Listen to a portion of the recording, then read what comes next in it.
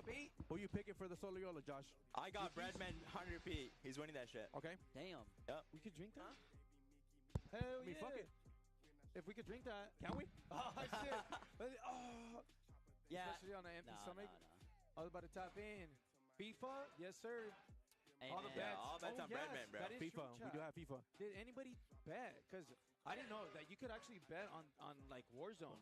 I saw the odds for the Of course, Falcons. man. Hey, three skull man. Three skull man. Bro, dude, Skull, man. I He's know. very good. I wish he could have ran it free. back, you know? Bro, because think about it. He won that solo YOLO last year. Remember the 100K optic tourney?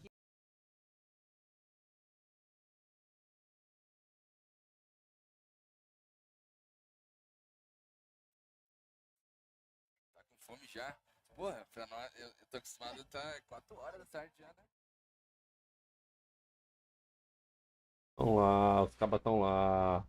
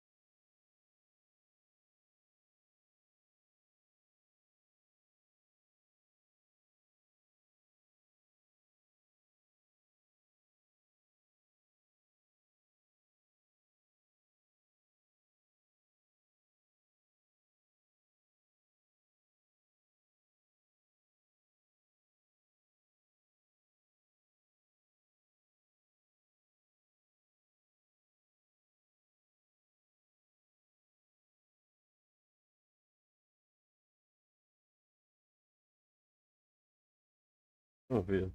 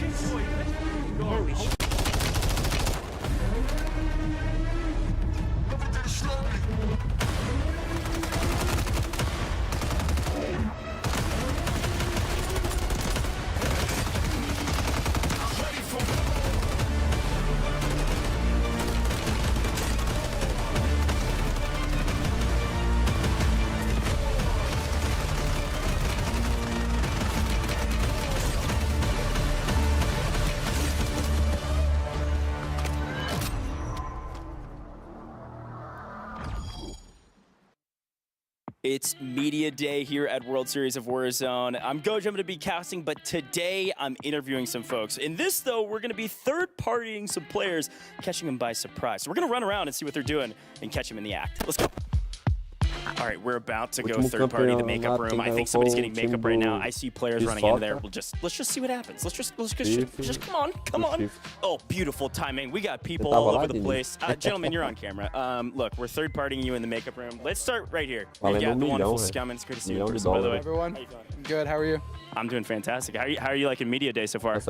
You know, we just got in here. We're about to take photos, and I'm excited. I mean, I'm ready for tomorrow. My question for you is this: are you guys winning? Yeah. Okay, here's another question for you. Are you top fragging? Yeah. Okay, another question for you. Are you shooting bodies? Yeah, I'm getting toxic. Okay, give me 2 names of people you're shooting bodies today. Jukies and Destroy.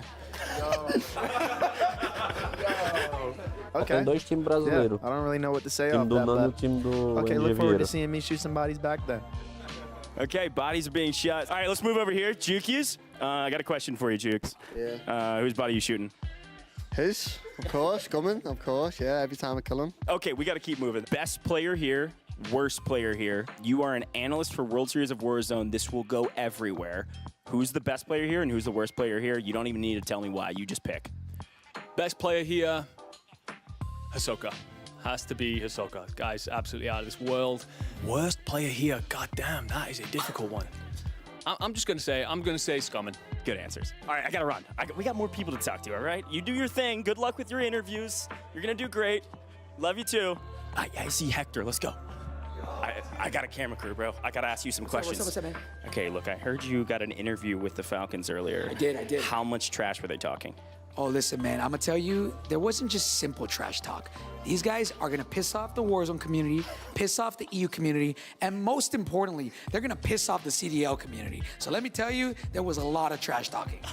Dude, I've gotta ask you, how many games are we playing day 2? Oh, man, I'll be honest, it's one or the other. This is not going 5 games, 6 games. This is going, they're finishing it in 4, or this is going 10 games. No in between. When the Falcons get to match point, I know you want your boys to win, but when they get to match point, what are your words to 21st all the way down to 40th? Hey, man, we've been saying this for the last 6 months. If y'all are 20th, 21st through 40th, and you're not trying to chalk them in some way, what are we here for? You know what I'm saying? I love them, and we need this to be interesting. Like, people have been scared for the last 6 months. Now's the time. $1 million on land. Hector, have a fun watch party, bro. Much love. All right, I got to go third party some more people. Cheers. Oh, shoot, wait. We got the gentleman. Gentlemen, it's Cloud9 time. Look, okay, I know you guys are doing tech stuff. I got cameras. I got some questions asked really quick. You guys can get set up in a second. Supermodel girlfriend, is she here? She's really busy right now. She's in Turks and Caicos right now with some like low-tier rapper named Aubrey. But he's got a plane though, which is pretty cool. Sure. So it's like, it's fine. She's busy. And like, she has her own life. I got mine. But overall though, we're doing phenomenal. Dude, I like that. Turks and Caicos sounds like a pastry. Speaking of pastry, my man, Bread, I've got a really important question for you. Are you going to snipe? I'm glad there's 2 days for this event because I haven't been sniping recently, but at the same time, it's always something I could pull out, so I'm going to have a little out. We'll see. You, my friend, do sometimes shoot bodies, and you sometimes get a little aggro, which I like, by the way. It makes great content.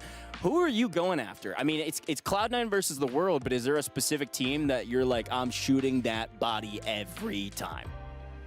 Yeah, Nate Dogg and Roll and Destroy. That team, it's every time. Every time I see them, it's on site. Okay, I respect that play. Put them in the dirt, as they say, I guess. We're in the elevator. We're going up to the player lounge. We're going to try to get a couple more interviews here, see what's going on behind the scenes. Oh, shoot. This is a big one. I'm going off script. Almond, my man, you're representing the Falcons. Your story getting here is unbelievable. Did you think you'd be here at this moment playing with this team? Well, I knew I was going to be in Vegas for Vegas. Sure. I didn't think I was going to be playing. Yeah. Somehow I ended up playing. Unfortunately, Crims, we love him. Fantastic player, couldn't make it.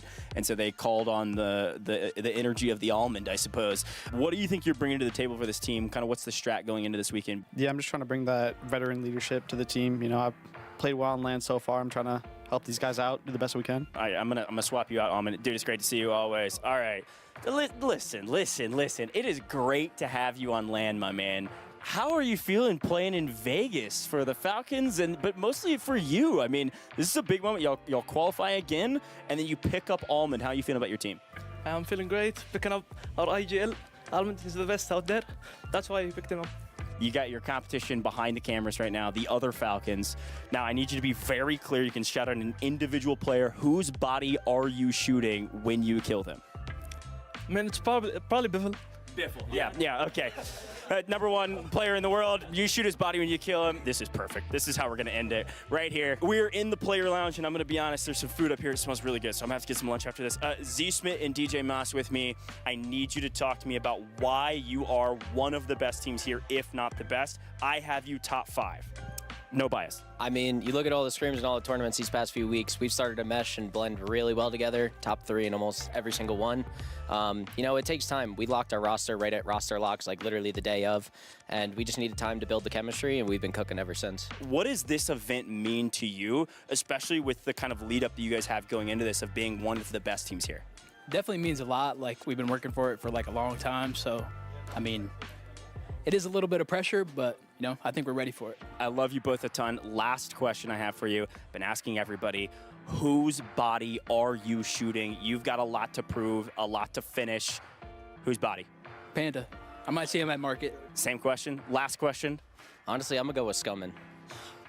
Scummin was talking some trash earlier, I'm not gonna lie. You got any words for Scummin? He always does. I mean, I'll see him on the map. Cheers. All right, folks. This has been incredible. All right, I've been third-partying people all day. Media Day has been a blast. We've got so much behind-the-scenes look, and it was so dang fun. These players are ready to rock, and I can tell they are focused on making sure they're the best players on the map and trying to get the win. Will the Falcons win? I don't know, but I'm having a great time seeing what all the players are thinking.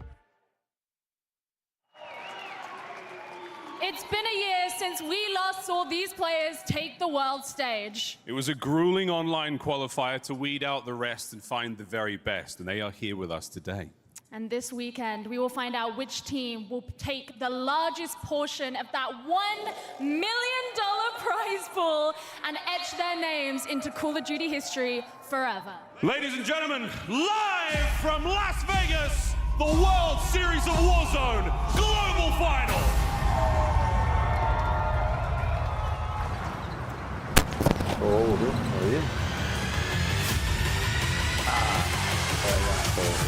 We're back, baby.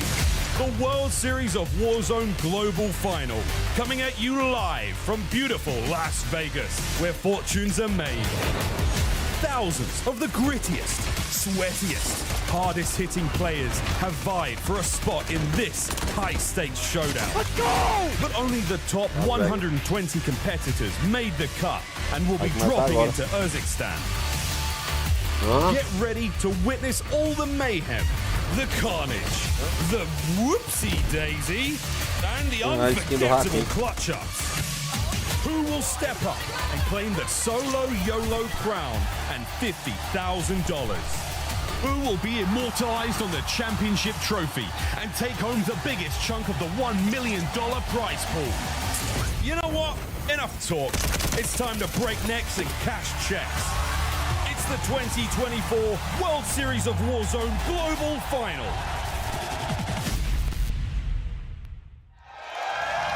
And welcome everyone to the 2024 World Series of Warzone Global Finals at the Orleans Arena in beautiful Las Vegas, Nevada. It's been a long year, but we return to Hollow Grounds to crown our second ever World Series of Warzone Global Champion. This year brings talks of a dynasty, life-changing money, and an opportunity to cement the names of the competitors in Warzone history. This is the biggest stage of Warzone. All the competitors who are here understand that, and they want to earn the money and also lift the trophy. I'm your host, Taylor Reflections Double, joined by the wonderful crew of Dream Crazy, Enigma, and Danger. We are back. Last year, Dream, we were in London. This year, we're in good old North America, Las Vegas. How you feeling? Feeling fantastic.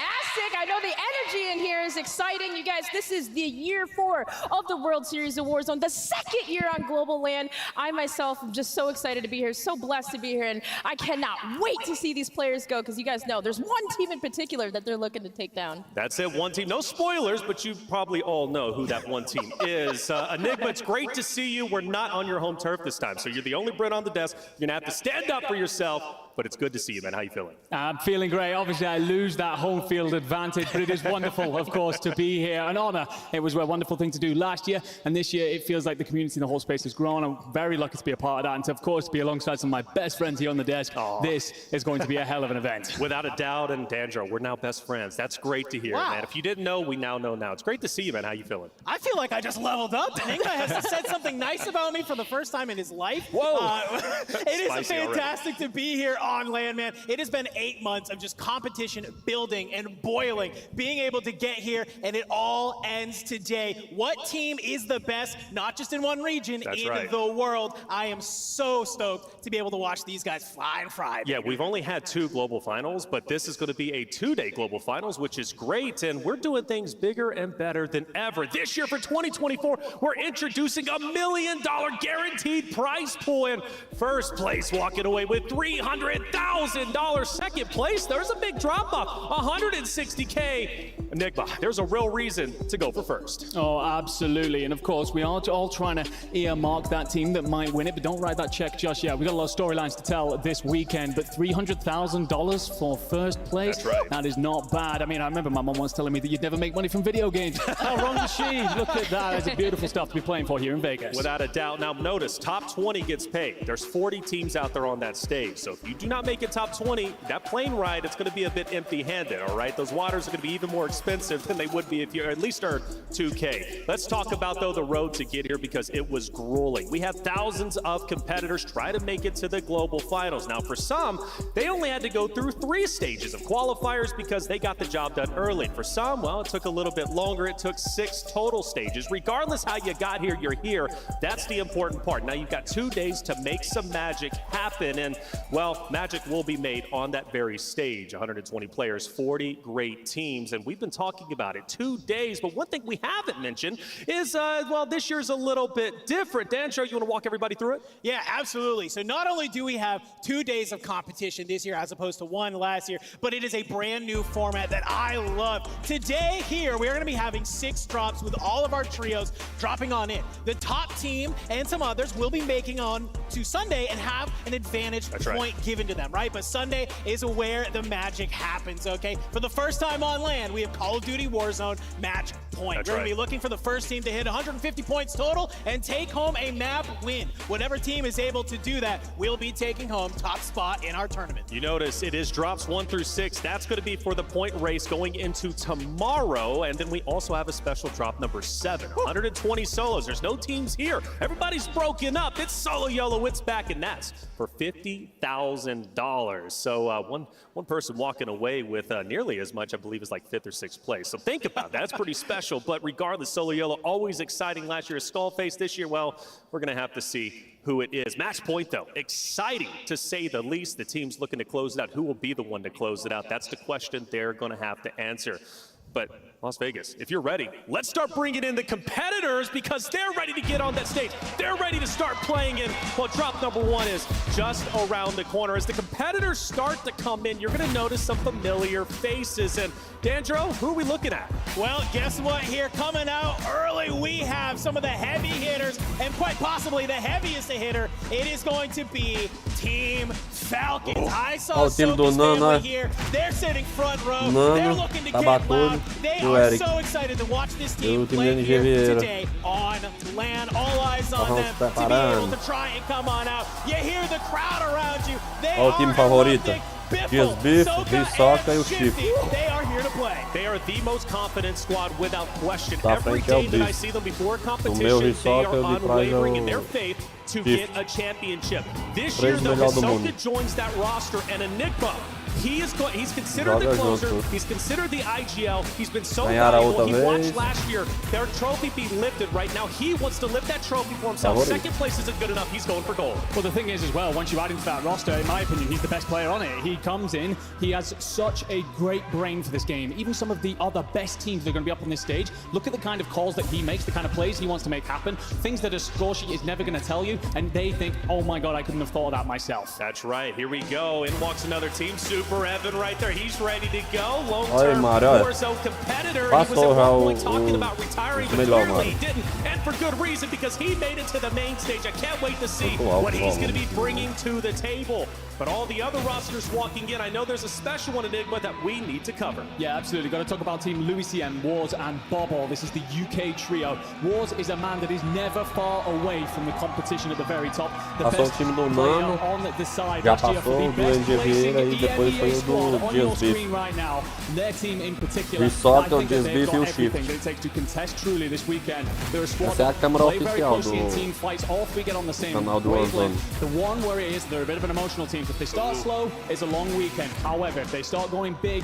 these will be the guys to Rapaz, watch. Las Vegas. Emotional team, that's polarizing, right? When they're on top, they're feeling good, they're flying and frying. But when they're playing bad, they run into trouble, and it's hard to dig yourself out of that hole. So emotional teams are great, but also not so great when everything is going bad, Denver. E é só os You gotta melhores. keep your level head here today if you want to try and make some waves. Hoje é a primeira etapa, amanhã tem de novo. Olha os More mexicanos. competitors are walking A through. equipe We do got some México. Latin American representation coming out, baby. You love to see that. Latin America, get loud, because I know you guys are prideful. You guys bring the heat, not only in the chat, but also in the arena. And, well, this team is looking to surprise everyone, and I Ai, Mário, guarantee you they're faltou going to eu, be able to você. do just that. Of course, O other Garden ou a rosters Daí, walking né? in. Aí, We notice vamos our jogar. other Team Falcons roster coming through. Zix, Hamoud joining in the Ai, mix. ai, ai. Hey, I am so pumped up to see them. The only team to really challenge that of the Falcons roster at the Esports World Cup, and they were doing so in spades. They're going to be bringing the heat without question. Who else are we watching out for, Denver? I mean, there's a couple of teams you can see right there. A couple of the EU boys, That's King it. AJ and Vision. I love to see them here today. But we have another team we got to talk about. Coins. Cloud Little Mario. Keep the coins. And, of course, their third fry. É I Lil love that they are Mario. here today. Mas tem um cara com seu nome, olha. Cloud was top fragger of the LCQ. Lux This guy Mario. shoots straight nukes. And Lil Mario, Lux he's just Mario. been on the come up. I remember seeing Sabia him que in você tava aí, Hector's não, chat. Begging to play in Scrim. Literally begging to be here. And look where he is now, global finals. You think you'll have to beg anymore?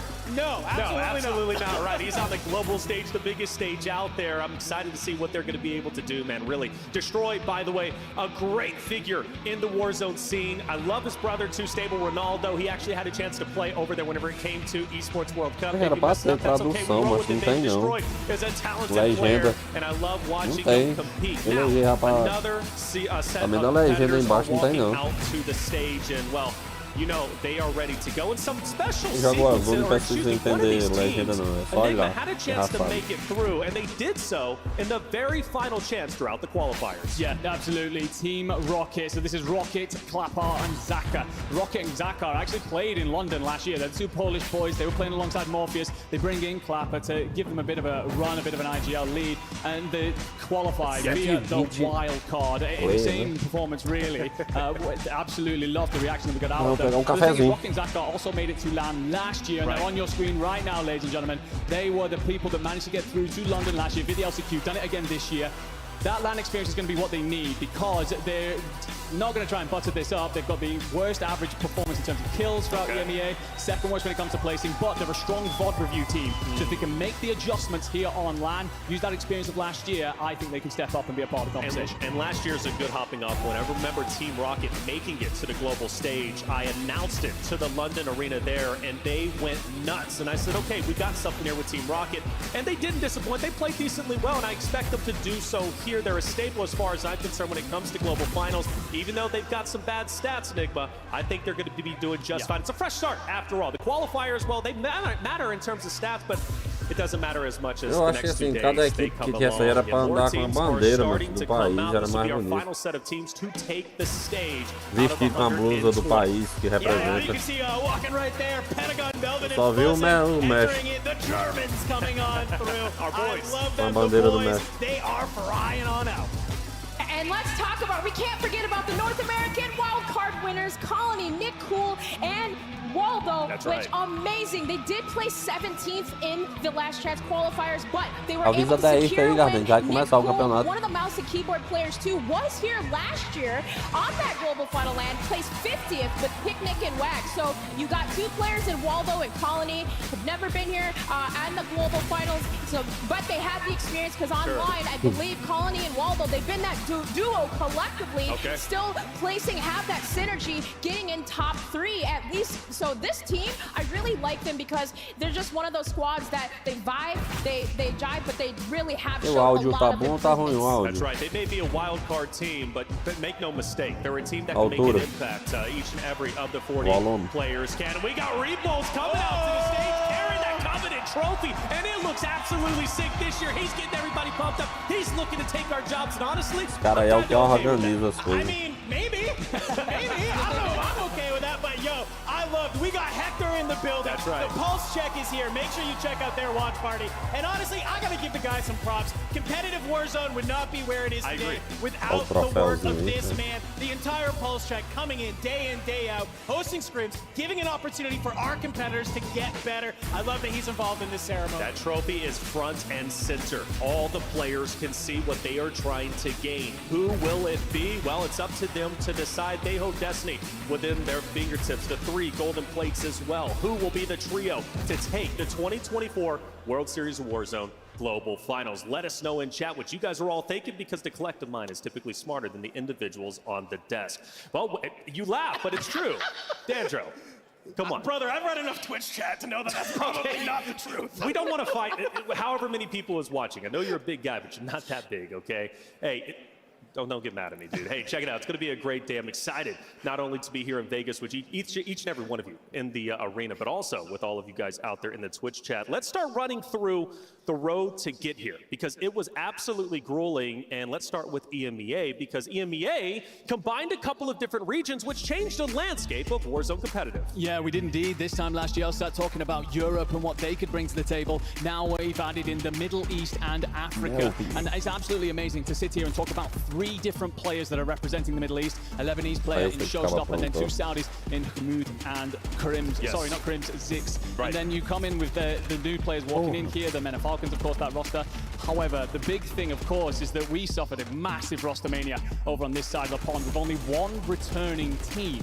And that is going to be that of Boogs, Stukex, and Benzi. And they weren't even together until we got to the Esports World Cup. They used Benzi as a coach. We were currently playing with Liam, and then made that change after that to find some increased chemistry for LCQ. So we nearly came in with a whole brand new slate here, just about bringing that 1 team. So it's been a wild year in EMEA, and we're looking to take it up a step here in Vegas. When I think about combining regions, I think about the other competitors having to work extra hard to get where they are. And I firmly believe this whole entire EMEA qualifiers, we got the best of the best competing and really have the best on the stage because of that very reason. So many wonderful names to watch out for. And for me, of course, I've got to be watching out for our boys who just walked onto that stage. That's Pentagon, Melvin, and Fuzzin. A team, a trio really, that I think can go all the way. Enigma, me and you, we've been watching over Pentagon and Fuzzin for a long time. In fact, our first ever event that we casted together before I went on the hosting run was with Pentagon and Fuzzin. I don't think they won that event, but they got second place. They were looking very strong regardless. And that's when I became fans of them,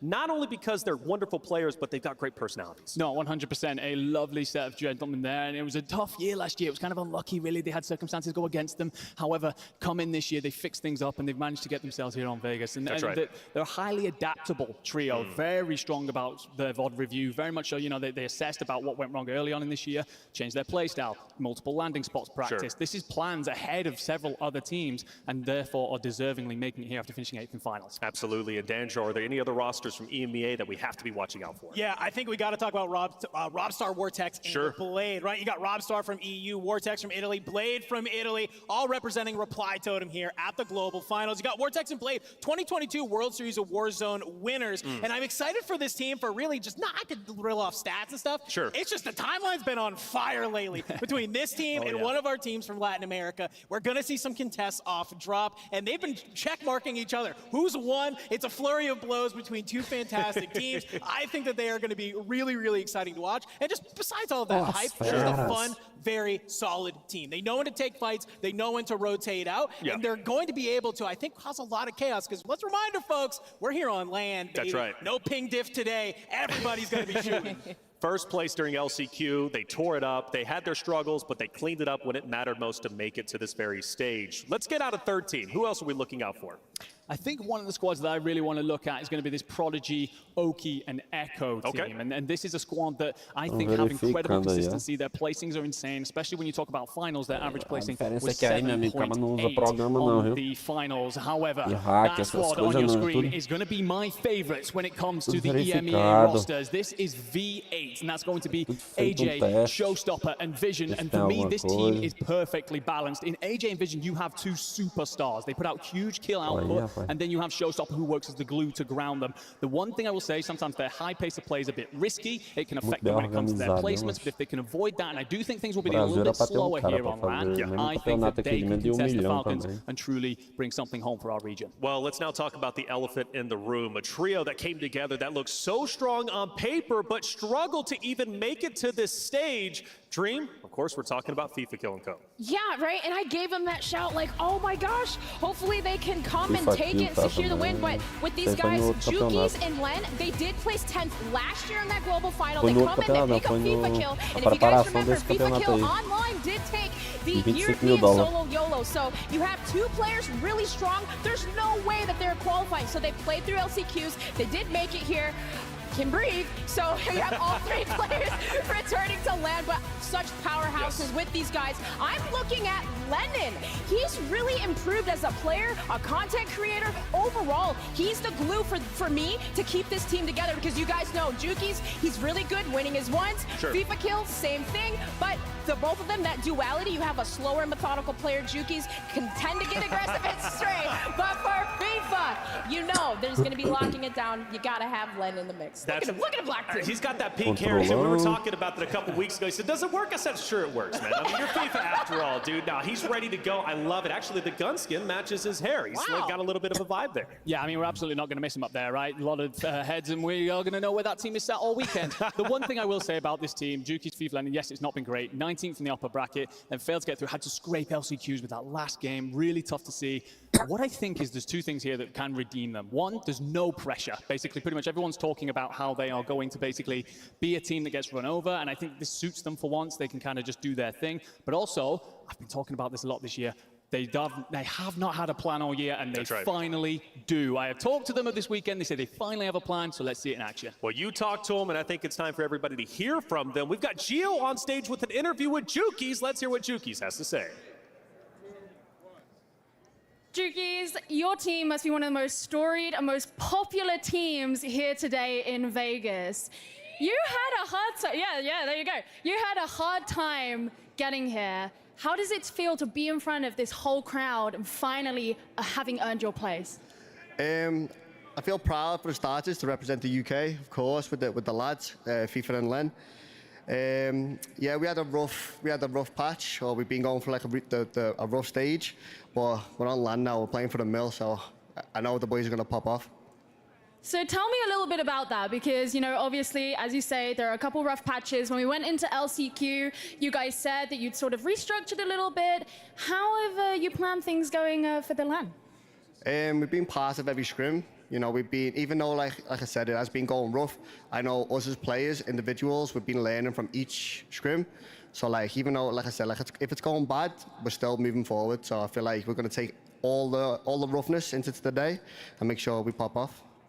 Now, last year, every member of your team came either 10th or 11th overall at the Grand Finals. What are you going to do to ensure that you make it to #1?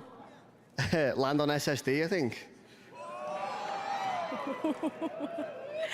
Well, before we send it back up to the desk, do you have any last messages out for all your fans in the crowd? You know, thank you for coming, of course, supporting not just me, everyone on the stage, and hopefully we put on a show for you. All right, sounds like it's going to be a good one. Desk, back to you guys. Well, there you guys having the interview with Jukies, and you know what? I had to point out something. You guys know with this team, you remember how far behind they were last year in standings? I do. And you remember that one pop-off game, of course, that was map number 5 that they had. Even being down in those moments, you can always count on them to come up in that clutch factor. And you even mentioned, Dandro, they don't even have a landing zone. I mean, they they'll have figure a it plan. out. I hope they figure it out, man. This is the time to do it. Listen, that's my trio, all right? I've been supporting them since the beginning. They're going to do just fine. I believe in them anyways. I don't know if it's blind hope, but it's hope nonetheless. Let's talk about our final EU team to cover on the desk. Enigma, who else do we have? Well, we would be amiss to not talk about Omit EU, and this is going to be the Frenchmen of Heeds, Gromelok, and Enkyo. And I think that this team is one to really look at if you're hoping to see an EMEA team take this home. They have the best average placing of any squad, the second best amount of kills. And for me, a lot of eyes are going to be on Enkyo, of course, but I think that they should be on Gromelok because he is a phenomenal player. IGL's the team. He's only 11 kills behind Enkyo throughout the whole World Series. And for me, he's an absolute Rolls Royce player, a massive gem. Of course, their placement consistency has struggled throughout the back half of this year, but again, I think that that's a case of like things will slow down on LAN, and that will only benefit them. For me, they've just got to go and do out the same things that they were doing earlier in the year. Let Enkyo play that slaying power out, let Gromelok lead the line, and let Heeds play your support player. Galera, They quem não stick to for their inscrito, fundamentals quem well, entrar, se they inscreva no will canal. challenge. They will be a Deixa huge o part of like. the prize money conversation. Well, the fact that Ezekiel's first LAN is going to speak volumes about what we're going to see from him this week. And some people can handle that pressure and be just fine, and maybe he's one of them. And I hope it definitely will be. Plus, Omit, let's just call it for what it is. One of the oldest organizations when it comes to Warzone competitive. They're legendary status as far as I'm concerned. So, Dandro, even with that, that's a lot of pressure to take, but you think they got it? You know what? Listen, I hate hyping up EU teams because it makes me smile, but I love that they're here. Enkyo was one of those first European players that Omit did pick up, and we got to remember, Omit means to not be left out, right? To not be remiss, and I do not think that they will be remiss from this leaderboard. I think they've been playing really, really well. They're going to be on LAN, and just canonically, I watched Heeds literally go back-to-back 1v3ing two different teams, SSD and Unrational Squad, like not too long ago, and that was where I was like, okay, wait, this team's actually kind of gross. Okay, maybe we need to actually worry about them that are here. Yeah, and one quick point too about Enkyo, like last year he could make it, I think he just turned 18. The potential that I see in him could be potentially like the next Biffle. Biffle steps down, Enkyo steps up. So just a quick point, he is a Friar. This is his first time on LAN, but I think he's gonna have that, hopefully, not get nervous, have that motivation on his side. Well, let's talk about another region. That's EU. Now let's move forward for our global finalists, APAC and Latin America, a region that has so much pride. Again, you even heard the crowd how loud they got when they saw the Latin American flag come out. They are looking to go all the way. Let's take a look at the list of teams who will be competing, and so many great names. And for you, Enigma, let's talk about one of them. Yeah, and that has to be CT Black there in the middle of your screens. Resolve, Panda, Volcom, they come out on top in the LATAM North qualifiers, and that is a very difficult region to get out of, ladies and gentlemen, with a very difficult format. You get one chance. You nearly see Deus Amir not make it. It is that difficult. So they come out on top there, blow that competition away. Very impressive, but I want to point straight to that man in the middle, and that is Panda, ladies and gentlemen. Okay. My first ever LAN that I cast was in Amsterdam. It was a smaller event. He flew from Mexico to Amsterdam. The plane ticket was more than the prize money, but he wanted to prove that he could deliver on LAN, and he wins the whole tournament. So passion there in spades for this squad. Passion is what drives esports, right? So the fact that he had that passion, he was willing to go out there and invest more than he would earn, hey, speaks volumes about what kind of competitor that he is. From CT Black, let's go to CT Red, Amir, Z-Dark, and Castillo. When I think of Amir, I just think of, first off, a wonderful human being. He's an incredible human being. He's got a massive fan base. He represents Latin America. Every time that we come to an event and Amir is there, he's always coming up, giving us a hug. He's always got a big smile, and he's just such a jovial person. But he's a fierce competitor. Make no mistake about it. That trio, I expect to go very, very far. So whether it's CT Red or CT Black, I think both of those teams are looking phenomenal, and I believe we've got an interview on stage very shortly with one of those very players. But for APAC and Latin America, let us know, chat, who are you supporting from that very region? If you support that region, hey, get loud, not only in the stadium, but also in the chat, because they're going to need your energy all 2 days long. Hey, but let's go ahead and kick it over to the stage. We got Miles joining us, right? He's got Amir. Let's hear what Amir has to say. Thank you very, very much, Reflections. I am joined by Amir. The crowd has loved you, man. I mean, it's been so exciting to have you here. How are you doing, man? How you feeling? Yeah, I'm feeling great. I'm really excited. This is my second year here me. with the same team, actually. So let's get it going. I'm excited. Now, you one of the few teams that hasn't made a change. Why is that? I mean, we hear about roster moves all the time. I mean, at the end of the day, competition is not like my priority. I am more a content creator, so if I compete, it has to be with someone that I love, with a good friend, and they are my best friends. I love them. I love that so much. That's absolutely beautiful. Give it up for bromance, folks. Give it up for bromance. Obviously, there's a very loud and very, happy system of fans here for you. What does it mean to represent the region, the LATAM region? You know, when I was very young, I grew up watching like my heroes, like scumping them, and for me to be like someone that represents my country and my region, and they see me like me being like their Aqui não falta energia hoje, ué. Se faltar, derruba a live. É foda. Congratulations, beautiful. Have you got anything you want to say to those fans at home? Mas Viva todos México, cabrones! Yo! 3 horas falta energia, mas só nem tá falta energia hoje. Ah, meu Deus. We need more spots to our region. We have a crazy fan base. We have crazy talent. Don't overlook us. We are good. All right, thank you. Vamos! Back to you on the desk. Vamos! I love it. That's Amir playing over there with CT Red, Z-Dark, and Castillo. Again, Amir, just a great guy. You hear the passion in his voice. Yes, he may be a content creator, but he's also a competitor. Do not underestimate what this trio can do for their region. And, well, their region means a lot to them, and they get loud. That's one thing I love about Latin America. They get loud. But now, we are in North America. Vegas, now it's time to get loud. Let's cover some North American teams. The best region as far as I'm concerned in the world. And we've got the guy to do it. Dandra on the end. Talk to me about the grueling race through to the North American qualifiers. Well, definitely no bias on this desk for why NA is the best, nor in the arena if I have to guess either. But North America, it was a grueler. After World Series of Warzone last year, it was roster mania. We heard rumblings of super team after super team getting formed and coming together. Some of them found a lot of success. Some of them missed the mark. I gotta unfortunately talk about it. Skullface, Almond, and Noobs. They were seen as the team to beat very early on in this season.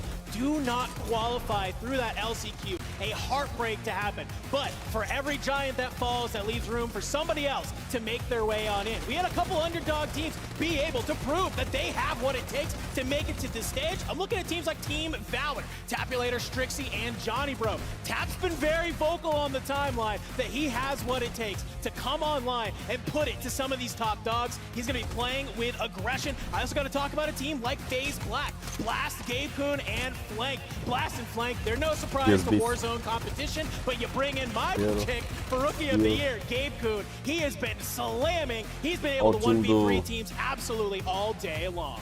So now, unfortunately, this year, Spixie was not able to make it, but now we have another female in the mix. It is T. You may have recognized her dominating in the challenger scene. Fluffy Amers, she's here with Team Fudzy and Jesus King, also E700. But they make a swap, all right? So 10X actually was swapped out before LCQs, and this team collectively got better throughout time. But they pick up T, they qualify getting fourth, and T actually picked up the role to being more of the IGL player. So for the female power team, you gotta do it for the girlies. And she was looking cool, calm, and collected when we saw her yesterday. She's ready to play. Cannot wait to see what she's able to do on that very stage. Also, shout out to Aiden, DJ Moss, and Z Smith. They were incredible throughout the qualifiers. Aiden is just not only a wonderful person, but also a great competitor. He's been competing now for the longest time. His roots are from Call of Duty. He's played other BRs, but he comes over to Warzone and, well, continues to dominate. I cannot wait to see what he can do up there. And then also, I'd be remiss if I did not bring up Huskers, Brolic, and Jackal.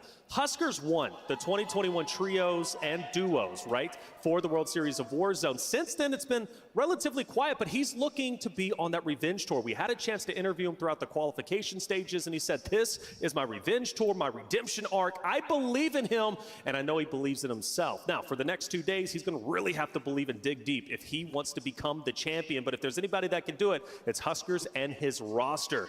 But there's another trio that we need to talk about. Dream, who do we got? Of course, it's the other end of the right COD, the team COD community that had Unrational and Scummin on it, which we know of some of that last year, that team drama that happened. Scummin and Unrational were not able to make it to the global LAN, which is crazy, right? But this year they're here, and now they in fact do have Dongi in the mix. That's which, right. if you guys remember, Dongi played with Nofo and Vombot last year, I believe, placed 22nd. So they have a player that at least has LAN experience, and Dongi, of course, has been really tearing it up this year. He has really been improving as a player, been even in the top Slayers performances we saw even at EWC. So with this team for COD community, yeah, we're really excited to see them as a trio. You got to be happy that Scummin's here. And you saw the trash talk. I did.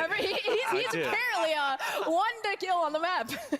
Well, hey, now it's time to talk about the big dogs in the room. Let's talk about Team Falcons. You might know them as SSD as well. It's their tournament to lose, Dandro. I mean, listen, you said big dogs, and they got some big dogs on the team. That is for sure. You got Shifty, Biffle, and Hisoka. What makes this team so dominant is just some of these stats, right? They've won 30 out of their last 34 tournaments. That is an insane stat. What scares me more, though, hey, we have match point for the first time here on LAN. This team, once they hit that match point, they have a 50% win rate going on and to be able to close out the tournament. And a lot of that is just due to some of the roles of these players, right? You have that entry fragger in Shifty. He is not afraid to just go ahead, get into the mix, and find that two-piece that they need. But he's only able to do that because they have this support player in Biffle backing him up. He said it time and time again. He goes, I know whatever fight I get in, I got Biffle on my back. And it helps when you got the closer himself, Mr. Hisoka, on your back. He's calling the rotations. He's helping them get to those spots they need to get to. And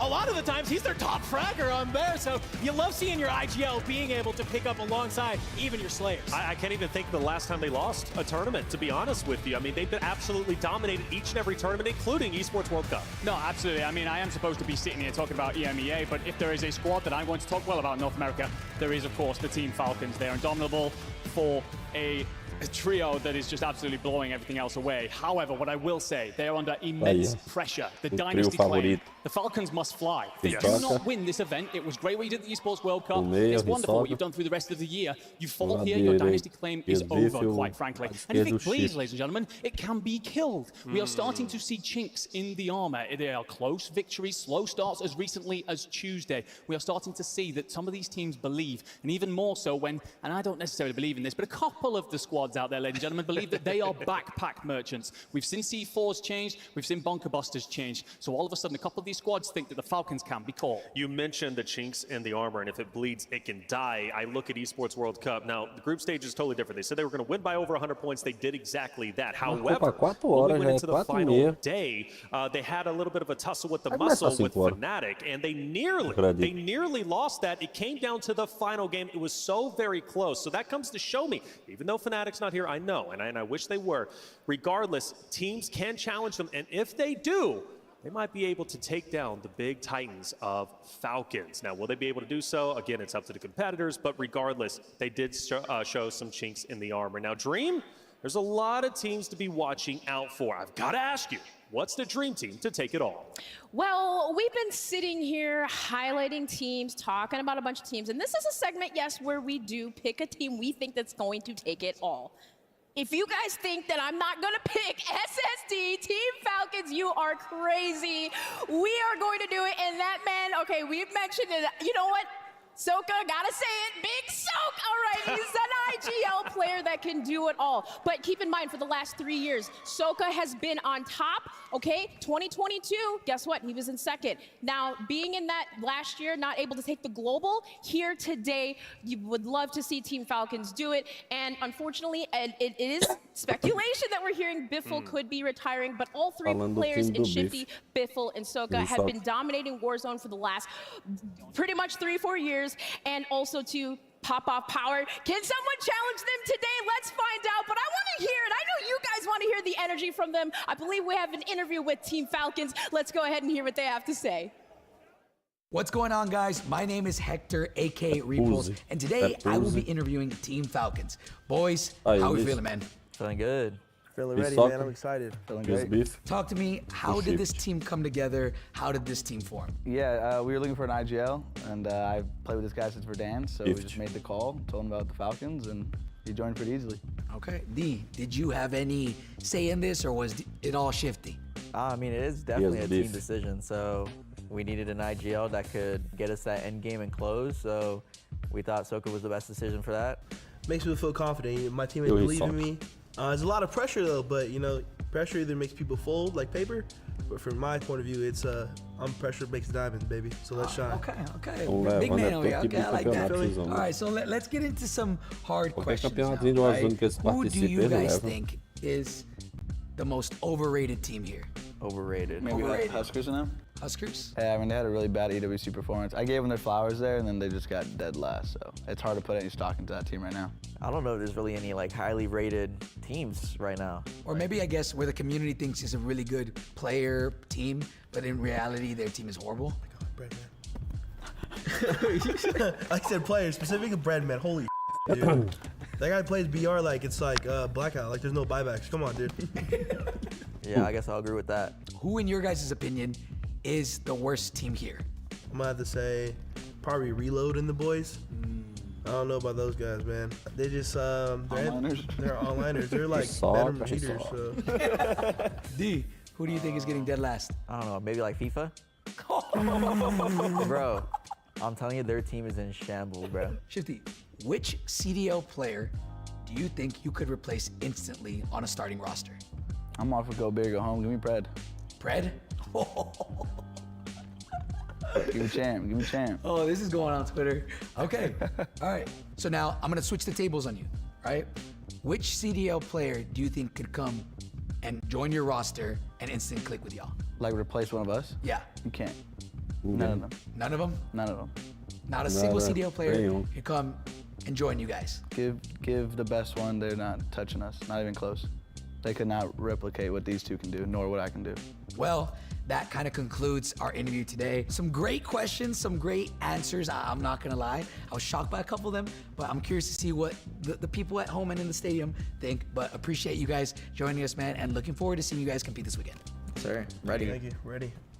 Well, there you guys have it, the interview with the Team Falcons. And I gotta say, hanging out with those guys, you feel so much more confident. Like, they're insanely confident. But the question here today, can they secure that dynasty legacy? You think about that pressure, but they seem like they have none of it, you guys. Well, you know, the thing is, there was a lot of shots fired, by the way, during that interview. Rest in peace, FIFA, apparently, and Breadman. Geez, they went absolutely in, and it wouldn't be a Repulse interview or show without them mentioning Warzone versus CDL pros. I'm not going to open that can of worms. Please, okay? I will not, because it just doesn't end the chat.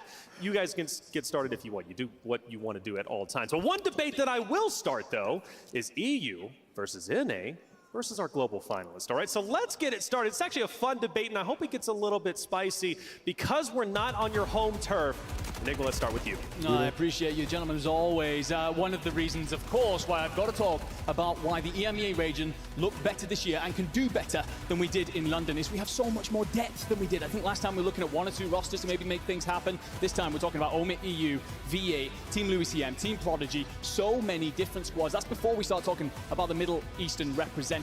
I truly believe that we have several teams here that can put on in Vegas, make things happen.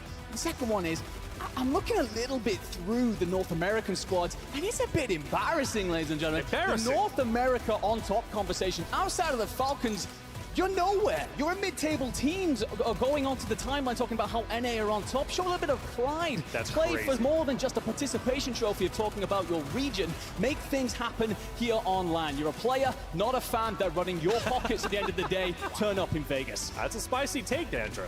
I mean, it is, but to quote one of my favorite players, Braxton, EU sucks, okay? NA on top, baby. They've been top of the leaderboard for a while. Listen, last year I got booed by 3,000 Europeans, yes, okay? Now I am here. Las Vegas is my home. I love this, and now we are on top. I love that a lot of our players, they are coming. Did people actually boo me? Yeah, they did. It was few, but there was some out there. Well, it's part of the aura now. It's okay. It's A-okay. But either way, the point is that NA has been so dominant. I truly believe that. And let's just remember that we recently had a tournament where a lot of NA players came over onto that EU ping and still choke slammed you, my guy. So I don't know what you're talking about. The thing is that there's, I do believe that at the very top, NA are going to be, of course, very difficult to move when you talk about the Falcons. I do think that the average at the end of this tournament is going to be better in EMEA, but also, you talk about that whole ping thing. We did a tournament recently on European ping, and the European team came out on top. So we're on land now. Wow. That ping conversation's over, baby. All right, Dream. Yeah, and I have to say, I will take that side, because you guys know I like to mediate a little bit. You know, I have to look at both sides, but I'm gonna take Enigma's on this one. Really? Because you have to look at that Team Falcons MENA team, right? Crims isn't here, but they were here last year, okay? No experience, and now they've progressively gotten better. So for that region, for like some of the Middle Eastern regions that don't have the, you know, the ping, the practice, the experience, they're getting that, and for teams like that, they just keep getting better. So NA, yeah, okay, maybe dominant, but you've had all the cards in your favor. In our favor. Well, that is true. I cannot believe, actually, it's a 2-1 on Dan. Can I get some help? I'm gonna help you out. We got the best team in the world. Represented the Falcons, and it's, of course, a North American team. I don't want to hear any arguments. We've been through that already. Falcons is the best, without question, although much love to the EU fans out there. Latin America, though, again, I love them. I really do. And the fact that you do have the MENA Falcons, and I like that they are representing the Falcons this time around. So you've got Falcons with SSD. You got MENA Falcons as well coming in with Zix and Hamoud. Zix and Hamoud are very talented players, and I hyped them up during the Esports World Cup. I'm going to hype them up here during the Global Finals. They now have LAN experience, and they're looking to go all the way. They're passionate people. They're passionate players. I know it means a lot for them to be on this very stage. So last year, I do remember us kind of being very North American, EU heavy, but let's not forget our global finalists made some big impacts, made some big waves, and had some great finishes. So you cannot count them out. Now, chat, let us know, who do you support, right? Is it EU? Is it NA? Is it the global finalists? What kind of side are you on? Amir did give a great argument for Latin America. That got me pumped up too, and the heart was going, but it's going to be a good time, whatever region that you do support. And Dandro, there's been a lot of changes going into Warzone Competitive. And actually, Warzone Competitive might be new to maybe some of the viewers out there. Why don't you go ahead and give them your Dandro's Deep Dive? Hey, well, thank you so much, Taylor. Of course, you might be tuning into competitive Warzone for the first time, so I thought it'd be great to just do a level set of what you're going to be seeing a lot of our competitors use here today. Maybe get an idea to drop your PR in those pubs. Let's kick it off with that AR. It is, of course, the Season 4 edition in the STG. This thing hits like a truck. It has fantastic controllable recoil, and it just allows players to really kind of lean into that 3-2-1 meta, right? You get a lot of team shots going, you're going to be deleting teams. I got a chance to interview Z Smith, and he said, I'm having a blast lately. I'm just shooting kids out of the sky. And a big reason of that is this STG that's here. Now, for every AR, you got to have something that backs it on up, and it's going to be an SMG. Let's take a quick look at some of the guns we've seen throughout the World Series of Warzone, because I think it starts to paint a picture here. We had some fun with the SVA. We had that Car 98 come in for a little hot sec when it was in that one-shot meta, and then we had the Holger 26. Okay, that was a little bit better, but we had that Superi. The Superi reigned supreme through a lot of those finals that we saw between North America and EMEA. Over 15,000 eliminations that were there. And what that tells me, having a good SMG in your back pocket, that is so important when you're trying to run through these buildings, when you're trying to play in those end zones. And well, we have one. It is the static HV that is here. This thing lets you be a little slippery toad on the map. It's hard to grab you, it's hard to find you. But the thing that I love about it is that you just have a default 50 rounds in the back pocket, okay? You don't have to invest this magazine attachment slot to be able to have that high magazine capacity. It's going to allow you to take multiple gunfights right after another, and that's really important when we get into these end game scenarios. So you're going to see a lot of players really using this to its full extent. We had also kind of talked a little bit earlier about some other changes that we had. If you tuned into any of the past, kind of parts of the World Series of Warzone, it's been C4 Smoke Zone, as the community has so much called it. But guess what? C4s are out. Thermites are in. People are using those to really block paths and have some great fun with it. We've had some touch-ups to the bunker busters as well. I do think we are going to see a little bit of a change in play style here, especially on land.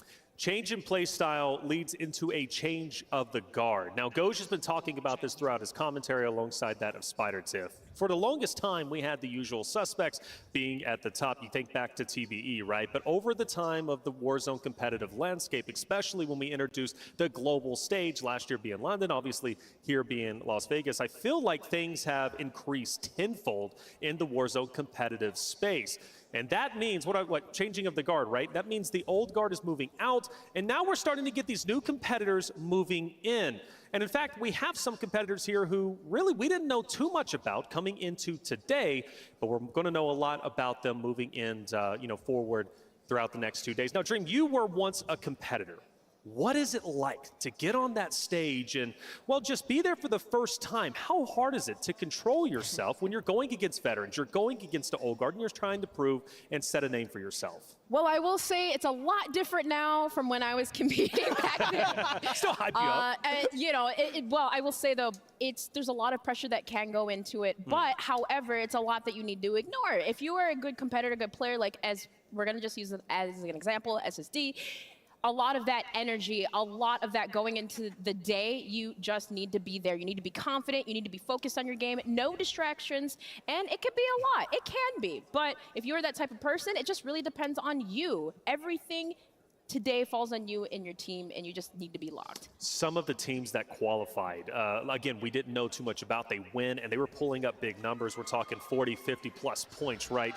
Enigma, when I saw them playing as well as they were, and even bringing them in for the interview, the confidence that they had, they were like, dude, this is our stage. We've been playing for the longest time. We've just been waiting for our opportunity. Right now that they're here, I think Baba Huff is one of them, and several others who are genuinely looking to make a name for themselves on the biggest stage. They've got to take that moment. They've got to own it. Do you think there's a big difference between the veterans and the newcomers on the stage? I think 100%. I think that we're seeing this with FIFA Kill Lennon and Juki's. They finally found out that it's not about just turning up and shooting your gun anymore. This is kind of like when we were all kids and we were in school and your mom told you you were very clever, and then you finally get to university or maybe college or whatever, and suddenly you realize you're actually a bit average. You need to put in some work. And I think that's what this is now. As we've evolved, as the space has grown, and it's been wonderful to be a part of seeing that throughout this last year. But you've got a lot of these players now that suddenly think, well, hang on a second, I've got to start to assess my VOD. I've got to have a plan coming into this, and not just 1, 2, or 3 some of these teams are bringing. That's how this has got to work out. So I think as we start to rise on through the new guard, one of the things as well with the old guard, of course, the only previous dynasty, the only one we've ever had in this space, Tommy, Alm, and Noobs, technically none of them qualified for this. Tommy will be a coach for Team Community. Alm and Noobs are in as subs, but this truly is a shifting. One thing that I loved that that Enigma said was that there's a lot more that goes into this. We have bigger players into the mix. We have big orgs picking up these teams where the teams are like, okay, I have to take this serious. I'm representing an org, and even for Falcons going into EWC, right? That was one of the things they said, like, okay, we're confident, but we're a little bit nervous. But now that they got that win, they got that land at EWC going into this, that confidence is carrying. So when you have that support, that's just carrying you further into the ether, you really can go far, and that's just it. Support. We continue to need to have it because it'll only keep growing. Confidence is key. You got confidence, it can take you really anywhere in life. For me, well, it kind of tapers off. But, sometimes I got that confidence. Enigma, I appreciate the gas whenever you do give it to me. Dantro, you always keep me level-headed, and I appreciate you for that. Job. That is quite literally your job. It was in your contract. Let's talk about how today is going to work out. Again, we've got 2 days of competition. Today is only day number 1. You'll get to see all 40 trios once again competing, 120 players. They're playing for points this time around to lead into tomorrow. Tomorrow is 150 points. However, first place today walks away with 40. That gets you that much closer. I believe we said 23-something%. I don't know what it was. I don't do math. It was 26.4%, but I don't think we can understate how important getting those 40 points. As a quick reminder, second to fifth will be getting 30 to start day number 2. It is really, really clutch that you actually perform well here today. I heard some competitors saying, day 1 doesn't really matter. Day 2 is when we got to show up. And I'm like, brother, you're letting SSD start with potentially plus 40 when we're trying to get to 150? Insane that we kind of even chalk that. Some people were, I think, reposted them during their post check, during their podcast, which, by the way, love. Been listening to that every time I take a shower. I think to myself, they're like, dude, this could be ended in, it wasn't a weird statement, just roll by. I think to myself, like, they were like, dude, this could end in 3 games. 3 games, maybe 4. I'm thinking we go 8. I'm hoping we get 12, maybe even 20. Well, 20 would be a lot, but I hope we at least get 8, and there's a good reason for that. Me and Gozer, we're talking about that. But 3 games would be absolutely nothing. You're right. It could be a death sentence to give SSD, Team Falcons, right, that 40-point lead going into the next day. But enough about the trios. Let's talk about the solos, because Solo YOLO is back. $50,000 going to the winner, and each and every year Solo YOLO has been around. Well, it has not disappointed. Dream, there it is, Scump winning the first, and well, that's what kind of started the whole CDL Warzone debate. But regardless, talking about Solo YOLO and what it's like for the competitor. Oh, that was a blast from the past, because that was insane how much that had happened there. But Solo YOLO severely intense, and we saw back in the day both regions were playing collectively online. So this is actually Chow taking it for the European region, and oh my gosh, with the riot shield. Yeah, right. We saw a lot of riot shields and people ducking in corners, but it's literally stay alive, last one standing wins, $50,000 here today. I think as an EMEA fan, this is something I'm extremely excited for this year. Yeah, we can see about Chow there, but also FIFA Kill flew over to North America, won it over there, and there's been 2 Solo YOLOs in Urzikstan. Sure. Juki's won one very recently there, as well as Enkyo picking up one early on in the year. So personally, I'm really looking forward to this event. I am as well. It's always so fun to see the teams break apart. And last year was just absolutely nutty, watching Skullface win in the way that he did. I believe in that gulag, that famous gulag against Shifty. Was Sage. Yeah, Sage giving the gulag to Skullface, saying, no, listen, I just won the whole event. I'm giving it to my boy. Skull gets back on in and goes on an absolute run of just big brain thinking to clutch it on up. But we got to talk about, too, remember who came in second and third in that? Soka and Breadman, who are here today as well. So I'm looking towards this was insane. Part of Warzone history, dude, just being able to play up there, base both of them on in. It was just insane. I love that we have all these players competing today. It is just one of my favorite things of the World Series of Warzone. Without a doubt. Now, I love Redman, but it was sweet justice to see the Riot Shield lose that 1v1 at the end. First place, $50,000. I actually love that we just did zeros for everybody else, just in case you didn't realize only first place gets $50,000. So if you're second, you're the first loser out there. I'd much rather just be the first one out at that point in time to be that close. No, $50,000, that's a lot of money. We're in the right place, actually, to earn that money, put it all on red. That's my strategy out there. Solo YOLO's back. Can't wait to see how that's going to go. Dandro, I actually hope that we bring in the wheel again, right, to kind of see, because that's how we predicted. I'm like really hoping for that, because last year we spun it and I got DJ Moss and I was hyping up my boy. And I was like, yeah, and I want to get it again. DJ, his whole family's here. Huge shout out to Maddie and his family for coming in from Ohio. Love that they are here. DJ's one of my boy, and I think he can also pull out the Solo YOLO. That guy, he's a little bit of a nerd. He's like, he's real cool, calm, collected, but he's like, yeah, I know the spots. I know the tricks. Don't worry, I got it. And I think he's going to really perform well. The wheel was very fun. Production, it was. Please bring the wheel back. I hope we do. Or at least Polls Check, they can maybe implement that in their own product. You know, when I think about families, though, you mentioned DJ Moss. We had a chance to actually talk to him yesterday when we were leaving the arena, and he's like, yeah, my whole family's coming. I said, that's a beautiful thing. Yeah. That's a beautiful thing. Because, you know, we talk about esports, and it's passion-based, and it really is, but it can be tough to do, right? So that family support takes you quite a long way, and there's a lot of families here supporting, right? Maybe their son, maybe their daughter, right? So you never know who's going to be out there in the chat, T, right? Shout out to her. It's going to be a good time, it really is, and I know everybody's going to get loud. SSD, obviously, they have the biggest chip on their shoulder. They look like to be the most dominant team. FIFA, he was catching strays during the interviews. The question is, could he, along with obviously Juki's and Lennon, come out on top? That's a big question, because there's some big names. Last year wasn't the best either. But there's a lot of questions. I'm wondering how it's all going to unfold. For Miles, though, he's out there on the stage. We've got Seppa. Let's hear what Seppa has to say. Oh, good day, mates. How we doing? Very excited, though. Seppa, mate, how you been? It's been, mate, last time I saw you, gosh, I can't remember now, but you've been out to the US so often recently. How you been?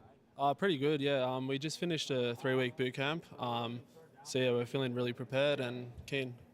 Keen seems to be the keen thing here. Everyone's keen. You've got to be raring to go. We're almost ready to get into the first game, but how has that practice been? Obviously, coming from down under, it's not as easy to compete online, but are you feeling the benefits of that 3 months here? Yeah, of course. I mean, the competition back home is not as strong as it is over here, so that's why we had to move here. But yeah, we've improved a lot as a team. We've got some pretty solid placements. And yeah, now we just need to translate it to LAN. You guys have had solid performances throughout the year. Is there any teams here that you've kind of got any beef with, or anyone you're worried about, or you really want to put them down?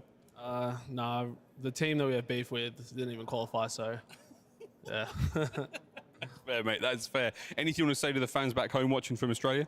Appreciate all the Aussies supporting us. It means the world. And yeah, we hear you all.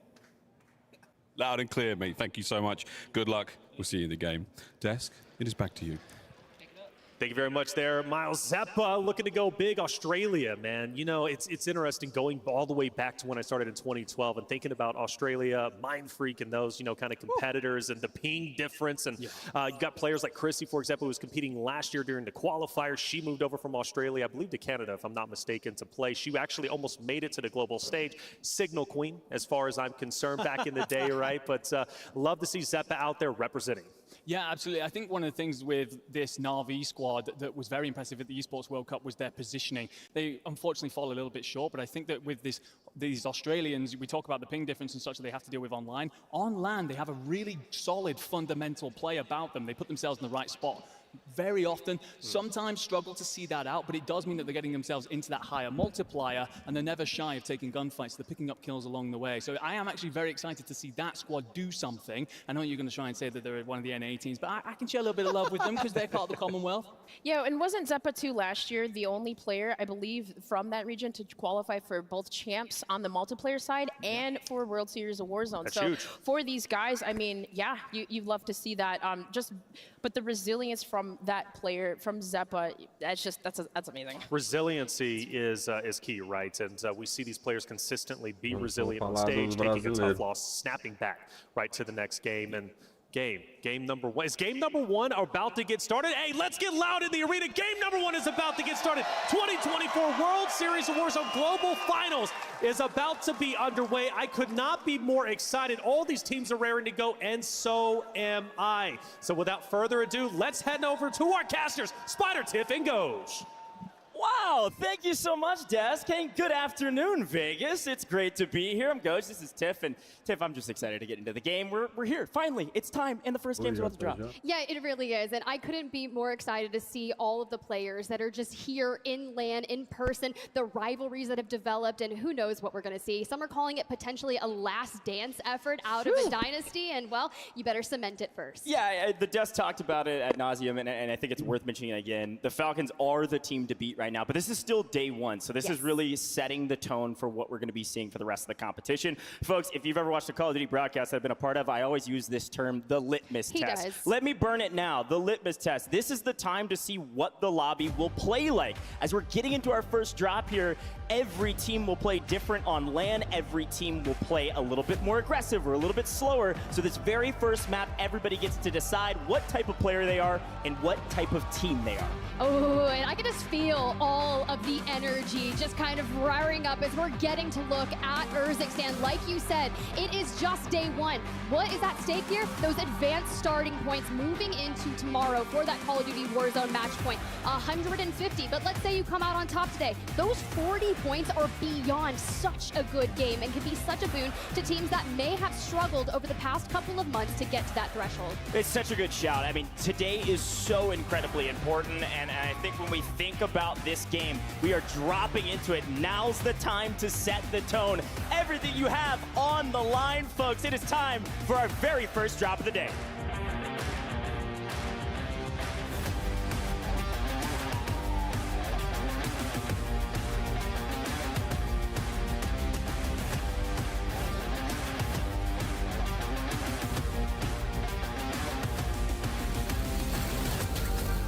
Here we go. We always want to see what's going to occur, especially with the battle of high-rise noobs. Stuvo, Hatsuka, it's already getting mixy, but you got to check behind you because Unrational has came with hands. Well, welcome to High Rise, folks. As expected, this is hot to start, and it looks like for the first time in a while, that Stuo, Patsuka, and Noobs team catching the wrong end of that fight. That is a brutal start for a squad that a lot of folks expected to do fantastic today. Team Vitality having to be off to the races, running through this side of apartments, and I think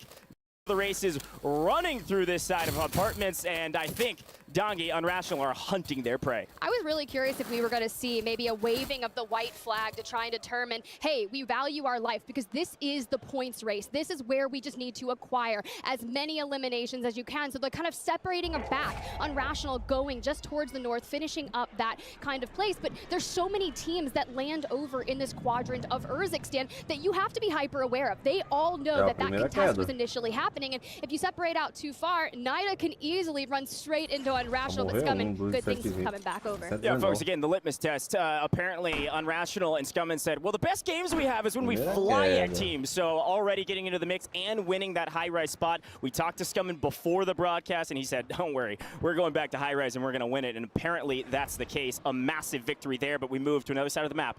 This is C-Town. Now, this fire station area is an interesting one. There's a lot of teams that like to land on this side of the map as well, especially with a team like Team Fnatic that apparently, didn't make it through this qualifying series, but a lot of their players made it to this stage. A lot of these drop spots are up for grabs, and because of that, a lot of things have changed in the last couple days. But we're here with our APAC team, who is apparently doing pretty well so far, looking like they've got a decent amount of resources. See, I was really curious because I was watching the Pulse Check IRL stream just yesterday, and Shifty was talking about how XTH was willing to land on them over at Pop-Off Power, and they're like, let it be. Let it be that free elimination that we need to kickstart our World Series of Warzone. We will force them to leave, and quite frankly, they're sitting right next to each other on the stage. Yeah, and I think the low-risk play there of landing more towards the middle of the map is definitely the way to go rather than heading up to Popov. I can only imagine Popov is all quiet on the northern front of this map, and I think the Falcons are walking away with 40, 50K likely. But to the bridge we go over here on Seaside, and well, one of the only other teams that we expected to have a ton of chemistry because of their long storied history as a trio. Looking to find a couple freebies in the ocean as folks are rotating out and getting fried because of it.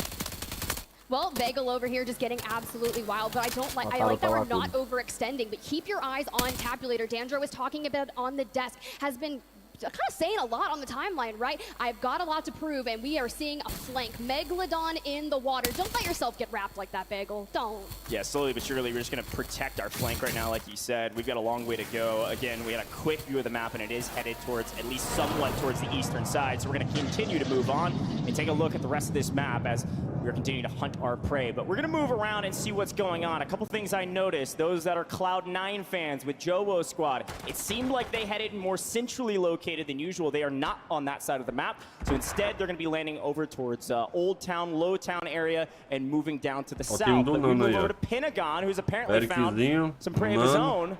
Especially with Fuzzing up on high ground, this is a nice pitch. Yeah, it really is, right? And this is one of those squads that has been landing down towards this area for the dawn of time, but Erickson already down on the ground. Nano drops down, tries to recover, and maybe put some pressure on. I hear the buyback, and now Pentagon, Fuzz, and Melvin swarming in, looking for Nano, and that will likely be a cleanup for Wars. Louis CM, Bubble CT, a massive squad, and well, I know the Dust didn't touch on this, and this one's for you, Wars.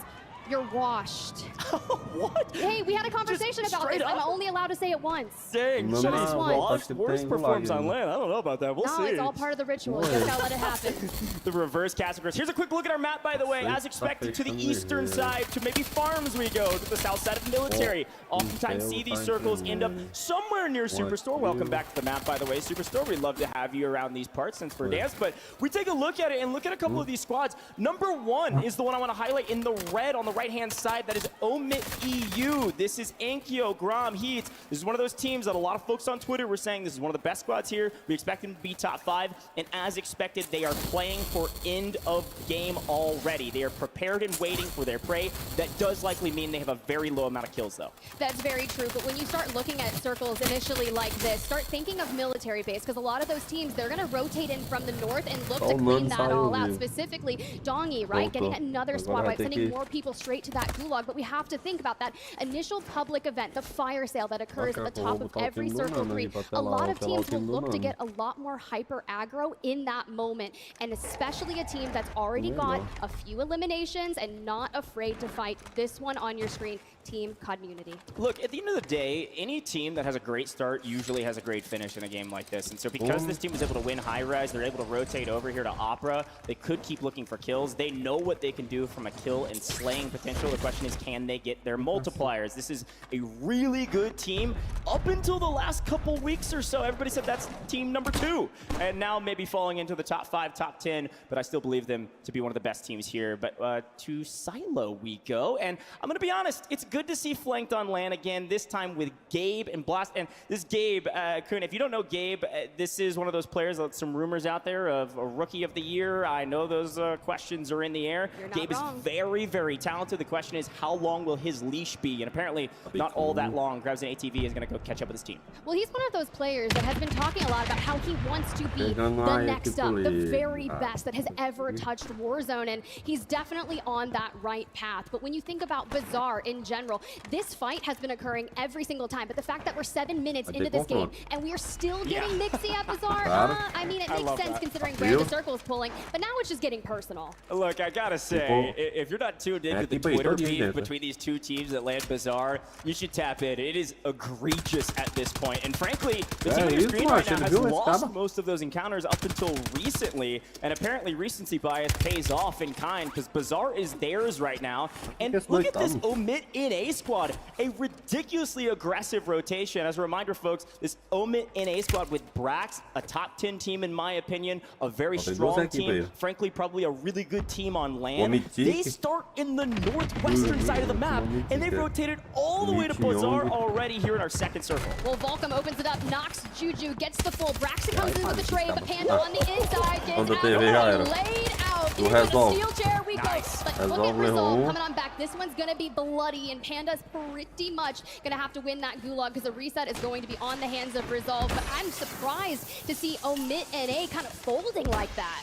Yeah, they had a great setup, and I think they just got a hair too over-aggressive. Didn't have the third there to play trades. Resolve's able to get to the buy station, get his teammates right back into the mix. Brax and his team with Omit NA need to win their gulags and get back for free. And then again, this fight will continue. And well, look at the kill feed. Brax does not win, which means now they are player down. It is just Youngsters on main stage for the first time for World Series of Warzone, but a long-storied player. I'm excited to watch Youngsters all day today. But to the Falcons we go, because the question is, where are they? How much money do they have? And how many kills have they found in Popov? And right now, they're continuing to ward off any aggressive moves. Do you know how many times I've watched the Falcons lead Popov power? They walk out with $50,000, a backpack full of streaks, and ready to just get Mixy. But this squad, I love to take the redeploy and get out of there, but they're just a hair south of where the Falcons are inevitably going to push across. They were back there towards that bridge with a mobile buy station to be able to acquire, whether it's more bunker busters, UAV, whatever is going to get them towards that next zone. And you already think if you're getting pressured from different angles here,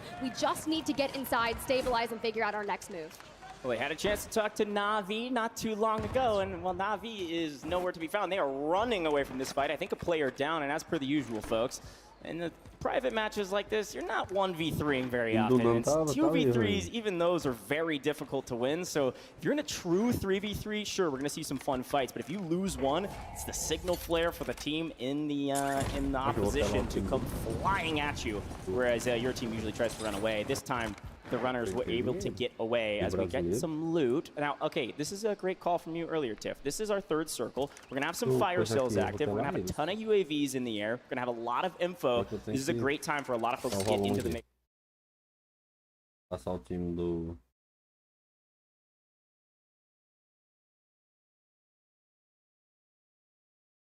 NG Vieira. Não tem mais trade, não tem mais trade. Vamos jogar a caixa de placa, tá? Eu quebrei da direita, mandei aéreo em vocês. NG Vieira.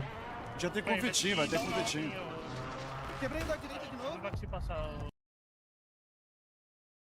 A gente passa por aqui, bora. Vai. Tá vendo. Vitinho tá ali, ó, Vitinho. Na raio, Vitinho. Ah, derrubaram o Vitinho, mano. Ele tá aqui em cima da torre, Vitinho, tá?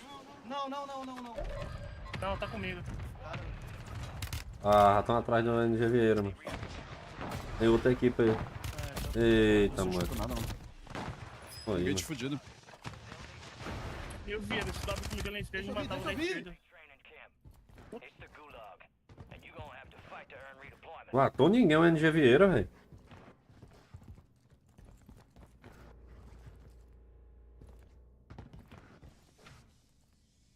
Acho que é como eu botar tela.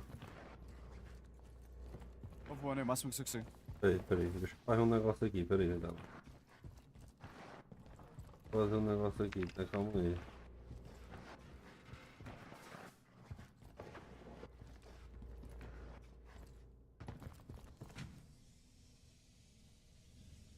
Sei lá, macho, os dois time brasileiro, macho.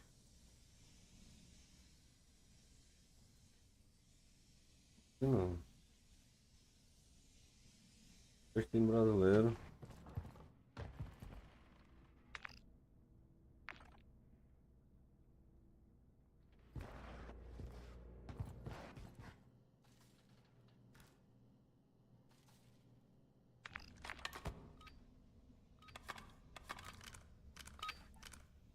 mano.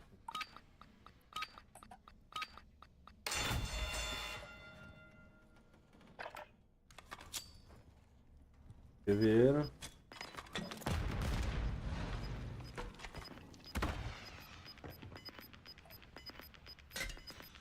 Iluminando, mano.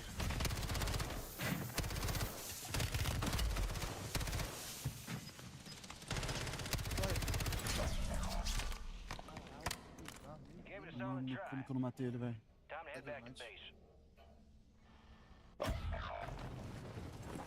Tinha que vai só pra um lado. Mas, cara, eu acho que não foi uma partida ruim, mano, sendo bem sincero. Tipo, eu acho que a gente conseguiu... A gente conseguiu pegar... Não pela colocação ou por kill. Eu acho que a gente conseguiu tirar bastante coisa de proveito dessa partida, saca? Tipo, não sei, mano, mas me deu uma confiança essa partida, velho. Não dá. Tá com uma sub muito ruim, mano, pra fightar ali em smoke, velho. Ah, eu tomei prefire de advanced, mano. Mano, ali vocês acham que era tudo na direita, não? É que eu virei a esquina da direita, mano, eu passou aqui perto do na esquerda, viado. Eu tinha o cara no contar que os caras lá de cima tava Mano, outra coisa também. É que, mano... Quando a gente caiu ali onde a gente dropou, lá no drop do Pentagon tinha uma coroa, tinha um balão, eles fizeram o bunker.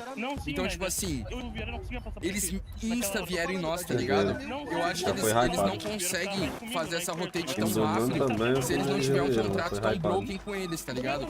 Se eles tiverem um contrato mais ou menos, eles não vêm tão rápido assim. Mas eles não caem, eles caem tipo... Tu realmente não falou, exatamente. Então, tipo assim, eu acho que a gente teve um pouco de azar de ter tanto contrato bom com eles. E daí eles deram STP muito rápido. E outra, se o time do Coisa cair lá, eu acho que a gente tem que adiantar mais a fight, mano. Batendo boca, macho.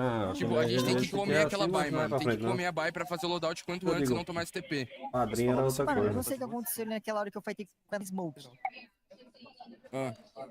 O que aconteceu ali, velho? Não sei o que aconteceu. Tipo, eu pinei bala, óbvio, mas, tipo, não sei, faltou um refrag ali, tá ligado? Ele tava um tiro, mano. Isso ele foi bom, mano. Eu não poderia ter caído ali, boa velho. que ele troca ele com o coro, hein? Eles foram hypados já. Tipo, eu não joguei... Aqui, nessa outra partida deles, eu...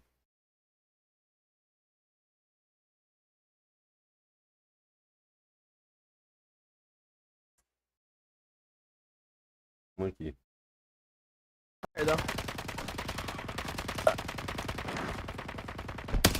Another one. I mean, that should be low shit. Here's beef, ó, o time do beef, ó. Gotta take the balloon, he bought back. Time do beef, macho, eles não vão pra cima não, do Rissol, eles ficam aí, ó. It's kids, bro. I'm looking right window. Ó, tem duas equipes. Tem duas equipes. You see that zip? Shifty? Get right here, get right here. Duas equipes cercando eles aí, ó. Tem a casca, ó. Eu falei. Nada aqui, deixa eu ver. Put that low left. Yo, low left. Swing. Watching. Gotta run at us. Absolutely, he's behind something. There's right. I haven't looked right yet, D.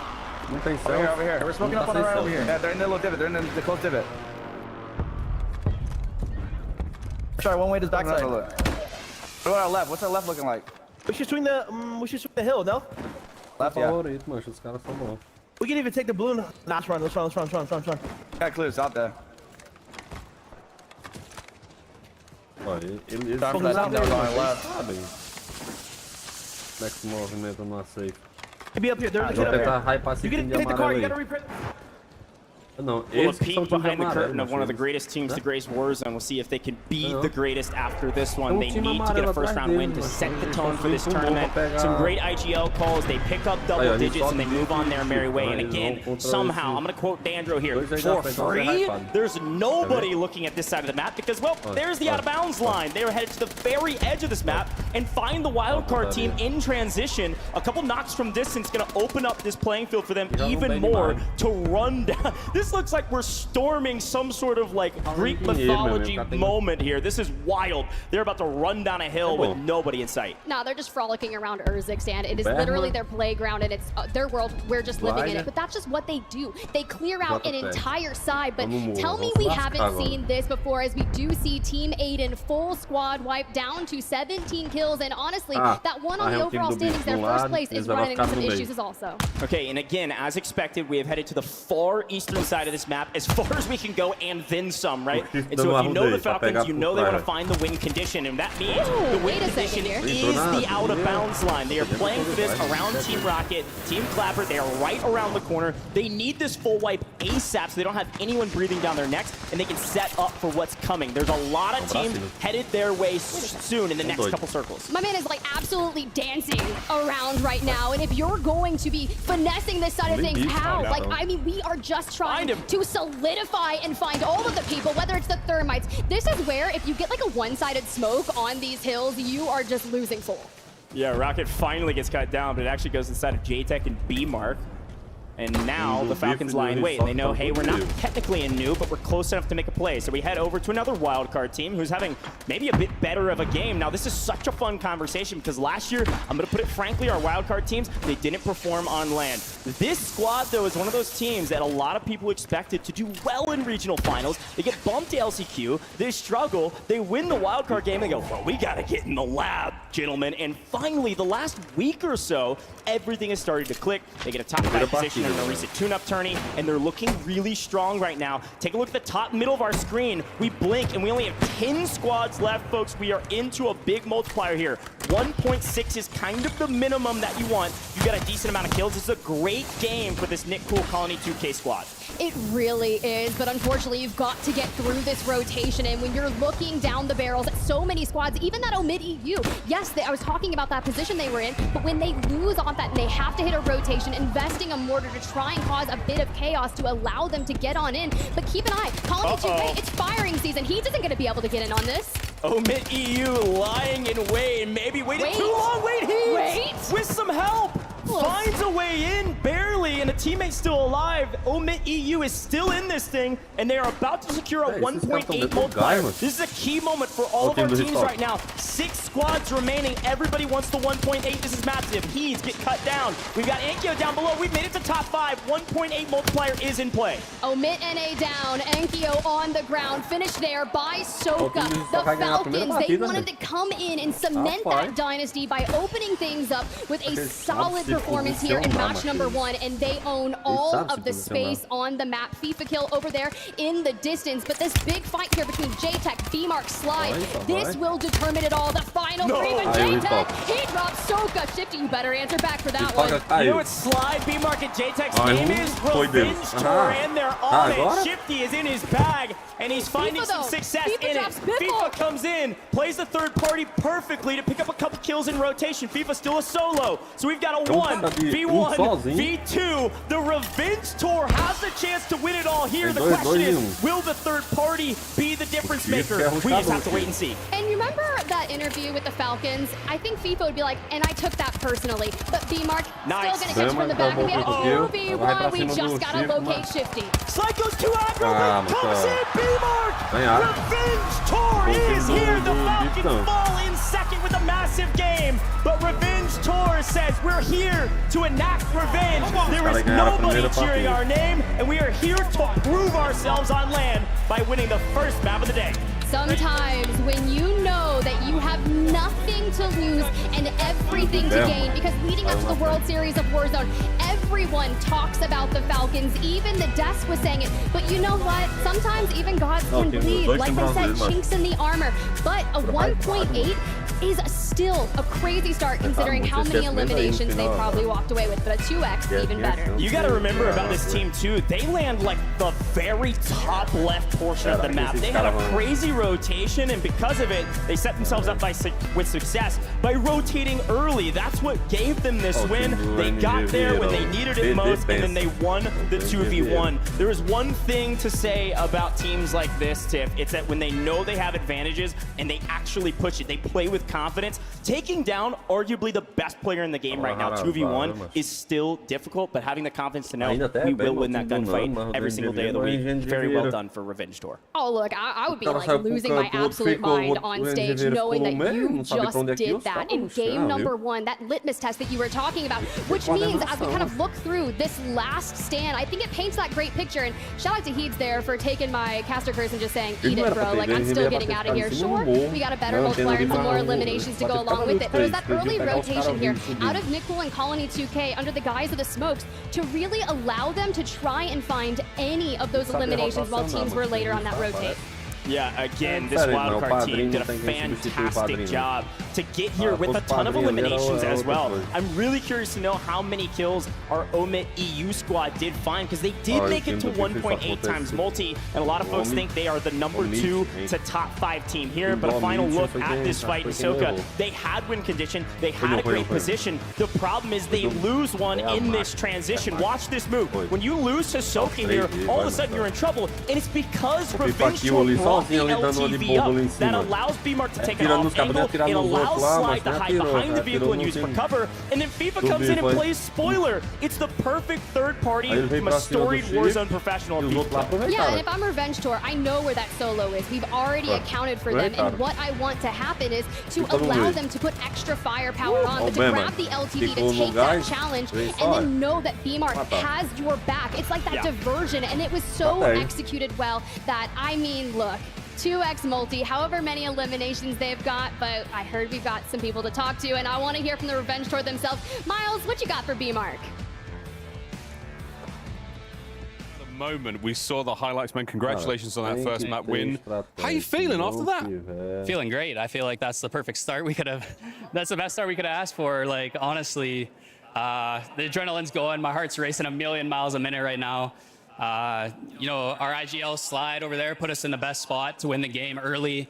We know this World Series is going to play way different than any other tournament, any other scrim. We're kind of chalking early kills a little bit and playing for endgame, and we know there's going to be a lot of freebies in the endgame. You got the freebies, man. We saw the last play there with the LTV, dude, crushing it. Obviously, you said things are going to plan so far. I mean, where do you go from here? Do you still keep the aggression up? You still trying to maintain points, or you want to sort of cruise a little bit? You know, I talked to my teammates before, and we talked about consistency. Consistency is going to be key all weekend, today, tomorrow. We just want to make it to endgame every game and try to keep that average placement up. Beautiful. You got a lot of fans here in the crowd. There was a lot of noise when that win went through. What do you want to say to these guys? I just want to say thank you to all my supporters, all our supporters, all the players here. This turnout is amazing. It's a surreal experience. I can't believe it. They do. Thank you so much, teams. Good luck. We'll see you in game 2. Desk, take it away. All right, game number 1 has concluded, and what a game it was. Not only because it gave us a little bit of EMEA, actually quite a bit of that, we have to say. Falcons were also showing themselves. FIFA, we had a lot of conversation about them. They finished up in top 3, and, well, this team of Revenge Tour, take it all. Let's start there, right, Danjo? Revenge Tour, we're talking B-Mark, JTech, Slide.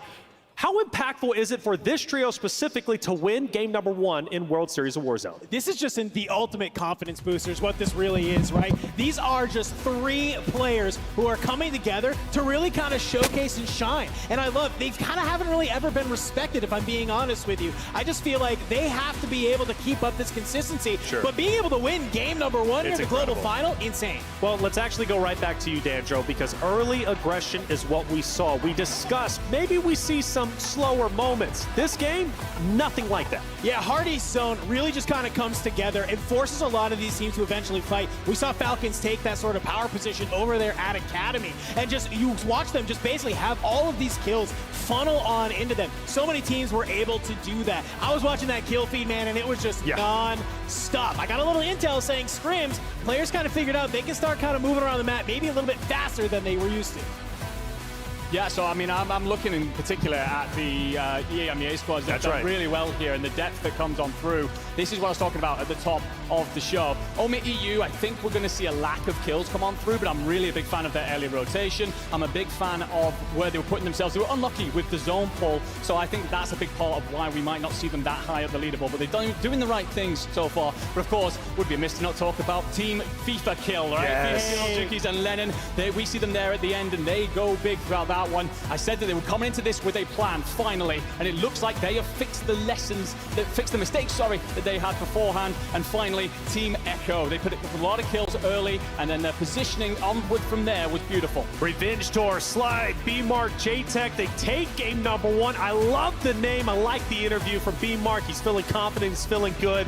A team that we didn't cover in Top of Show. There were so many greats to talk about. Well, we now need to start discussing them a bit more. Who knows where they're going to be on the leaderboard board, but game number one, that's got to make them feel good and feel confident. They weren't the only team, though, to do well, at least from the EMEA side. Who else should we be discussing? Well, there were a lot of teams that we saw did pick up a lot of eliminations, and we were kind of talking about that, which teams fell off a little bit, but maybe, you know, not get that placing. But I was looking at Team Echo, Prodigy, Oki, and of course, Echo, of course. But no, the one thing that amazes me about this squad, of course, we saw that Oki on land before previously had went through some surgeries, right? Prodigy right now, he actually has an injury now. So he has a thumb injury. So this team, I don't know what it is with Prodigy and Oki. They're always going against some type of adversity. So it's like, oh my goodness, the fact that Prodigy was picking up eliminations with an injury on his thumb, his thumb is huge. It looks, I was like, dude, did somebody hit it with a hammer? What happened? He's like, I actually don't know. The man woke up and his thumb is just as big as can be. But hey, apparently it didn't affect him whatsoever. They played incredibly well. Echo was a team that we were constantly highlighting, and for good reason. We talked a lot about that aggression. We talked a lot about zones. It's actually going to heat map up and see where a lot of those fights ended up taking place. Dandro, I'll have you handle this. Yeah, I mean, no surprise here. We're looking at that Old Town, Low Town area there in the middle. A lot of players liking to kind of want to be able to sit in there. And when we kind of saw that zone pull to the East Coast, right, it's no surprise to see that this area kind of saw a lot of teams get caught, and especially down there in City. This is something that we see kind of time over time as players have to move through. You kind of have to pick, what island am I about to try and play for depending on where the zone is going, because you have to make these huge rotations across big open space, across open water, and you might get caught on that rotation. Yeah, absolutely. I love that Dandro brings up the water there, because you're going to see that essentially that northwestern island is it pretty much is dead, because people did not want to get caught on the wrong side of that river, knowing that the zone was definitely not going to be up there. So they're rotating early. That's why you're seeing a lot of those kills in the middle of the map, because as Dandro points out, they're getting caught. But then also you're seeing a couple of teams try and hedge their bets about which island it would end up being on this eastern side, and you end up by the Abtal Academy, where of course it's going to be quiet until we get to our end stage, and then the Falcon Sun, everyone else just lit it up. Yeah, and that's really key, like, right, positioning. And as an even IGL player, we're really leaning on those players. Like, what should we do? What should we make the decisions? And we just heard B-Mark say it, right? We had a great player that told us, like, where we needed to go. But looking at that, getting set up early, I think it was 28, what was it, Zeppa? I think there was another team that actually got out of dodge, was able to get out of that action. So if you're a team that noticed, okay, there's a team set up early, how do we rotate? How do we finesse? It's just those in-game moments that really matter. That's going to make a team shine here today. Well, let's talk about a team that did shine outside of Revenge Tour, who took game number one, our second place team, which was Team Falcons. Okay, we get that nice open zone, but let's take a step back in time. Before that moment, Dandro, Falcons are set up quite nicely. I ask you the question as we're watching the game, are they set up and trying to implement the gatekeeping strategy? Were they blessed by zones, or did they appropriately set up to obviously have that great in-game? Talk to me about their mid-game, their start, and how they finished. Yeah, I mean, that's just a basically bread and butter Hisoka big brain call on that zone is what that is, right? When you start seeing it pull to that eastern side of the map, you know that Academy is going to be this great place to go ahead and set up, because when they're sitting there, they understand a lot of these other teams are going to have to push upwards towards them. We saw they're kind of just set up on some rooftops, on some low ground. They're able to use some loadouts that are there as kind of a heady, and you just catch all these teams who are trying to just grab space. And when you have that squad just denying so much area and rotations, you basically force all of those other teams to go underneath, and we just watched squads fall one by one as that happened. It was a great position. Before we went over to them, they were nowhere on that leaderboard. That's right. After that sort of zone where they're able to catch all those people, they're sitting up there second, right below Echo. Well, game number one is done. 5 more games to go. Let's take a look at our standings after game number one has concluded. Who is on top of the leaderboard? It's actually Team Falcons. The eliminations was enough. Second place got them up to the top. 17 elims, 30.6 total points.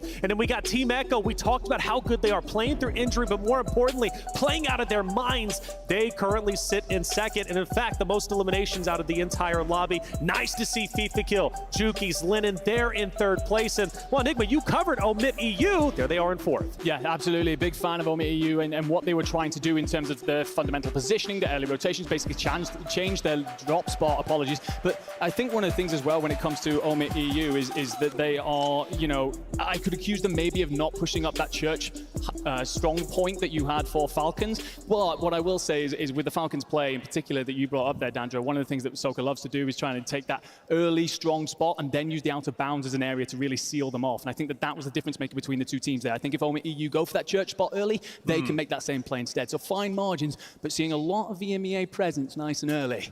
I mean, dude, I love that. But I also got to shout out Heeds for that 1v2 on. Nasty. My God, that was the one. That was the 180 just choke slam on people. I was like, oh wow, like great positioning here. I'm like, oh okay, we're shooting nukes today. I love it. All right, well, FIFA Kill and his crew, they did an incredible job. Currently sit in 3rd place. We actually had a chance to hear from FIFA Kill. Let's hear what he had to say.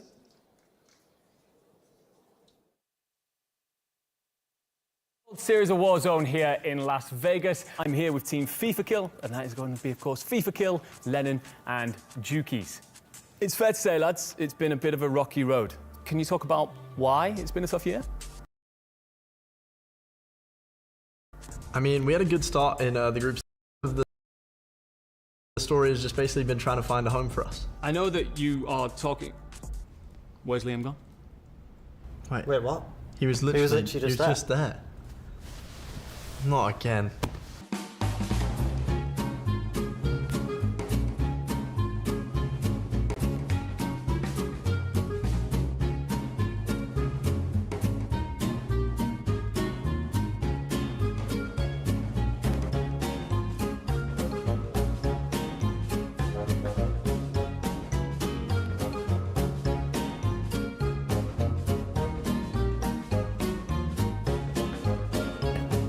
We got an interview. Oh, come on. We'll come back for that on Sunday. What are the real expectations for your team this week? We're one of those teams that it can all come together on the day, so I think we have a very high ceiling. I think on our day we could definitely get a top 3 for sure. I mean, it's LAN. LAN and online is so different. We haven't really been able to play on equal ping. On the EU ones, we played a lot better, and we've all got experience on LAN, so I think that's going to play in our favor. You two in particular, what does this guy bring to your team? I think the most important thing he brings to the team is kills. He's usually our top fragger. He's very good at breaking down a team, deciding strategically how we're going to do that, where we're going to get the opening knock, coordinating where we should be to break down a team. Liam, you're not going to get away with just having your ego lifted here. I'm going to ask as well, what do your teammates bring to this trio? So Liam brings an extra set of eyes, but I don't mean that. I mean, like, his vision is great in the team. I get my trade as well. Sometimes if I get full killed, he'll get the 2-piece, even if I don't get a knock. Len's very good at that, and FIFA's good at leading us around the map, you know. I'll pick the fights and maybe coordinate the fights, but like wherever we fight, like what area we are, that's all on FIFA, and that obviously comes with a big part of his brain. I think he's one of the smartest players to ever grace the game, so I've got one of the best gunnies, one of the best brains with me, so that's what they bring. So we've got one of the best slayers, one of the best supports, one of the best leaders, 3 great gentlemen of the space. I'm looking forward to watching you do something great this weekend, gentlemen. Thank you. Thank you very much. Thank you. And that was Team FIFA Kill here at the World Series of Warzone Global Finals in Las Vegas.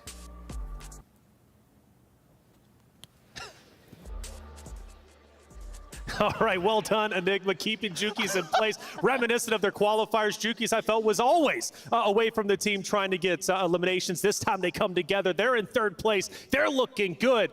But the question is, who is going to win game number 2? Well, let's find out. Let's get game number 2 started. Spider Tip goes. Take it away. Thank you so much, Desk. I gotta say, that might be one of my favorite interview pieces I've ever seen. It happened on the map, but FIFA Kill was able to make it to top 3. A great start for a team that, frankly, I think a lot didn't expect a lot from. So it's good to see them near the top. The big note from that last map, though, Tiff, it's math, right? You get 7 kills, you multiply it by 2, it's 14. You're not in the top 5. The Falcons are on top because of their kills. Exactly, and at least double digits are a solid start because we did touch on that. The Des talked about it earlier, those advanced starting points going into tomorrow when we have that race for 150, but we're just getting things kicked off. And honestly, to see FIFA Kill in that 3rd place, right? Because we're talking 2nd through 5th, you're gonna get 30 points for tomorrow, and imagine what that's going to do for them if they can keep that momentum moving forward and keep a hold of Jukies. Now, that's something that happens in game and IRL too. apparently. They were walking around the casino floor the past couple days, and he like literally was feeding his arm through Lennon's like hoodie. He was like, please, you just have to keep a hold of me. Someone get that man a leash. Like, I'm talking a child backpack or something, and just hold him down. Well, it was FIFA by himself at the end, right? And to the top 3, but the third party was the reason that they were able to get some extra points and be out on top. But again, we talk about the math. We talk about the multipliers. This is the key part of this competition. You've got to make it to in-game, but you got to make it to in-game with kills. So Revenge Tour definitely enacting revenge and up to their namesake, but yet again, not a lot of kills to go around. So again, 14 points. That's kind of our metric right now. And again, when you're trying to get the amount of points that you want for tomorrow, we're looking truthfully for top 5. That's where you're going to get a majority of your points. Win 40, top 5, 30. It's a great start to tomorrow. Well, hear me out. The Revenge Tour, they kicked things off. They've shown us they can win, but now we need to see the eliminations to go through it. So let's get ourselves in that plane. We're looking down the barrel. We're getting into Urzikstan. Let it rip. We've got game number 2. Let's get into it.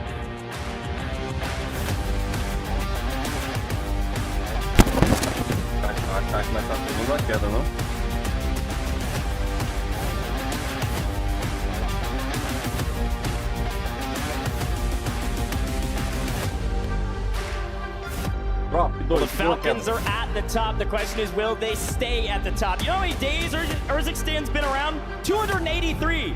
You know how long the Falcons been at the top of Urzikstan?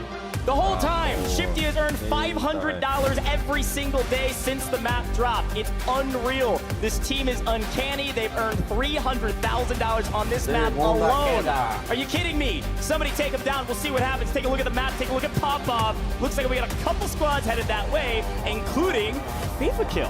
Hey, look, I love when you want to get aggressive, but it's back to that contest that occurred at the start of map number 1. Turn your attention over here towards High Rise. Now, this resulted in a few trades back and forth, but they didn't have an actual loss, right? Scummon kind of maintains that position, but they're ready to run it back. They're like, all right, cool. If you want to give us some elims, we will take them. And honestly, I'm just waiting for the angle. But he's got a PA in the back pocket too, and I kind of like that already. Look, this is one of the most hotly contested, but also highly anticipated drop spots of this entire tournament. There's been a lot of smack talk between the two, and with Noobs into the mix, getting cut down immediately by Scummon.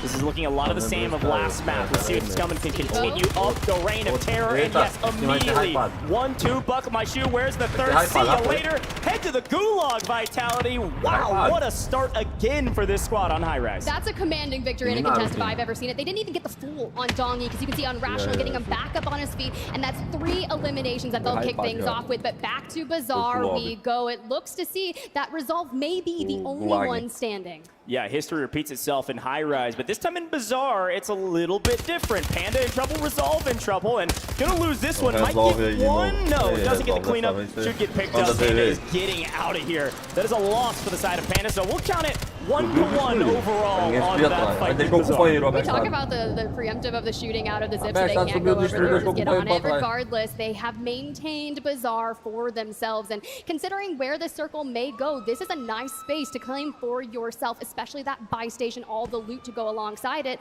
You can see Resolve there taking that Gulag victory against Patsuka. Yeah, all right, we're getting back into the mix. We're gonna have to go back to Bazaar, that's for sure. See them flying around trying to figure out where to go.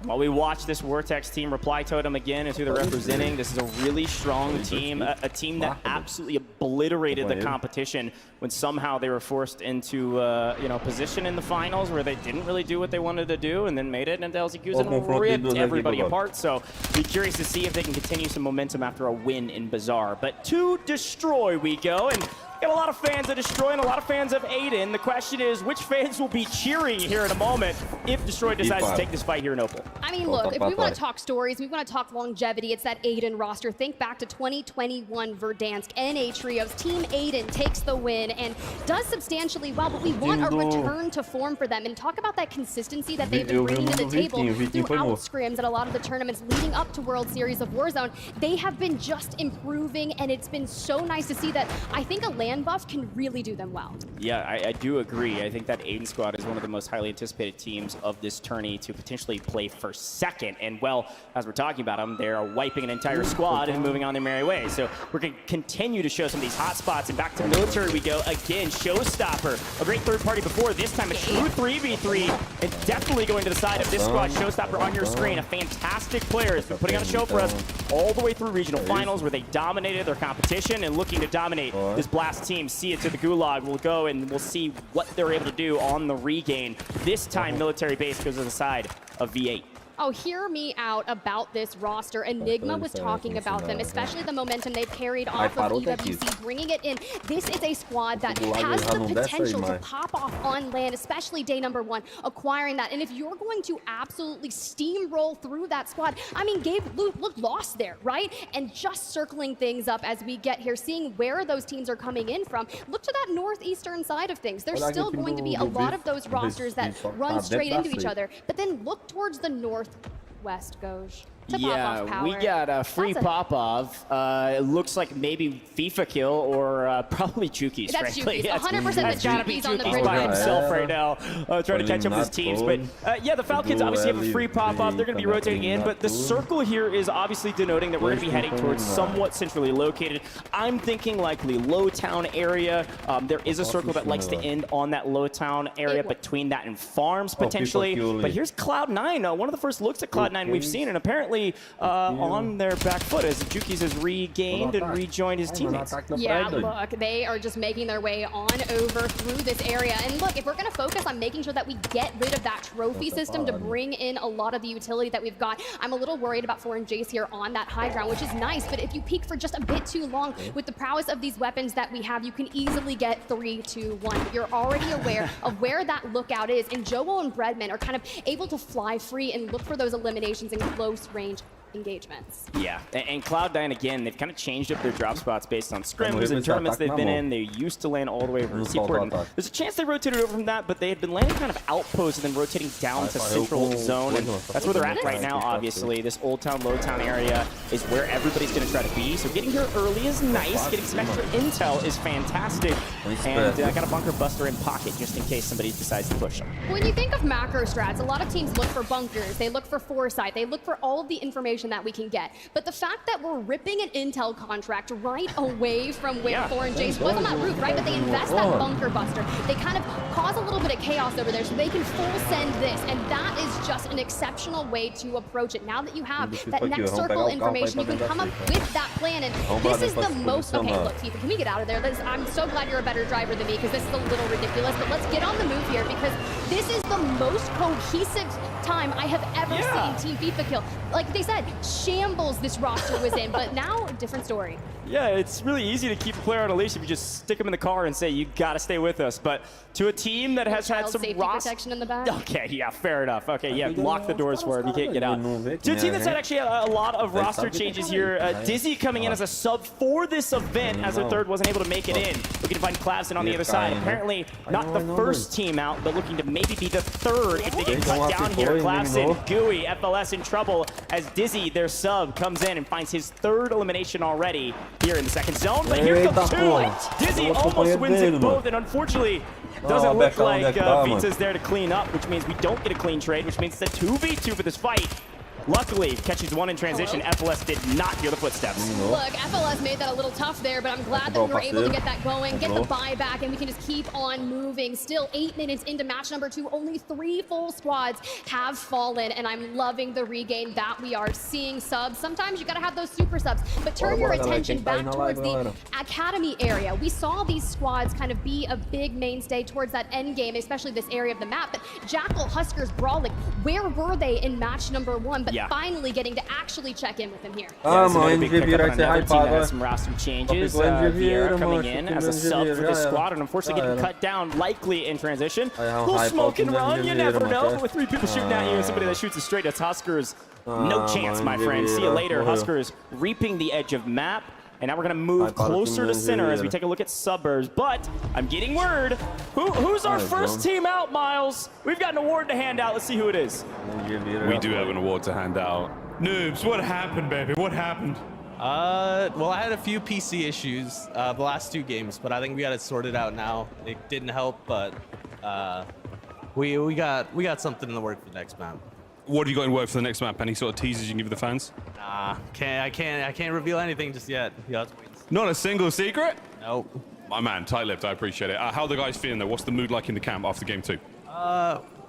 We were expecting a little bit better, but I think we can regroup for sure and try out for the rest. Wish you the best luck, man, and indeed, hopefully this helps as a good luck token for you going into the next game. Thanks very much, mate. Back to the casters. Thank you so much, Miles, and thank you, Noobs. And I do believe their tricks might be changing drop spots. I'm not sure what's happening at high res, but they're not winning it. But apparently, this wildcard team is winning a lot right now. All eyes on Team Colony 2K. A very strong performance in the last one, and looking like a strong performance in this one yet again. Heli to rotate. They're going to make their way to zone and set up for new as we swing over to the other side. Opal Palace, again, several teams in the area, but right now, Savvy Ultra's team locking down one of the spots they believe that give them a bit of cover and a bit of reprieve to refuel back up. No, I love that we're going to hit the double smoke and kind of get on out of there, especially when you've got other squads like Team Valor, like Omit NA in that nearby vicinity across the road. So invest that drone to go find some of your information and make sure, like, hey, we want a third party this. We don't want to have that occur to us. So as long as you can keep tabs on that, especially with Youngsta's Juju just being such insane firepower, it looks like they may already be a duo, but keep your eyes on this battle here. Destroy Raul there on the high ground, looking down the barrel at FIFA, but you know what? They are all 3 together. This is a different story we're talking about. If we rip Juki's out because it's wall bangable, I'm a little nervous for that one. Yeah, this is such an interesting spot as well because it's a very easy position to third party, fourth party, or more. You see 4 teams on our mini map. You can see Super Evan squad, a team that hasn't been in the limelight in a while, but really did a fantastic job during the regional finals. They won the very first map of the day and set the tone for what the pace would be in that regional finals. Have been a bit quiet in scrims and lead-up tournaments, but I'm excited to see what they can do here in Lowtown. Every team rotating this direction. You see Aiden off in the distance. They're not going to get a lot of value out of this, but maybe burn some resources. That Aiden squad is rotated over from Super. We saw Omit NA have another big rotation, probably on the back of Brax's IGL. They come from the northwestern side of the map. They've rotated all the way over to New. Everybody's setting up for the end game. As some resources are in the sky, I'm sure everybody knows that there are several players around them. Oh, and Juki's on the ground. The smoke and Lennon kind of disengaging from the area to look to hit that res, but I saw that he was using Resolute, which is quite a nice thing to just give you a bit extra health and give you a little more time to get to safety. And where you find this squad at, they don't have the ability to extend on out to get that full if it's not occurring, especially when you've got to worry about what's coming your way. Thermites, right? Replace that C4. They're nimble, they're quick, they're 6 in a back pocket, and now Nate Dogg, welcome to the interrogation, because you know, our Apex squad, they want all of that info and they're not afraid to chow. Yeah, and this is where they land as well, at least supposedly, right? I think there was some conversations they might go contest pop-up. It's not looking like it's the case. They've been here since the beginning of the game. This is XMQ squad. There's been some Twitter chirping from some of the folks that follow the Apex scene. Like, no, this squad is really, really good. Watch them kind of make some waves in this talent pool and have a good day. Day one, we'll go from there. Right now, looking pretty clean after a nice cleanup. Here's a look at that zone, by the way. As expected, we are in Lowtown and likely in Lowtown for the rest of this game. Take a look at all the squads on the edge of zone. Again, I want to pull out Omit EU, red 1 at the bottom of the map. This is where they've dropped. They've been playing extremely slow in this tournament, just waiting and biding their time. They haven't moved since the very beginning of this one, now creeping into the edge of zone. Several teams, though, are lying in wait because there's a lot of buildings in Lowtown. They just aren't very big, so expect some chaos here shortly. You really have to, and they're already starting on that grind to make sure they can clear out one side of it. They've got the sight set onto Fluffy Aimers and a couple other squads on the horizon. We're going for a massive wrap. Everyone knows they start off in pop-up power, but we rotate all the way in the north. We cut straight to the east and come on down straight this way to the RNT. The only female on our land scene. Hey, Soka, don't give her a couple taps like that, man. What? Nah. That was a well-placed thermite. I call those the fastball specials, all right? You just lay somebody the thermite, knew exactly where they would be, where the buy station is. Nice play to clean up a squad and then move on the merry way. So back to some action we go on the side of Opera House. Again, Unrational and Scummin in the mix on the other side. Almond with that Falcons Mina squad. Potentially last alive for his team, at least on the map. and maybe a couple well-placed thermites will root him out as we are hunting yet again the edge of zone for this Scum squad. Big fan of Scum nades. Love when they work, especially when you need a diversion to make your way all the way up the staircases. But they already know about it because Scumman's going to take the brunt force of that. We're still going on in for that challenge. The timing of that push impeccable. We don't lose anyone to actually fully eliminate it. And this squad, we talk about them leading up to World Series of Warzone, a squad that has the potential to have some of the biggest pop-off games. I've seen them get a 1.8 or a 2x multiplier that net them in north of 70 points. You know what that would do to the entire scoreboard right now? But they're a slow burn. They usually don't warm up until games 3 towards 4. But if they did that now, it changes the trajectory of our 6-game series. I totally agree. And well, the Revenge Tour still in this one as well. They've holed up in a building. And right now, this is just everybody biding their time, okay? They said, we got where we wanted to be. If we can find a pick, somebody makes a mistake, we're going to take advantage of it. But until then, we're going to lie and wait and look for those mistakes. You see DJ Moss, Z-Smith, they do have one of the higher buildings in this area, so they likely have the most information out of these squads. See Team 36 being fully eliminated here. We have made it into some semblance of a multiplier, but again, multipliers aren't everything. You've got to find kills. So a team like that on Rational Squad who's hunting edge of zone, you're likely going to see them with a decent kill total. And there's Omit EU. How you doing out there? Scummin on 7, by the way. Thank you, production. Yeah, I think I was right. They are hunting the edge of this zone, and they are ready for multi-double-digit individual score tallies to put up one of those bangers you were talking about. The question is, where is that next circle going to bring us towards? And if we have an isolated fight here, it's going to be nice because this squad can then clean this up, not have any real pressure from outside forces, and then can focus on kind of getting towards that high ground. You see Zakar, Clapper just up there. If they look down on this while we're rotating on out, we're not careful, we easily get picked off, which will be my biggest worry for a squad like this as we continue further north. Yeah, a little bit further north we go and into Old Town. This is the southern side of Low Town, rather, but look at where Scum and Rational's team in the pink 20 way down on the bridge. They can actually drive that train all the way in, so I'll be curious to see what they do with it. Ahsoka, another well-placed thermite, and another elimination. FLS is going to fall here shortly, but Ahsoka is in trouble. He's got a little bit of backup. He just wants to make sure he plays his life correctly. So they play inside the building. They're going to force a zone off here on the portable buy station. FLS, Dewey, not sure what to do as Shifty comes in for free again. Somehow being gifted with another piece of cover playing around this portable buy. They're all 3 up and ready for this fight. Well, this is the Falcon special, right? Anytime one of them gets ripped off, usually I have enough cash to kind of keep them going back in. But Dewey, the first team out in match number 1. But we have set a trap and we taking down the Falcons. The Falcons fully eliminated, dropping early. I don't know how many eliminations they had, but I only expect them to not have a perfect day. Eliminated in somewhere around the 22nd mark. Not a ton of multipliers, folks. I think we're having a new leader at the end of this map, but only time will tell as the train comes chugging along. Says, hey, welcome to the party. Unrational Dongi is coming. Could be that team. Hey, remember when I said I was worried about how that rotation was going to look for them? Okay, well, that's a little nonchalant, right? They're making their way on in, but getting on over. Savvy Ultras would pop out the window, trying to get buzzing, but Pentagon's there to help him. That death ball of a team, and even the replay here. Shifty from behind. Gooey slides around, but we're not paying attention to what's occurring behind us. A power of friendship, power of teammates. You love to see it. Yeah, several folks firing down range there. The Falcons just couldn't get out of that one in a very tough spot. Fully eliminated. Here's another squad. Again, a lot of folks are down again, but they're here into the top 20. Juki's team, they've left him. Juki's go join your team, remember? But here comes Dave Samir. Viva Mexico, let's see what they're able to do. Picking up a couple in transition. That's a full team wipe yet again. The Slayer, Dark, a fantastic player leading this team in kills, but all 3 moving as a unit into the top 20, trying to make their way to new. Several teams in the area. That pink salmon color, number 9. That's going to be Super Evan. Watch out for that squad again. We're looking for a pop-off from the Wolf here, potentially on edge of zone. They've still got to rotate in. And where do you go from here, especially with a couple teams in your way, especially that FIFA kill squad in the blue? Well, I'm excited to see what they do. Mind you, that 4th place in the Global LAN Finals last year for World Series of Warzone out of Deus Samir. He had that interview earlier, was talking about how he wants to do it for his region, secure more spots, and prove that they are amazing and substantial. But as you kind of zoom on out, set the stages of where the position is, I actually love where that Team COD Unity squad is. But now Scumman getting ripped apart as we extend out just a bit too far outside.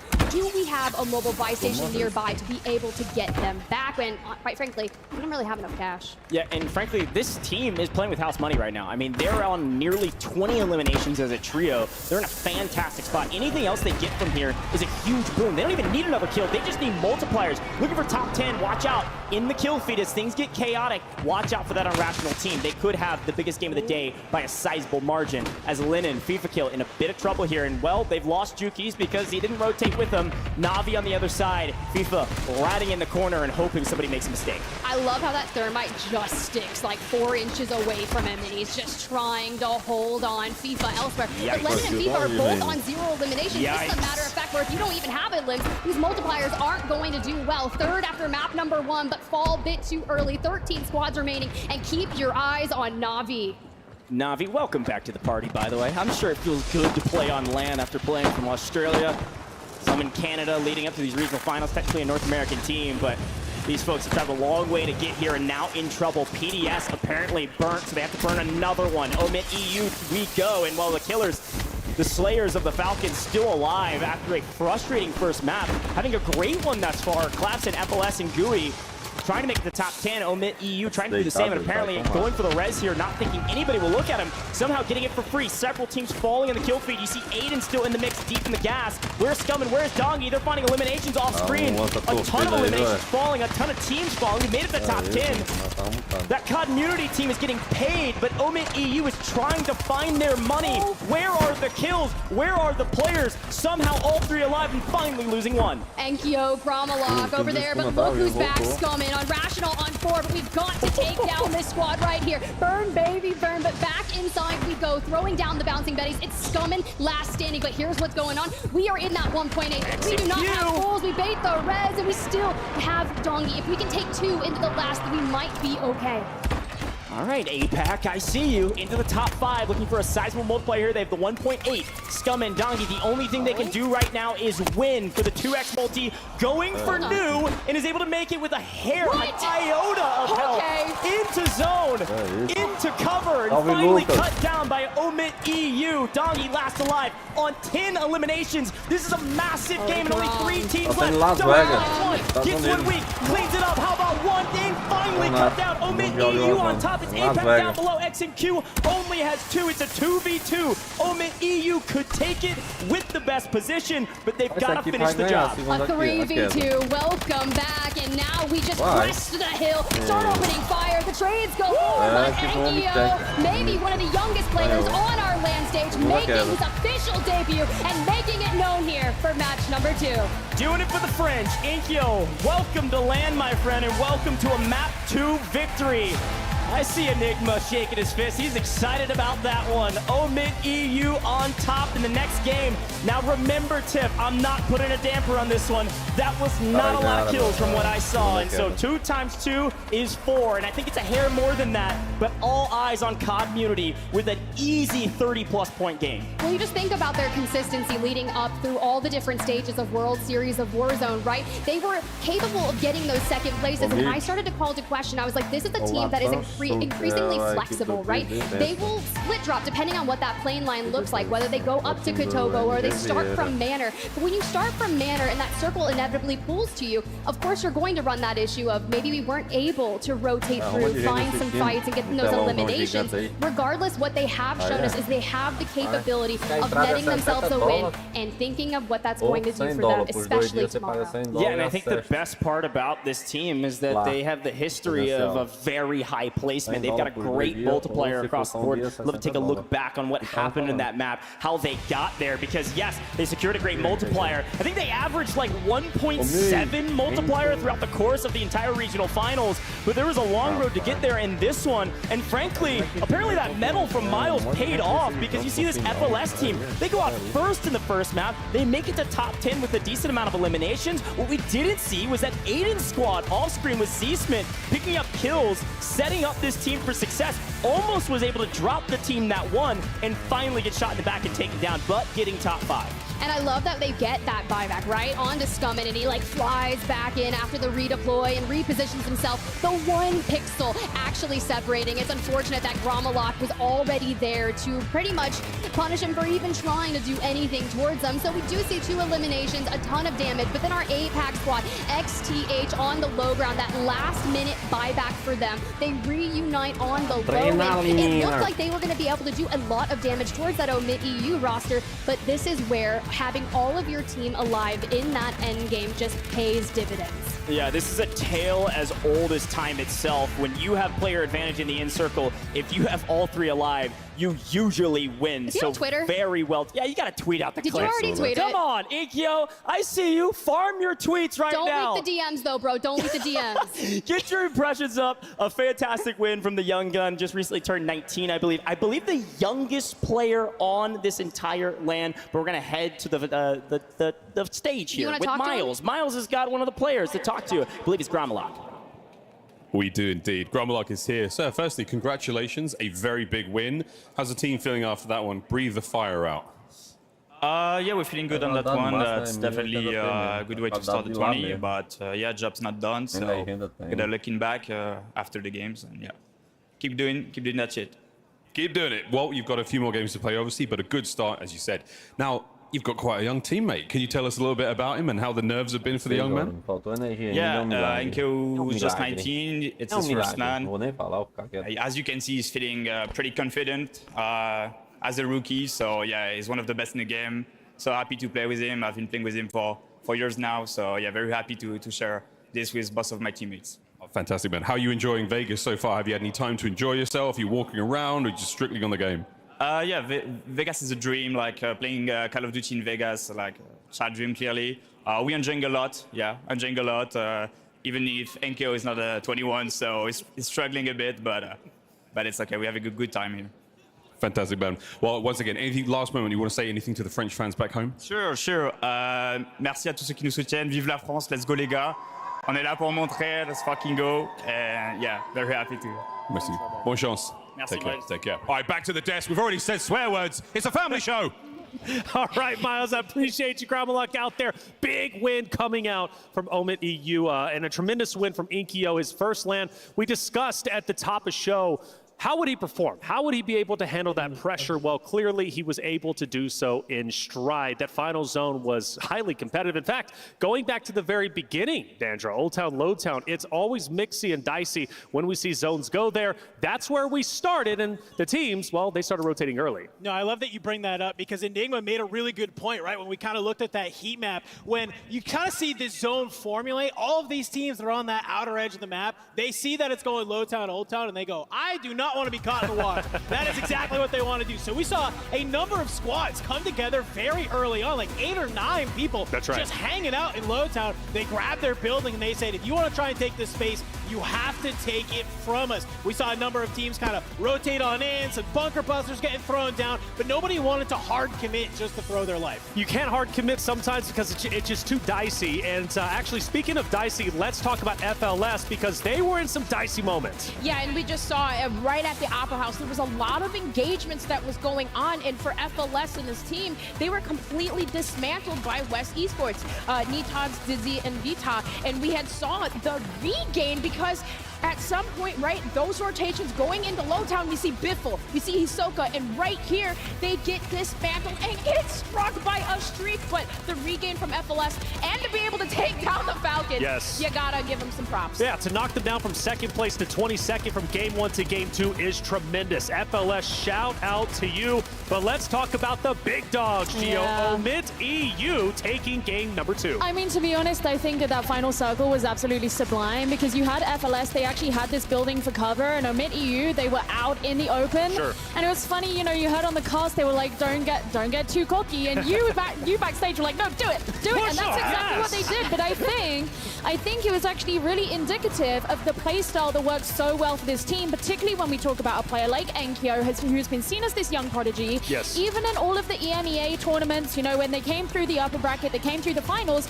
other teams were saying Enkyo is the scariest player in this lobby. And they said, you know, this is his rookie LAN Right. You know, it's his debut, It's his right? debut. And we're seeing exactly what he's made of, exactly where his particular strength is, and it's gonna come from being really feisty like that. And you know what? It worked. He was feisty indeed, wasn't he? Omit EU taking game number 2. Heat, Gramalak, and Ikeo. Well done for Ikeo to only be 19 years old, first LAN, and to play as well as he's doing is absolutely tremendous. I'm ecstatic that we highlighted them during the pre-show. Enigma was pumping them up. Gio, obviously, you pumping them up just now. And, you know, I'm so happy to see them do as well as they had. Now, the question is, obviously, when we get to our standings, because Falcons finished off early. I know Aiden's been having a little bit of a tough time from game number 1 to game number 2. FIFA also another team that was finished off a little bit earlier. So game 1 winners and great performers not necessarily performing as well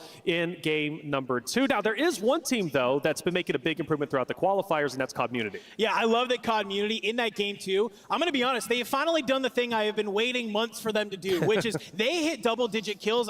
Towards the end, they had over 20, and they finally fixed their placement issue. So many times during the qualifiers, I'd see them have just a gap on everyone else with their eliminations, but then they're going out in like 26th, 27th, and I'm like, it really doesn't matter if you're not taking advantage of this multiplier. Now, I have to give a shout out. We said, you know, obviously this TBE roster, you know, we have some of them kind of playing here, but we do have Tommy as the coach for that team. That's right. I have to imagine that his influence is one of the best minds in Warzone, has fixed some of these issues for the squad. Yeah, Tommy's a great competitor and a great shot indeed. You've been watching Tommy for the longest time throughout your career. I have as well, and it's great for him to be here, even if he's not necessarily playing. So I know he's happy to be on the global final stage once again. Let's take a look at our heat map and see where the drops ended up taking place. Obviously, we saw a lot of attention in Low Town, Old Town. Dream, if you don't mind, walk me through the heat map and what went down. Yeah, well, I mean, we saw potentially all, of course, those early engagements, but a lot of action around Low Town, a lot of teams rotating and getting set early, and rightfully so. Team Jukies, we did see one of those teams early there the whole time, but did fall. So it was really about holding in those engagements and rotating, of course, over the water, but, you know. I mean, I'm also really curious too. Look at this bottom right at Manor. You know, normally we don't see a lot of people, you know, landing here at Manor. We know that Omit EU, they are one of these squads that are here, but I'm a little bit surprised. A lot of people like to kind of land here, quickly loot up, and then rotate on out. We saw a number of fights go down on there, mainly FLS going up against that squad and getting taken on out. It was kind of a little bit of a blender. So I'm not surprised to see, you know, where all the fights took place, but I am surprised to see that Manor kind of became a little bit of a more hot drop here in game number 2. Well, Gio, everybody's trying to figure it out, right? I mean, it's the global stages after all. We talked with Jukies, and they said we don't even know where we're going to land. They're still figuring it out, and I think for most of the teams... No one can predict what you're going to do if you don't know what you're going to do. And that is a fact. That is a fact, Gio. But the thing is, everybody's you know, people got to switch it up. These games have been way more aggressive than we were expecting. Yeah, and we're only 2 games in as well. That's so, right. you know, there is still time for things to really change. And I think one of the interesting things as well is, you know, the teams that come in and have played against each other domestically in their own regions, they kind of will be like, all right, well, I don't necessarily want to go here because I know this team. That was a big talking point we had in EMEA was about Manor in particular because of this team, Omit EU. It's like, well, they consider themselves the experts there. But the international teams, you know, for example, NA team, hypothetical NA team, hypothetical EMEA team, like they're going to clash in those places and then start to figure out where they do and don't want to land based on that. You know, today's important for the points, obviously, going into tomorrow's match point. I mean, we're talking a 40-point lead going into day number 1, or day number 2, excuse me, for the number 1 team, whoever that might be. So instead of having to get 150 points, now you only have to get 110. And trust me, that will make a massive difference. But the good thing, though, aside from the points, is because it's a multi-day tournament, you get to fill out your competition and really figure out where you need to be going, what's happening, and get those nerves out of the way. Let's take a look at our standings. Omit EU will jump up to first, but not by much. Team Community, Enigma, we talked about them, obviously, Dandro, excuse me, we talked about them changing things up, and it is working out. One of the struggles that they had was their placings, and now it seems as if they're doing just fine, but now it's even better because they have 30 eliminations, the most out of everyone. Yeah, the 30 elims are really helping them come online. I have said since day one, if you want to try and keep up with this Team Falcons roster, it's about who can really get the eliminations. Community, they were my choice very early on to be one of the squads that can do it, and I love, after only 2 games, they are sitting here on 30. Only 0.4 points behind Omit EU in first. I got to imagine it's a very momentum-based team. I know when Gary starts getting loud, he starts feeling it. He's bringing the energy to those other 2. And I got to imagine after that game number 2, getting ready to head into game number 3, He's hyping them up. They're ready to go back-to-back and keep dropping games like this. That's right. And I do want to apologize. Aiden is actually doing just fine. Game number 1, I know they were finished off a little bit earlier, but game 2, clearly, they stepped it up. They're in 4th place at the moment. Now, if they can just get into those final zones, my lord, they would be absolutely insane. Dream, we take a look at our second page. What stands out to you? Of course, that Omen NA team with Braxton, Youngsters, and Juju. This team, I guess, in particular, they were just kind of coming into this. Of course, we've talked about them, we've hyped them up, but I'm just surprised to see them in that range. I kind of want to just, you know, especially with Braxton, right, just being that player that really steps it up for the squad, really being that heavy hitter team that always clutch up, even in his ones. But for this team, I'm just surprised to see him kind of a little bit, but it's only game 2. It's only game 2, right? Plenty of games to go. In fact, 4 plus our solo YOLO, but 4 for the regular points. Things are going to continue to heat up. They already have, as far as I'm concerned. It's highly competitive out there without question, and I'm loving what I'm seeing. We're going to take a quick break, but leaving off, we've got Season 6 coming up. Let's see what's in store for us.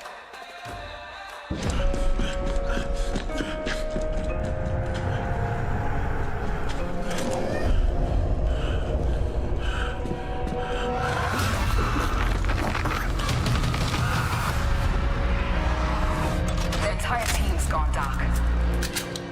We'll split up. There may still be survivors. Let's move.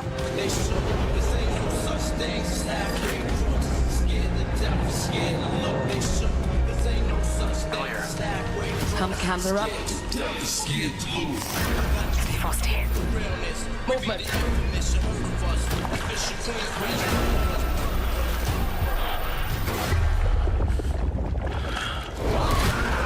Rocket, come in.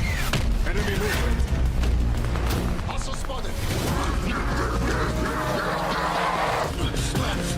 Does anyone have eyes on him? Report.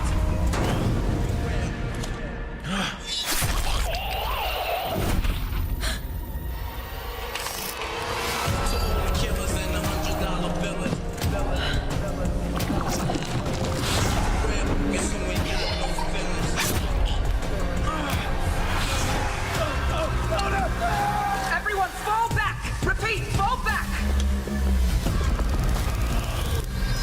Every man for himself in this land, we begun it. Some is shot, locked down, and turned guns. Cavalry calls and straight up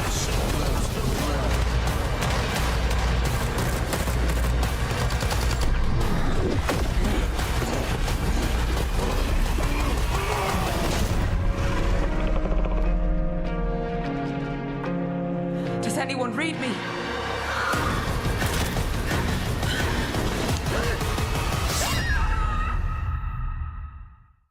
Oh, Season 6 is looking good, and so is our desk. This time around, we're taking the casters, bringing them up for the first time in World Series of Warzone. I've got Spider Tiff and I've got Goj, but I've got this guy, Repulse, who's been doing everything. Not only pulse check up just a little bit above, he also brought out the trophy. How heavy is that trophy, though? Hey, listen, man, let's not talk about how heavy that is. That's a tall trophy, all right? People were saying, you know, they're making fun of my height. No, that's a tall trophy. That's a tall trophy. That's like 6 foot, all right? 6 foot trophy, and a lot happening here in the World Series of Warzone with a lot of storylines, right? And you said, look, we got a couple minutes, hit you with the hard questions. There's been talks of some retirements. Okay, let's just go straight into it. Let's talk some retirements. Biffle, obviously, there's been a lot of talk around that. Is he actually retiring? What's the story behind that? What's happening? So he said this is pretty much going to be his last year.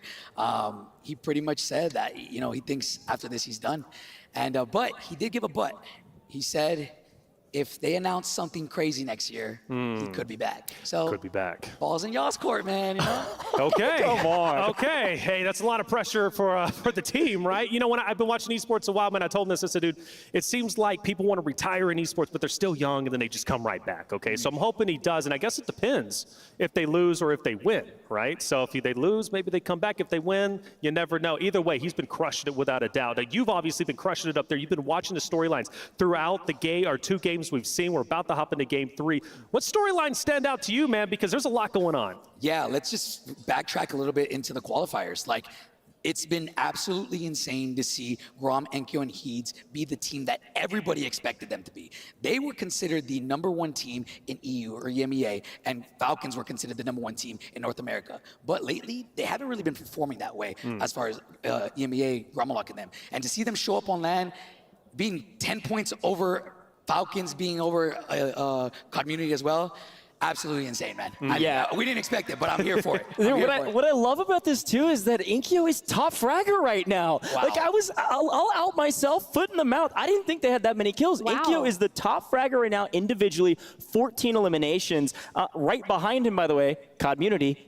That Dongi player, bro. Yeah. This guy is different, so we got to talk about them as well. Yeah, go Can I talk please. about Dongi real Absolutely, quick? absolutely. Dongi is a player that everybody thought was cheating last year because he showed up to LAN, didn't have the greatest performance. But hey, anybody can have one bad day. Showed up to EWC, placed really good, top frag on his team, I believe.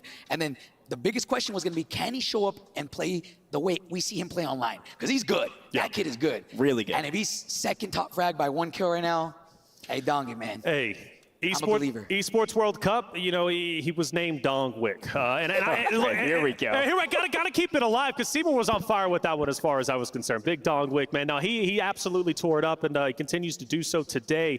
Now, obviously, on your broadcast, you guys talk a lot about the Falcons. So let's talk a little bit about the Falcons. Game number 2 was, okay. Game number 1 was phenomenal. They actually were in first place. We're going to take a look at a heat map for their eliminations and where they've been tearing it up because they're traveling quite a bit, but it seems like one area is where they love to dominate. Yeah, I mean, look, man, these guys, I'll tell you one thing with them, it's whenever they fight FLS, GUI, and Clavson, it seems like they're the only team that can kill them. They talk about it all the time. Shifty was like, who is this FLS guy? He's like the only one that is killing me. So to see them come out and wipe them, hey, man, wow.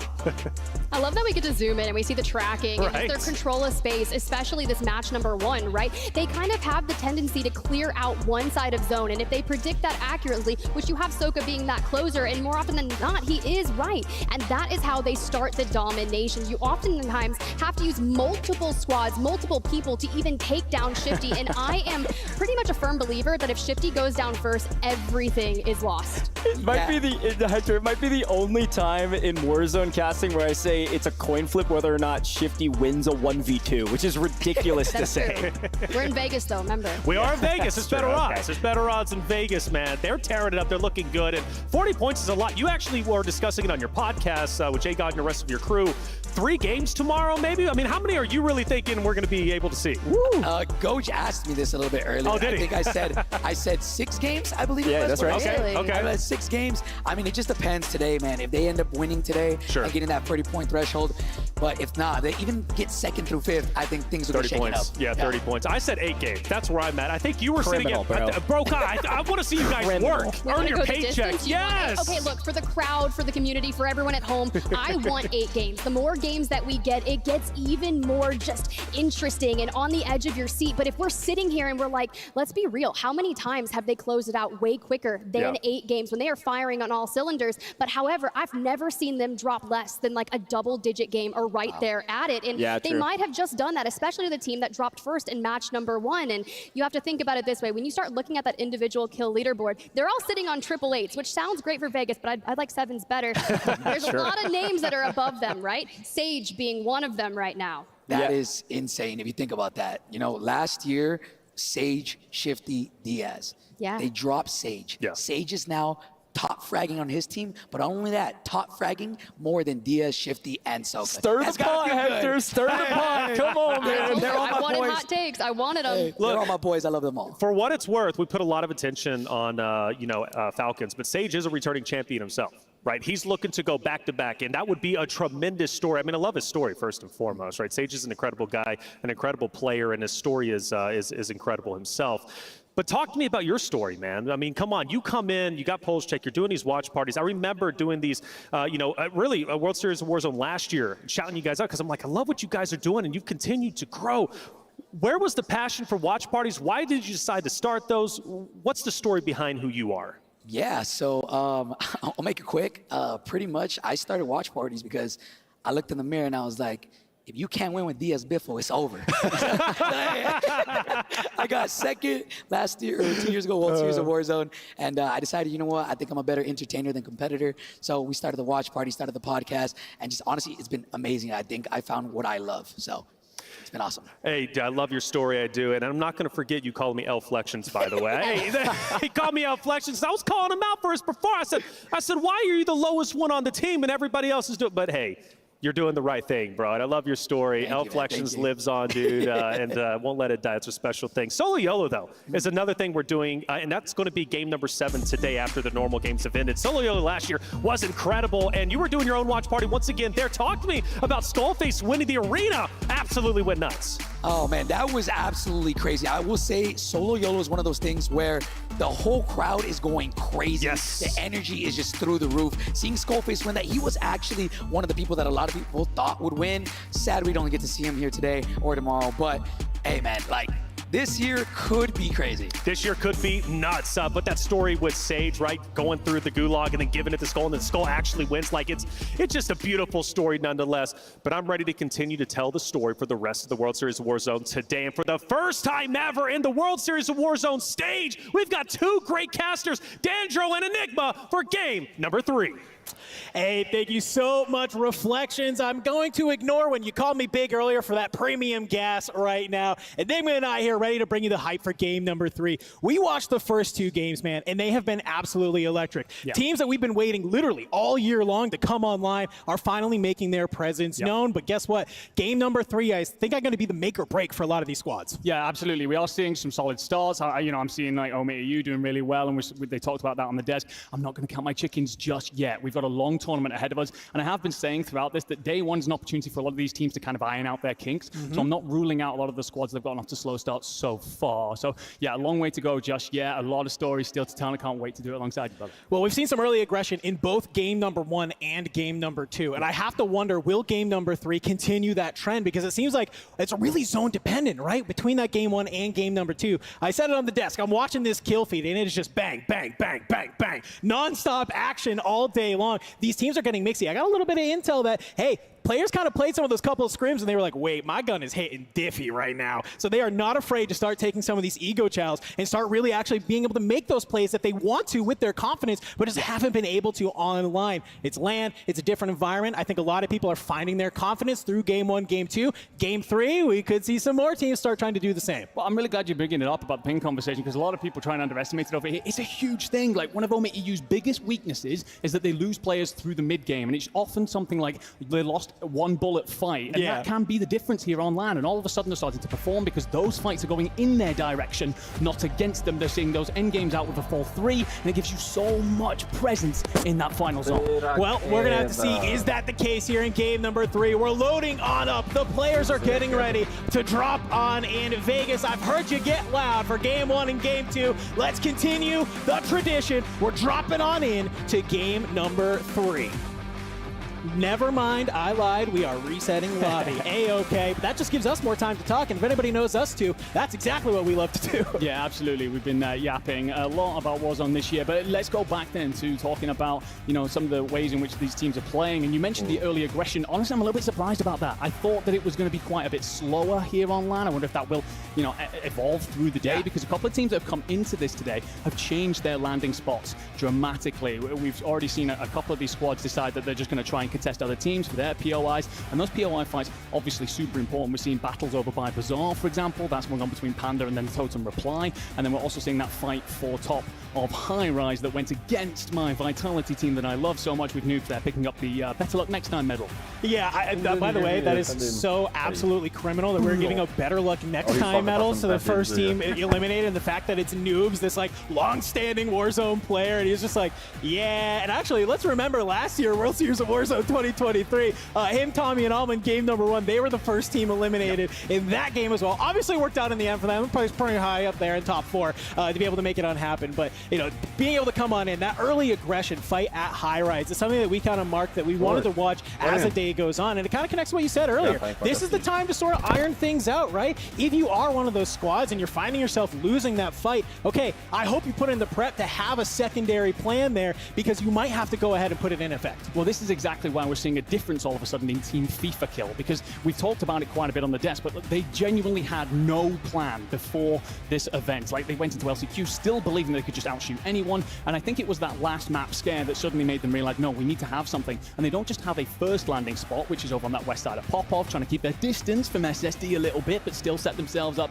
take advantage of the loot around there and the rotations that SSD like to take advantage of, but also they have a secondary if they need to regain, which they weren't doing before, and that is now playing in through the center of the map and just finding an area to lay low, get their loot together. So those plans definitely hugely important for these teams as we progressed on through. It'll be interesting to see as well if there are changes, of course, depending on if you're losing those early fights. No, that's a really good kind of point to bring up. I hate to keep harping on this team, but I do love the progression we have seen from them. Being able to have that regain sort of strategy is so important. It's one thing to land at your drop spot. You get your loot, you understand the people who are landing around you, you understand your loot path, your rotations, your timings, all of the work you put in all year. For some of these teams, though, if that goes awry early on, they're kind of just stuck, like, looking at their hands, like, what do we do now? And you, like, are dropping back in from the gulag, you pick a random house, and you're like, all right, I guess we're going to try and land there. We got some fun stats for you. Let's go ahead and look at them. We have our top 10 eliminations so far, Nimba. Let's go ahead. Let's break it down. Yeah, so I'm taking a quick look at this. I think the interesting one, actually, for me, that's going to stand out is Prodigy there in 5th. Not that he's not necessarily a slayer,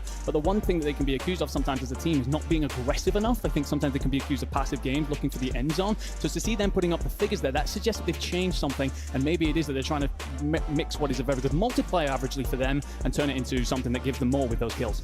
No, I love being able to see that. We got at the top, we got Enkyo leading the squad so far with 14 total eliminations. Let's look at where he's finding those kills on the map. I love that we were able to do this for the Falcons. Let's see where Enkyo is dropping these eliminations. And well, I'm kind of not surprised to see this, but we're seeing a lot down here. We know this is their drop spot, kind of this one big area of the E-map, but then in that top east, one thing that is noting out to me, though, down there in Manor, they're kind of been known as the Lords of Manor. Haven't really been playing a lot there here yet today. Been finding a lot of their kills towards the north. Yeah, they're happy to play around Manor, but they immediately get out of it. They like to try and push on out towards the gas station, then squeeze up towards Lowtown. And the thing is that, like, a lot of teams, especially the zones that we've already had through these first two maps, they're having to play through Lowtown. We've already seen that general heat map where a lot of teams getting caught through the center. It's also why we're seeing these lobbies dwindle quite early, in my opinion. But also off there towards the Abtal Academy, that was one of their huge rotations early on. And honestly, I truly believe that if they just decided to play for Church instead of letting SSD have it quite freely, I think we're seeing a lot more red there.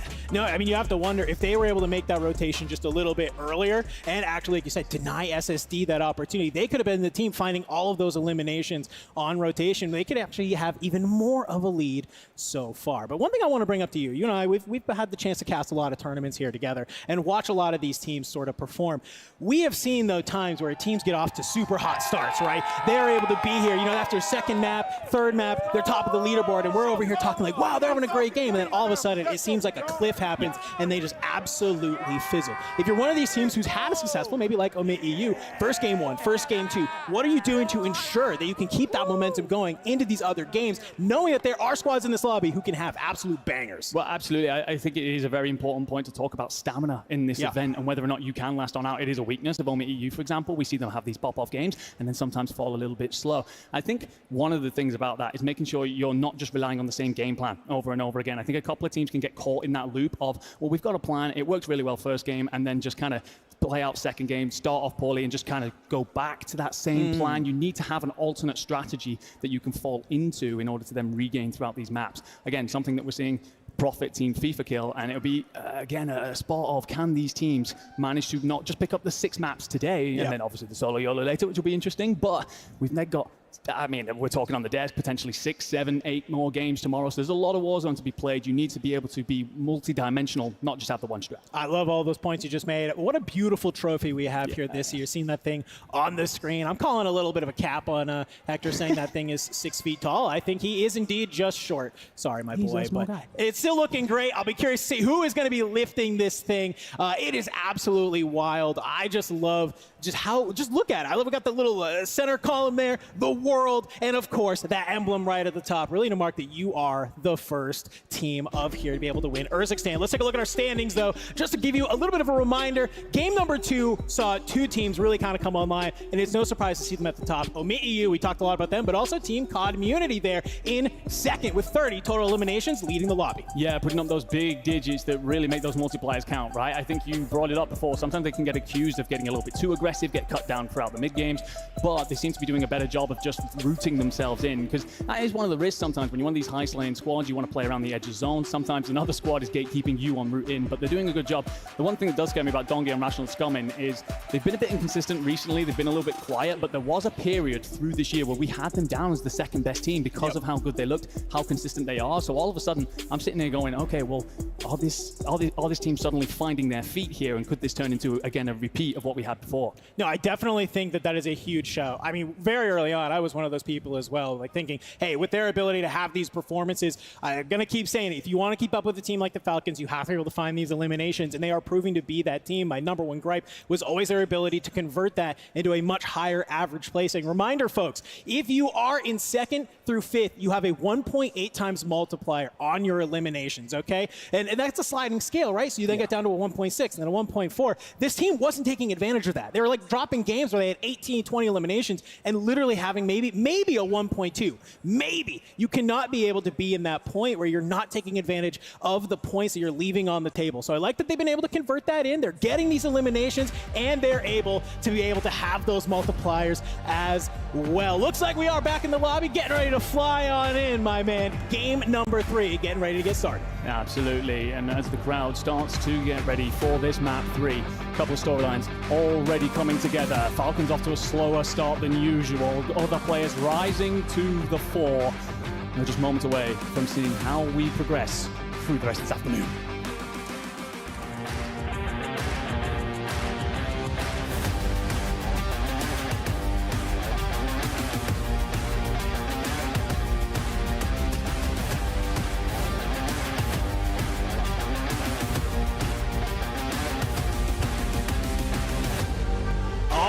We are here, drop number 3 of the World Series of Warzone Global Final here on day number 1. Surprising number of teams coming out on top in game number 1 and game number 2. Will be game 3. Bring us another group of squads who are finding their footing here as we're seeing our players drop right out of the plane. And we're already right into the thick of it, baby. We knew this contest was happening. It is Community. It is Team Vitality. They are just continuing to butt heads as Doggy, we know what he can do. First elimination. Yeah, we've been watching a lot of this contest recently around the high-rise building, and this is going to be the Vitality squad, but with noobs instead of Enxian up against Community. And honestly, recently it's been going the way of that Vitality team, but I do wonder what kind of effect having to bring noobs into the last-second sub is having here, and especially when these tight fights.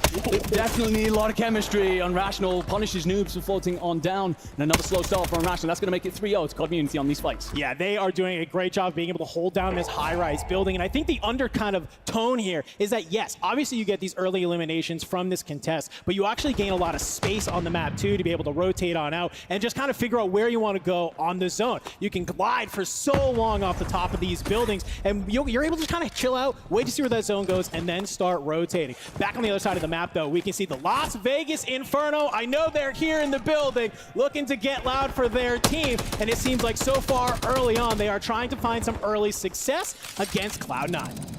Cloud9 are going to be pushed into a difficult spot here because Joe will get separated and is spotted on the cross on ground loop for a moment, so it might not be punished. And there's also a lack of utility on this Las Vegas Inferno team, so still relatively 50-50. It's interesting, though, to see that Adrian has picked off Joe from elsewhere, so a third party comes on through, leaving Jason Breadman in a tough spot. And the thing is, they won't be aware necessarily of the fact that they're getting pinned in here. Yeah, this is a really tough spot because you can see there's 4 different teams in this area. You got FaZe kind of lurking on the outside. We saw Adrian was able to pick up Joe. C9 kind of playing underneath Las Vegas Inferno here, and there's one more team lurking in the wings. Almighty TJ seemingly has seen Breadman go ahead and cross as he's trying to be able to maybe find one more pick. C9, a little bit of a scramble right now, losing Joe this early. I know it's been a little bit of a tough time for them, but being able to kind of come out on top here is huge. Yeah, the one thing that might keep Jace alive, by the way, is that the Spanish XO Esports actually roll in through the back and pick up Babahoff. We see in the kill feed as well, by the way, that Vitality have gone out very, very early, definitely continuing their early game struggles. And this old town crossing into towards gas station here is going to be occupied by the XO Esports, trying to find a route in. Future gets picked on off by Loss. And we're also seeing Blastity's going out nice and early. So a couple of traded blows, just assessing the space you've managed to gain, the loot you can set yourself up with. You brought it up just moments ago. It can really help you picking up these early gunfights for multiple reasons, but one of them is it also lets you play late game positioning far more passively than some of these teams will have to if they fall early. Well, let's come on over to one of my favorite teams, Aiden Z-Smith and DJ Moss, currently sitting in 4th on the leaderboard, kind of over here towards this low town area. This team has been really sort of flexible in where they like to drop and where they like to rotate. But the number one thing you have to realize here is they love to play as a team, and they will just easily take these team fights, wipe a squad, continue on moving. It's like a weird, like fast, slow pace, I like to say, because they're not afraid to get aggressive, but they don't really feel a lot of that pressure. Like, we have to win this team fight, and we have to keep on moving. They're so okay just being like, yeah, I don't really like this fight. Let's go ahead and move on out. And that's something we've seen a lot of top teams are really engaging in. Recognizing when they can get stuck in a fight. They don't have to be able to sit there. And I love that that's what this squad has been able to do. They've been on the up and up. They are here, already performing pretty well here through the first 2 maps. Yeah, absolutely. And I truly think that Z-Smith, by the way, is an absolute star of a player that you have in North America. And we are seeing this fight execute again at Bazaar. Volkov finds the first, then it's traded out for the second. Bazaar's going to squeeze up on this, finds one, and then gets shot in the back, nearly spin, but Vortex will clean that on up. And that fight, by the way, ladies and gentlemen, has seen plenty of heat on the timeline. It looks like the Italians alongside Dropstaff come out on top here. But if I know anything, it is that Panda keeps the momentum, keeps the energy high for that team. How many times have we seen these two teams kind of just land back on each other? I wonder sometimes for ego or whether for actual strategy. So we look towards our map, we see already still a pretty big center zone. Will not force many of our teams to have to kind of make these crazy rotations just yet. We're going to be waiting, of course, for those future zones to come on in to figure it on out. Yeah, I think when you look at this kind of zone, you definitely want to be playing around intels. You definitely want to be figuring out which part of the islands you need to be on. You don't want to be having to play across the water mass throughout a late stage rotation, just asking to get cut down. I mean, this to me stinks of a potential cargo zone. So for example, if you're off towards city, you're having to try and make that crossing, you're asking for trouble if you do it late. I absolutely love that. I love the call in the intel contract too. I think it's one of those contracts that maybe gets overlooked just a little bit, not entirely. Players know how useful it can be to be able to read those zones, but especially in a time like this where it's so central and you want to know, is this going to pull right, is it going to pull left, is it going to pull north, south, whatever's going to do, get those intel contracts, get that early cash on up to be able to use it. Back on over to COD Immunity, laying in wait, scumming. He sees this fight kind of brewing between Falcons meta. They're kind of just hanging on out. He has their sights on set. This could be really rough if Zeeks tries to push across, because Scumming, you got him in his sight, but get some shots on Almond there, so you know they're around here. And now this Falcons meta squad, they have to play patient. Yeah, just going to have to figure out a crossing here. They are up against the edge of the zone. Scummy will see that smoke come out. Wise to disengage, in my opinion. Clapper backing on off. And this is one of the teams I talked about coming into this. One of the lower performing squads in EMEA, but a team that do a lot of VOD reviews. So if you can figure out who you want to take your fights against. And I'm a little bit worried here that Rocket might not have spotted the team coming in behind. That's going to be brawling. Huskers, Jackal, but Rocket turns. Rocket finds a couple of shots in. Jackal will trade that on out, but Clapper is there for the support. It's currently a 1v1. Zakar against Jackal to see how this all goes on down. Jackal, he's going to swing wide. He sees the self-revive coming up. The shots are there, but Rocket, you're able to get over the wall just in time. You do lose Clapper, though. It's going to put this into a 3v2. Zakar and Rocket, you have to go ahead and back off. I love the Jackal. You're trying to be able to watch this cross. The shots coming on through. Zakar's going to turn around, maybe get the shots back onto Brawlick and Huskers, but you're trying to hold this heady. If there's one thing I know, you got a couple of straight shooters on the other side, ready to rip you right on off it. Rocket's trying to make his way on over to the teammate. Maybe holds on out, but this is a sticky situation. They're looking to make the exit right now. I don't know if Exile is going to let them do it. No, I don't think so. Rocket is trying to squeeze, but you've run out of smokes at this point. You had a window of opportunity to escape. You've not necessarily taken it. Rocket gets a couple of bit more damage in, but Zakar is potentially surrounded here. But can he execute a flank? Can he get in around the back here? Well, he finds Brawlick, and that's a big down. That will open this up into a 2v2. It's whether or not Rocket's managed to stay alive elsewhere. He has, and suddenly the push from the Brawlick and co has really fallen apart. Rocket's going to play exit strategy, and I'm not sure if I agree with this. You're leaving the teammate out to dry, and honestly, the initial engagement, it was a case of Zakar was too far away to provide the support. That's why it all fell apart for this team. Yeah, well, at first I was like, I don't know if I like this. Play with your teammate. You just got to knock, play the 2v2, but look who's been able to move on in. It is Omit and A. They are here. We saw in game number 1, they kind of tried to do something similar, right? Over towards that Bazaar. They made this late rotation on in, tried to be able to take that fight. They unfortunately just basically get reverse slammed and get sent to the gulag immediately. Not letting the same thing happen on here. Hoping to maybe pick pick up some early fights, but I love what Huskers and Jackal have been able to do here. They've made this read that, hey, Omitene's got to be around here somewhere. Let's go ahead, let's sit into the building. But let's check in with our Falcons, the team that we are all looking towards as well. They are over here at the place that we expect them to be, Pop-Off Power. Absolutely, but they are without shifting. We will need to bring in the buy. Of course, they are absolutely loaded. So much money in the pocket whenever they're available. Here at Pop-Off. One thing is you're rotating back towards a squad here. Panda and Co, they might decide to third party this. Very aggressive team typically, so if they see this buy, that's a signal flag going off in the sky. It's whether or not they get squeezed up on. We're going to get a look back here at our zone, and yeah, that zone continues to squeeze on in towards the center. There's still plenty of water potentially splitting these islands, so for me, you've got to continue to get ahead of the curve and try and figure out what the end game is going to be. Yeah, I like what these squads right in the middle are doing. This is what you want. If it pulls cargo, you're feeling pretty good. If it pulls kind of down towards the soccer field zone, potentially, you're looking pretty solid. If it stays on you towards Old Town, hey, you're sitting pretty. I love that to be able to have as we start seeing some absolute shenaniganry happening with our eliminations. As we're starting to see some people's already hit double digits. Yeah, Echo hitting 10 is absolutely insane. I'll come back to that because it looks like all of a sudden the French are in trouble. But before that, I believe we've got an interview from Miles up on the stage with Face Black. Thanks very much, team. Real quick, we get into this with Fast Blast, not the man I thought I'd be speaking to. Game 3 didn't go your way, man. What happened?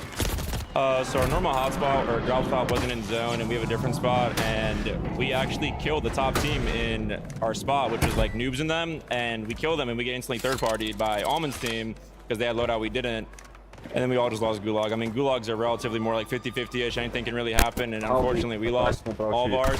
I mean, this happened to TV last year from Mazra. You know, Almond and them were probably the best team going to the tournament.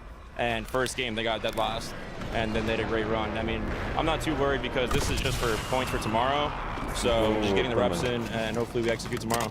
Consummate professional and an absolute badass, brother. I've got to give you that. I'm so sorry. I know. Smile and wave at the camera. Back to the casters. Hey, thank you, Miles. Necessarily not the things I want to hear out of Blast. They had a great game number 1, but an early exit here into game number 3, saying game 1 doesn't really matter, or day 1 doesn't really matter, so we don't really care, but it's you actually do. But into the Gulag, look at this. Breadman, part of C9. He's the last player alive. This is a must-win against Fuzzin. Normally, you're feeling confident about this one, but it's land, ladies and gentlemen, through the smoke. The hip fires are there with the SMG, but he can't manage to do it. Fuzzin wins at the gunfight and sends Cloud9 packing. Yeah, Breadman's got to be devastated to lose that one. I think actually a close smoke typically benefits players at a mountain keyboard. I know that's a whole conversation, and I'm with you, right? Emphasis is quite strong, but in the close-up smoke fights, typically it's quite useful. Fuzzin goes absolutely massive here to turn and burn, and that will be Cloud9 out very early. It's been a quiet start to the tournament from them. Yeah, I love this replay. Kind of seeing a little bit of the slow-mo. Fuzzin just kind of hits a nice little slide canceling. You mentioned aim assist kind of comes into it. Your mouse and keyboard might not be able to flick the mouse that fast. Fuzzin with a fantastic Gulag. Hate to see them go, but hey, you got to respect game where it is. Falcons Mena. They're finding themselves just in a little bit of a slower pace already. Zix only with 1 elimination. Not looking too crazy. But I'm looking at that top right Enigma, and I'm seeing Team Community has overtaken Omit EU. Obviously finding some good success here in game number 3 as Almond, well, he has his eyes on a team that you highlighted at the top of the show. Yeah, showstopper, Vision, AJ. This is a very strong squad in my opinion. There's another one coming on down. Prodigy's going to get caught, and Almond will punish him.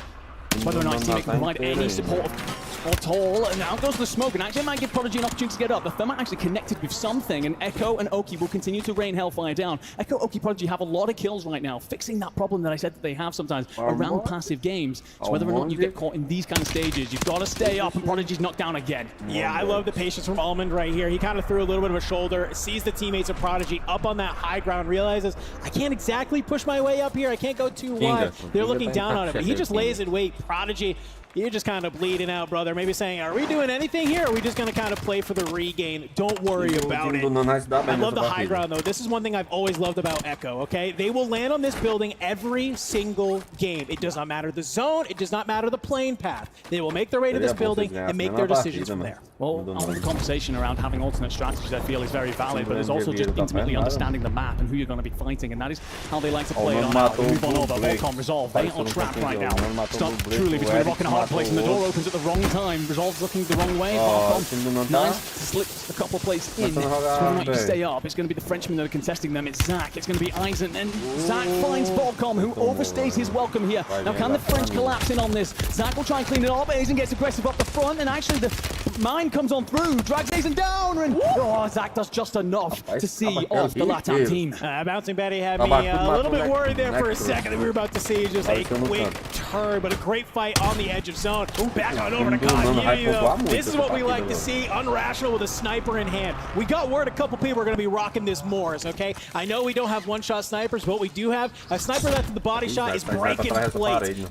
Pair that up, of course, with your teammates who just have absolute laser beam aim. You are going to be picking apart teams. Unrational, he's been a fantastic sniper all the way since back in Verdansk. I love that he's sort of leaning into this ability that he knows that he has. I love this play, by the way, to just hit on underneath. I'm looking forward to them going to get plucked out of the sky or potentially just be immediately contested once they land. But head for the underground. That's the bunker tunnel.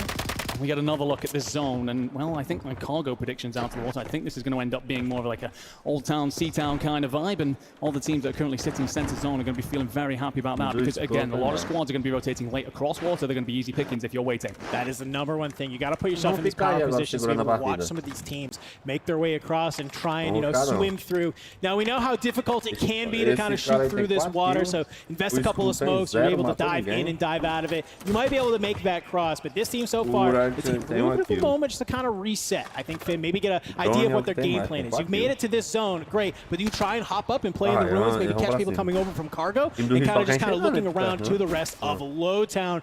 We'll have to wait and see. Still alive here, FIFA kill, Len and Jukies doing good. Len on 4, a not bad start to game number 3. No, not at all, especially for the support player in all of this. He's o time do Nano, lá está, o Nano tá com o Ericzinho, eles vão tretar com o time do Nano. O time do Nano tá chegando ali. However, you've got a difficult rotation from this point. There's so many teams in the area. It's also relatively open. You can pop the open smoke to let him cross back towards his teammates. Look at them, nice and together. This is so much more about what we wanted to see between these three. They're able to support each other, play over the top of one another. That's the utility that's going to provide them the smokes they need, and they also have the LTV to rotate on out. I mean, I kind of wanted to almost third party because you see this fight between Clavson and Vortex and them happening just nearby, but it looks like they are just going to use this LTV, get into the middle of zone, find themselves a spot that they can hold on up. But I don't know if you're going to get this for free. You've started making your way into a building. King Chalk and Nyson, you're upstairs. They have to be a little bit careful about just pushing on forward. This is how some of these teams can get taken out too early. You think you have this for free, next thing you know, there's a team just laying in wait for you. What I will say, Lennon on 4, Juki's on 3.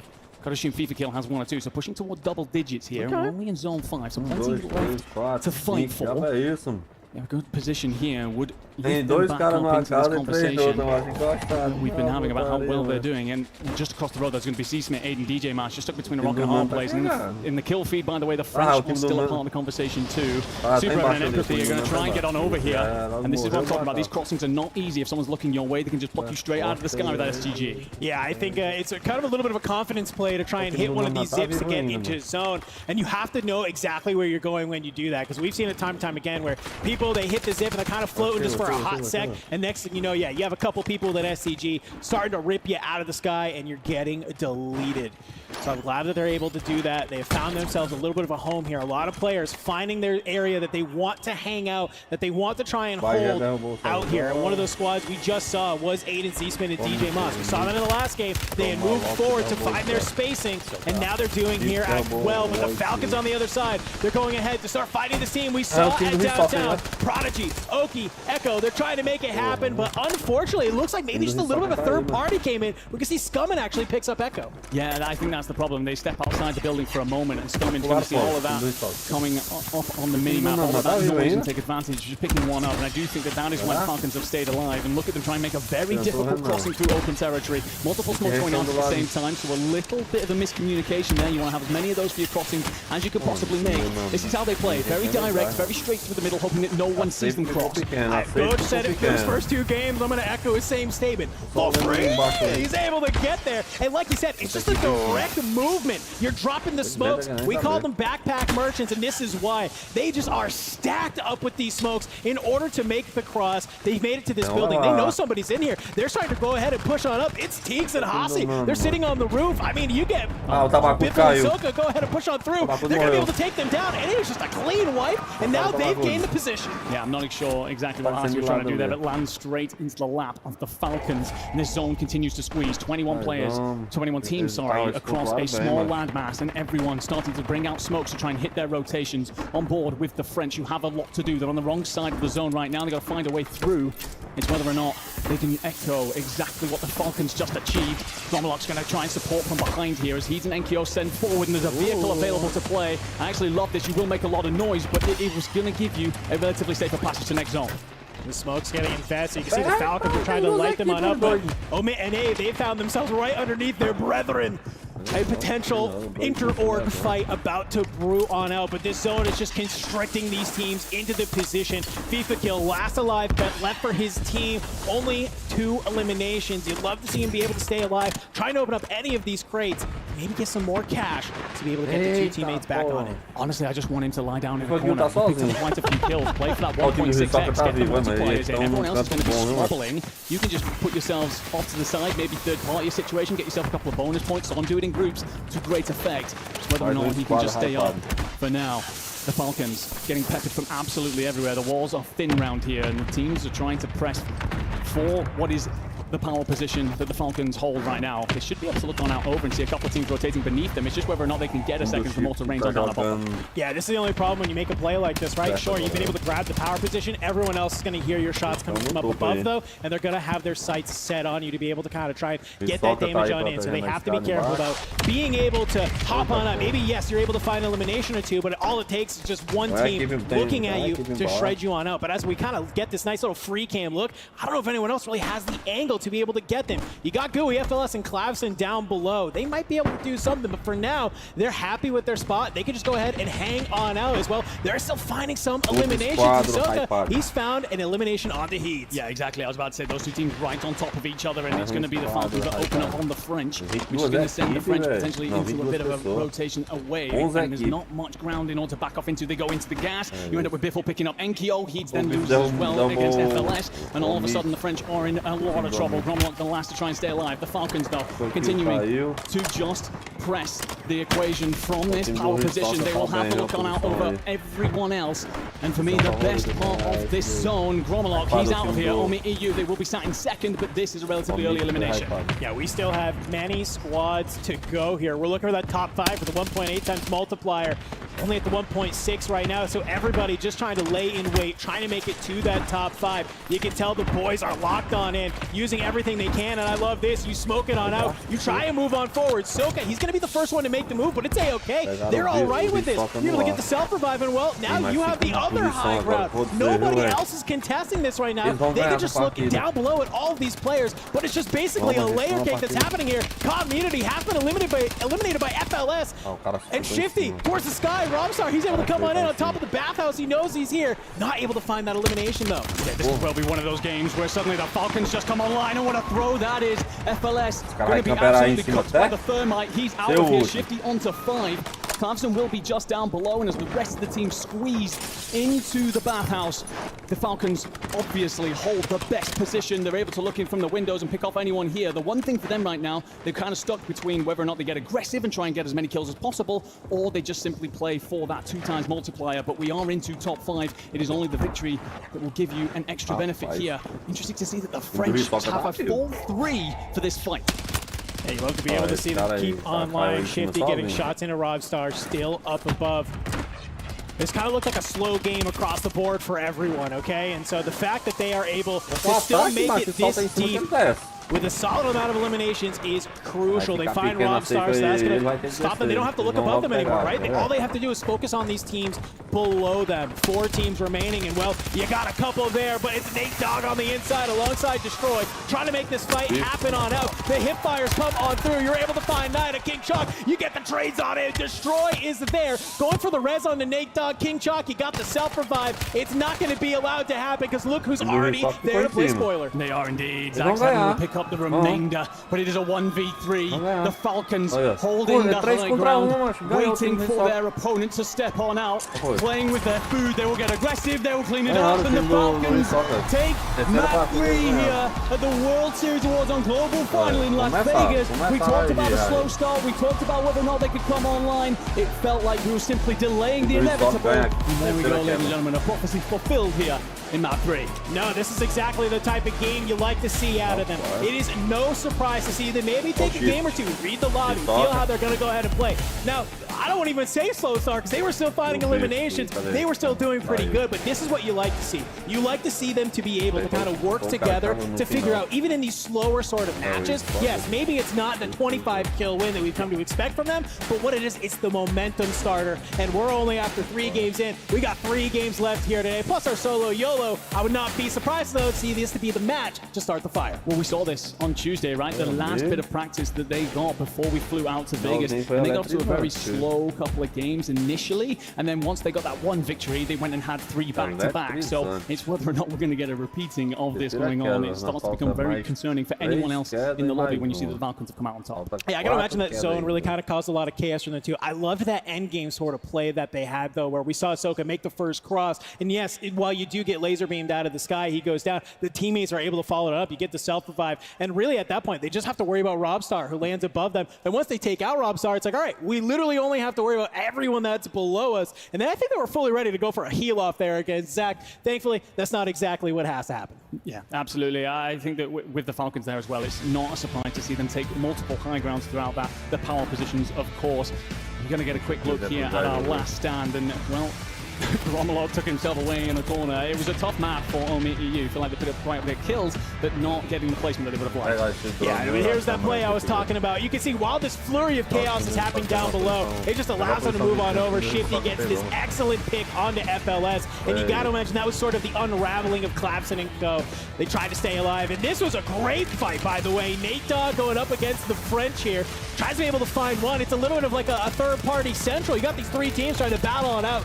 Nida tries to stay alive. King Chalk makes the trade, but it's ultimately the French at the end who comes in at the last final moment, cleans it on up to put them into second. Yeah, what is interesting about that whole fight is that the Falcons looking over the top and then putting bullets into the French triggered that entire occasion. So it was them just trying to dwindle down the lobby, bleed it on out so that they could just take the 2 times multiplier. And yeah, again, they put in the bullets from above and managed to set off everyone else squeezing into the same room to be cleaned on out. Once they see the amount of players in the lobby just dwindle down, they're aware that they're the only full 3 left in that fight. They can just push on up.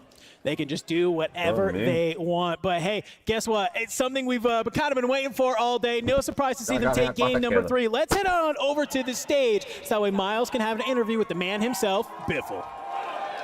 Thank you very much, boys. The prophecy fulfilled. Congrats on the big win. Points are still good. The standings have been all right. You finally got the win. How's the camp feeling?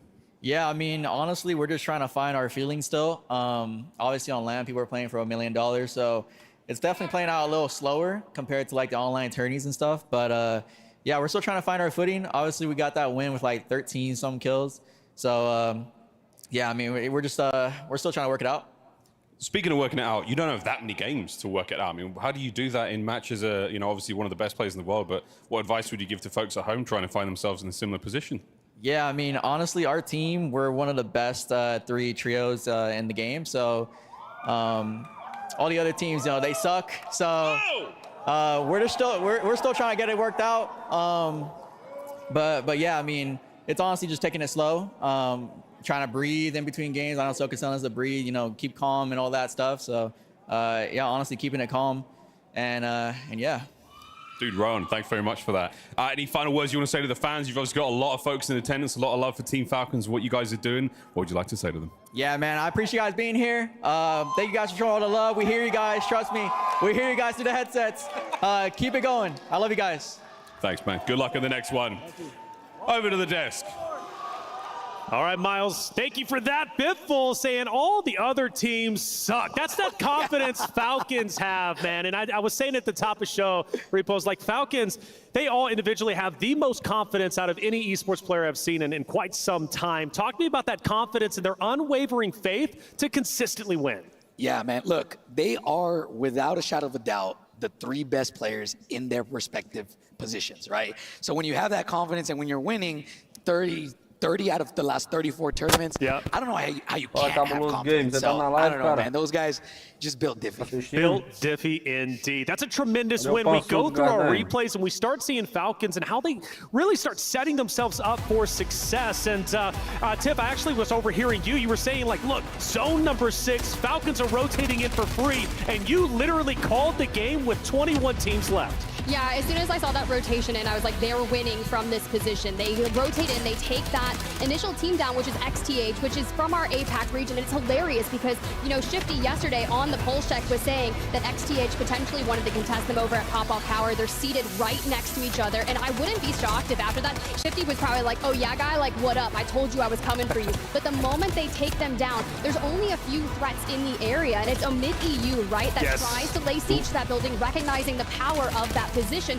because high ground is great. And like I said earlier, if you take it a bit too early, it can be risky. In that case, it was XTH. And Falcons, well, they're the boon of that. They talk about that double-digit eliminations, and here's where they take it. This is where XTH loses in. Omit EU, they try to go in from that bottom. We invest the bunker buster to try and throw a bit chaotic moments into it, but they just cannot get things done. The Falcons are one of the scariest, most consistent fighting teams, and if anyone can do it, it would be that Omit EU. Talk about a little bit of revenge here. FLS down below getting taken out by the Falcons, right? That team's been dominating, though. They've really come back after a frustrating start, but a crazy numbers stat. That Zac team had a ton of kills. Also, that's the team that lands closest to the Falcons up at Pop-Off at that gas station, Hector. Yeah, look, the biggest thing that these guys do that not a lot of teams do, we've been watching so many POVs, so many scrims. Falcons, they always play for the win condition. A place where they think the end zone is going to end. That one right there, that one gunfight, won them that game against FLS. FLS been tearing it up, and actually they were a team that took down Falcons a little bit earlier in the day. This time around, though, like you said, the revenge comes through, and Falcons take their victory for the first time today, just short, right, in game number 1, number 2. They placed number 2, but they should be on top after that one. They're looking pretty incredible, and also another region in general that's looking pretty good is EMEA. I think they're exceeding all expectations. Yeah, I think we've talked about this, the EMEA in general. Last year was a little bit fishy, I'm not going to lie, but this year, I know Enigma is going to be so happy to hear this. I think EMEA came to play this year, and they're actually significantly better than last year. I think so. I mean, come on. They're tearing it up. Gosh, you heard them say it. Yeah. I mean, got to be happy with the result. No, absolutely. If you're an EMEA fan, you're loving what's happening right now. You've got several teams inside the top 5 likely, definitely a lot of teams inside the top 10. You've got some teams that, frankly, you didn't expect to perform fantastic up near the top 10 as well. We've been talking about FLS. They did the exact same thing they did in the regional finals. They started off horrible. First map completely chalked. Guess what they did in the regional finals? They were top 10 every single game after that, right? And now they're doing it again. They get 6th place in that one, barely missing out on some multipliers. Watch out for that FLS squad. They could squeak into the top 10 and walk away with a sizable amount of points for tomorrow. And not to mention Community has also been an incredible team too. Oh my God, finally. Look, leading up to all these tournaments, going into the World Series of Warzone, I have seen the Falcons fall, and it was towards this team Community. Back then, they were competing as USD on Rational, Scum, and Dongy, but talk about it this way. Not only that, they pick up Tommy to coach them for the Global LAN Finals, someone that has such a historic in the competitive Warzone scene. So adding that into the mix, we can already see the changes. I called them a slow burn in game number 2, and they usually pop off in games 3 and 4. We've started early in a 6-game series, and I wouldn't be surprised if they're still at the top of the leaderboard, because I think I saw Dongy with like 20 eliminations. He's at the top. He's got a gunny. Hey, talk to me, Hector. I want to hear your perspective on this team, because these guys are slayers, but when it doesn't work, man, they're trash. And I think it's that win off the drop spot, right? That high-rise win has been setting them up for success. For the last 2 to 3 months, or a month, they've been losing their drop spot against Stuo, Enxian, and Patsuka. Today, they're winning them all. That team, I'm telling you right now, they have the world record for the most kills in a custom game. They have the slay power, but they just need, sometimes they need a click. They need that team chem. But when they do, I've said this before, we've talked about it in the podcast, they can shoot. Oh, yeah.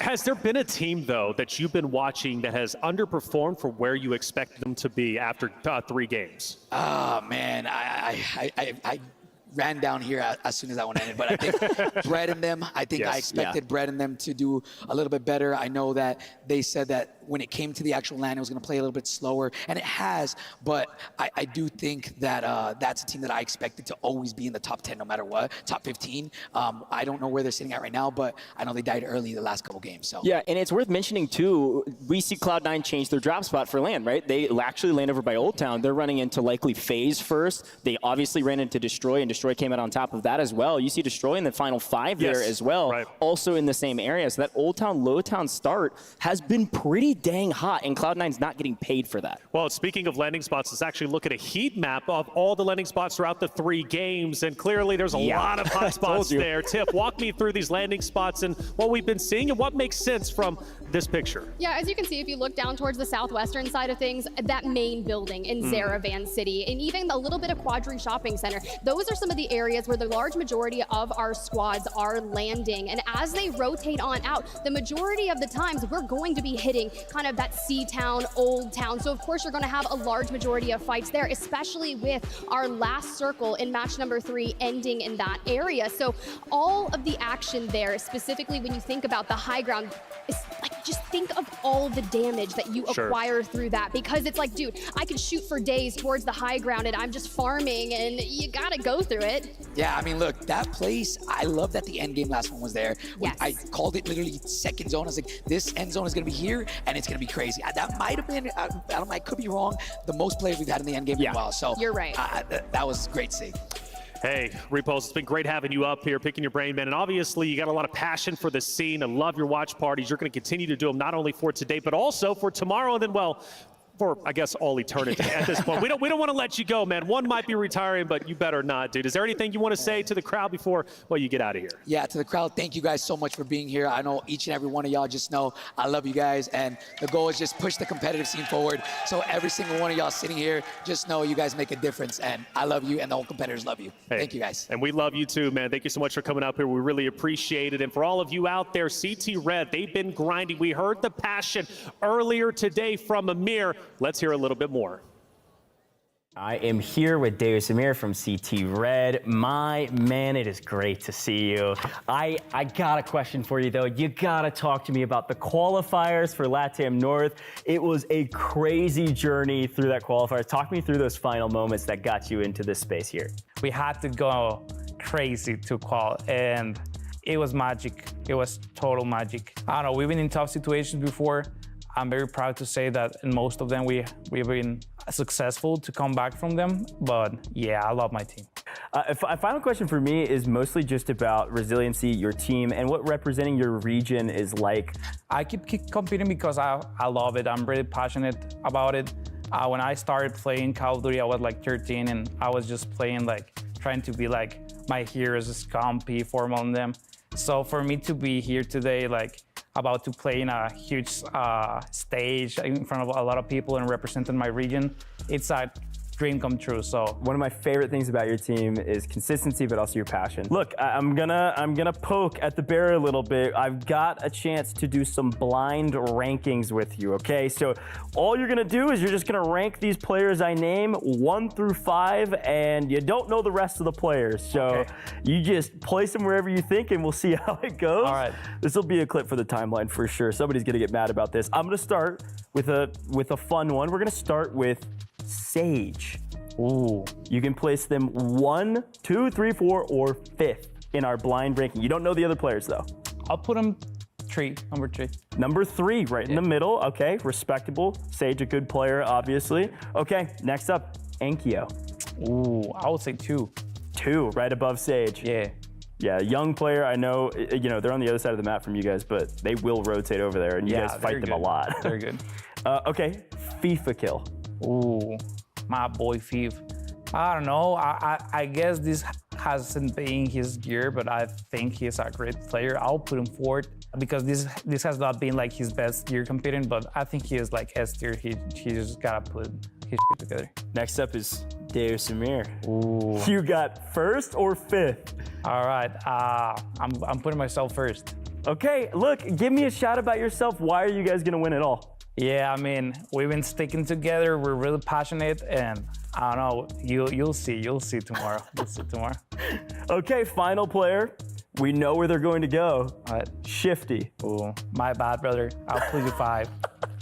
Shifty, the worst player on our list. That was blind rankings with Deus Samir. Shifty's not winning it. It's Deus Samir and CT Red. Deus Samir, thanks so much for coming in, man. I'm so excited to see you all perform tomorrow and the next day. Thank you, brother. Cheers. Yo, give more spots to LATAM North. You heard it here first, or probably not first. You've heard it a lot. I agree. Check out LATAM North. Always great to hear from Amir there. CT Red, right? Still tearing it up today, trying to do their absolute best. And, well, we'll continue to see how they'll finish out. That's 3 games down. We are now at our halfway point. 3 more games to go to decide the opening points leading into match point, day number 2 tomorrow. I'm Taylor Reflections Noble, joined by Dream Crazy Gio, and, of course, Danjo down there. Danjo, how did it feel to cast for the first time at the World Series of Warzone? Felt good, man. Felt real good. I've been a lot of casting this year alongside my man Enigma. So That's right. Great to be here. Give some hype, of course, to Las Vegas here on day number 1. And most importantly, have a great game to be able to cast over. I know it did slow down a little bit, but I think it was fantastic to still watch everybody. I think finally take the game a little bit seriously, realize that you're bottom of the leaderboard and you got to do something different already. Really? Oh, wait. By the way, there is $1 million on the line. I think there is $1 million. I actually got a case of cash right here I'm going to show off. Again, can I keep that? I don't know, but that's where the $1 million sit. Hope nobody charges me for that. By the way, Falcons win their first game of the day when you cast. I just want to point that out. So remember, okay, so no jinx though. Last year, I right after they won, I went up to Shifty, Biffle, and Sage and dapped him up. And at EWC, Shifty was like, yo, after I win, I want you right there. Okay. Right? Because I want to be able to go look at you. So maybe just a little bit of a premonition to what can happen here. All right, well, from premonition, now going to the past, let's talk about how the first 3 games have unfolded. They've been absolutely blistering fast, and if you haven't been paying attention, well, you might not have been able to keep up. Game number 1, we started hot and heavy. We were expecting a bit of a slower start, but Dream, it was lightning fast. Nobody was slowing down. All gas, no brakes. Yeah, indeed, all gas, no brakes. And I mean, a lot of aggression, but we almost saw, in fact, our team Falcons take a win, right? Shifty was left in that 1v2 situation, but it was B-Mark, essentially the underdogs that were able to take it here, revenge tour, and that was an impressive win. It was B-Mark, J-Tech Slide. They take game number 1. I mean, we weren't expecting them to do so, but Danjo, they made it happen, and that was probably the biggest surprise of the day. No, it was the biggest surprise, but it does also tell the tale of the rest of the day because, yeah, you win game number 1. I love it. It does a lot for the players, but you win game number 1 with 7 eliminations, and they were in like 8th after that first kind of game. So it's like, yes, it's great. I love that, but you have to have those eliminations if you are going to be taking on games. It's still a great start to the day, though. And Gio, game number 2, Omit EU. They come out, man, absolutely frying. They had the ego, but the ego paid off. Yeah, I mean, is it too on the nose to say it was all guns blazing? There you go. That's what it was. Very literal, right? But it's exactly what happened. And I actually want to touch on something that you just said, where you were like, you know, you win the first one with 7 elims, and like you're still kind of coming out 8th after that. But that was something that we saw after drop number 2 as well, because we had teams like Team FIFA Kill and like Falcons who did really well in that first drop and not so hot in the second, and then that's where they were placed after that. So still, even if you come out like really hot at the start, you've still got to keep that up, which obviously we saw in game number 3. Yes, that's right. And game number 3, Team Falcons, they end up taking the victory. Yeah, and one really quick shout I just wanted to say, Enkyo being that top slayer, even being that young gun player, land first time, that pressure, that's amazing. But Falcons, we talk about pressure. The one thing I was going to say, because obviously, you know, we were in the green room, I was like, look, if they win this game, I don't know, that momentum, they could just carry it further because with Falcons, they just need time to figure out how everybody's playing. And you guys heard it. Biffle said, everyone kind of slowed down from game 1 and 2. It seems like they did, and he also said, well, all the other teams suck. So he's got that confidence. I'm going to continue to say that because, hey, there's not a lot of players that can get away with saying that. He's one of those players that can say that and be like, okay, well, facts. All right, let's take a look at our standings and see who is at the top. Will Falcons take over first? They will not, but they will creep up to second place with 65 total points. Community, Dandro, continue to hold on tight. 68.4 points. They have 42 eliminations, so even though they're not necessarily getting the placings, they're getting the elims, and they maintain first place. No, this is what I love to see from this team. You want to be consistent. You want to play game over game. And like I said, I mean, the Falcons, yes, off of that win, you kind of come online. They jump up the leaderboard to second, but Community, we know what's capable with them. So now, even if they just stay neck and neck, that's really all I want. I just want somebody to try and basically give Falcons some trouble. Make it not easy for them just to be at the top of the leaderboard and take all this pressure off themselves. They actually have a little bit of pressure because even though, yes, you are in second with 65, not too far away. Omit you, you're only 10 points behind. And you know what? You just gotta get, okay, Don King, 20 eliminations, by the way. Insane. Insane indeed. And it's a lot, and that's why they're up and where they currently are. I want to shout out Omit EU, Echo, and then we also have FIFA. Look, EMEA, and I asked Repulse this, and Gio, EMEA has truly been tearing it up today. They are without a doubt a constant conversation. You got to be happy with that result, and we could see an EMEA team win 40 points today going into day 2. Yeah, I mean, actually, you just mentioned one of the teams that I was going to say I'm really going to be looking at, and that is Team Echo, because they've like been in those top 3 kind of situations in the drops that we've had so far, but they're kind of sat in 4th place right now. They've been playing really well, and they still just got to like pull through and have that first place finish, which I believe very strongly that they have in them. I think they do, and another team that has just been great is FLS. They've been a consistent talking point. Now, granted, Falcons did get the best of them, Dandro, but FLS has also been another team that I don't know if you were expecting a lot from them, but they've gave us a lot from today. I wouldn't say I was expecting a lot from them, but I was really curious to see how they were going to do on land, leading up in a lot of the scrims and tournaments and things. They were kind of, nobody knew about them until the last like month, it felt like. And then it was in the last month, they really came online. They really started actually being one of these teams that could perform really well, off ping, mind you, might I add, in a lot of these scrims. So when that happens, you're kind of always now having a little tuned into the radar of what this team can do. Now we're seeing them being able to take fights, being able to lose fights and then regain on a different side of the map and still have a fantastic game. It's these sort of movements that I look at for a lot of our teams to kind of say, okay, you have what it takes to be at the top, and it's just a little bit of refining for them to be able to get there and stay there. And also they got humbled really early, which is kind of a nice way of starting off because you can get it out of the way. Hey, might as well get it off at the very start, right, Dream? Oh, no, exactly. And, the one thing I love about them, too, because obviously all 3 of them have land experience from last year. Coming into this, they had some uncomfortable moments, but the thing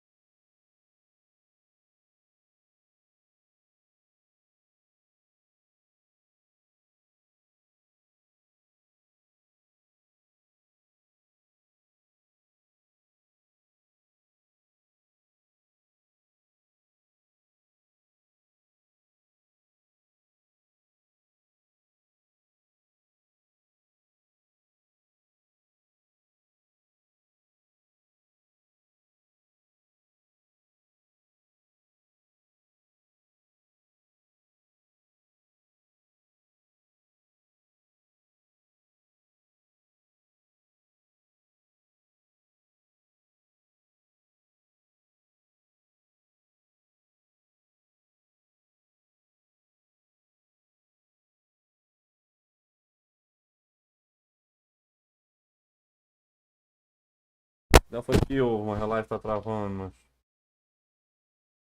Não chega essa hora, não é aqui não, é lá. Não é aqui não. É lá, macho, os homens. É isso, macho. Não ajeitar isso não lá, macho. Isso aqui pariu, macho. A live tá travando lá, macho. Olha lá, deixa eu atualizar isso aqui. É lá. 3 of them have land experience from last year. Coming into this, they had some uncomfortable moments, but the thing... Antes de começar, tá, ué, tá, macho.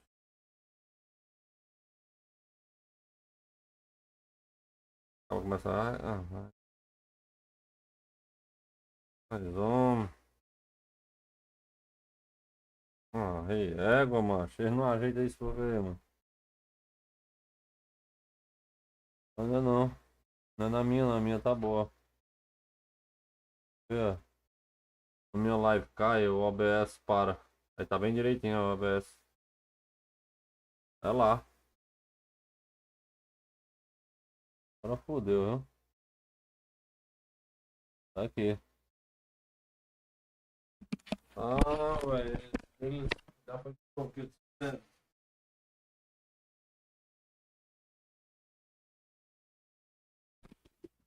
Se 1x0. Se 1x0 vão ajeitar não, mas. Vai dar bem direitinho, mas a internet aqui, mas.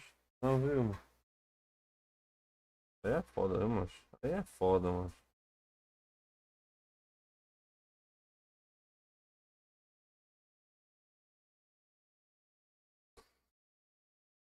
Vou começar a reclamar aqui. Existe.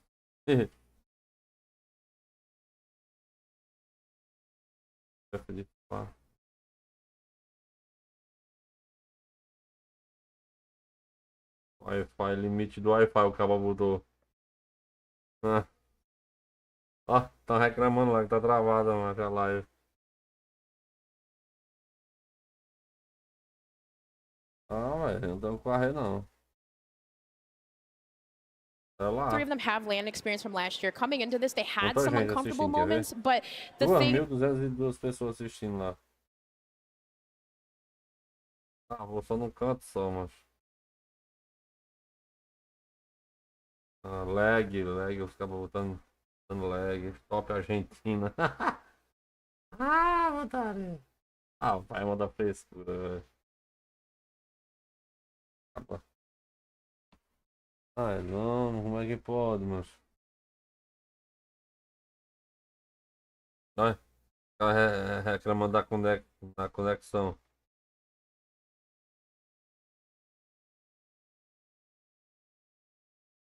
Andão do PC.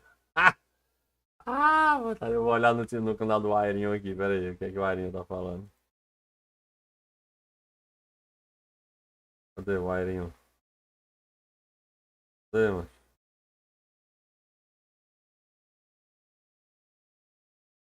strategies because this is where it gets scary, you guys. That lead is going to start running away. And for those bottom half of the teams, they got to do something. Have to do something. Get in the money. Get in the money. Get in the money. And more importantly, right, get those points leading into match point tomorrow. We're going to take a quick break. When we come back, we'll be hopping into game number 4. Don't go anywhere. Ah, filho de uma cadela. Mas vamos. E agora? Tá dizendo que foi o hacker que derrubou. Cadê o Airinho aqui? Deixa eu ver aqui. O que é que o Airinho tá dizendo? Airinho. Tudo acontece na Kick, a plataforma de streaming que mais cresce no mundo. Seja você fã de...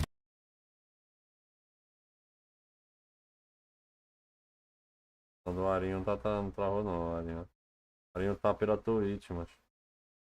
Acaba aqui é pela Twitch. Da empresa que vocês trabalham, vocês são os top 1 na escola? Vocês são o filho favorito da mãe de vocês? Isso é o mais fácil de fazer, eu acho. Tipo... Então. Aí, essa porcaria aqui do... Agora não, mano.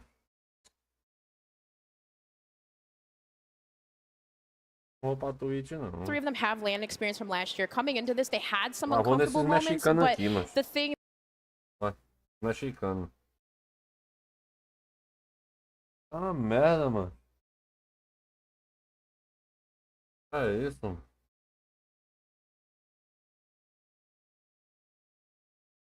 É até o teste da internet, quer ver?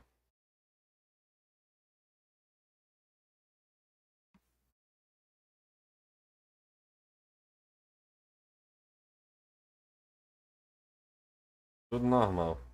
Tudo normal. É 20 ou 30 mega aqui. Tudo normal. Agora, hein? Olha, é. Tá lá. Filha de uma cadela. Vê se eu acho outra coisa aqui. Transmitindo o campeonato. A tela do Nano. Bora pra tela do Nano. É? O canal do Warzone lá. Eles estão parados. Doido. E eu vi que o do Stry falou a mesma coisa. Caralho, os caras estão crashando então. Tá crashando. Vocês mandaram Pix, mandaram Pix, mandaram estrela, mandaram a 4 aí, guys. Obrigado, tá? Eu não consegui olhar, não consegui agradecer. Recebeu? Recebeu? Time do Nano. Derrubaram a live lá, parece? Fica aí na tela do Nano agora. Parou o campeonato. Não estão transmitindo?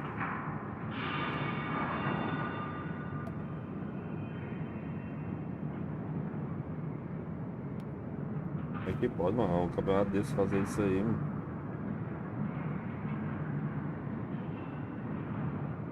Vergonha medonha pra eles.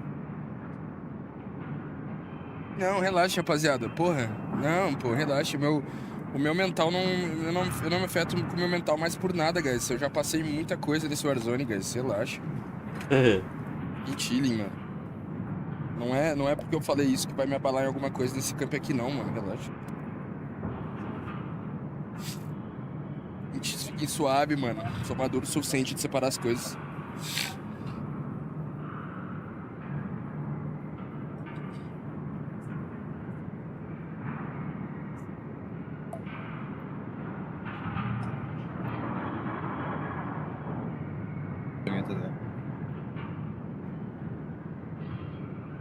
Por que não ajeitar, não?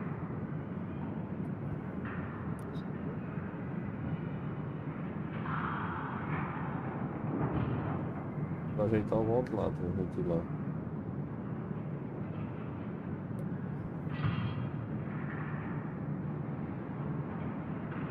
Falta mais 3 partidas e tem a solo ainda. Solo e ovo.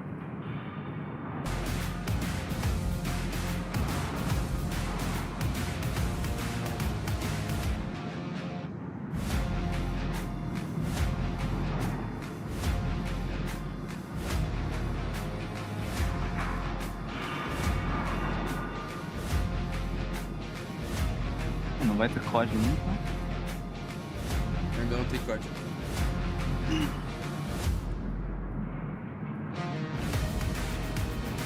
Mas esse break aí foi mais de mim, né? É, então, foi bem mais de 15 minutos.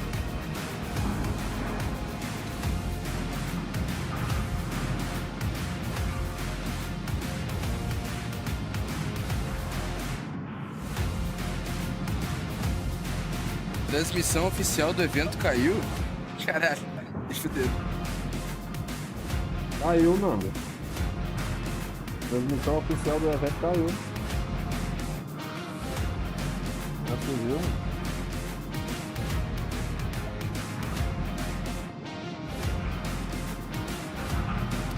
Caiu. É uma vergonha. É uma vergonha um campeonato desse cair. Você quer fazer um curso de Day Trade? Então eu vou te entregar o meu curso de Day Trade de... Ai, toma na vaca, não, seu beijo. Pensa, velho.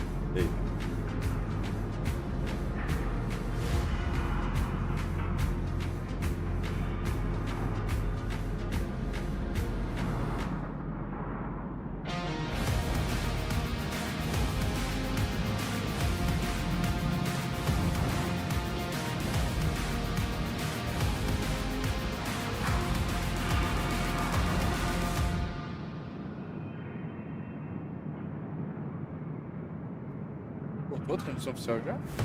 Vocês devem estar esperando isso.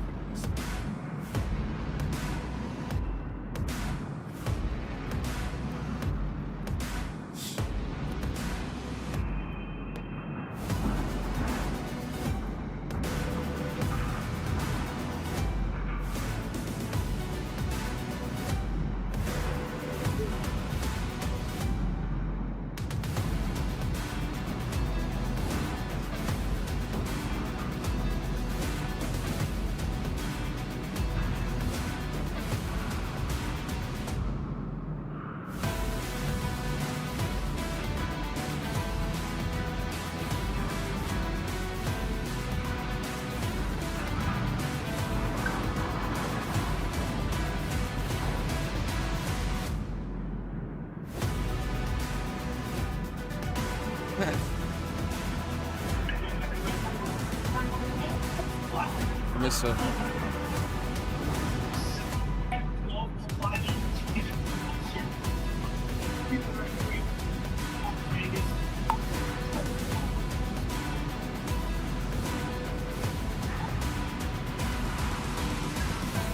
Vamos ver se eles consertaram.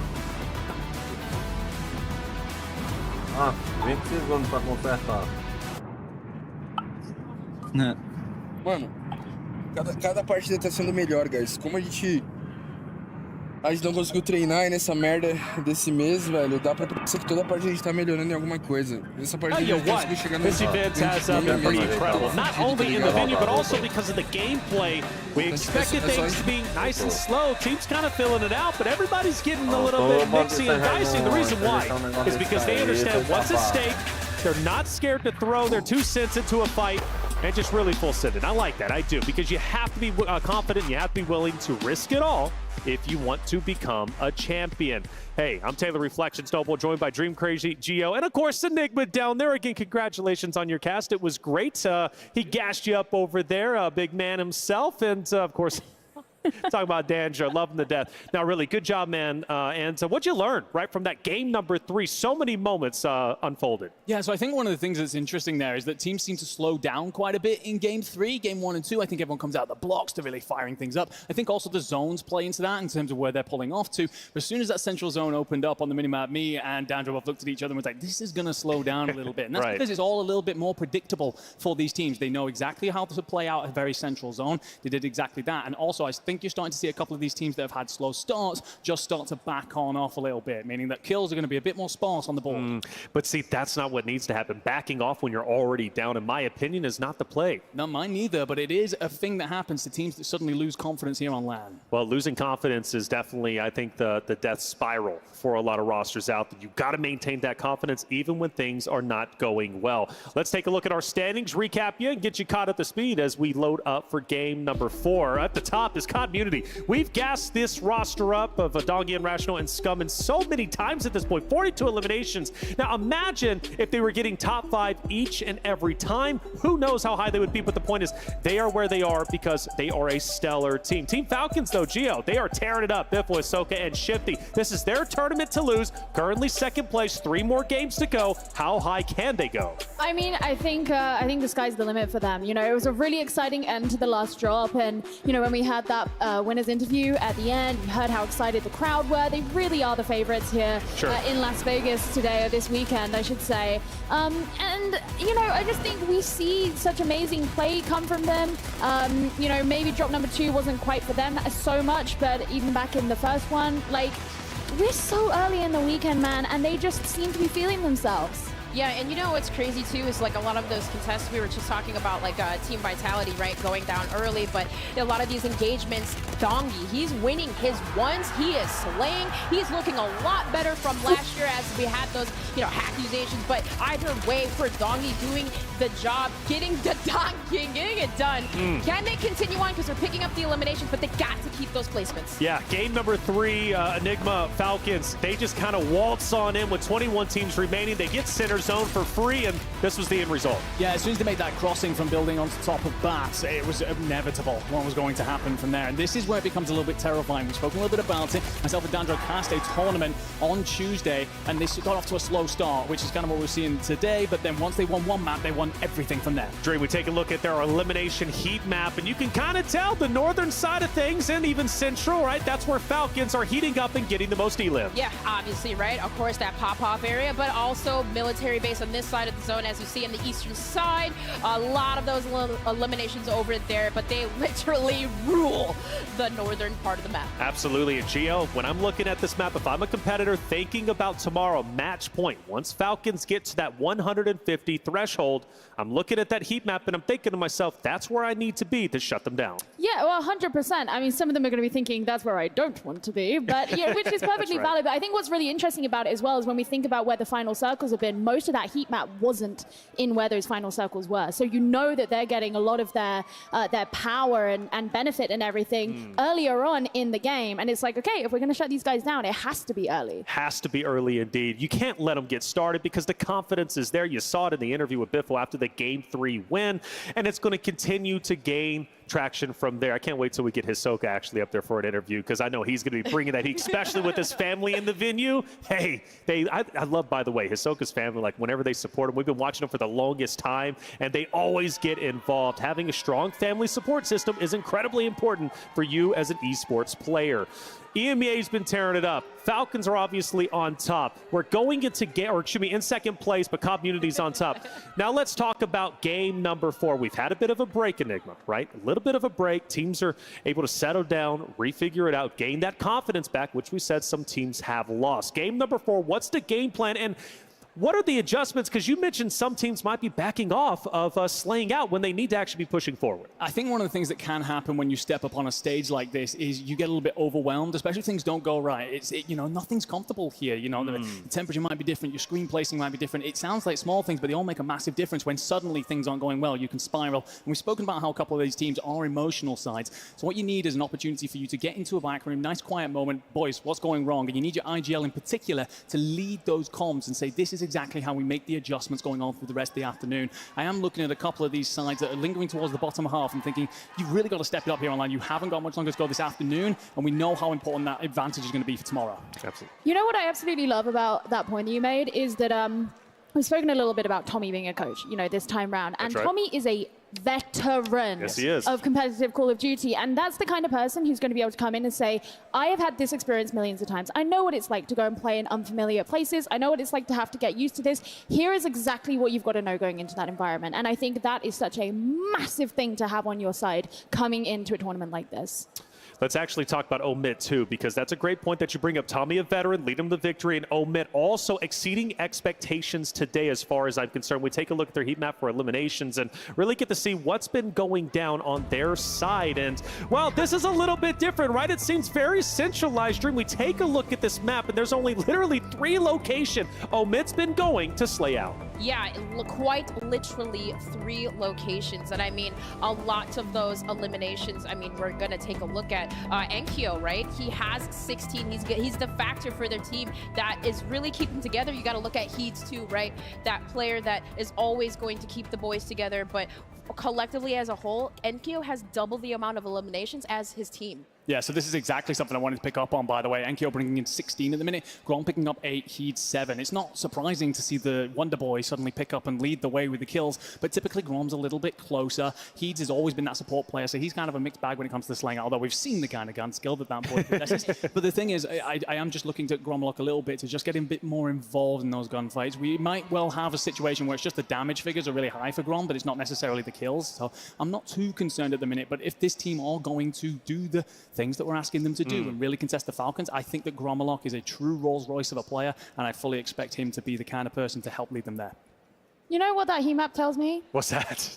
Teams need to force these guys to rotate. How many rotations did you see in that heat map? That's right, none. 0. Yeah. So, okay, if them picking a spot and staying there is working so well for them, it's almost like rotations might be the way to find a weakness. It might be. Force them out, right? If you're not, but it's a bit scary too, especially with Inkyo like slaying out as much as he has, Grama like going as big as he has. By the way, it's 100% easier said than done, but that's why I'm here and not that. That's 100% right. Because we can talk about it, but we can't execute it because we're just not good enough at the game. I can't speak for Dream, of course, but hey, listen. You guys got to stop piping me up. I haven't been playing as much. All right, I'm here. I'm a little washed. I'm playing. But hey, we're coming in. We're coming in hot next year. Don't you worry. I might start competing. Hey, you heard it here first. You might start competing. I love that. I do. Let's take a look at our highlights from the first 3 maps, specifically the winning moments. I mean, it has been kind of a mixed bag for competitors and winners, I should say. Game number 1 was exciting, though. Again, B-Mark, JTech Slide taking the first victory. Dream.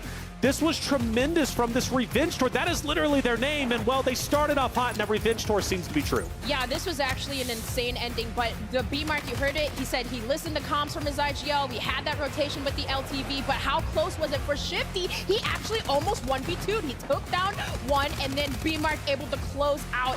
That was just perfect, sublime from them, but holding that consistency, that's the hardest thing to do, but they did set the tone. All right, game number 2, we watched Omit absolutely tear it up, and this is where we started getting excited, Gio, because it's like, wow, Omit, they're looking great, they're looking confident, the young gun in Inkyo is tearing it up. Yeah, you bring a guy in who's never played on LAN, and he just tears it up like that, and it's like, you were just born for this, man. That's right. And I love it. I love it when that happens, because I feel like when you have that young blood come into a game, and they're so good, they're just riled by the idea of playing in front of all these people and really showing up for themselves and their team, and you can see what happens when that's the case. It's funny actually about Enkyo, because a couple of days ago I tweeted out the stats about who's the top slayers in the MEA. Obviously Enkyo leading the way. And I had a friend who I've known for years, he's in the CDL space, and he messaged me going, nah, that guy's cheating, that guy's not, he's not good enough, not at all.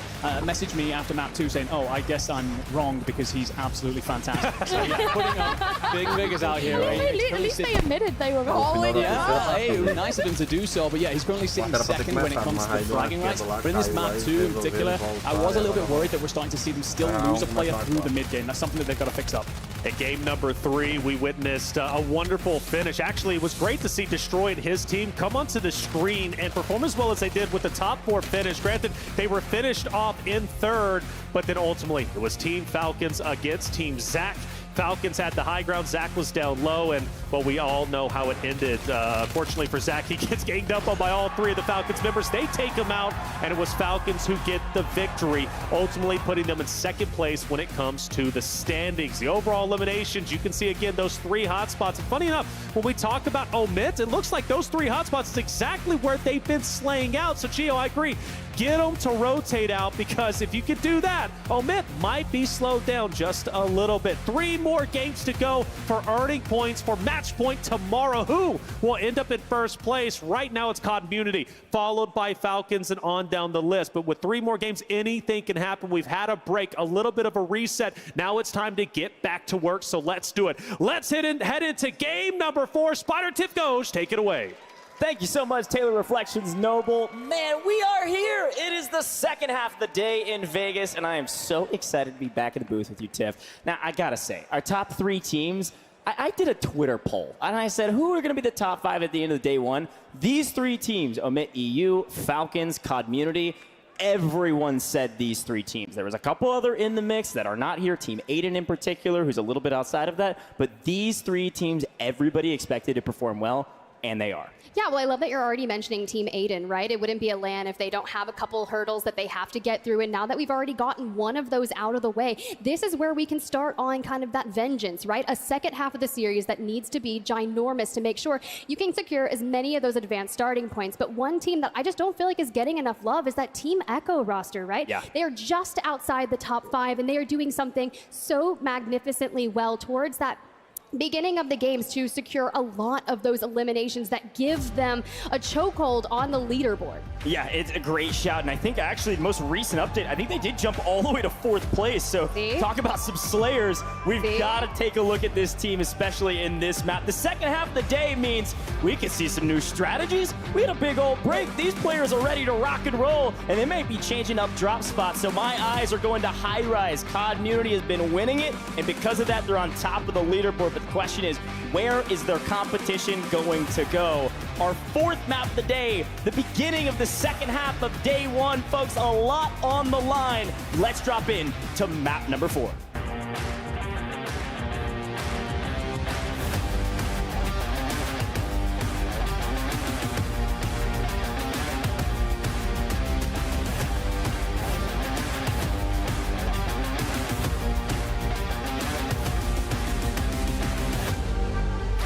All right, hear me out, Vegas. If your team is not looking so hot right now, now is the time for them to stand up. Show us why you deserve to be as many of those advanced starting points. Take advantage of everything that you can with the remaining 3 games. I want to see a massive win here, but when you see that plane line already slicing through the center of Urzikstan as our teams like 1MILHAO, #1 on the map, heading on over to Shaheen Manor.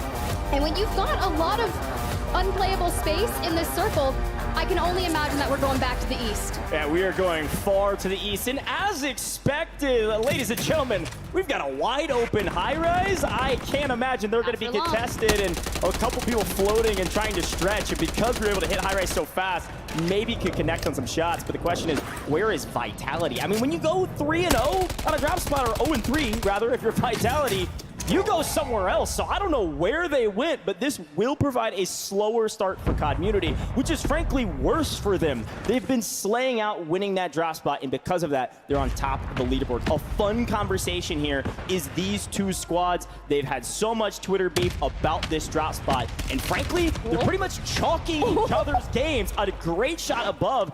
Neither of these teams can get anything going, probably because this fight takes so long over and over again. Look, Reply Totem out here trying to do it to Panda. We drop down, but unfortunately we all 3 lind up in the gulag. The Battle of the Bazaar has been absolutely bloody. I think that's 2-2, by the way. I think they both have come out of this on top. Maybe Panda with a slight advantage. Maybe it's 3-1. I'll have to look back at the VOD. I'm sure these teams will be looking back at VODs after this day as well, especially if you're this squad right here. Take a look at where they dropped. So still in city, but off of that high-rise location, looking to land a bit safer. I'm sure the call here was just, look, can we get our loadout? Once we get our loadout, let's go slay out. Yeah, no, so this is a squad that, if you think about it, right, Engsian, Noobs comes in for him and started to fill in a bit of those scrims throughout the past couple of weeks just to see what was going to happen, and I want to give shout-outs to Engsian back at home for that roster in general, but they were looking pretty consistent in terms of their games throughout the preparation for World Series of Warzone, but that contest early game has not boded them well, and quite frankly, Fluffy Aimers look to be in a bit of a struggle here. 1MILHAO, a absolute slayer in her own right, especially in the 2v2 style of rounds. Well, you got the push from 1MILHAO, and hey, Juju, the trade coming through. You can just not take a 1v2 in the stairwell. Yeah, that was a clean take. Well done. Also a bit of revenge, by the way. This squad on your screen in the gulag right now, E700, trying to win this 1v1 and gets the better of his opponent. No problems at all. This squad actually deleted Super Evan's team and eliminated him out of the lobby in the last map. So some nice revenge there. We'll see if maybe we'll see the Wolf get to the front here. Let's get a good game under our belts, Wolf. I'm ready for you, all right? I'm going to swap up my chain just for you if you're able to do it. With the cargo, we go as Savvy Ultra's in trouble. You know, it's funny, Tip. This is, again, another eastern zone. If we took a look at those heat maps, all 3 zones on the eastern side of the map, and all of 1MILHAO's kills on the east side of the map because they just sit in end zone. They get to the end and wait, and all of their kills come to them sitting in the end. If you look at the overall kill heat map, you look at their kill heat map, it's the same because it's the end game. That's all they do is just wait for kills they know they will come. And I love that positioning, and it's a lot of the things that we would witness them anytime they would go towards the northwestern sides, especially when we have Kotovo endgames. They are so powerful and scary in the endgame situations, and especially when you have teams that are looking to come out of that northern side. King AJ, Showstopper, Vision right here. When you've got a squad just below you, you want to look for those angles. You have a UAV, you'll be able to get some information, but we don't want to overextend out into the low ground just yet unless we have that opening knock to kind of allow us to get in there. Yeah, and I am looking at that Blast team. Again, Miles had a chance to talk to them after a frustrating last map, and they actually rotated out of military much more aggressively this time around. We'll see if it pays off, but to FaZe we go. And frankly, not enough airtime for these folks, all right? It's good to see a former World Series Warzone champion on our screen right now, Sage, one of the best individual players out there. This team has had their ups and downs. They've had some great performances in the past, 6th overall in the regional finals, and then some really frustrating performances as well. And you've got a Vegas Inferno, I think, on the other side, looking for a bit of blood. And this fight is one that we always see in this area. And frankly, I think it's taking a bit too long for either side's liking. I think we're probably going to rotate out here shortly once Sage gets the feeling that, hey, this isn't maybe as free of a kill as I thought. Well, what's happening here is we also just have Adrian, who just won the Gulag and is going to be flying in from the above, kind of that budget UAV to give him that information that maybe they're not able to get, especially when you have a trophy system in the back of your pocket. You've got that mortar, and you know that you're set up for a fight. You just want to make sure you play off those audio cues, even future, climbing up the ladder, deciding this isn't the way to push, but Sage is like, I know what it's like to take that aggression, and I am just going to completely outwork you. Take down one, take down another. Goodbye, Future and TJ. Beautiful. Quick look at the map after a nice win there. Seemingly that's what's been happening all day. FaZe is doing okay, so let's see if they can come out of it a lot better for it this time around. But quick look at the map as expected again to the eastern side, and well, look at where Omit EU is already over there hanging out in Bazaar. That's that red 1, so watch out for that squad, a top 3 team right now. Again, Team Community, Falcons, Omit EU on top right now. And a quick look at Aiden's squad. Again, a team that's just barely lurking outside of now maybe into 5th place, but just outside of the top 5, looking at our leaderboard. They're right there. They're in the mix. The question is, how many people rotate to Superstore? The last couple maps, it's not been enough to put them at the top of the leaderboard. It really hasn't, and honestly, Bubble CT, Louis CM, Wars, I would love to see some good games out of them starting here. And when you find yourself between 2 squads, especially noobs on the other side alongside Stevo and Patsuka, this is one of those things where you're out in the open. If you blow through all of your resources, such as smokes, you can get completely caught out. Yeah, and we talked about it on the analyst desk. That Vitality squad is actually one of the other teams I was talking about that's not in the top 5 that people expected to be there. With noobs in the roster, they've been performing fantastic, but it's when they win high rise. So now rotating out, we'll see with a new drop spot they do better, but as we swing back over to the middle of the map yet again, we're seeing a ton of action here, and I think that XMQ squad from the APAC just got full wipe, maybe have a chance in the Gulag as Tap, Johnny Bro, and Strixie trying to make a name for themselves in this competition, in trouble, getting shot in the back. Yeah, this is what's going to be tough, right? Especially when Tap and Johnny, they kind of swamp on it in, but Sage, we saw how aggressive they just were, and they want to keep that moving forward. Sage was actually fragging over the Team Falcons players in general, and when you think back to some of the content I've seen put out from the Call of Duty community, Sage was one of the very last players to be interviewed when talking about the solo YOLO. He's like, it's me, I'm him, I'm going to win. And now we're starting to warm things up just on day number 1 in this series. Before we get there, I'm so excited to see what Swag, Adrian, and Sage can bring to the table. Sage has already won once. He knows what it takes. Yeah, he definitely knows what it takes. And that FaZe squad was doing okay, like I said before. Pretty mediocre performance, nothing bad. Again, this is day 1. It's not all she wrote, but you could certainly earn some points. So we'll see if maybe they can jump into the top 10 after this map. They've got some nice momentum, but back to some of our top slaying teams, at least in our regional finals. This squad a hair quiet as well comparatively. We've got to remember that this squad was one of the highest fragging teams across all divisions across the board, a really strong squad who's had a fairly quiet day today. And I wonder if it's because military hasn't been quite as active as they expected it to be. I mean, that flank squad, that blast squad has rotated out a little bit more aggressively than usual, at least headed further down south to get into the mix, try to change some things up when things aren't going their way as well. But again, a quick look at the circle here, Tiff, and again to the east. This is looking all too familiar. It really is, but when you think about military base, like you were just mentioning, you do, of course, have a couple squads. You have Navi, you have FaZe Black. They're still trying to get out from the north, and we see where the Falcons have rotated in nearby that bridge. But when you think about other areas on the map and teams still trying to find good positions to claim for that endgame, Huskers, Brawlic, Jackal, the squad that, you know, has been through a lot, and anytime you throw Brawlic in the mix as well, just one of the most consistent players to pick up. I have seen crazy things out of him since the days of CDLR. Yeah, Dave Samir, CT Red right around the corner. Good call on FaZe Black, by the way. I thought they were going to hightail it down to Super. They actually turned back around and stayed in military, but to a fight we go with Dave Samir. Got a lot of fans of Dave Samir on in our floor sitting over here to my left. I hear him cheering a ton for Dave Samir. Had a great interview with him. And so far, a very quiet fight right now because you just don't want to make the first mistake. Z-Dark their Slayer. But right now, slaying nothing but time. This is a quagmire of a fight that's going to take a while because right now you can't give away a good position in Village. Well, let's go ahead and talk about what they've done. You know, you've got Husker's team that's kind of trying to bait, right? They have that portable buy station. They've thrown down the bouncing Bettys. We're trying to lay a trap, so if that push does occur, they'll be ready. Well, the Falcons on our screen. We're going to head down to Miles with Vegas Inferno, unfortunately dropping first. Thanks very much, guys. First performance, brother. Get the business out of the way. That's for you. Not what you want, but how's things going so far? We're just looking to break things down. We got to make it simpler, get a loadout, and start making it to late game. Right now, we're testing different drop spots and trying to get really dialed for tomorrow for match point. I think now's the time to get stuff out of the way. I like the sound of that future. I mean, anything you've noticed so far in these games that you know maybe game plan has gone one way, but everything in the match is going the other?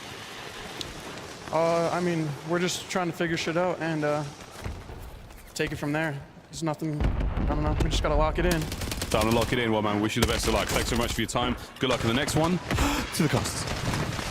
Thanks so much, Miles. On screen while it's all happening. Future, brutal. I hate it for you, but on screen right now, the Falcons in trouble, or maybe Omit NA in trouble. Talk about a storyline for the ages. A lot of back and forth between those two teams, with the Falcons able to wipe Omit NA. I think they have a gulag, but to more action we go, as per the usual. We love to see Dongi slay out. This is exactly what we expect from this squad. Hunting the edge of zone tip. This is two different stories of the same Warzone game. You have the community team continuing to find kill after kill after kill on the edge of zone. High risk equals reward, at least this time around. Look, I am loving what I'm seeing out of COD-Munity, but the Falcons have been getting on that aggressive nature. You see the overall standings. COD-Munity came into match number 4 above the Falcons, and as it stands, Team Falcons are starting to answer back. But this rotation in from COD-Munity through the south, straight into their next threat. You jump back on over to that phase roster. Sage on 4, Adrian on 5. Team Super Evan just in the lines of their sight. The Sage, though, playing this really smart, trying to get across the road, and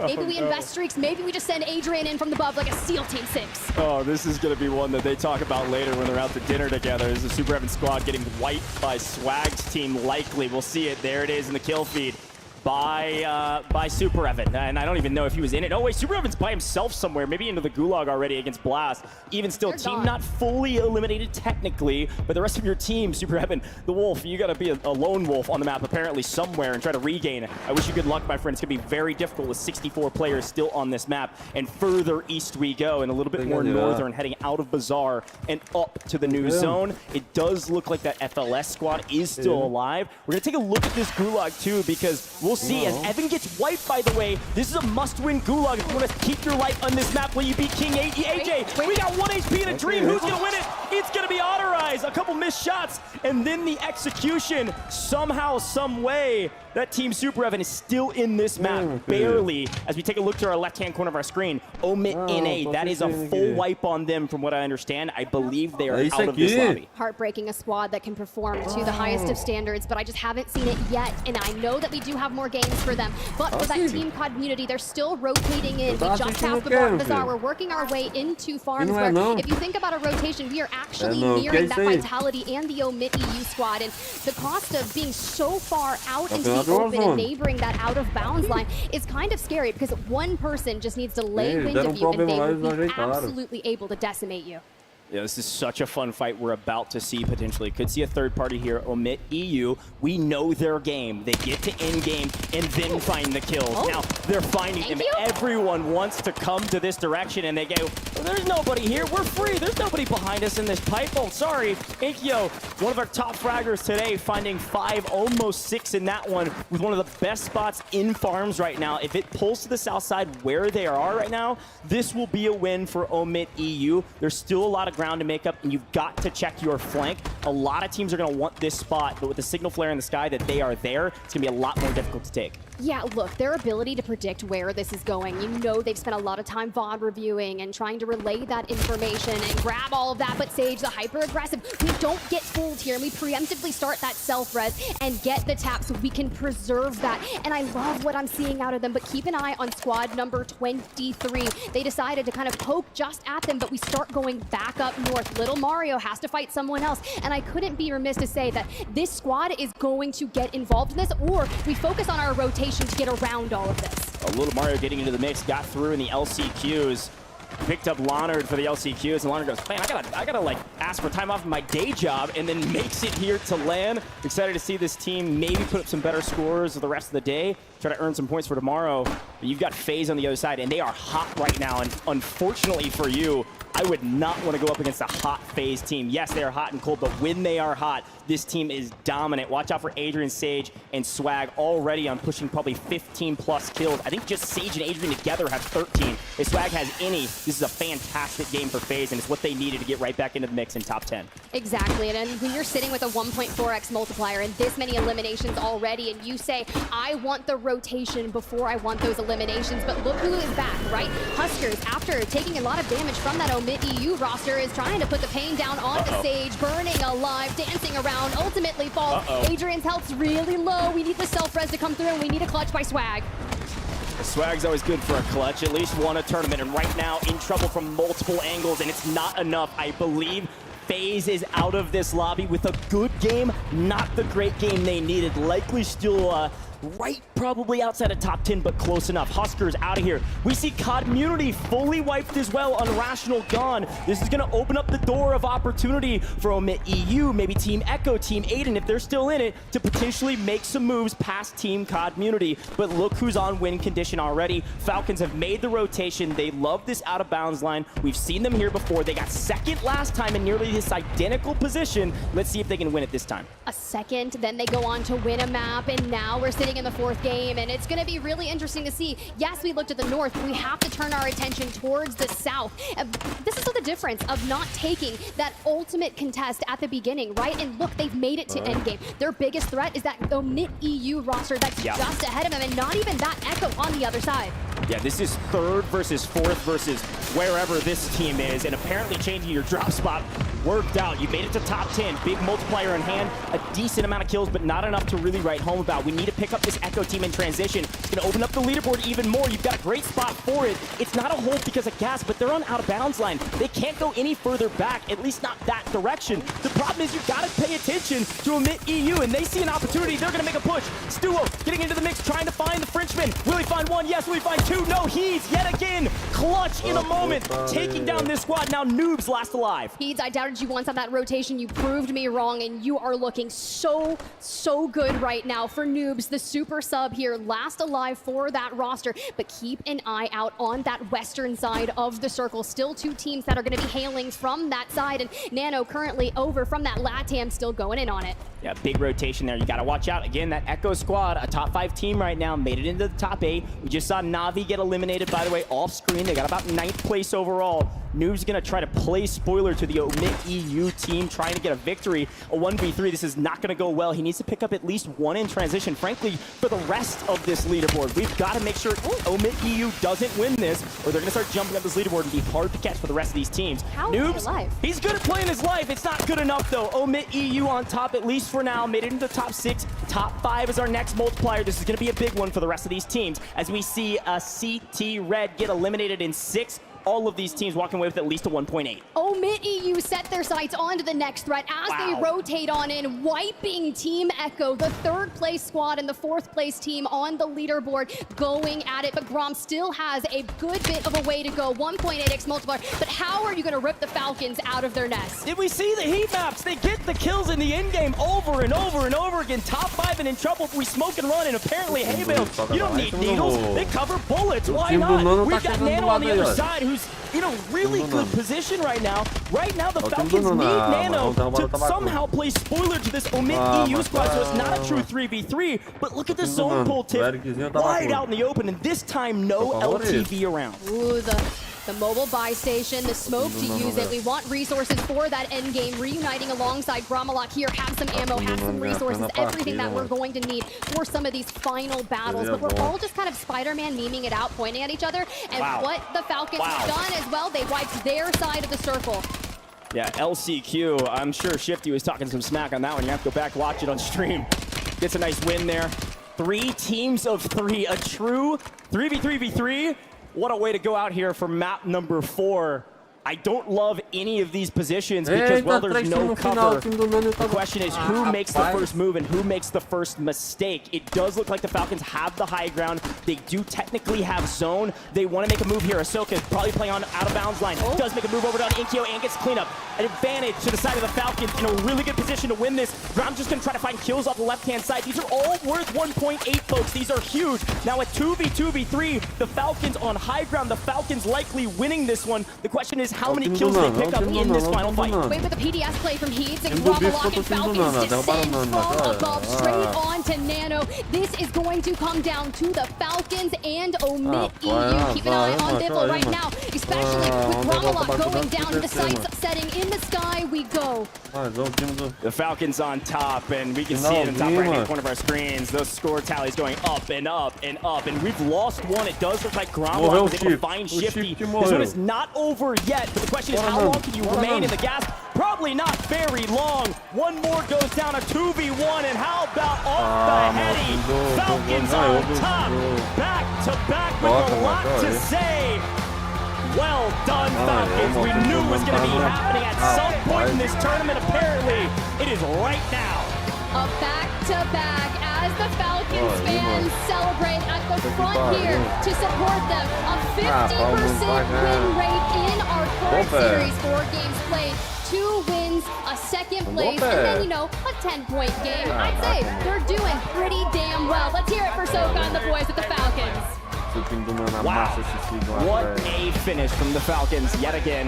That one, a lot of points, and frankly, I think they wanted that one bad. After losing to Team Revenge at the very beginning, a team that we expected to maybe not do much, Shifty was like, no, we gotta run that one back. Got the circle for it, and you can see the celebration and probably some smack talk. He didn't need to shoot bodies. He can stand up and point at them around these parts in Vegas. Very well done from the Falcons yet again to secure the win. This time it helped. They had player advantage. They were able to execute a nearly identical circle, by the way, to map 1, just a hair more south with less cover and no LTVs this time. Yeah, we take those. Yeah, I was going to say, that's the difference maker, right? It was a second place in a similar end game, and now we convert the wins. That shows us that we are able to correct those minor mistakes. And that sounds crazy that I'm saying minor mistakes about a second place, because a 1.8x multiplier is so good. But a lot of the storylines that we were talking about coming into the World Series of Warzone, especially day 1, it's those advanced starting points. Yeah. And everyone was like, what do we do if the Falcons do get those 40 points at the top? So let's go ahead and run that last stand, and we'll kind of keep chatting on that. We have a problem, is what happens. That's a problem on our hands. Look at this high ground position, even this early out on the out-of-bounds line. This is where the Falcons thrive. We've seen this time and time again over the last 30 tournaments that they've won. When the map gets wonky, when the circle's cut off, the Falcons thrive. No momento do calor não dá, viado. Eu tenho que reforçar. Eu tenho que reforçar, falar 2 vezes. Eu falei uma vez só. Falei uma vez. Aí eu joguei com o Eric. Tá dando certo, hein, mano? Foi boa play, mano. Foi boa play. Tá dando certo, mano. Vocês iam ganhando uma partida. Rapaz. Cara, a gente fez 20 pontos nessa, eu acho, mano.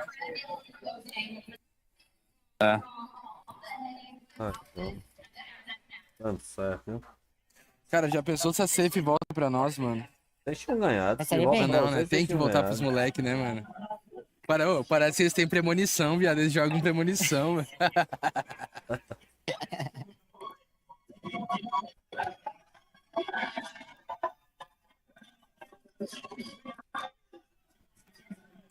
Cadê o boné da sorte? Eu perdi.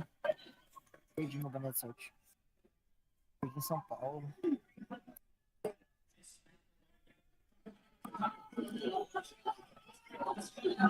Mano, se a safe volta, a gente ganhava, mano. Era win. Cara, se eu não taco o cluster na direita e em vez disso eu taco na esquerda, teria sido melhor também.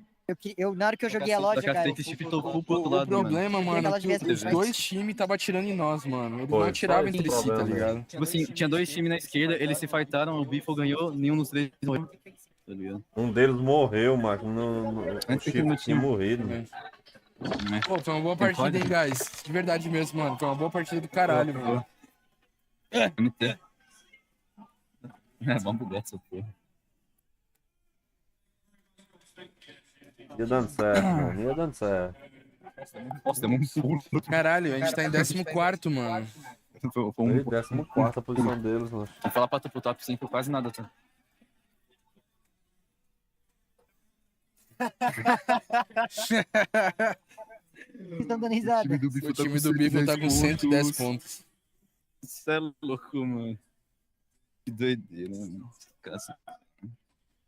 Os caras são bizarros, mano. O top 10, a gente tá 5 pontos do top 10, guys. Vamos buscar, caralho.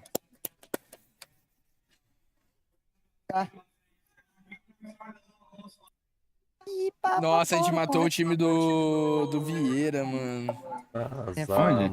Ali no endgame, alguém botou... eles eram do skip. Mano, o time do Russell que morreu de queda na frente dele salvando na casa do caralho. Eu falei, caralho. É isso, mano. Não acredito bater de frente com o time do NG Vieira, não, mano. Caralho, mano. Aí. Eles mataram mas eles era pra ter esquivado, mano. Mano, de verdade, velho, o que tá acontecendo aqui, tipo, essas 4 partidas que a gente jogou, elas só reforçam o que eu falei, mano, que a gente se fudeu muito por não ter conseguido treinar, mano. Tipo assim, o nosso treino tá sendo isso aqui, viado. Porque a gente não conseguiu treinar, tá ligado? A gente não conseguiu treinar. Pode ver, a nossa segunda partida foi melhor que a primeira, a nossa terceira foi melhor que a segunda, a nossa quarta foi melhor que a terceira. Porque a gente foi, tipo, percebendo erros que a gente resolveria em treino. Tá ligado? Não, e o problema é ter que resolver na hora, mano. Mas é a vida, não tem muito o que fazer, mano. A gente nasceu brasileiro, se fudeu aí com o visto.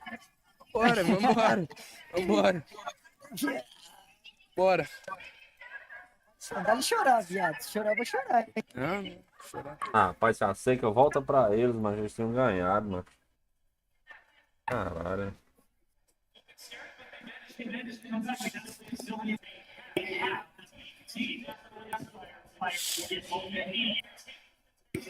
Olha o Jalim Santos. A culpa não é do nome BR, mas...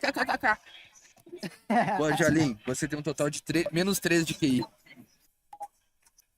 O cara abre chat, né? É noção, na real. Falta noção.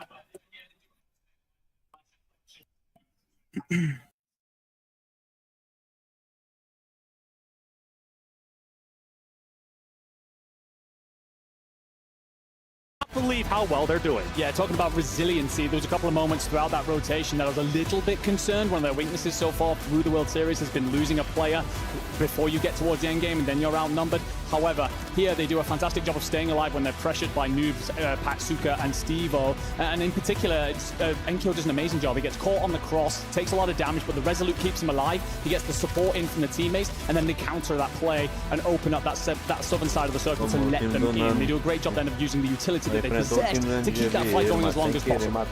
We talk about NA. We talk about EU, Gio. Let's talk about Latin America. Bidi Binza, Eric Nano, and Tabakudo going absolutely nutty, buddy.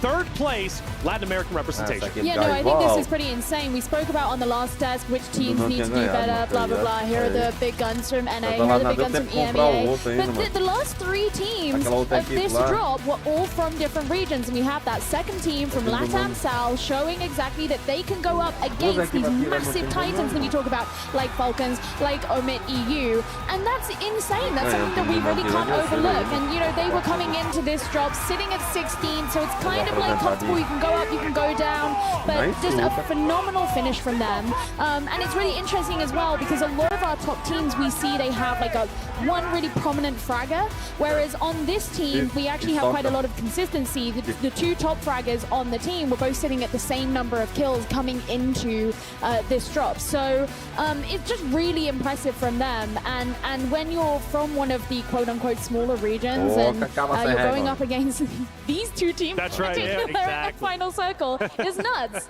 It is nuts, and it's such a heavy burden, isn't it, right? To be Latin American South, everybody's talking about EU, everybody's talking about NA, but man, LATAM teams, they're still in there. BD Benza, shout out to them. Like I said, third place, we'll see how far they can continue to go. Yeah, and for them only having 2 spots, it's amazing, of course, to be here, but I do agree, of course, with what Amir said. They need more spots. It's really awesome to see just new talent coming in every single year. That's exactly what the World Series of Warzone provides. Man, so what? Biffle last game, all the other teams suck, right? So okay, I just want to make sure. And then Shifty, and I quote, they are terrible. Hey, gotta maintain my job. He can say what he wants. I really can't up here, but they are terrible. Again, just letting the competition know what they're about. But even though he says that as a competitor, let me kind of, taper that off just a little bit. The teams really are doing very well to challenge that of Team Falcons. Again, I go back to Omit EU, who've just been absolutely stellar. Inkyo has just been out of this world, owning the moment on his first ever LAN events. Gramalok's been there.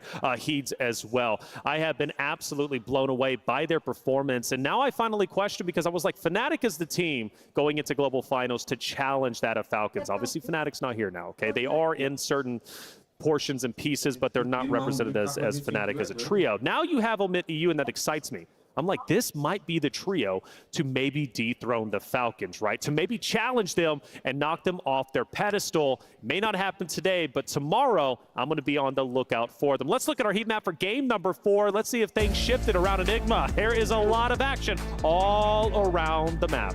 There is, and it's interesting to think about where we end up with the end zone off towards the east there. I'm not surprised to see so much heat through the middle of the map, because those teams that play out through the west are having to make the crossing, and then you end up just getting picked up through. However, I'm surprised to see there's actually a bit more red off towards the west side than the east. I mean, particularly when you're talking about the Seaport Bridge region, or maybe even towards that northwestern side of the city. Looks like there's quite a bit of action there. So whether or not that's just teams being picked up on rotation, or a lot of those landing on POIs, fights going back and forth, I think that is definitely an interesting look at a zone that was, quite frankly, on the opposite side of the map. Yeah, I was curious too, because that's exactly what that says, right? A lot of these teams are like, okay, we're on the bottom half of the leaderboards. We want to catch up a little bit. Let's just go ahead and go for those early game engagements. And that's obviously, as you can see, where a lot of those fights are happening. So picking up those early eliminations, and then, of course, being able to get the placement. So those rotations towards the east side of the map, that's where it's going to be.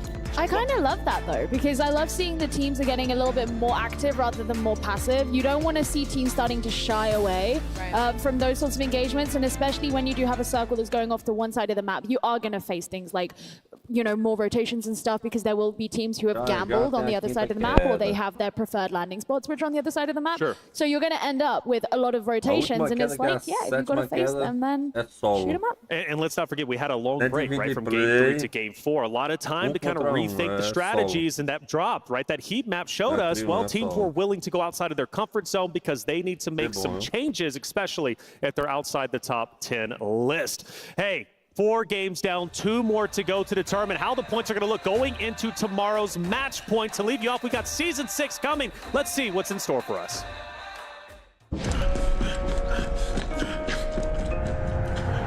Oh, good friend, thank you.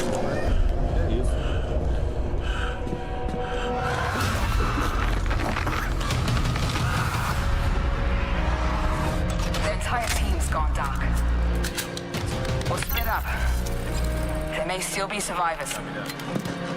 Let's move.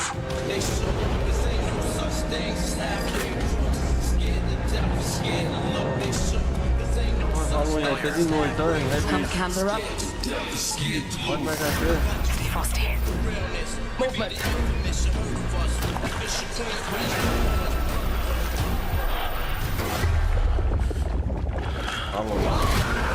Rocket, come in. Enemy movement. Also spotted. Does anyone have eyes on it? Report.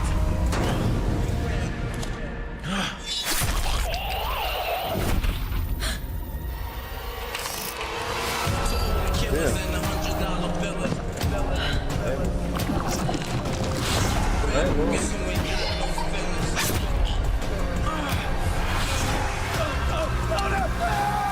fall back! Repeat, fall back!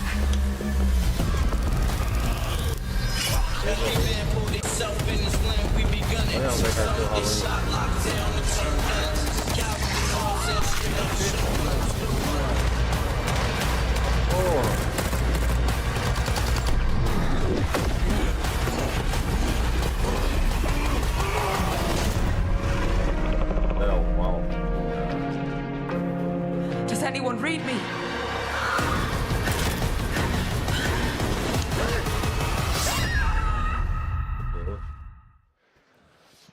Season 6 looking good, and so is our standings and competitors. Like I said, 4 games down, 2 more to go till we decide, or at least until we know our points going into tomorrow. Falcons take a pretty considerable lead, I believe. I forget if we looked at standings, actually, and I don't know if we did. But if we did, I'm excited to see how much of a lead they took after winning 2 out of 4 games, back-to-back games, and doing it in scintillating, sensational fashion. All right, I stole that from Colin Crow Clark. He's a wonderful caster. Shout out to him. Okay, hey, it's exciting. 2 more games to go. It's time to get to work, Gio. With 2 games remaining, if you want to earn your points going into tomorrow, you don't have that many more chances. No, you have to kill. Yes, just straight up. Great analysis, Gio. I'm not going against her. Honestly, I think that today, if you are one of the teams that's struggling, you're getting a free pass, basically. Yes, it is important that you pick up the 40-point advantage for tomorrow, but I think if you're one of those squads that's struggling, you've come into LAN, you weren't aware maybe of where other teams were landing on you in various POIs and stuff like that, you've now got the opportunity to go away and make those adjustments ahead of tomorrow. Sure. Invaluable for several of these squads, because we have seen a couple of teams underperform a little bit, and you can then regroup, get back on, go, look, it was one bad day, we've all been there, we've all had an off day, but we can go into tomorrow with some heat and with some fixes. That's right, heat and fixes, and I want to talk about, again, 2 Titans. You got Falcons, who should be in first place, Omit EU, who's challenging them. Realistically, how does Omit EU shut the Falcons down if they're not directly challenging them? I mean, I think you just got to keep doing what they're doing, honestly. Like, they're playing beautifully so far. Like, yes, the Falcons have gone back-to-back. Sure, they're playing really, really great. But for some of those endgame zones and scenarios, it's a little bit of a 50-50, honestly. And sometimes you just make the best of whatever read you try and make. I think Omit EU, the one thing they can do is really tighten it on up. I think they are getting maybe a little bit too aggressive in those end zones and really starting to fly towards maybe fights that they don't actually have to take. Really kind of focus on those placement points that you're able to snag, right? Get those eliminations that you need, and then just kind of slow it down a little bit, really lock it on in, because they're a team that if they get to be one of those final few remaining 3, they can easily put themselves in a position to win a game and not let the Falcons potentially go for a hat trick. Yeah, honestly as well, I agree with Dandra on this, of course, because you've been talking a lot about, but I genuinely think that they're playing fantastic Warzone. They've been a little bit unlucky on zone pulls twice. Yeah. They've been in what would have been considered the power position in the second to last circle, and then it's pulled directly away from them. They're having to traverse over terrain that's usually held down, covered, etc. I mean, even on that circle there in the last game that we just had, you're edging your bets one side or the other, and you're still being squeezed north over and over again. Eventually, you're trying to, if you're Omit EU, you're thinking, well, surely it's got to pull towards us at some point. And sure. It doesn't. So they've been unlucky. They're doing well. Unlucky, but you can kind of put that aside, too, because it's like Falcons considerably, or consistently, I should say, find zone. They just have an understanding of it, and they find the way to get in there. And I guess the way to beat them and to shut them down is to beat them to zone and shut down those hardcover POIs that they consistently lock in. Hey, Aiden is a great competitor, and today's honestly been going okay for him. We have a chance to talk to him. Miles and Aiden on stage. Thank you very much, guys. Yeah, I'm here with Aiden, man. 5th place so far. Squad's going all right. I've actually got all the boys are here. We're all headphones off, ready to go. How are we feeling? I'm feeling great, man. I hope everyone, that's watching is having a good time, man. You guys make this event possible, so I'm having a great time. And you have got the loudest fans in the venue by far. How's that going? Hey, let me hear some noise, man. Let's go!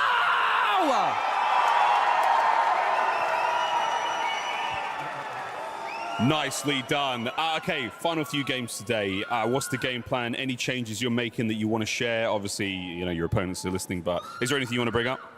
I think we're going to keep everything the same. I think, just be a little bit more disciplined. Like that last game, I made a little mistake and it just set us back. So just making sure we're staying disciplined and we're just going to stick to our plan. Sounds good to me. Guys, thank you so much for your time. Obviously, you're shooting, the firing range is getting lit right now. Any final words to some of the fans, the folks at home, even your opponents? Yeah, I mean, Team Falcons is doing great. Biffle's sitting right next to me, but he smells like shit. So, yeah, keep it up, Biffle. It's back to the desk. Yo, I don't know how Miles does it, but Miles is getting some spicy responses out there from the competitors. I guess I have to avoid Biffle at this point in time if he smells like that, and maybe that's the reason why he's thinking about retiring. I don't know. It's getting spicy out there. Hey, check. No, come on, I love Biffle. Then why you gotta laugh like? Because now what if he's just going straight degen mode, and that's why he's shooting nukes? Hey, he hasn't showered in He weeks. hasn't showered in weeks, and maybe that's a superstition. People like special socks. Some people like special controllers. For him, maybe he just likes to not take a shower, and the funk is what gets him the win. I wouldn't play good if I was sitting next to him and he smelled that bad.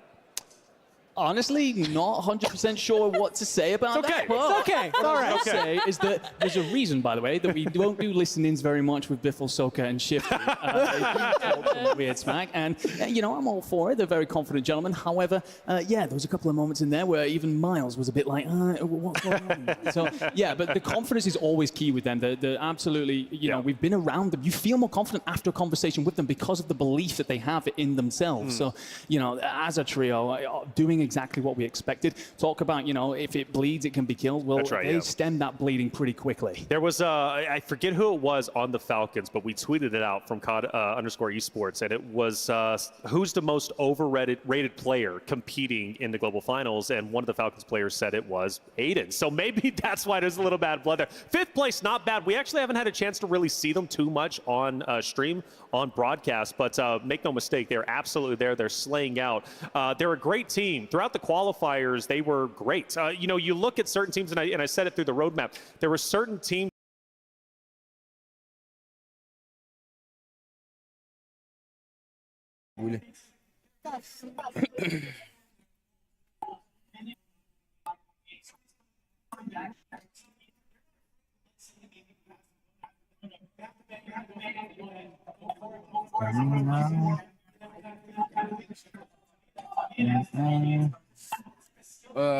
Tem que mandar no disc que tá contando 13 kills, a gente pegou 14, mano.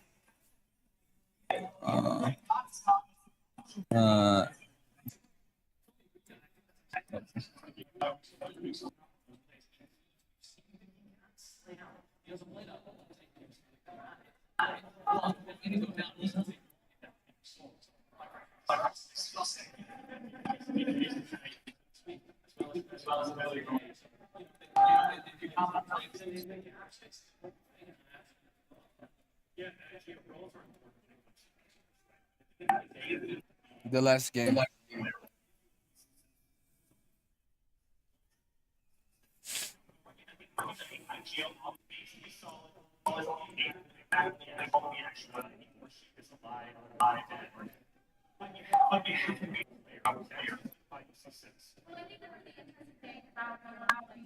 Personagens iguais ficaram melhor pra competir os gringos, mas a gente tá com personagem igual, cara. Só que dentro do jogo, a gente tá na Open Lobby. Na curva a gente tá por.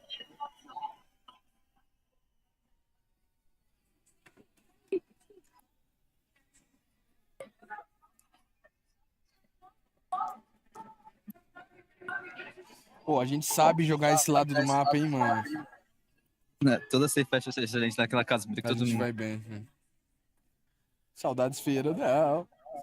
Eu quero voltar pra feira. Aquela ali é meio... Eu sou jogo da feira, né? Hey guys, lobby code's out. Alright, tem código. Não, pode? Aham.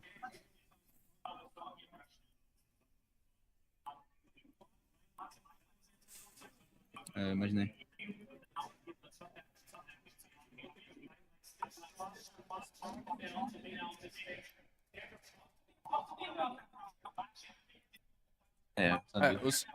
Os caras falaram, guys, que a tabela oficial que tá aparecendo na transmissão oficial não é o resultado final. Então, eles estão cientes de que a gente tem mais pontos. Trocou a live?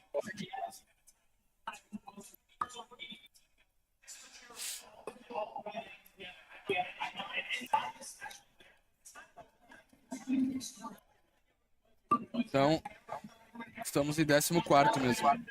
14º, a 10 pontos do top 6, mano. 10 pontos.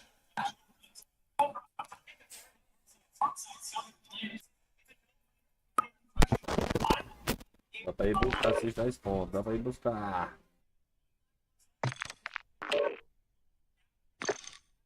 Cara, onde que eu consigo ver, mano, como que é a pontuação pra hoje?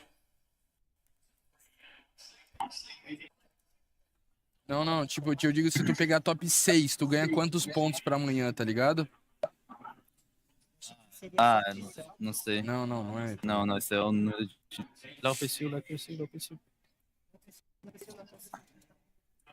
Não, PC 7.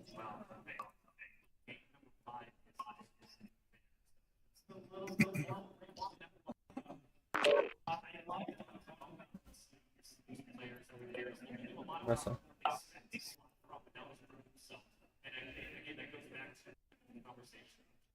Esquadrões. 114 esquadrões? Quem tá faltando? 20 pontos do top 6 ao 10º. Nice. Top 1, 40, top 2, 30. Top 10, Top 6 20. ganha 20 pontos. Tá, se a gente entrar acima do top 10, pontua ou não pontua?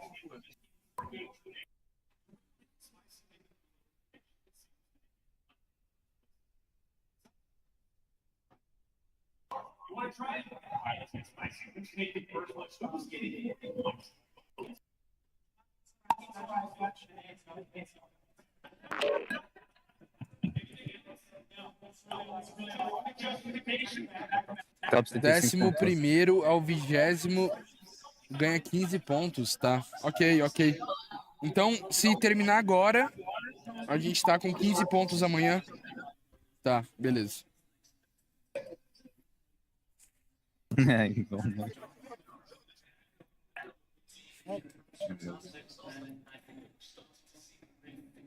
Ué, Eric, tu baixou o Spotify? Baixei. Caralho, eu vi a história dele aqui, o filho da puta tava com o Spotify aberto e eu, porra, abrindo o Google Chrome pra ouvir música, velho. Baixei. Então vai baixar agora, né, mano? Pô, vai ficar depois ela precisa assistir, Hugo.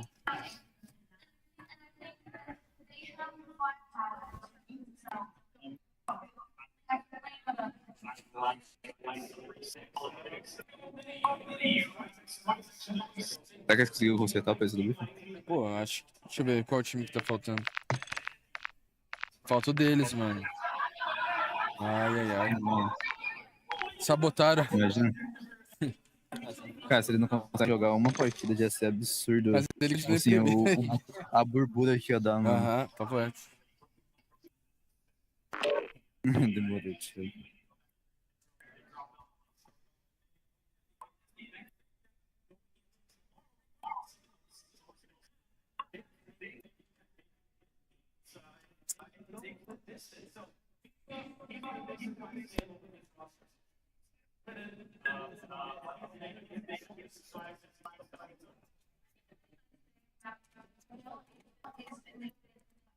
Amor, a gente já mandou, minha paixão. Eles já sabem, tá bom? A tabela oficial lá. Eles.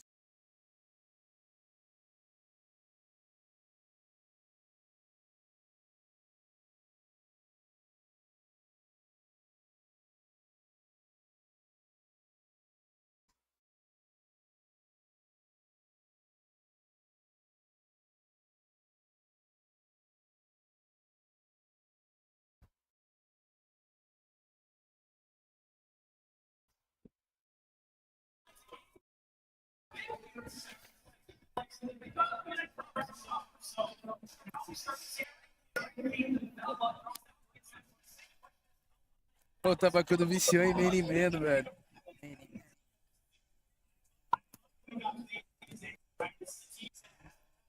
Não no skipinho, guys. Antes do skipinho. Na casa que a gente pegou. Acho que foi. Eu não lembro o time que era. O skipinho era os moleques, tô ligado, mas antes eu não sei o que era. Que eles estavam entre a smoke, eu taquei termita na smoke, tá ligado?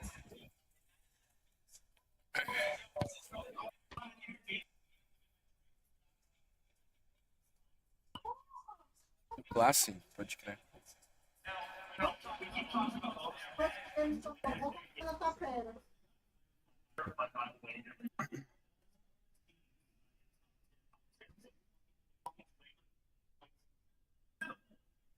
Cadê aquele energético? Mano, a gente foi comprar um energético, a máquina engoliu, mano. Ela engoliu o dinheiro, mano. Era 4 dólares o Red Bull. Eu meti ele duas notas de 1 e simplesmente morreu a máquina, mano. Absurdo, absurdo, viado. Absurdo. Roubaram, mano. Não, tem plateia aí? Tem pra caralho, mano. É que eu não posso mostrar, mas, tipo, é bastante gente. O que você pode Não, mostrar? não tá lotado, mano, mas tem bastante gente. Pode mexer a câmera. Que lastro, hein, mano. Não essa porra não, viado. Vai tomar essa bugada.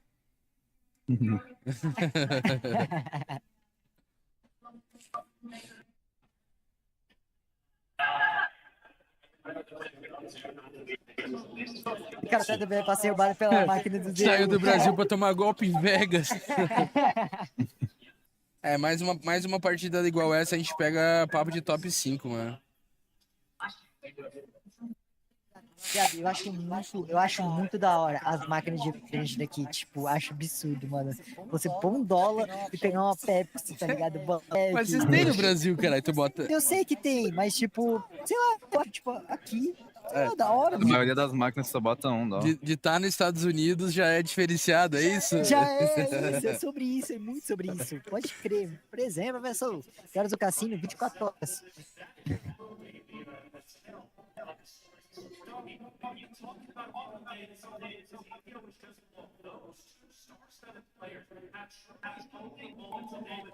Só 7 pontos pro top 10? Caralho. É, dá pra buscar, hein, guys.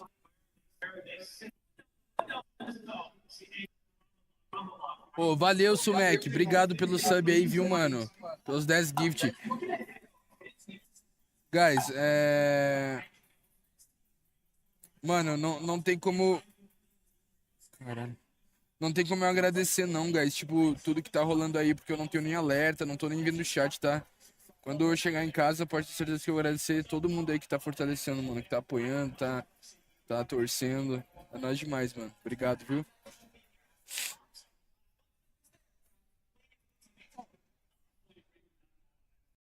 In 5, 4, 3.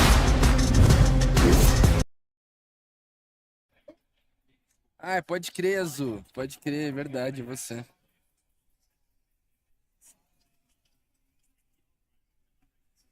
Que horas são? São 4h30 agora.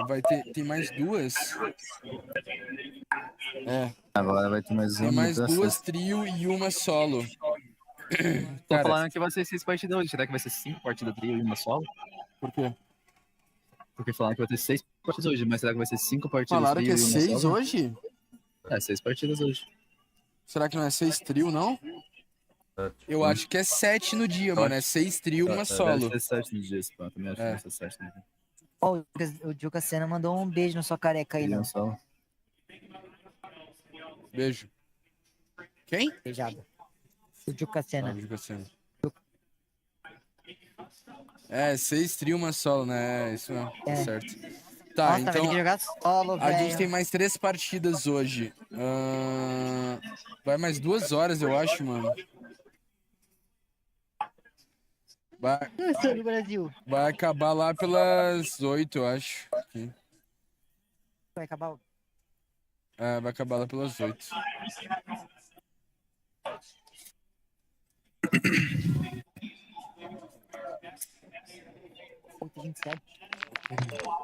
Só falta o time do Bifa, mano. Deixa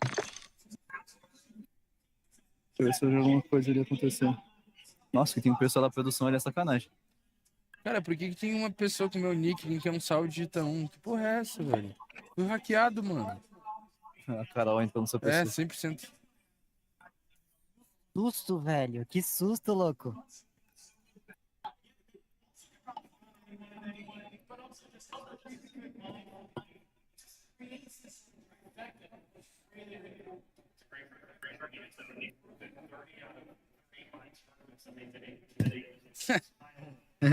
Tu leu, né? Eu li. Tu leu, né? Eu li. Mano, Gustavo.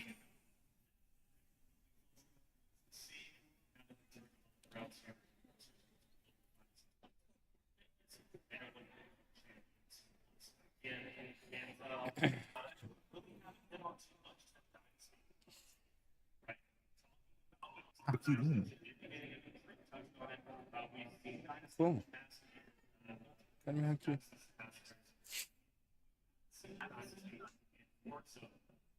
Não, no Brasil vai acabar lá pelas 11, guys. 11 pra mais, mano.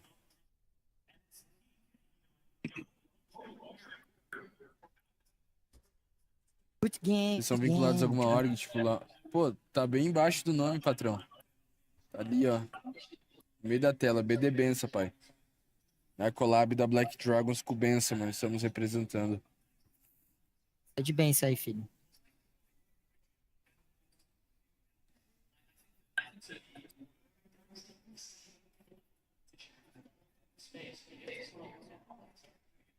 O Blade não joga campo. É, mano.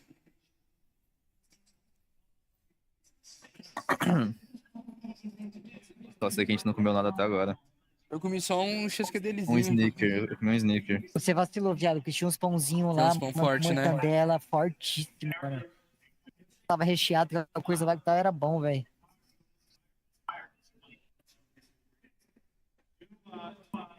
Mano, tá faltando um time só, velho. É o time do Biffle. Biffle? Vou olhar pra trás aqui pra ver como que tá a situação lá. Tem um monte de cara aí.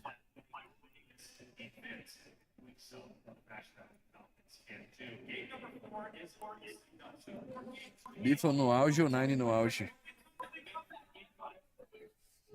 Oh my god, bro. You are a drunk. You drunk, man. Muito cara ali? Sabe o que eu acho engraçado? O fato que a gente não vai ver mais o Biffle jogando em nenhum camp, velho. É. You drunk, man. O cara vai se aposentar com 21, mano. Você sabia disso, chat? Que o Biffle vai se aposentar depois desse campeonato? Depois desse Mundial?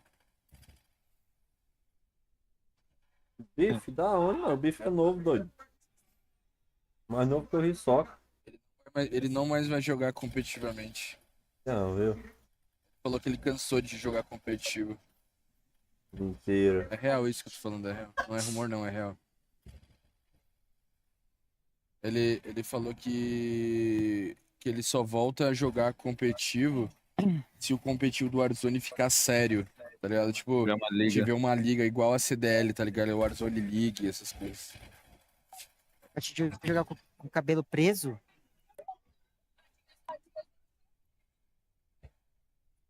Mano, e olha só, se ele acha que o competitivo lá da gringa já tá tipo full YOLO, tá full várzea, imagine aqui. Foda. Que competitivo tem às vezes. Ó, mano, o time do Bife não vai entrar não, acho, do Risoca, pra começar a partida. E acham muito, viu? Pô, seria muito foda se tivesse uma Warzone League, mano. Caralho, seria... Nossa, meu sonho, eles que não entraram ainda. São uma Warzone League. Igual uma CDL da vida, mano. Caralho. Seria muito foda. Estão dando nó. A ideia em si, ela já é mais bonada, né?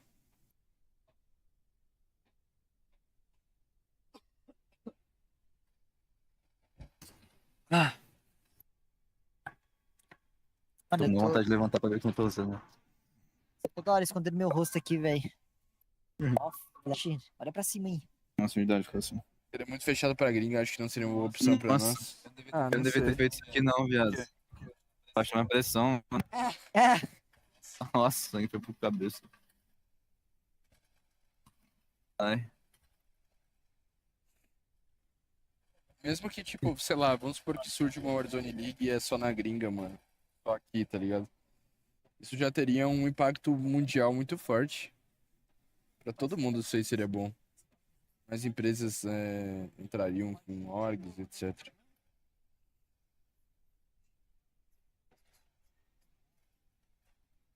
E tipo, mano, nós aqui, a gente tá representando a Black Dragons, junto com o Bença. Isso é muito bom pra nossa comunidade, guys, tá ligado? Porque isso aí vai, querendo ou não, ele puxa um holofote, mano. Que é uma... Não começa não, seus filhos da mãe. Organização grande entrando no Warzone, Ih, saca? Isso pra nossa região é muito bom. Quinta partida. Bom mesmo. Olha, mano, o time do Nano aqui no final da safe, mano. Esses infeliz aqui. Queimou a placa de vídeo dele? Caralho. A minha tá quase, então. Tá 80 graus no pré-lobby. O Vivo tá jogando a 100 FPS com uma 7600 full bagre. Ah, o dele tá bugado, ele tem que fazer o bagulho. O Vivo baixou o Spotify, o PC foi de F. O meu tá vivo, bem forte. Desde ontem. Pô, nem é pra ter conseguido baixar o bagulho. Eu fui baixar o Spotify e pediu a senha do Windows. Eu cliquei em cancelar e Mas por baixou que ele tá você. jogando com essa aí, Garcia? Porque tentaram resolver o BO que ele tava tendo? Tipo, aí a única de backup era uma 7600? O carregador portátil, Eric? Não, né? Ah, a placa de vídeo do bife deu problema. Ai, meu computador. Tava no quarto carregando lá, ficou a noite inteira carregando. Tá viciado. Rapaziada, eu perdi meu... Eu perdi não, eu esqueci meu tripé, mano, pra fazer IRL lá no restaurante onde foi.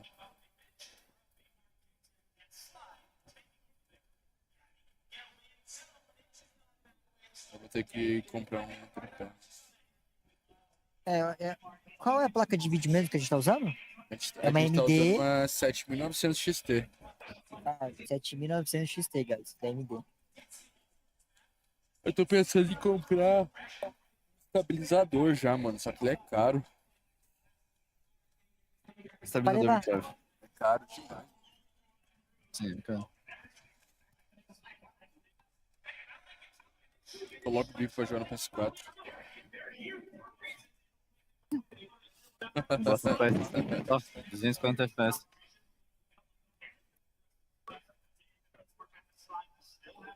Pô, nem cheirando na garrafa, velho.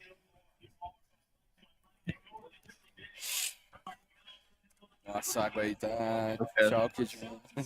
Sei lá, eu só preciso de alguma água, senão não tá, não tem nem água, velho. Eu tenho pouco aqui. Tem pouco. Das duas tá a mesma coisa, isso fodeu. Uma tem coisa de plástico. Nossa, tabaco pegou dengue. Muito ruim, né? Nossa, velho, um gosto de plástico, velho. É porque a gente não lavou, velho. Nós é mó bagre, né? Só enfiou água aqui dentro e todo.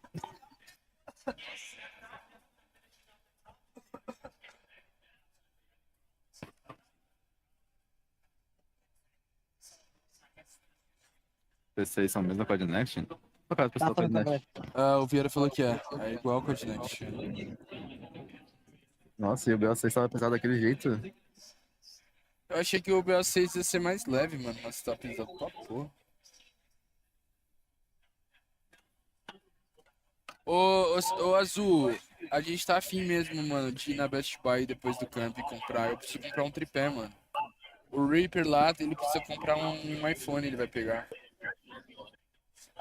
Eu queria na GameStop, mano, só que eu não sei se na GameStop ela é tão da hora quanto a Best Buy.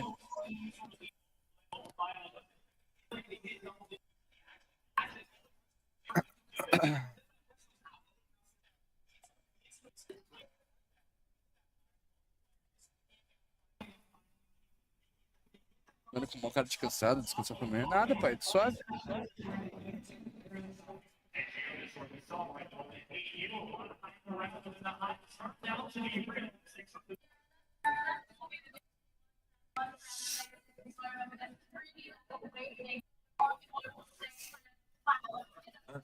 Mano, sabe, se eu tivesse mais tempo aqui em Vegas, sabe onde eu queria ter ido, mano? É na esfera lá, velho. Queria muito nesse, né? Também.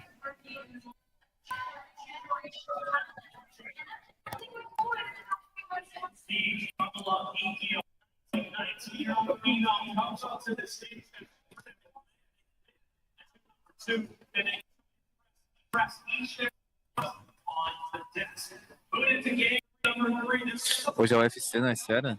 Nossa, deve ser $1000. Eu não sei quanto que custa pra entrar na esfera.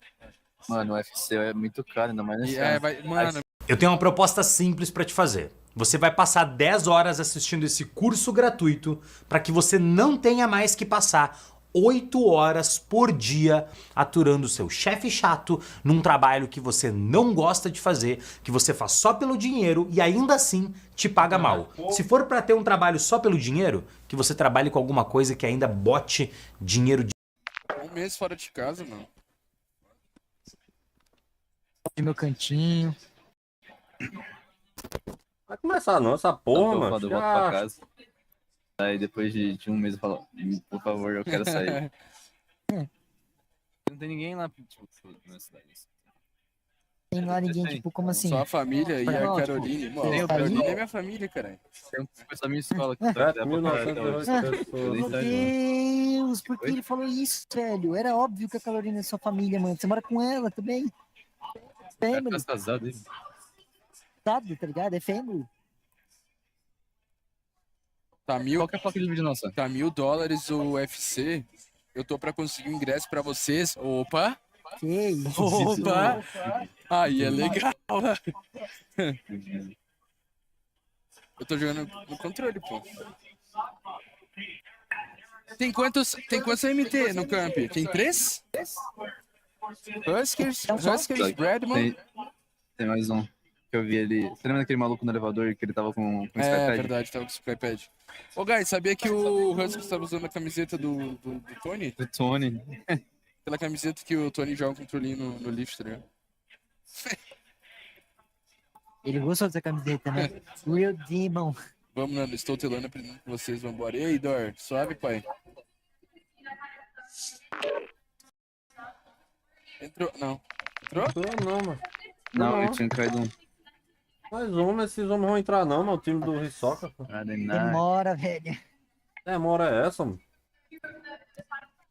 Viado, aposto que se a gente fosse ganhar uma um bolada dos aqui, times mano. brasileiros aí, já tinham começado a partida. Tinha ficado sem jogar a Eu partida. ia falar, eu pago a passagem pra Carol vir, mas não tenho visto. Jenny. Carol a gente vai tentar tirar o cidadania italiana dela, mano. Ela consegue pegar.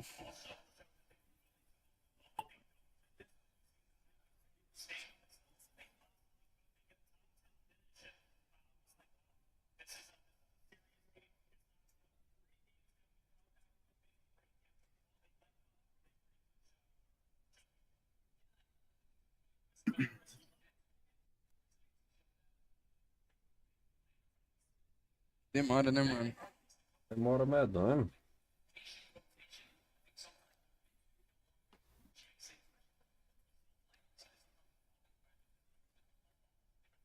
Olha pro canto esquerdo em cima. Onde?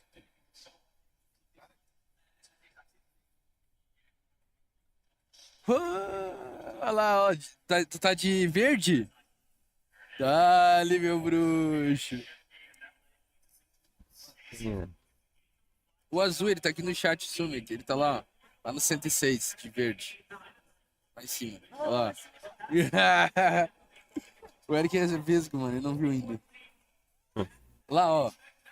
Aqui, ó. Lá, ó. Lá. Ah.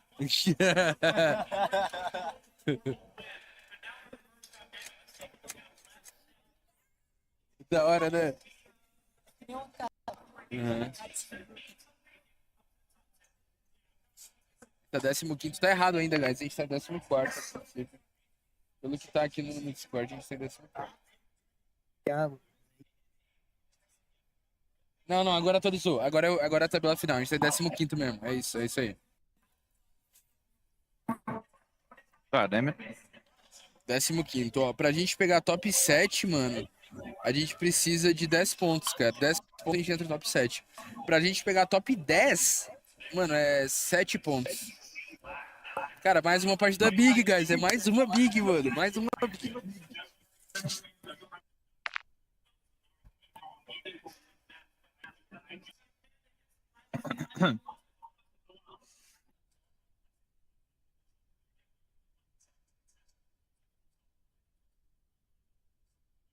Valeu, Dubsplay, tamo junto. São do time do Vieira.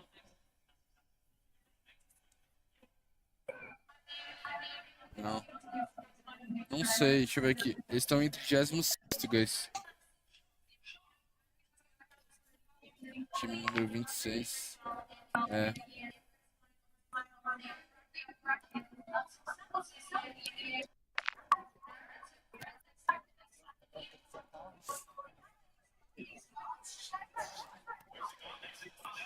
Eu não tô te escutando, pai. o drop deles deve ter vários times lá, hein, mano? Uns 4 times. eu não gosto muito do drop deles. Eu falei pra eles ontem. Ah, sei lá, aquele drop ali é muito arriscado. Toma TP do... Toma TP do Brex, toma TP do Huskers. E eles ainda disputam o drop. Só que é foda, mano. Eles estão meio que numa situação parecida com a nossa, tá ligado? Tipo, eles não conseguiram treinar por causa do visto lá dos moleques, do padrinho, que deu errado ainda. Daí o Vieira entrou, não conseguiu treinar com o Vieira. É foda, mano.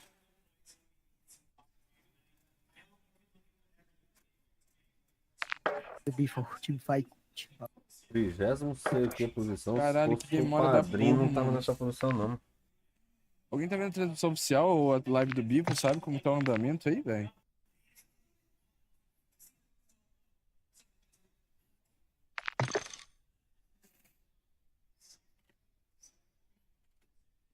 Olha pro lado.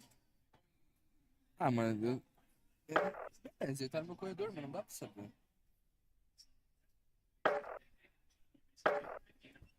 Acho que tô configurando pra esse principal. We're going to be sending a new live code, but right now, can you guys all restart your game? Alright, thanks, sir. O que ele falou? Reinicia o jogo e vai ter um código novo.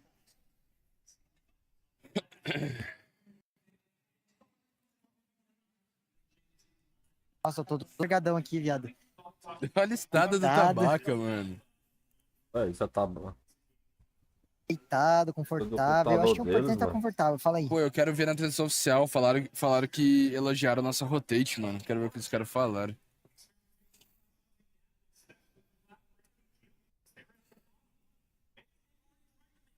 É, aqui tá queda agora.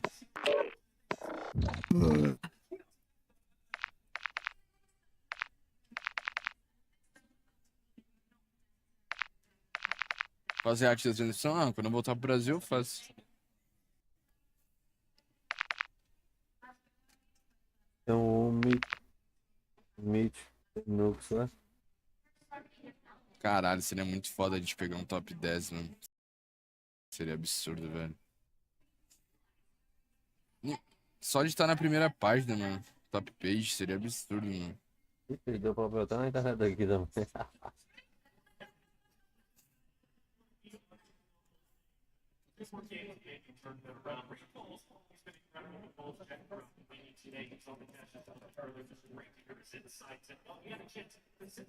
Mano, é só mais uma partida boa, guys. Eu acho que já pegou a visão, é só tá em prática.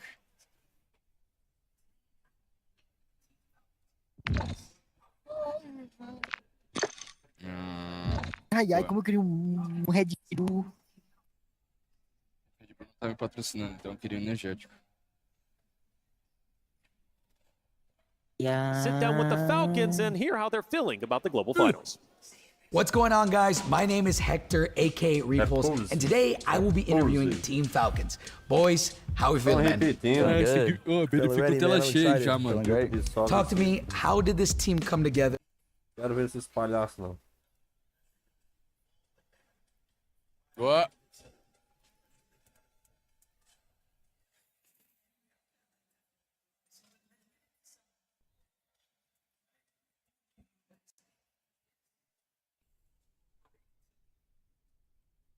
Bora, Bruneira.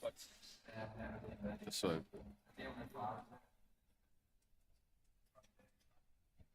Você tem código?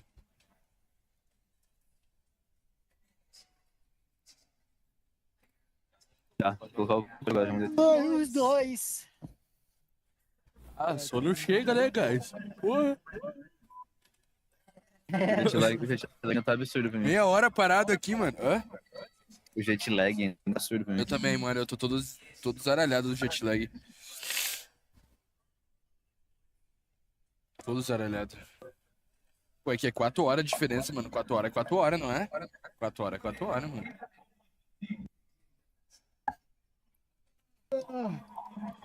Mano, olha só. Ó, a gente... Cara, a gente tá muito fudido do jet lag e acabou com nós, mano. A gente tá acordando 8 da manhã e tendo sono 5 horas da tarde, velho.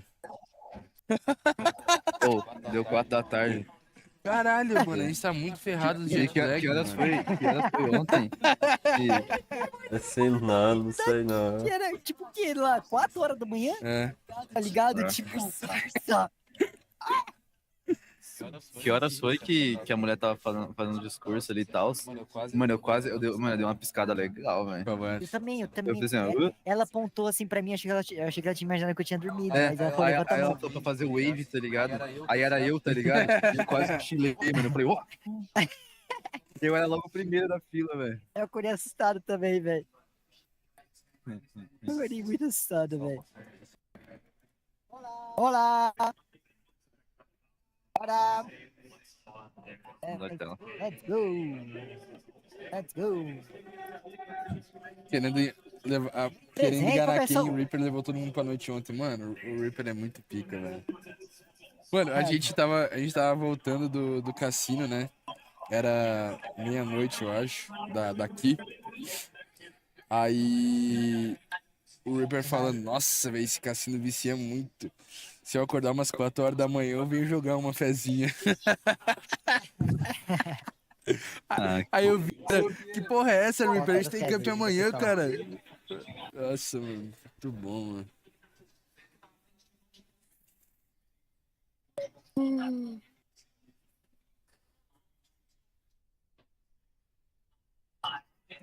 Ah, é verdade, Edu, verdade. Não, tenta vir aqui na escada. Eu não sei se a gente pode sair, não, pai. É, não pode, não não pode. pode. A gente tem Não que pode, pedir não permissão pra ele sair. A gente não pode sair, pai. Infelizmente. Só pode ser na real.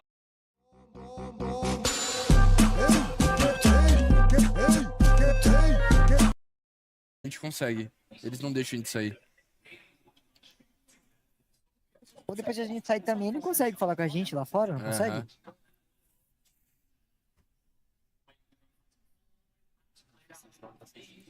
Merda, acabou a... Cara, eles ainda não entraram, tá, guys? Ô, o bagulho tá sincero lá, mano. Ele quer dar energético pra vocês. Não, a gente sabe, Letícia, só que a gente não pode sair, infelizmente. Eles não deixam a gente sair. Até pra ir no banheiro não podia. Eu fui no banheiro e me brigaram. Sim.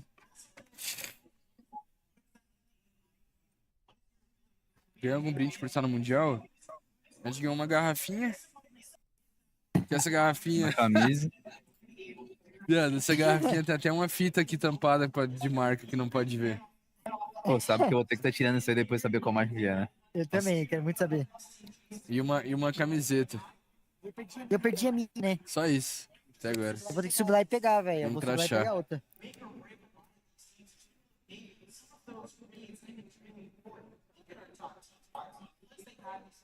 Eu não sei qual a velocidade da internet aqui. Mano, olha o nosso ping, mano. Tem um servidor exatamente aqui onde a gente tá. Literalmente tem um servidor. É, você não viu o servidor? Não. Senta ali pra direita. Sério? Tem mano, uma cabaiada absurda, velho.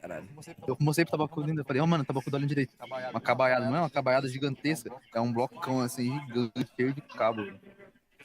Tudo, velho. Não, tô com a de MS.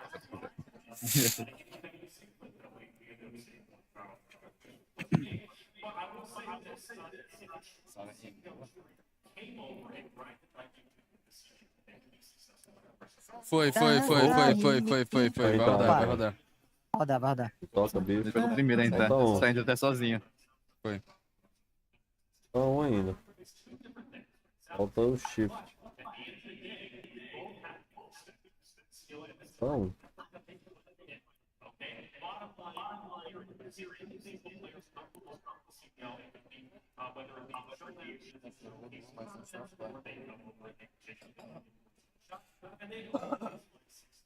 É, o voucher pra comida é legal, mano. É $30, velho. $30 por dia. Agora ele tem mais FPS que vocês, se preparem. A gente recebeu $150, mano, pra comer aqui. Só que em alguns restaurantes que é meio zoado, tá ligado? Só isso. A gente não gastou nada até agora. Como assim não gostou? Gastou uma O coisa? melhorzinho é Subway. É verdade, não gostou nada mesmo. Eu pensei que Subway tinha é o falado de melhorzinho. dinheiro, nossa. Ah, eu vou dar prejuízo, né? Não vou gastar esse dinheiro. Ah, tem que gastar. Tem que gastar, mano. Nossa, se o Five Guys lá tivesse passando, eu já tinha pegado Não o fala lanche. Five Guys, não fala. Não fala. Não fala que eu vou voltar pro Brasil, eu nunca mais vou comer o Five Guys, mano. Não fala isso. Eu queria comer de novo, Tá viado, lá. louco, é muito bom. Mas eu queria comer que nem o seu, tipo, o último que você pediu. Tipo, você pediu hambúrguer, queijo e bacon. Nossa. Mas nós tínhamos bacon, cara. Eu sei, mas tomate E e tomate. alface. O dele não tinha, eu queria experimentar também sem, tá ligado? Eu gosto. Nossa, eu tenho que colocar um tomate. Ah, não. Aí não. Aí... Eu gosto de colocar um tomate, mano. Dá uma quebra. Dá uma quebra, eu gosto. Gosto também, mas, tipo, tem hora que, né? Agora vai. Entrou. 7h20. Então vai dar certo. Cara, se Five Guys tudo isso pra ti, vai no Shake Shack, o Five Guys fica no bolso, mesmo preço de boa. Sério? Mano, pior que eu gostei muito de Five Guys, muito mesmo. Tipo, é o basicão. Começar, hein, muito guys? bom. Vai começar? Vai começar. 120. Vou desligar aqui o marker. Bora. Bora, guys, let's go. Bora. Falar no White Castle. Aqui uma hamburgueria também. White Castle? Falaram aqui no chat, eu vou também falar pra ele. É que, mano, a gente tá meio zaralhado, porque, tipo, as coisas fecham às 8 e a gente sai daqui às 8, tá ligado? É, sim. Ah, então a gente tá merda. É, o único que sobra, tipo, Five Guys, fecha até mais tarde. Eu não sei se o Shake Shack é até mais tarde também. Shake Shack. Tá pensando tirar esse protetor de novo, né? Tempo ansioso foi bom, mano. Todo mundo ficou esquecido, assim. Bora, guys. Bora. Nossa, tô gripado, mano. Tomando nariz da garganta. Aqui vai? Ah, eu tô desmutado. Vai? Mutado, né? Vocês estão me ouvindo, né? Sim. Ah, caiu. Show, Vai te foder, mano. Reset. Vai demorar mais. Vou lá. Como será que os caras só crasham lá? Só puxam um cabo e faz? É, tá perto.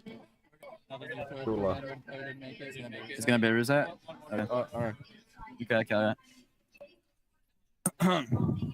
Vou ligar o monitor de novo. Vou ligar o monitor de novo. Sem ligar o monitor. Errei bem. Oh shit. Não, tá ligando. Meu Deus. Tá piscando, amigo. Por que tá piscando, mano? Tem uma luzinha piscando aqui. Eu sei. É, eu acho que eu tô no monitor com um clique. Ê, velho. Quando a gente tá assim, o Warzone roda liso. Eita, ai, não. Ai, o cara ligou, mano. Meu Deus, velho. Aí ligou. Peguei a visão. Peguei a visão, quer ver? Aí ligou. Beber água. É.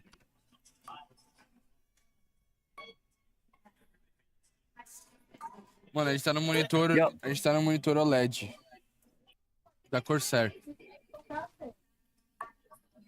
Yeah. Yo.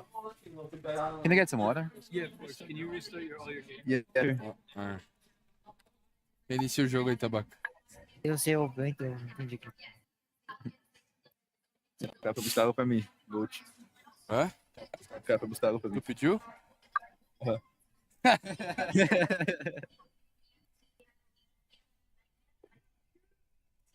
Muito diferente do OLED. Eu tô achando ele muito escuro, mano. OLED. Ó. Voz da experiência. Balone? Shake Shack é melhor que Five Guys, que é melhor que Guys, que é melhor que In-N-Out. É, Five Guys, até o momento, Five Guys é melhor que In-N-Out. Concordo. Esse Shake Shack aí eu quero experimentar.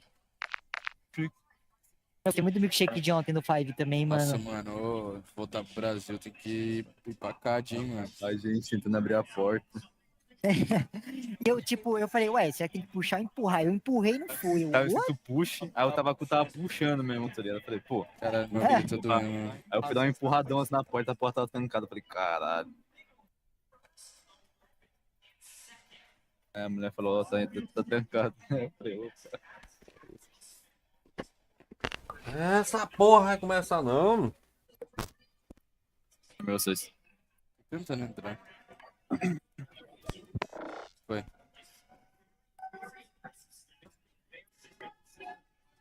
Pode. Eu acho que isso é. É isso aí.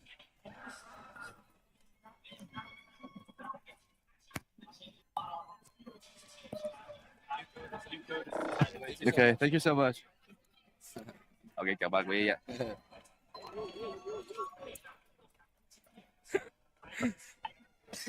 Hey, I need water. O cara engasgou, viado. Mano. Caralho, no Shake Shack, o cara pergunta quantos caras tu quer. Manda lá se tu quiser adicionar o Discovery. Mas pede uma mais, pede a batata com cheddar e bacon, caralho. Johnny mandou o hack. Botou o código? Vou colocar agora. Ah.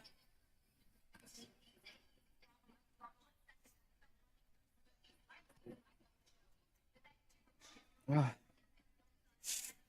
Pronto. Morri. Nossa, meu filho está gravando. Valeu, Caio, pelos 10 meu bruxo. É o melhor mesmo. O milkshake do Bob's é o melhor que tem no Brasil. É meu milkshake disparado favorito, assim. Ou no shopping é um milkshake deles que eu vou tomar, tá ligado? Agora aqui. Ah. Mano, e o Reaper que pediu um tô milkshake com morango e bacon. Maluco. Mano, deve ter tudo bom. Deve milkshake com morango e bacon. E óleo. De bacon. Tinha óleo com banana ainda, mano. Banana, nossa. E eu que pedi com chocolate e óleo. Ah, mas Mano, é suave. ficou clean. Suave. É normal. Não, mas ficou clean, tipo. Lucy Dreams. Ah, que isso, pai? Gosto só da música dele chamada Legend. Ô, Cebolão. Valeu, Cebolão, pelo cinquentinha. Saudade de você, pai. Valeu, Cebolão. Cebolão, pega no meu. Cortando a boca toda. Rob sim. O Vitinho chama o Reaper de gigante, mano. Eu casco o bico, viado. Gigante. O Vitinho? Gigante. Não, ficando pra trás, mano. Não tá assistindo, velho. Nossa. Pô, cadê o gigante? Tá de longe, ele andando assim de longe. Ele voltou a jogar, mano. Nem tô conseguindo acompanhar, mano. Como eu tô a jogar? Colorado. Ó, Bira tá aqui, falta o time do Bro. Do Tapleito.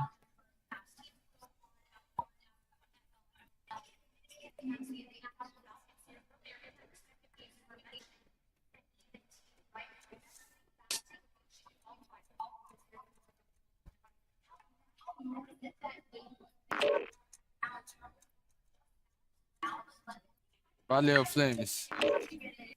O Flames desejou sorte pra nós. Valeu, Flames, gente. Tamo junto. Não, manito. A minha voz não é Valeu, gente. Valeu, Flames. boa Valeu, Flames, gente. para cantar.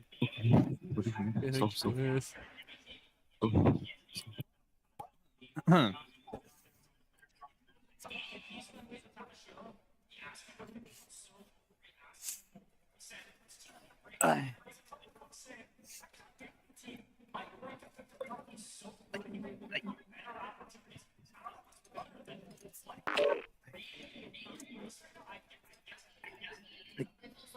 Tudo mal aqui na cadeira, mano? Por favor, começa.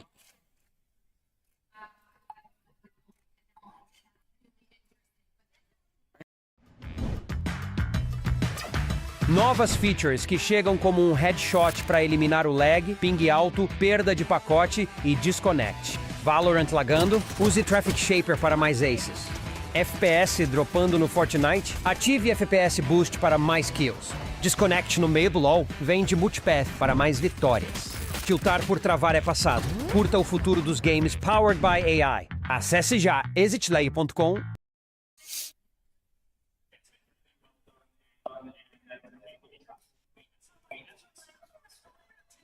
O Neto começou a frescar. Falta o.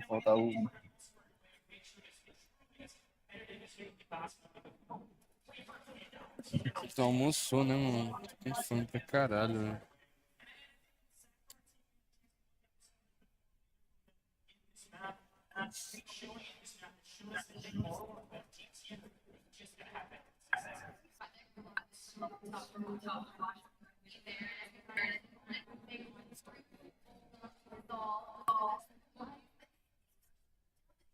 que não tá conseguindo? Bora, caralho.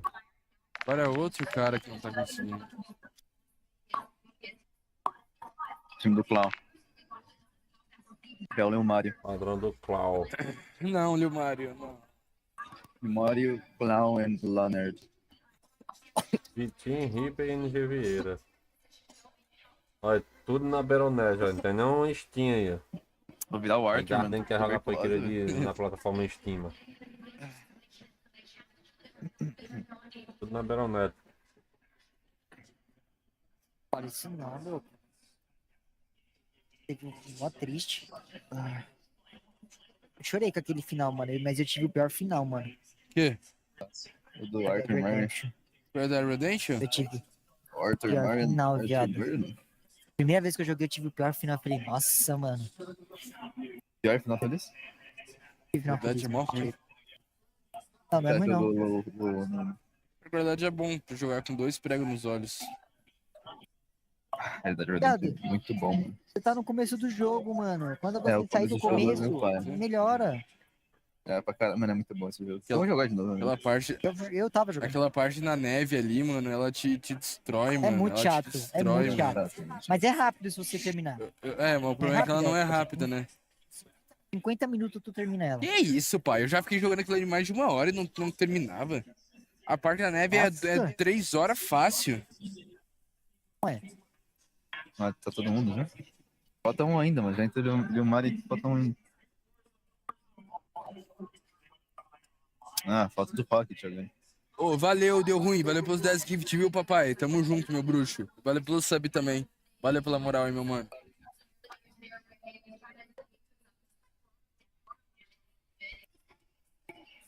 Depois a neve fica bom. O problema é que a neve, ela acaba com o game, mano.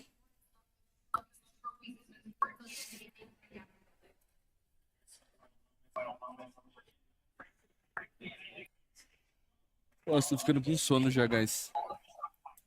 Sono. Apagado de sono.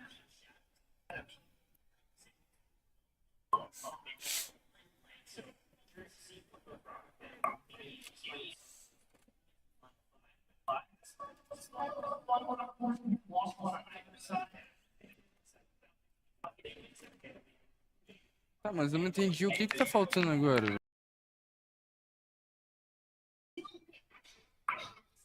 São 5 da tarde o Red Prince. Faltando os padrão 30, mano.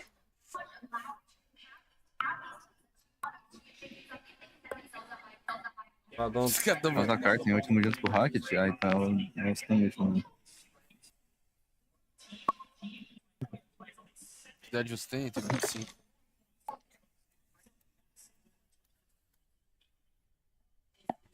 Mas não parece, né, mano? Minha lata é uns 18. Não, 18 eu forcei, uns 19 dá pra encarar. Ah, 21. Casa do bigode. Casa da barba. O que vocês estão falando, mano? Da barba, viado. 21 pro 22, aí quando crescer essas barbas aí, tá ligado? O Eric, por exemplo, tipo, você olha pra ele e fala, caralho, tem 16 anos esse porra aí. Eu tenho que tirar o tempo todo. Tá crescendo nessa porra. E com a idade dele tava tipo o cara de neném também.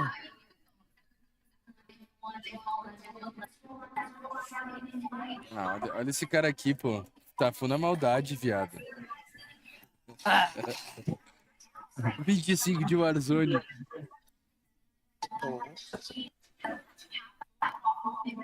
Não, que você mais gostou daí? Tudo. Daí aonde? Tu diz Las Vegas, o evento? Mano, ainda bem que a gente tá tendo um BO, viado, pra entrar, mano. Ah, tá.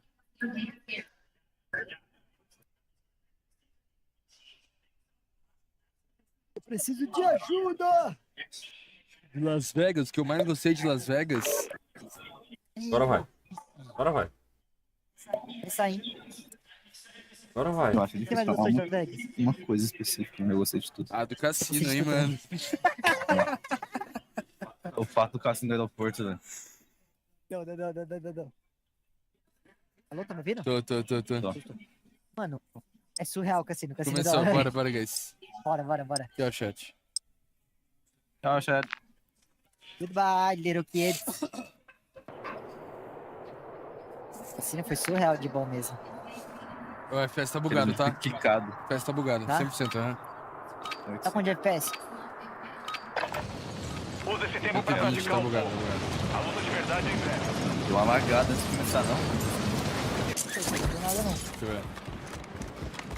2 ms, isso é muito ping já, mano. É, tá, o meu não tá em Full HD não. Full HD não é coisa.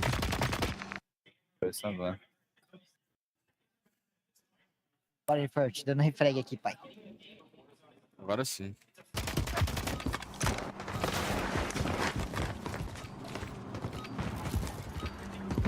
Ah, pensa Deixa eu ver o negócio. Será que é a nossa foto ali amanhã?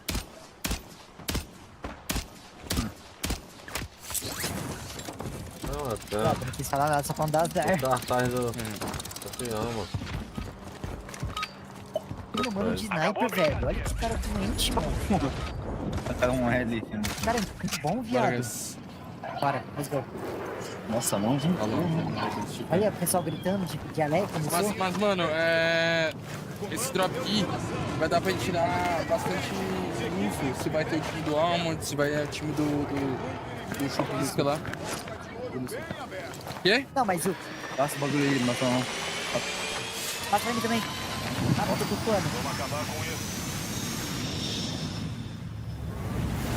É o plano de vida caiu, mano. Não, como é que ele não se bateu onde ele era, mano? Tem gás perto da sua posição. É melhor sair daí rápido. Também, preciso me comprar desse.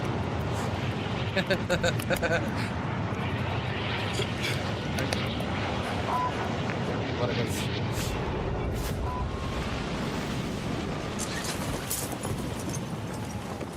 Tá, tem um time. Tem um time que caiu aqui, tá? Tá na minha direita aqui, ó. Cara, eu tô achando que ninguém vindo agora com o nosso. Tem um esticando, tem um esticando.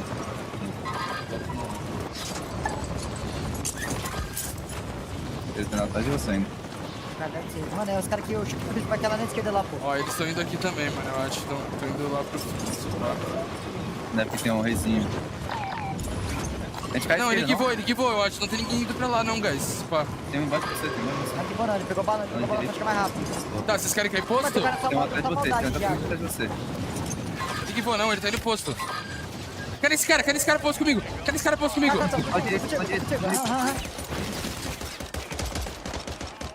Tira ele. Comigo, guys, matei. Não fala de cima. Tomei de outro time. Ah, é outro time, viado, é outro time. Giba, Eric. Tem um donado aqui, ó. Meu ping donado. Não. Mano. Porra, mano. Que é isso, mano? Tá, mas deixa eu entender o que rolou, mano. Tinha um time no ar ainda, que é o time da esquerda, e tinha um time do alto. Mas era dois times ali, então. Calma aí. Dois times, mano. Que é isso? Não! Vai voltar pra base agora.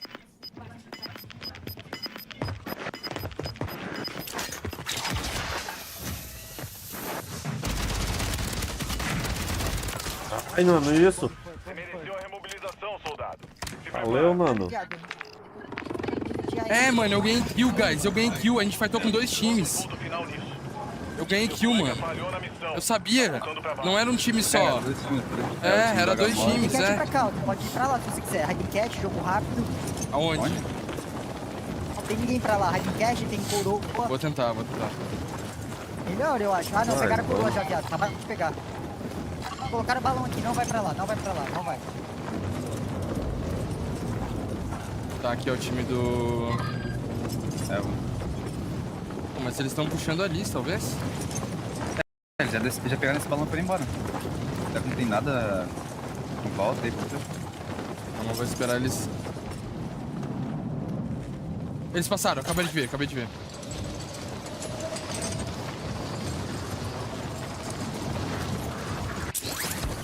Tá como ser hypado, mano.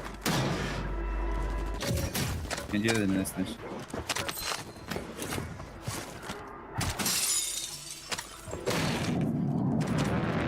Let's go em cima? Não, é aqui atrás. Tá esse balão ali pra frente. Destruíram? Mano, macho, a live. Ah, vai, caiu lá no nano. Vai ter mais dinheiro, tá? Ah, essa aqui quadro, mas não acredito não, mano. Não é possível isso, viado. Não é possível isso, viado. Não é possível isso, viado. Que azar do caralho, mano. Eles caíram na nossa cabeça. Caralho, dessa aqui, mano. Que azar de merda, velho. 40 minutos esperando. 40 minutos pra acabar em 1 minuto. Que merda, mano.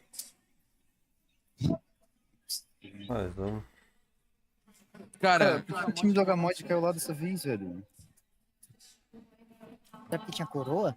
Não sei, mano. Não sei. Não faço ideia, eles não caem lá. Não sei. É a primeira vez que eles caíram lá. Eu achei que esse time que tava com nós era o time do Bubble, tá ligado? Sim. Não, mas não era. O Bubble já tinha caído lá na direita e eu atirei em você, mano. Sério, cara? Mano, alguém caiu atrasado, eu atirei em alguém. Acho que eu atirei no Eric sem querer, viado. Cadê essa skin de merda aí?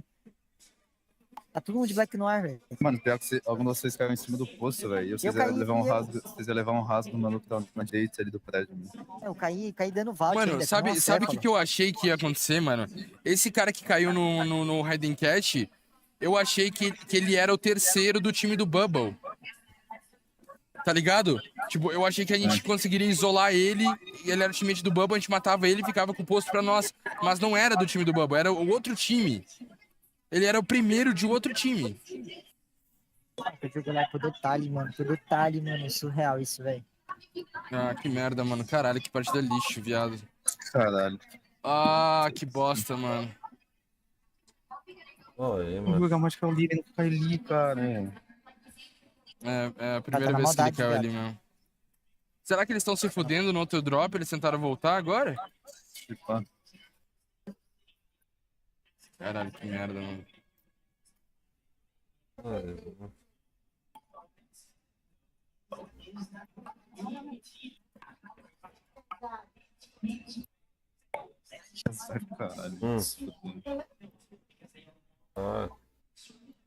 Pô, caiu os 3 no posto, mano.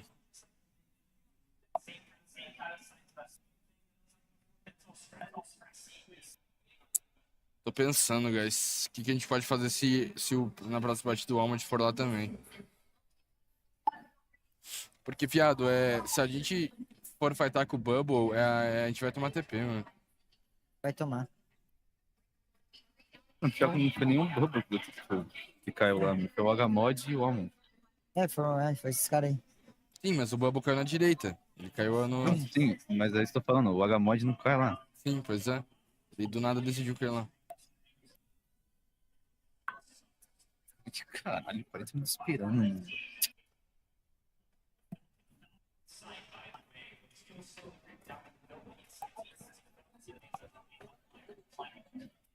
Caralho, mano, eu jurei que o cara caindo lá era teammate do Bubble, mano. Eu jurei que era teammate do Bubble.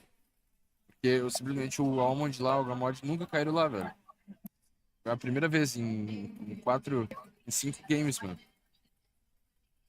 Não, detalhe, eles caíam no prédio, né, mano? Não no bombeiro, tá mano, olha só, eles caem aqui, velho. Eles estão caindo nas regiões, eles vieram pra cá. Não sei. Não sei se foi por causa da coroa.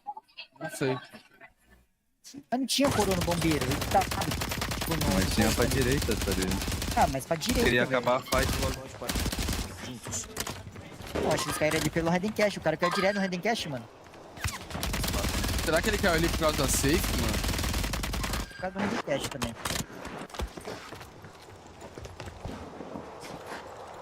Mas a gente tem que pensar, mano. Tem que pensar se a gente pode. Se caso ele cair lá de novo, o que a gente pode fazer, velho. E daí vai ter um time do Almond na esquerda, o time do Bubble na direita e o time do Pentagon mais na direita. Vai ter 4 times nessa região. 4 times pra 2 lojas. Pra pegar um na tela de não sem pegar a arma. Peguei o bolso.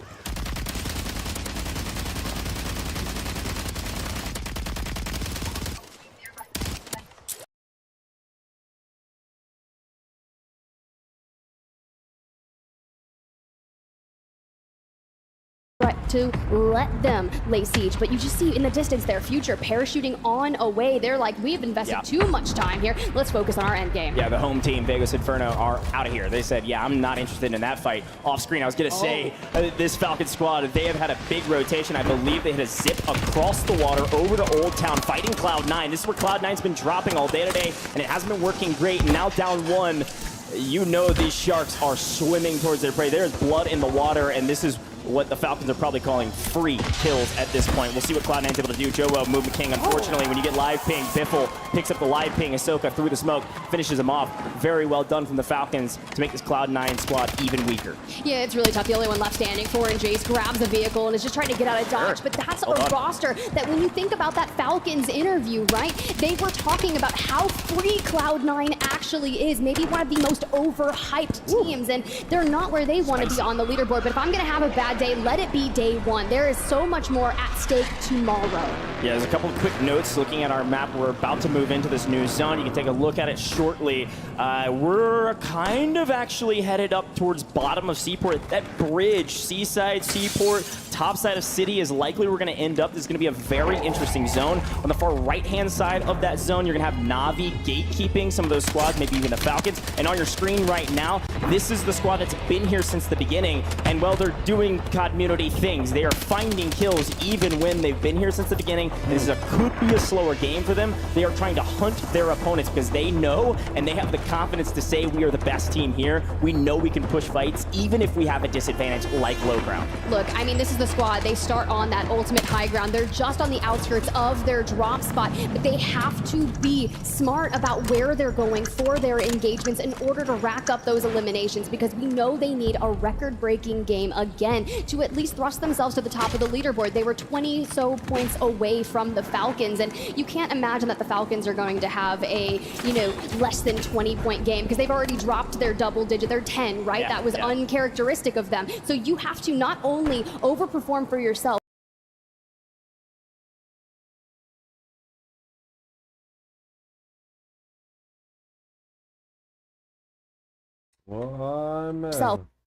but outperform the Falcons in order to breach that points disparity. Well, one of the other things we know about City Circles, albeit it might be a hair north of City, is that there's going to be a lot of teams alive as we move towards the end game. Currently in the mid game, we've only lost 6 teams and nearing still 100 players on the map. We're going to likely be still around 70 moving into Circle 5, pending where this next zone goes. If it continues to head northern and as far west as we can go, there's going to be a lot of folks in the water, and it's going to get real weird real quick towards the end game. So I'm kind of biding my time as well, taking a look at this one. We do see Aiden's team being contested. I was worried this was going to happen. I didn't know it was going to happen this quickly. The Falcons find Aiden and pick him up, no problem.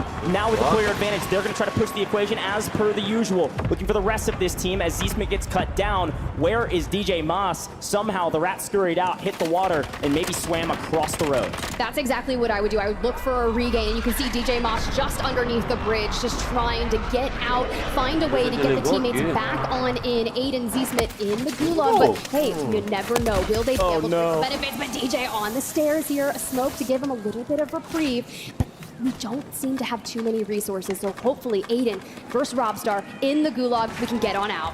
All right, another gulag look. This is a big one. Rob's team's been doing pretty well thus far. I think they've won, I guess, 50-50 on their drop spot. Aiden's going to try to maintain his position in the top 5, though, looking for this first fight. Pre-fires, misses. Rob misses as well. A nice crack.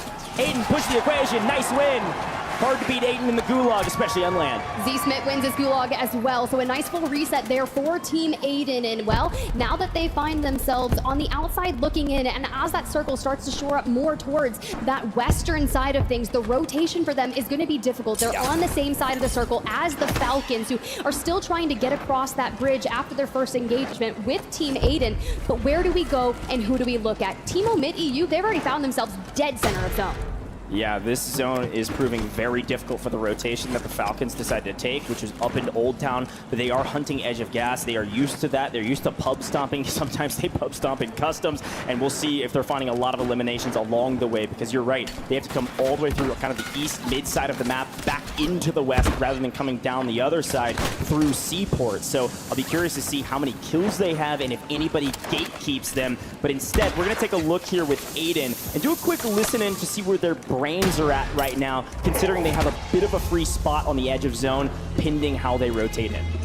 Throwing it inside second. Yep. And I'm gonna drone like our row. Oh, the drone's on the buy, bro. Fuck. I got a drone. Okay, okay. I gotta come back up and grab that real quick. I want to grab this one, though. I'm gonna grab that real quick, okay? There's only a team of 2 in blue ping. Like, okay, we need to go like, then. We need to go. Yeah, we gotta go. 2. They're on third. Come on. Let's third go right now. Let's go. They mortared us. Somebody mortared us. I'm throwing another smoke. Yeah. I might have got live. I'm hitting timer here. I'm throwing smokes. I have that kid. I need more smokes if you have. I have here. I'm throwing these, Deech. Ready? In this window. Only 2? I gotta check. I'm trying to make it up to you guys. I'm out of plates too. I'm right in this window. Here, I dropped you 3. I have another 3. I'm right looking here, on the recon. I have one more. It's still 2. It's still 2. There's smoke. Come on. Yep, let's get in there. Right on these windows, right on me. Hitting on me. You can go upstairs right here on me, right up on me. Come. I'm chowing up. You guys with me? There's a lot of headies. Gotta wait in the room. They could be camping in the room. Yeah, like down low. Yeah. There's smokes out here. Yeah, we're good. We're in a good spot. I think we play holds here, bro. Yeah, right here. Look. It's in dealer 2, okay? Shoot. 20. Other one here. Yep. Both in that tunnel, bro. Can you not peek down there and kill him? Look over here. Look right here. Look. Same spot. I'm looking right. Oh, these guys are all in the open on the lives. Yeah. Over here on the right, too. All right, so here's what we're seeing. A lot of cohesion from this squad and the way that they're able to break down information from DJ Moss, not only saying, I think I got live, let me wait out the timer, and they do. They convert that. But while this is going on, let me just talk about the Falcons, and they are doing such work over on that outskirts of the zone to make sure that they clear out that side of the rotation. Not only do they take out Team Super Evan, they set their sights on other ones, and Aiden, well, they keep on crawling through it. Baba Huff down and out, and this is a game where I'm finally happy to see everything coming together for this roster. Yeah, I gotta say, those might be the cleanest comms I've heard in a very long time. Very well done from this trio to be able to make it to the new zone. But again, the zone pulls further and further west, which means we are way out on the coast, just south of the bridge that connects it to Seaport District. So be curious to see what they can do. Here's a quick look at that replay, by the way. This is the team that was holding them. The Wolf on the other side gets cut down immediately with a tranquilizer dart as Ahsoka and the Falcons come swooping in and clean up this team with little to no problems. A great take, especially because Ev's team had been here for a while. We were watching it on the map, and a fantastic play from Ahsoka and his teammates to get the full cleanup. The Falcons are on top for a reason. That was well executed to still have all 3 alive on one of the most difficult rotations they could take. And here's why this is so important, right? When we look at that replay and we were sitting there with Team Aiden, this is all occurring within 100 meters of each other. They're still on that eastern side of things. And when you've got to think about how can we go all the way to the west, towards that coastline, through the squads like Omit EU that we know have been so consistent today, and a lot of our squads that are still kind of working towards that. Even teams like Team Echo still up and in it. They've decided to position themselves on that south side alone. Here, here's a look at that map, by the way. Red 1, Omit EU. That is not a call sign for a Star Wars X-Wing, all right? Red 1 is in there, right in the middle of the zone. Exactly where we expect in-game to be. They've done this every single map. They're on top for a reason. The Falcons on the other side are the exact opposite. They're on the edge of zone, having to rotate in far all the way to the western side. The longest rotation, frankly, you could probably take to this spot, and yet somehow, some way, they're likely going to be top 10, and maybe even more. Only time will tell. But Omit EU is not on the high ground in-game. They're actually on the low ground, and look who's right next to them. You've got Omit NA, who's had a mediocre performance today, looking to better that, but only with 2 alive. Are we about to see some Omit on Omit violence? That's we right. saw just what that rotation looked like for Falcons, but from the south on that, we see Team Aiden, and this might bring them a little more success in terms of those kill points. We get punished for peeking out, but we don't fall there, and that's going to be so important, and now we can look to swing this and break this down. Aiden looking for double digits on 7. Yeah. This is going to be crucial as we navigate our way just on the outer edge. We're still going further west. Everybody's doing the same thing. Look how many teams are on the edge of the zone. I told you this rotation was brutal. Aiden's team's able to get to this piece of cover first, but they still have a long way to go. And it looks like one team's already ahead of them. That orange 3, that's going to be that Uno Gaming squad partnering with West Esports. That's Nitots, Dizzy, and Vita lying in wait, waiting for this rotation. And who will get there first is the big question. Look who's on top, by the way. Community's still in it, but it might just be Donkey last life for this team. Right now playing a solo. We know what Donkey can do. He can win 1v3s. We'll see if he can maybe pick up Savvy Ultra's entire team by himself, or maybe the help of a third party from Camps. Look, Dongy doing what he does best, throwing down the PDS. He's got 7 eliminations, 4,500 damage. He gave his information away, and a 2v1 swing there. All that you could do was pick up even more. And well, think about those rotations and how much they're worth. And Soka on double digits. Instead of going for the clean rotate towards the north, they say, we want more. We want to get all of the eliminations, as if that 44-point win wasn't enough for them. Yeah, this is the problem when you force the Falcons to take the hardest rotation of the game by moving the farthest and running a marathon. They're finding so many kills along the way. It's 14 between 2. I'd love to take a look at Biffle and see where they're at, because they've made it to zone somehow. And look who's above them. It's Team Aiden. All 3 alive again, looking very comfortable as Team 24 comes rotating in and getting shot from about 17 different angles. We knew it was going to be chaos in this zone, but now the final, the new, is actually wide out in the open comparatively. So the fight for this building is just for the fight, so you don't have anybody shooting you in the back. It's all Team Aiden, it's all Team Falcons. It's been them since the dawn of this match number 5. Think about how many times we've seen them run into each other, and it's going to be the difference maker. But Aiden on the ground here trying to hit that res, especially when you've got Team Echo looking to make their presence known. Yeah, these are like some of the top teams. This is all top 5 teams right here, aside from Papa Vita. These are 3 of the top 5 right next to each other, all fighting for this side of the zone. Yet again, resource management, everything when it comes to the Falcons, and luckily, not really skillfully, they have so much cash in their pockets so they can buy whatever they need for this final fight. Somehow, some way, they took the hardest rotation and for free go to new, and they're in the new zone trying to find a semblance of a piece of cover. Right now, they've got to make sure they don't get shot in the back as they're trying to address the teams that are going to be jumping off this building with 1MILHAO running down the bottom side. Meanwhile, that NA wildcard got wiped from the face of the earth to Team Echo, and they set their sights now on the remnants, but I saw that self-res going through, and they get cleaned up from the cross, down and out we go. 1MILHAO, they still have high ground, likely making that PDS play from the inside, and well, the Falcons, Soka and Biffle, the duo without Shifty here, are going to go clean up crew and try to make sure we can grab as many, but here comes 1MILHAO. Top 2 teams fighting, the top 2 teams today, the top 2 teams maybe on paper. Who's going to get better at each other? Soka from behind wins the 2. Will he win it all? Yes! Shoots the bodies. The Falcons came to make a statement. They've already done it, and they're adding insult to injury.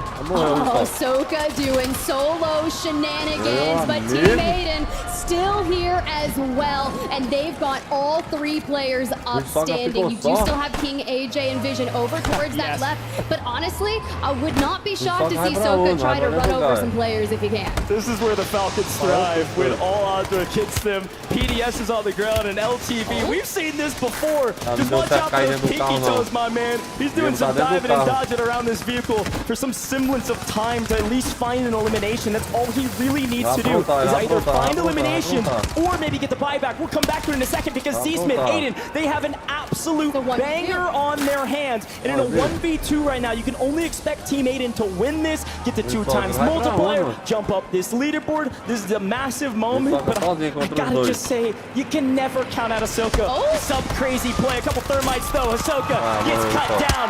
Team Aiden on top with a massive game. Z-Smith, DJ Moss came to make a statement of their own, and they've made it in map 5. They do, and you can see Aiden's family right there, front and center, cheering him on. We know we got Maddie in the building and the entire DJ Moss fam.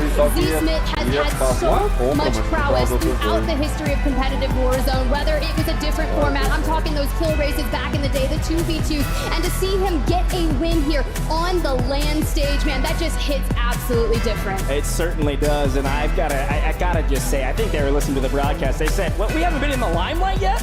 How about we kill half the lobby and then win the map? An absolute banger of the map with a 2x multiplier. I can only expect that to be one of the best games today. I think the best score from the Falcons right now is 44 points. I think it was 22 kills and a win. That game looked like at least that and then some. You're going to see Team Aiden maybe not jump to the top of the leaderboard, but pretty dang close. You know, it's crazy. We were watching that game, and I was like, do you remember when I was saying all about, like, I've seen DJ Moss the absolute most out of any player here. I was like, this is a premonition. Maybe he wins the solo YOLO. I wasn't actually saying, like, oh, we're going to go win this match. And it comes through, but I still got you for the solo YOLO, my guy. Yeah, and I got to say, too, you got to remember remember, the top 2 teams in that map had some crazy rotation to get all the way to the west side on the coast. I mean, you have one team landing Superstore, which is nearly as far northeast as you can go, aside from military. The other team lands Popov and comes all the way through the eastern side and then back across, trying to make a cursive S. A crazy moment, big rotations. Let's take a quick look at the last stand, see how it all played out, and see what we maybe missed. And Tiff, I think the big note here again was that the top 3 teams, or 3 of the top 5 teams, all were fighting each other on the same side of the zone, but it was Team Aiden that actually made the rotate out. And this massive play from Ahsoka set the Falcons up for a crazy amount of points themselves. There was a couple seconds delay there for that kind of push by Enkyo in general. He flies down maybe 2 seconds slower than the rest of his squad, and that delay kind of gave them a fragmented fight as they were just piecing them together. And there was a push just before this from Team Echo straight towards Team V8, Envision and King AJ. When you think about that third party, that crossfire that came in that took out Team Echo really helped them stay alive because they were able to reset as a duo. And then Team Aiden takes them out. Then we look towards Ahsoka, who just, I don't know what kind of God gifts we're getting from this guy, but he finds PDS after PDS, gets the full reset. And I was like, what are we going to do with this LTV? How are we going to make this 1v2 happen? Because I was like, you cannot let him get away with that. Pops out the LTV, and Team Aiden honestly cleans it up quite nicely. Yeah, if Ahsoka won that, I would have gone home. Let's be very clear. I'm leaving. I'm going home. I'm letting somebody else cast. What an amazing event. What an amazing map from Team Aiden. And I don't know if it was DJ, Z-Smith, Aiden, whoever made the call, but whoever did, to rotate out and then make the play for in-game, a perfect IGL call to win it all. We got to head down to the stage and hear from my friend Z-Smith and, of course, Miles the Ross. Thank you, Coach. That's right, Smith. Congratulations, man. A massive win. You guys have shot up the standings. We'll get a finish count in a moment, but congrats, man. Thank you. I feel great, dude. That was incredible. That was the craziest game I think we've ever played. It looked crazy from the outside. I mean, you guys, the vibes are high in the camp, right? Like, everyone seems like they're having a good time. Oh, yeah. I mean, this team, dude, no matter what, even when we're not doing well, we just have fun. We go out there, we have fun. And that game just...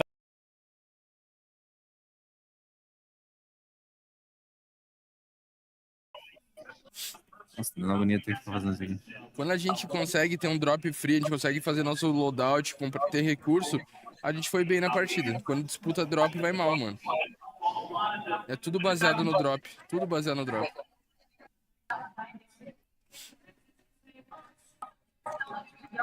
Por isso que eu não...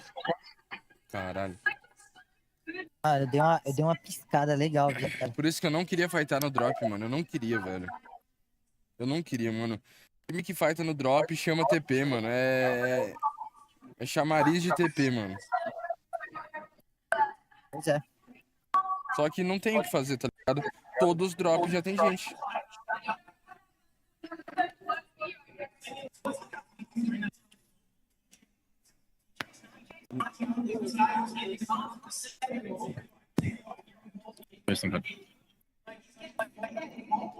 Espero que seja um pouquinho mais rápido, né? Tomara, mano.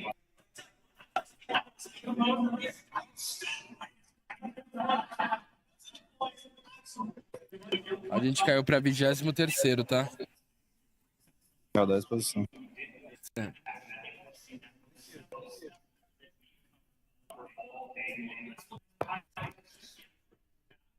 Like, he's getting vocal with the boys, and it's not surprising that when we see that happen, they have their biggest game of the day yet. Let me tell you what, I'm supposed to be composed up here. I am stoked right now that these three just won this map. Those are the boys. I'm super excited. When you're put under pressure, like the competitors are on that stage, it brings out something in you you didn't know you had. And I think we're starting to see that from several individuals we've covered all day long. Let's look at our highlights because there's so much to get through. And I want to start off, Daniel, right back at you.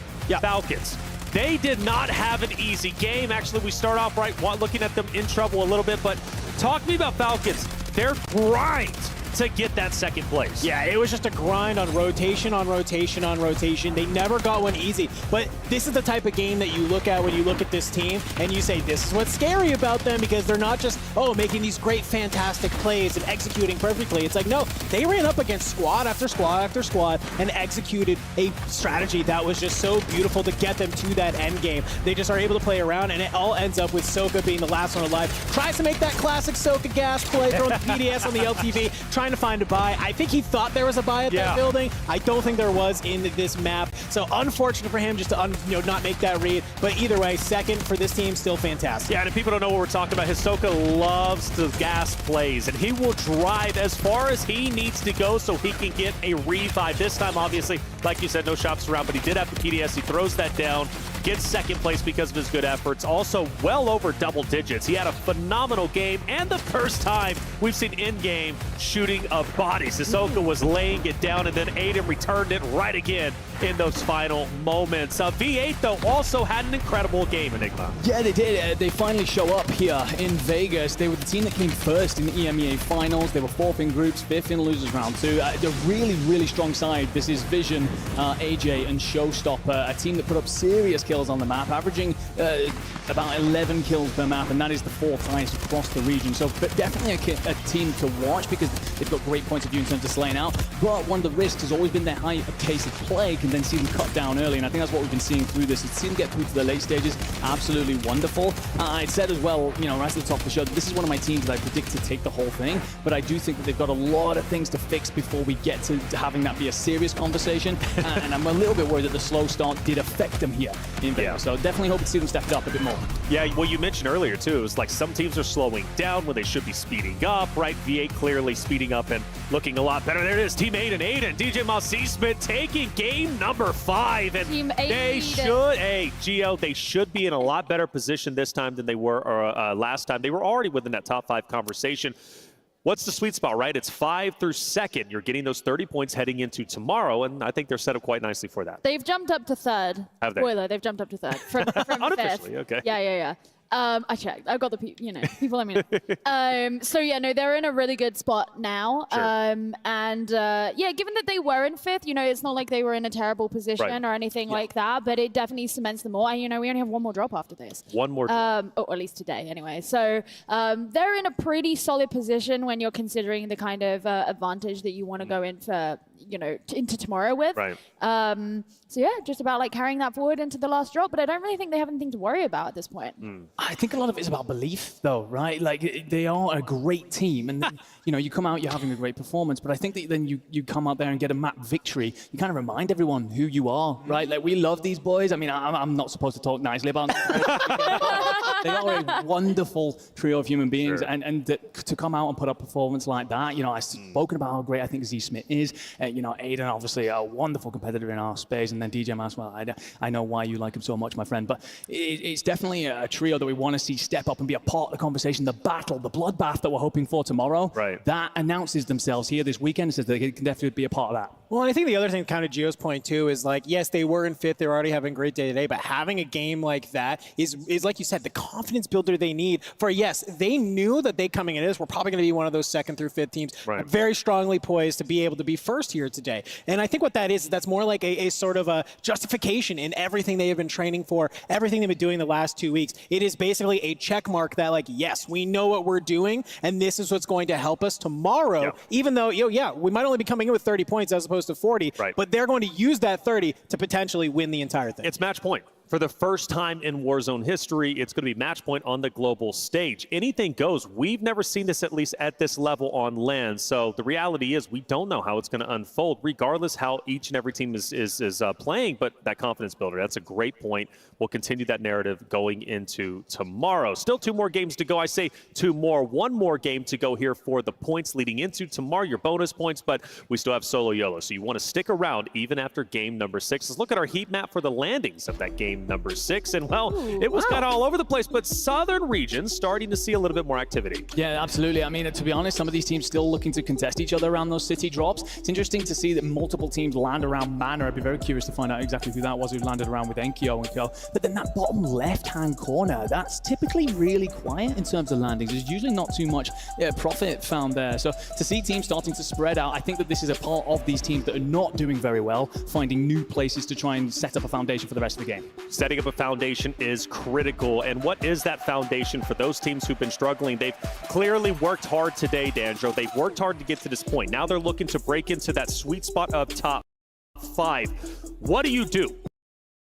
Yeah, I think you just kind of heat check yourself. Start really test the limits of your team. Get aggressive. Maybe normally where you wouldn't take a fight, push yourself forward. Say, what's going to happen if we try and push this team right now? Right. If we just maybe try and play third party. Try and do these things that you're going to rely on tomorrow. I know it's a little late to try and get reps in, but the fact of the matter is, this is going to be your only unique opportunity for this lobby in a setting like this to be able to do that. So I think if you're one of these teams who going into the last final map, yeah, maybe you're out of some points, you kind of feel comfortable where you are. Try something a little bit different right now because this is the time to make it happen. All right, time to make it happen. One more game to go for the bonus points. Who will take the final game and get that confidence booster? Right now, Falcons, they're on fire, but Aiden also showed some life. And, well, mid-EU, will they wake up from their little slumber that they've currently had over the last couple of games? Season 6 is about to be underway. Let's see what's in store for you.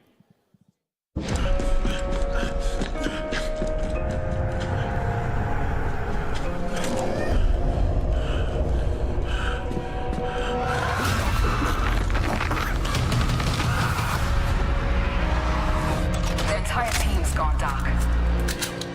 We'll split up. There may still be survivors. Let's move.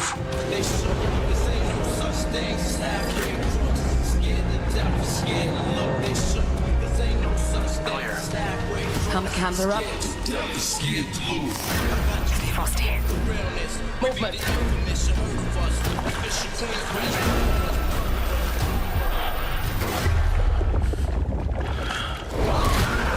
Rocket, come in. Enemy movement. Also spotted. Does anyone have eyes on him? Report.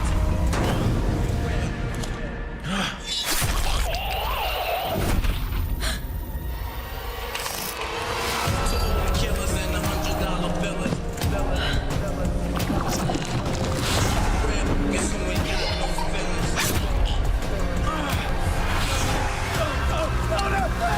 Everyone fall back! Repeat, fall back! Every man for himself in his lane, we begun it. Some get shot, locked down, and turn guns. Cowboys, balls, and shit up, show.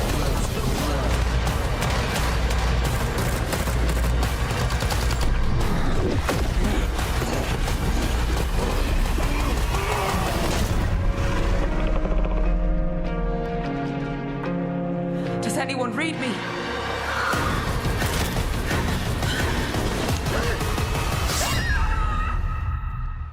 And welcome back to the World Series of Warzone 2024 Global Finals, the final game of the day, at least when it comes to the bonus points leading into match point tomorrow is here, game number 6. If you haven't won a game today, this is your final chance to do so outside of Solo YOLO, which is coming up right after this. So you make sure to stay tuned to see who's going to earn that $50,000. I'm Taylor Reflections Double, joined by Dream, Enigma, and Dandro.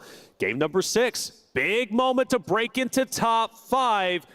Let's get some quick predictions, at least from you, Enigma. Who do you think game number 6 is going to take it?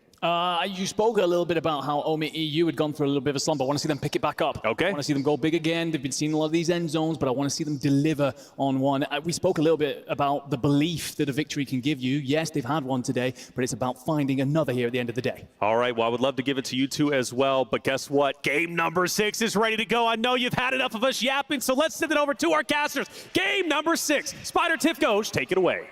Don't worry, I'll get your predictions right after this one, okay? Because you'll definitely be right after we play this one. Now, according to math, all right, I was doing some math on the side. Oh, good. I'm so glad you were. 44 points was the biggest game of the day, aside from that last map, which was from the Falcons. Guess how many points Team Aiden just dropped? If you're telling me 44 was the biggest, I'm going for north of 50. It was a trick question. It was exactly 44 again. A 22-kill victory, 44 points from Team Aiden. A massive jump up the leaderboard. Wasn't enough to take first? Certainly not, because the Falcons just dropped a 36-point game for a second-place win. So another massive game from the Falcons means they're up right now on their competition by, well, frankly, a whole dang lot. I think it's about 40 over second and third. So maybe we know who's going to get 40 points for tomorrow. But the big question, and still up for grabs, who's getting 30, 20, and counting, folks? A lot is on the line. The last game of trios today starts right now.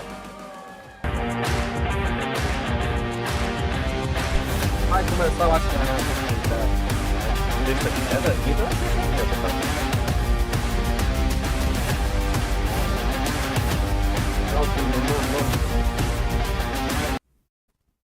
Mano, vocês agora caem certo, mano. Tem cara da esquerda também? Não, tem cara. Ah, então estica a direita, estica a direita. Vamos ser hypado de novo, não? Tem cara indo aqui, será? Mano, não tô vendo. Eu acho que não, né? Não tô vendo. Tem cara que Tá, no ok. resort, Eu vou ali então. Não tô vendo ninguém caindo pra lá. Será que a gente consegue passar aquele rei, mano? Não dá muito longe, né? Cai aqui, tá, guys? Não, chegaram lá. O time do Gold chegou da GL, acabei de ver. Tá no rei, no rei? É, eles acabam de chegar da GL, olha lá no L, olha. Cadê? Droga. Aqui, ó. Pinguei. Ah, esse é lá fora mesmo. Será que eu consigo esticar pro poço? Vou lutear. Não, eu lutei o poço. Se quiser lutear coisa. Tá, cuidado. Achei bye, tá, guys? Tá, é rápido. Vou lutear o poço aqui.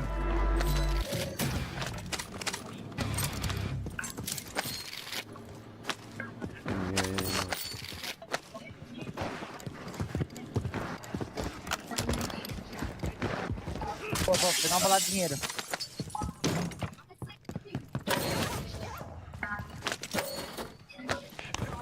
Cara, tem muita grana, mano. Consegue vir pra cá? Aham. Chega aqui, eu tava com o balão. Pode jogar balão. Não. Eu tinha o DRP. Se você for jogar assim na reta ali, eu conseguiria voar. Ô, mas compra essa caixa aqui, mano. Mano, tem cara no resort, tá? Tem. É o time do tapo pra dentro. A gente pode pegar o carro e, mano, ir embora qualquer coisa também. Lá pra mim da safe lá, não faz fila. E dinheiro bem. Mano, o meta a gente precisa chegar aqui, ó. Ó, dinheiro, tá? Legal, não. Tá na barra. Eu tô com 3 trocos, tá? Vou jogar a caixa de munição aqui dentro. Bora. Não, pode ser. Gat plate aqui também, dropei.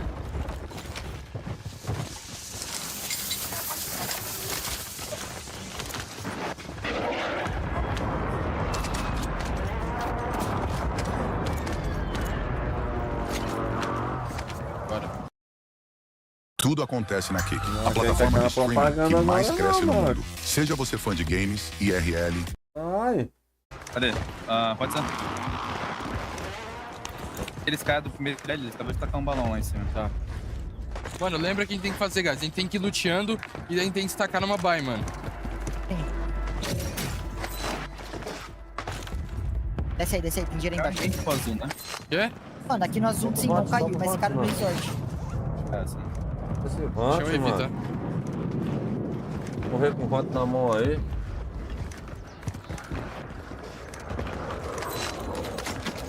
Ataque, ó. Pega aí.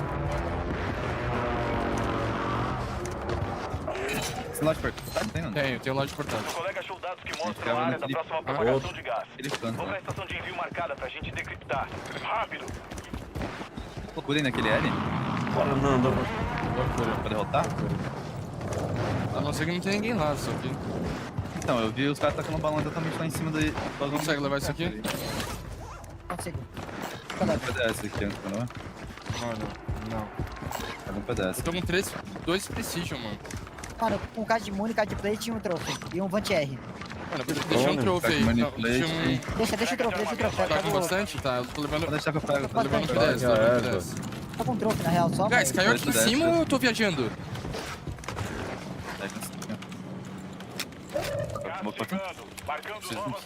Acabar de comprar lá já. Pô, tá vendo lá onde a gente queria ir? Lá onde a gente queria ir, tem uma coroa lá, mano. Guys, não dá pra pegar esse L? Ah, comprar ali do lado, né? Acabou de comprar lá. Ok. Tem balão, joga esse balão. Tem mais um aqui. Vou indo pela esquerda, tá chegando aquele prédio lá. Sim. Vai pra esquerda lá? Tá bom. Mas ninguém não tava com cidade aqui. Pega ele. Tava rateiro aí, né? Esquece, a gente pode jogar bombeiro, ó. Mano, eu tenho buy, guys. Eu tenho buy, tá? Tem buy? Melhor ainda. Tá. Para, bombeiro? Ah, acabaram de vale. Mano, eu quero ir lá no top? É, né? Acabou de cair no bombeiro, cara, caiu no outro time. Acabou de cair no um cara. Ele botou no lag, botou no lag. Ressoa, ela ressoa na loja. Ó, segundo PPD. Ué, a gente não come ele, não?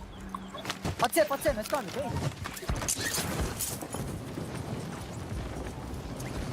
Pega Pegar o balão, se pá, deve pegar o balão. Subiu. Matei. Comigo, um tiro, confia, cai. Nossa. Foi sozinho. Nossa, foi por dentro, viado. Eu falei come ele, mas... Ok, só. Tem vários no meu corpo. Então, aqui meu pen. Vou apertar agora. My bad, viado. Relaxa. Não, tudo bem. Eu cheguei, ele tava na escada. Já tá na vida, Eric. Voltou. Deve time do... Boa, nice, pô. Vai, não. Eu tava com o que ele Não, tava... relaxa, tá tudo Vai, certo. não. Eu também achei que ele tava na escada. Mano, como é que vocês estão aí? Desce? Time que tava aqui, que voa lá de cima do top. Tá. E essas smoke aqui, o que tá rolando aí? Ah, você consegue cair. Não, tá faz. lá de mesmo. Derribando e... Já joga essa bike, Não, a gente tem uma bike pra nós, né? Não precisa. Não, tem certeza, tem vários do lado aqui. Cima do prédio. Tá, aqui em cima também, aqui em cima. Tá outro time. Então deixa o prédio pular pra cá. Peguei. Pegamos. Finaliza ele. Tá o teammate dele, né? Do prédio? Não sei. Tá de loadout, tá, guys? Tá de loadout. Vou dar refresh. Só tinha dinheiro, peguei. Guys, a gente tem... Mano, compra selfie também, tá? Não esquece. Mano, vamos... A gente precisa de uns 2 advanced, mano. Advanced aqui dentro. Ó, o cara me metralha e pula aqui num bot, velho. Eu consigo, mano, eu consigo levar um advanced, eu consigo 2 wave, quer dizer. 2 wave eu levo. Eu tô com um EV já na bag. Eu tô com um ataque aéreo aqui. Ele tá tomando tiro da onde? Da ponte. Cansa, né? São 2 na ponte, não sei pra onde foi o outro só. Será que o cara da ponte não é teammate desse que pulou? Eu acho que é. Cuidado, você pode tomar da casa, ele pode ir pro lado, ele foi pra casa, tá querendo marotar. Vocês não tem tanta info dele, eu tinha que vocês... Não, só tem info do maluco na ponte. Ah, deixa eu ver esse recon. Mano, é isso aqui, guys, é meu ping, mano.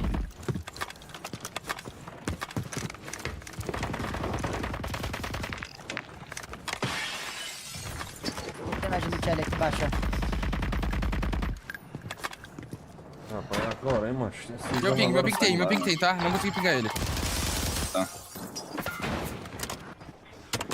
Sai, mas então vamos tomar aí.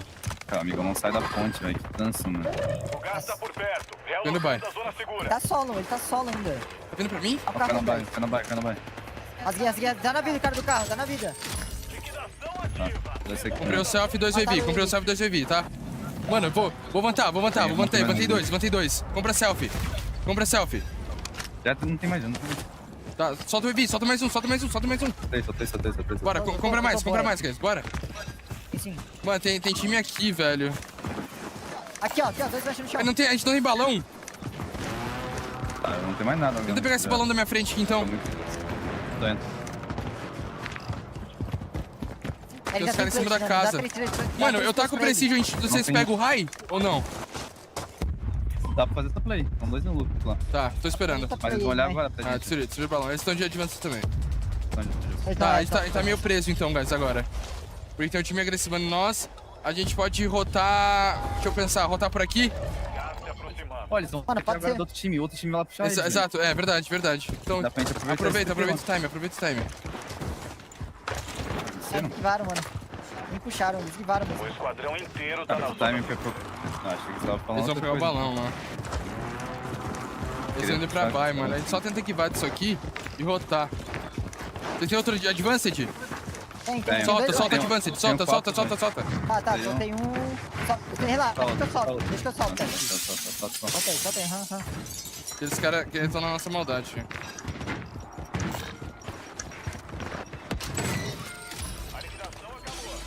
Esse direita ali, ó. Esses caras vêm da direita aqui, ó.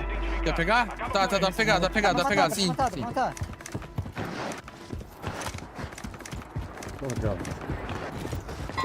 Não fica agora um. Outro. Os 2 tem chute. Vamos. Tem mais um perdido aqui pra trás, ó. Guys, os caras perderam. Sim. Não. Vamos passar, Eric. Mano, deixa eu ver. dá pra... É, foda que a gente tinha que pegar esse balão, mano. A gente tinha que subir mapa, guys. Ó, tem um time vindo de Ghost atrás, tá vendo? Eu tenho ataque aéreo, tá? Tá, ok. Será que eles sabem de nós? Eles estão de advance de novo também, será? Mas, mano, se a gente mata esses caras, a gente tem outro advanced, mano. Jogando Presencial lá, tá? A janela, janela. Fênix 2-3 na estação. Ataque a caminho. Mano, foda que ele vai tomar das costas, velho. Não tô gostando disso aqui, velho. Mano, eu smoke duas aqui. Tá, eu vou passar por causa do lado, mano. Eu ia passar também, mas... Isso aqui não tá muito legal, guys. Mano, tinha um cara na reta aí, cara. 3 caras de Tinha 3 malucos aí. É, na reta aí. E só eu sozinho você faz o mesmo onde você. Tu consegue mais um? Aham. Solta então. Solta? Tá, solta aí. Tá, deixa eu pensar, guys. Tem cara aqui, tem cara montanha. Não é agressivo esse cara, pegando uma Desses pique? caras aqui? Sim. Eu acho difícil, mano. Mas ali é muito difícil, velho. Mas tá bem mesmo, eles estão com muito medo. Tem anti-bunker? Tem anti-bunker? Tá, não tem, mas... Consegue comprar? Compra anti-bunker, daí a gente faz essa play. Mas tem que smocar na loja pra mim. Tá, vou smocar, smokei. Vou passar, tô passando. Grava essa sua, mano, velho. Vamos ser hypados, os dois. Tá passando, vou. Vamos descer. Bota cá. Calma. Mano, não precisa, guys. Ele tem que rotar. Não precisa, guys. Não precisa. É, não precisa. Não precisa, guys. Eu joguei caixa de munição no meu pé, tá? Tem que rotar isso aqui, mano. Já tá rodando, na real. Mano, come esse cara comigo. Come esse cara comigo. Tá só. Cuidado. Não, tô precisando ainda. Vai rápido que eu posso aqui. Morri, acho. Tá na porta. Tem cara costa, não esquece, tá? Tem cara cuidando já. Vem cá, não tem muito você. Ah, também costa. Manda ataque.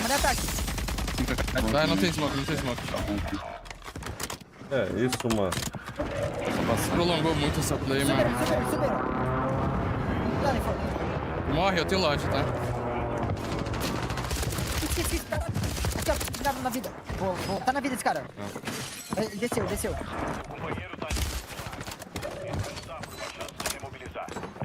Devolve a bunker no lixo, tá? Esse cara pode cuidar, tá, mano? Cara louco, mano. Gago lag, velho. Estação de compra aliada mobilizada.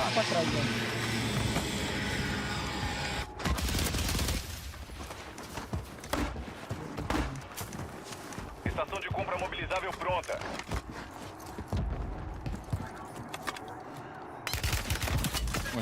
Ah, já foi errado, pô, não. Vai ser hypado, mano. Atenção, seu esquadrão já era. É com você agora. Seu Ah, companheiro perdeu a luta. Tá lascado, voltando pra nós agora. Será que o balão é impossível? Você tá tentando ficar deitado?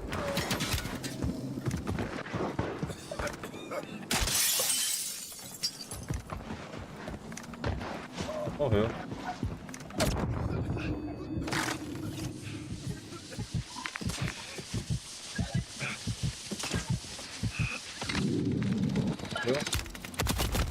Morreu, mano. Cara, eu não sei o que aconteceu com vocês dois ali, mano. Não, os caras da direita, mano. Eles jogaram muito corrupção, mano. Ali só passava, tá ligado? Se a gente pegasse o morro, tipo assim... Eu não conseguia jogar anti-bunker, não? Tava... Não, 15 segundos, ficou flodando. Eu tentei jogar lá, ficou flodando. A gente jogou com medo, mano. A gente tinha que ter... sei lá, velho. Sendo bem sincero, velho, a gente tinha um advance de... Tinha um morro livre, tá ligado? Sim, acho que era pra ter passado. Fazer é só passado pela não precisava ter comprado o Blunt Buster, acho que nós ter ido. E eu não consegui nem usar ainda, velho. Fiquei flodando pra usar. Mano. É que o problema, mano, é que não tinha lugar pra gente ir. Porque aqui, ó, nessa casa tinha 3 caras e aqui no morro tinha mais 3, mas mano. aqui pra esquerda, aqui a gente dava um jeito, tá ligado? Tem um monte de casa por aqui, mano. Era pra nós ter rotado. Ou a gente... no final, depois rotava, a gente já fez isso um monte de vezes, tá ligado? Mano, ou a gente começa...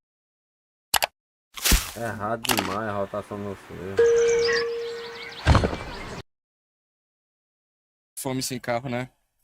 Sim, com o carro a gente rotaria ou com melhor. L, né?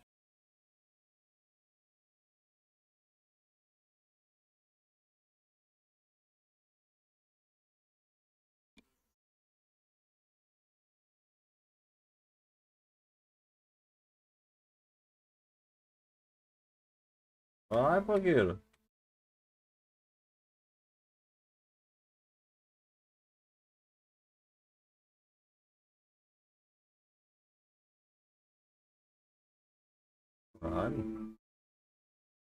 For Team Aiden. We've been talking about their consistency throughout the past couple of weeks and their growth, similar to Team Echo here, but those advanced starting points of 30. We always say, you know, if maybe they could just get a little bit closer to 150 before the Falcons do, and this gives them the grounds to kind of level it all out tomorrow. Yeah, this is a big moment, by the way, for FaZe on the right-hand side. They don't know that Prodigy Ah, porra, vai travar, man. is here. This is brutal. FaZe is in 10th place right now, but Swag is shooting straight. Adrian falls, and it does look like FaZe is Tá o time do Hisoka em cima já. cleaned up by Prodigy, and Oki, what a take with Biffle staring down at them, waiting to take those instead. That's going to be tough. FaZe might have done enough to maintain top 10, but they very likely could drop down out of top 10 and lose points for it. These are the margins we're talking about. They're so razor thin if you're outside the top 5. Well, now Oki's going to have to look for a regain, get the squad back on out, and well, Shifty's still looking for some more action because what he had was not enough. They want to prove on that 44-point game. They want to set records here. The cementing of Dynasty begins now, especially after you've wiped Oki's squad. Team Echo, that 5th place roster has fallen, but can someone breach that points disparity between 6th and 5th? I don't know. It would take a pretty monster effort. I mean, it's a 25-point margin from 5th to 6th. That 6th place team, by the way. It was FaZe. Yeah, they are not there, not right now. So we'll see what they're able to do. I think those points are being tallied right now, too, so there's a chance maybe they'll drop outside top 10. I don't know. There's a lot of question marks. We're going to let the admin do the math as Grum hits 1 and gets the cleanup. That's Panda falling. That's a full wipe on Panda. We're top 15, and as expected, omit EU. Not a ton of kills, but in the best position, at least for now, as we head back to the Falcons, who are continuing to make statement after statement to say, well, I don't have to repeat it. Shifty said it for me. We know what he's going to say. I mean, look, he's got a lot to say, and at least he says it with his chest, and at least he backs it on up here on the main stage, on LAN here in Las Vegas. But omit NA, they do have one player last standing that was just trying to kind of salvage some things. They're in 18th place, and for the Vegas Inferno, they need a good multiplier to let some of these eliminations do work. And, well, they've got 2 squads just kind of towards the outside of them, Destroy being one of them, and another squad wipe for the Falcons. Vegas Inferno on your screen. Looking to take down our wildcard team. Nick Cool Squad had an early start to this tourney and comes swinging in, all 3 alive. Lose one maybe in the process, we'll see, but a cleanup nonetheless. Vegas Inferno fallen 14th. Decent map potentially, but the question is how many kills? Again, every team tallying their kills, every team doing the math. How many points do we have for tomorrow? What are the changes? And right now, it looks like Team Super Evan says, I'm a bush Wookie, my man. I'm just last into top 10. I need that multiplier. We've got some kills to make it count. Well, this squad is currently seated in 21st place on the leaderboard, 50.6, and that's why this is so vital, right? You want to get into those advanced starting points that are even more, but Waldo, what a game here. Colony 2K and Nick Cool probably fully eliminated here, but let's get that higher multiplier like you were talking about. We've entered the 1.6x multi. The best you can do now is maybe a top 5 and even then a win. Yeah, this team is actually in a prime position to steal away a lot of points. Waldo's on 8. I think Colony is on at least 5. This is like a 15-kill game with multipliers. They've made top 10. A great game for a wildcard team to snack some points away, snack on them some tortilla chips. Why not? Let's pick up Autorize in transition. This is one of the teams that's right behind you and maybe right in front of you, depending on how many kills they have. Every single point matters. Find him, Waldo. We found you, but can you find Autorize? Oh, well, keep your eye. I think Huskers is last standing for his roster. Off screen as Brawlic falls as well. Goodbye, Autorize. I think Super Evan still in that bush, kind of dead center of zone, looking for some more multis. Look to your right-hand side of your screen. Tapulator, Johnny Bro, and Strixie. Well, look who came to play. It's Deus Amir, Z-Dark, and Castillo still trying to wipe that area, but they're on the low ground towards the Falcons here. And Shifty is keeping them in their sights, and we are just firing. Huskers from behind, though, could maybe steal one away and grab an elimination, but I think the Falcons are just going to look to clean it up for now.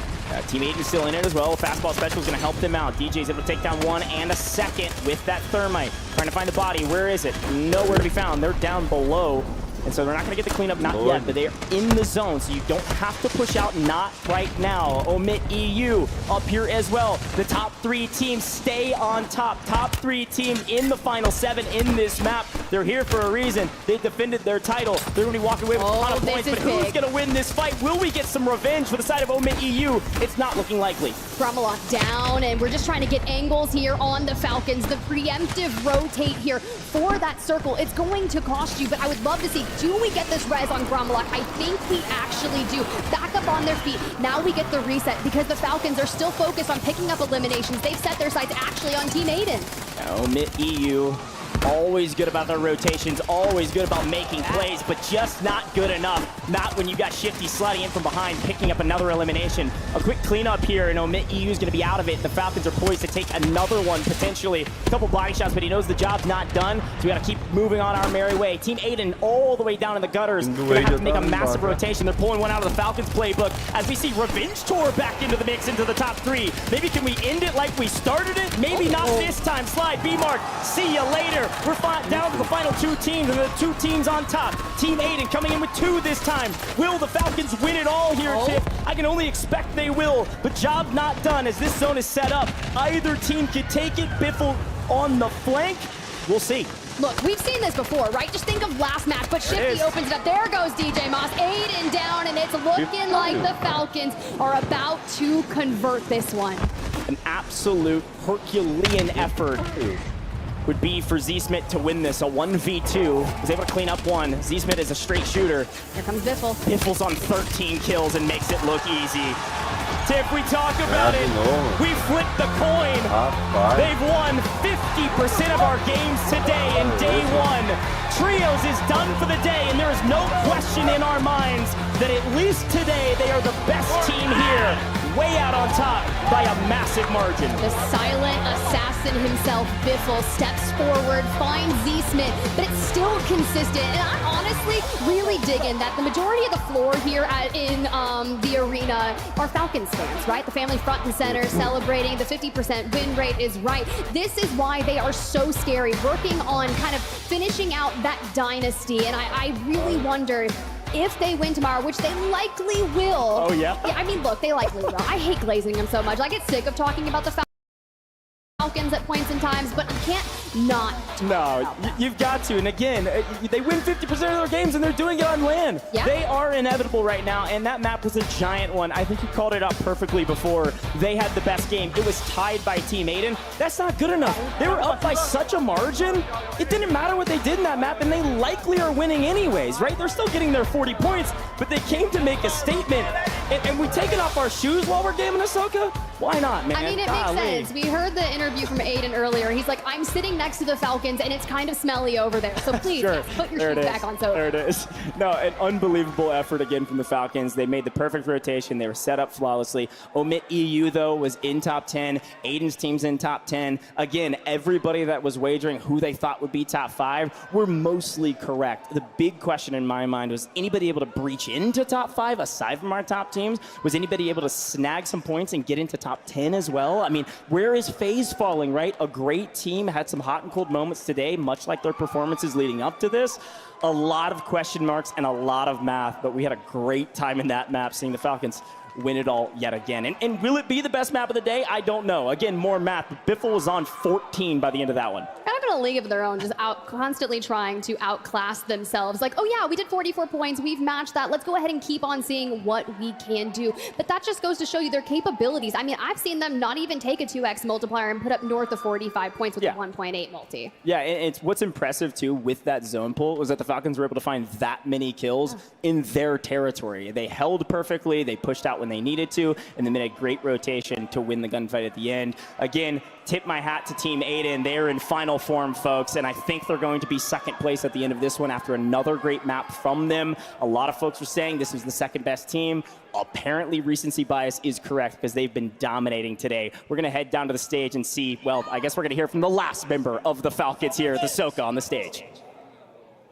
Good luck hearing anything down here. It's rowdy on the floor. Ahsoka, I got the full Falcons bingo card. I got all of you guys. Your 3 big wins today, man. Congrats on that. Top spot secured. Yes, sir. Feels good. Feels great. We started off slow. I'm sure all the competitors thought they had a chance. We started winning 3 games in a row. I know they're going to go to sleep like, damn, we lost tomorrow. So let's get it.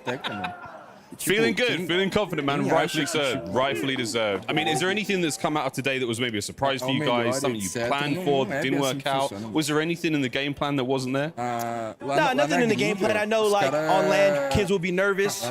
Aiden was talking that smack to Biffle, but we just ran him, so he needs to watch his mouth. Shout out Biffle gang, baby. Come on. What are we bringing into tomorrow? Anything different from today, or is it business as usual? Business as usual. Job's not finished. We had a great day today, but go to sleep early. Maybe hit the club. You never know, hit casino or something. So we'll see. Anything you want to say to the crowd here? Everyone watching back home. Everybody watching back home. The crowd. I love you guys, my family. I appreciate you guys. Tease up all that, man. Come on, Falcons, baby. Back to the desk.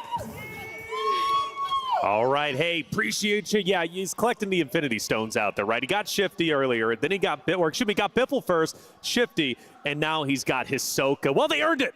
They absolutely earned it. 50% win rate. What does that mean? 3 out of 6 games. 2 of those games, second place. One of them, what happened, right? Top 20. I don't know. Hey, not even double digits on points. Regardless, though, beating everybody by, unofficially, probably like 80 or so points. So it's a matter of now who got 2nd through 5th to secure 30 points going into tomorrow because, well, Falcons, they were able to secure at least 40. Let's take a look at our highlights from game number 6. It was exciting without doubt. Dandro, starting with you, half the lobby gone by Zone 4. Yeah, this lobby got deleted, which is kind of, par for the course for what we see for a lot of Warzone tournaments. When it comes to this last map, right, people are tending to play a little bit more aggressive. By the end of Zone 4, almost half of the lobby is gone. So, but then what we see is that opens up the map so much, and then it kind of comes down, right? So it starts off really fast, and then it just goes to a slow as everybody is now still trying to play for those precious placement points like we mentioned, because everybody trying to be able to come out on top to get those advantage points coming in for tomorrow. And Enigma, for you, OmniDU, they get zoned. They have a wonderful finish, 4th place, which they desperately needed again to hold on to that delicate lead that they had for top 5. Talk to me about their run from start to finish. Yeah, I think that they, in this map, they get the pull that they want. This is their alternate landing spot, the preferred alternate landing spot, which is the Kotobo blocks. Typically what this zone does is it pulls quite north, sharply north, even northwest. So they've hedged their bets there to sit in the Kotobo blocks and catch teams rotating on up from 11 Resort. Doesn't end up coming on through necessarily that way, and obviously they get cut down by the Falcons in the end, but pretty much everyone in this lobby down well has today. But what I will say is lessons learned. A couple of days ago, myself and Dandro cast over an event, and we saw them in this exact same zone, and they were playing it from the low ground, which made things very difficult. This time, they assessed what they'd done wrong before, played from those high grounds, and found themselves a couple more kills en route. And as you said, picked up what had been a bit of a slow run through the back half of this tournament and likely have held on to that delicate top 5. And I loved that Enigma had stated that, right? The zone, right? A lot of these teams that I was noticing, which teams are rotating towards the north. Omit EU was one of those spots that we're setting up. Also, I noticed Team Echo, right? We got Prodigy, Oki, and Echo, who in the start had a couple of, the first 3 drops, I would say, right? 16, 16, 26, but they still had eliminations, and then that map number 4 and 5 getting into that top 5 spot, that might secure them in the win in that top 5. Yeah. Well, excuse me, the win in that top 5, quote in unquote. The top 5, and right. For the advantage points, right? These teams are thinking about the day 2 advantage points, and hopefully that'll be an advantage. Because you need to get these guys. Oh, the celebration is just, come on, it's great. Oh, look, and there was 8 in there too. Like, that was a great finish from them. We talked about their confidence building up right from the last game to this game, and shout out to him. A little bit more on that, but Falcons, hey, congratulations. Biffle, Hisoka, Shifty, right now, again, it is their tournament to lose. 2nd place in game 1, top 20 in game number 2, 1st place in 3 and 4, 5th place, 2nd place, and then a return back to the 1st place podium on that 6th and final game. And all of them got to get interviewed, and they all let us know what they were thinking about the competition. They clearly don't have respect for them because they've got to respect them because Falcons is on top. But I want to go back to Aiden because for me, very happy with their performance today. Again, I was like, where are they at? We didn't see a lot of them from like the first, 3 or so, 4 games, but then all of a sudden they started showing face. We finally got the observers on them, and they just were tearing it up the last 2 games. absolutely phenomenal. First and second place, Dandro. I'm so happy with their placing. Yeah, I mean, this team has come online. I think it's safe to say that. They, while you said we haven't been able to check in with them as much through those first couple of games, these last 2 games, I love that we were able to really showcase what they've been doing to be, I think unofficially our second place team, coming in with 30 points tomorrow. So it seems like everything is clicking for this squad. If you watched any of the tournaments and scrims leading up to the event, it was really felt like they were on the upward trajectory. We talked about, a lot that over this World Series of Warzone season, you wanted to peak here today, right? You wanted your competition to kind of hit its maximum here today. And it seems like for this team, they're finally starting to do that. And that is what you want to be having to happen. Yeah, I just absolutely want to tip my hat to Aiden, by the way. I love all 3 of the gents on this team. I spoke a lot about what I think about Z-Smith, but Aiden in particular, it feels like, quite often we see large content creators in the spaces. They kind of, you can lose your passion a little bit. That's Aiden true. Very always true. turns up big at these events, and he's leading the line at the minute with 32 kills for his squad, really putting on out there. And there just seems to be something about him where he locks in when it comes to these big events and makes sure that he's helping drive his team over the line. Yeah, and I love that you say that. The adversity that he has to go through, because I myself have seen him have a teammate or they got disconnected in some way, shape, or form. So that I think it was the game number 3 that Z Guys, did, vai ter timeout, vai ter breakzinho. Eu acho daqui. Going against that adversity and still being able to show up as they did. Sure. Girl. Hours, man, because I would have been losing full for times 3, right? Right. Well, Omit EU, Community, Echo, I think holding on just barely to that 5th place. They finish off, I believe, in around 17th. I'm wondering if that was enough to hold on because they were just there by a thread. But that should be your top 5. Of course, we'll be tallying the scores here on the back end. That's 6 games down. And now we have a good understanding of what the points are going to look like going in tomorrow into the, of course, the match points, which the first time we'll see that on the global stage. Even though the first 6 games are done, we still have Solo YOLO. Game number 7, $50,000 for first place. Who's going to take it? We're going to... Muitos, mano. Muitos, velho. Ó, eu vou dar um exemplo que não é longe, guys. O Johnny Boy ganhou o presencial na época de Caldeira, mano. Ele parou de jogar, tá ligado? Porque não tem investimento, ele não consegue se manter, saca? Então, não tem como. Cara, literalmente, o nosso time, o time do Vieira, os melhores times da América do Sul. E é muito difícil competir com os caras, mano. É muito difícil.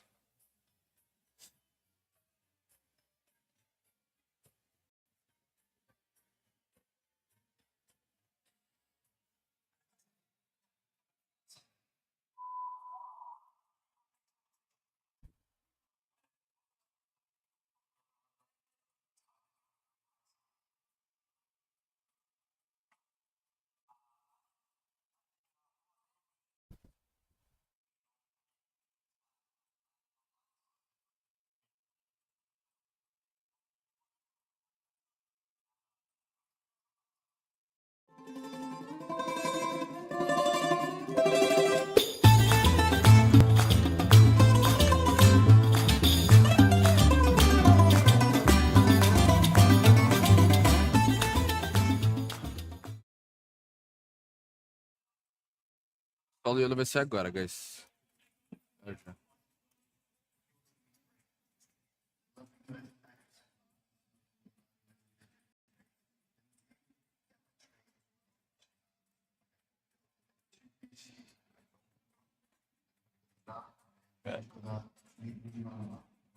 Relaxa, Balrog. Não tem problema você me xingar, paizão.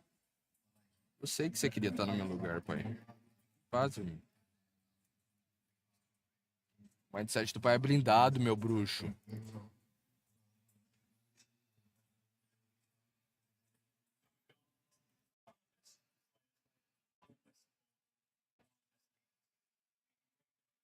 Caralho, esqueci minha senha do YouTube.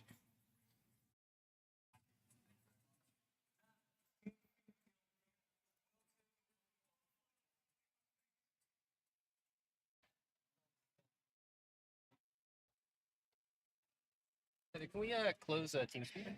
Yeah.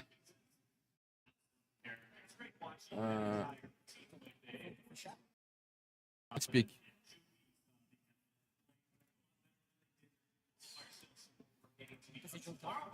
Que é? Não sei. Tem que fechar o T-Speak nos dois.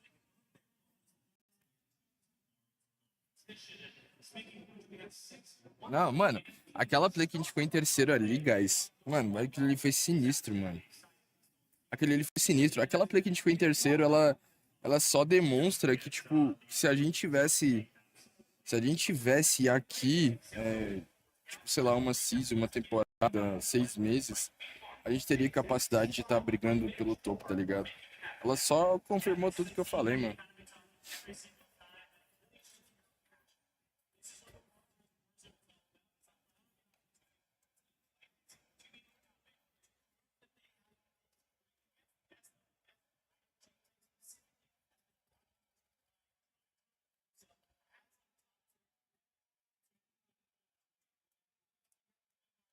Na minha opinião, os BS não vai bem em Camp Gringo porque não estou acostumado com pressão e os gringos já estão acostumados com isso. Cara, eu não posso falar pelo deck, tá ligado? Mas, mano, eu não tava nem um pouco, velho. Tipo, eu tava realmente bem suave jogando, mano. O PC aqui tá da hora, tá ligado? O cenário tá da hora. Eu acho que o momento que eu mais senti nervoso foi de fazer a entrada, né?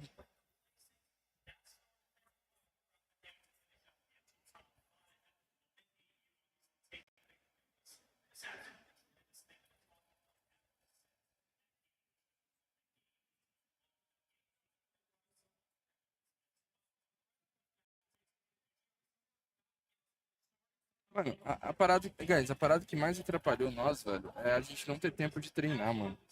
Porque nesse período, tipo, você pega um mês atrás, os caras tava tipo, tudo jogando screen todo dia, todo dia, todo dia. Aí nesse período, meio que já foi definido os drops de, tipo, geral, assim, mano, tá ligado? E tu não tá presente nisso, afeta pra caralho, mano. Porque daí a gente sempre vai cair num drop merda e num drop que vai fightar. Os times que estão, tipo, top 10, eles não fightam com ninguém no early, é sempre drop free. Por quê? Porque nesse um mês de skin que eles jogaram, eles decidiam drop. Vamos supor que, sei lá, o Biffle tá caindo, não sei, mano, Popov. Aí um time decide cair Popov. Ele tinha um mês pra tirar os caras de lá, tá ligado? Quando a gente conseguiu dropar free ali, que a gente não fightou com ninguém, a gente foi mó bem, mano.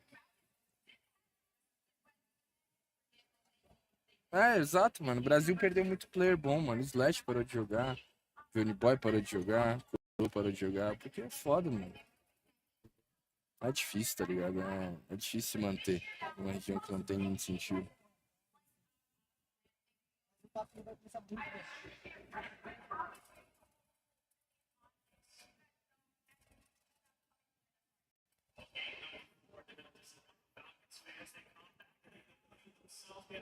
A gente já pegou, tipo, o mindset, tá ligado? De como funciona, como os gringos jogam. Os gringos jogam isso. Eles só pegam os que vão bem, né? Pega grana early game, pega uma posição boa e mata no endgame. É isso. Só que, tipo, a gente não consegue praticar isso porque todos já tem gente. Então é foda. A gente tá trabalhando com o que dá aqui, mas, pô, foi muito da hora. Eu tô curtindo pra caralho. Amanhã, cara, ainda nada está perdido. Amanhã a gente começa com 10 pontos e o primeiro colocado com 40. Dá pra ganhar? Claro que dá, óbvio. É difícil? Pra caralho. Mas dá.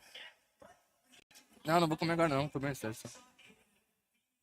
Acho que poderia ter estudado o drop dos caras do campo, irmão.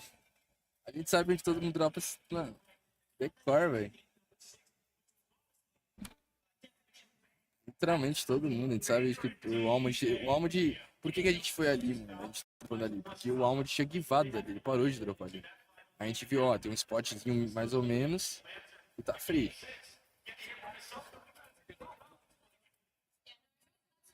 Falou? Fechar o TeamSpeak? Dá não, bota não. Bota não.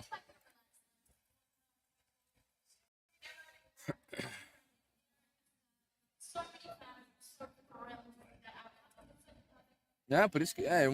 um top 10, top 10 eu quero, hein, mano. Dá pra buscar, pô. Dá pra buscar, guys. Dá pra buscar. Hoje, quando acabar aqui, a parada é estudar o drop geral. Se eles mantiveram, que a gente já tinha notado. Se sim, show. A gente bola uma estratégia pra isso. Se não, a gente tem que ver se sobrou algum uma lacuna aí que a gente possa aproveitar.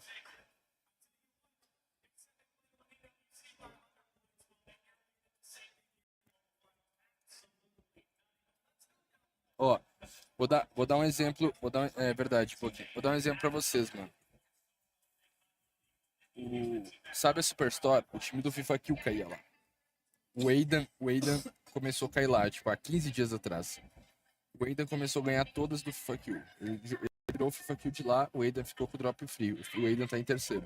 Antes disso, o Aidan tava pegando 15º, 18º. Tá ligado? Tipo, esse período de skin que teve foi muito importante, mano. E a gente não...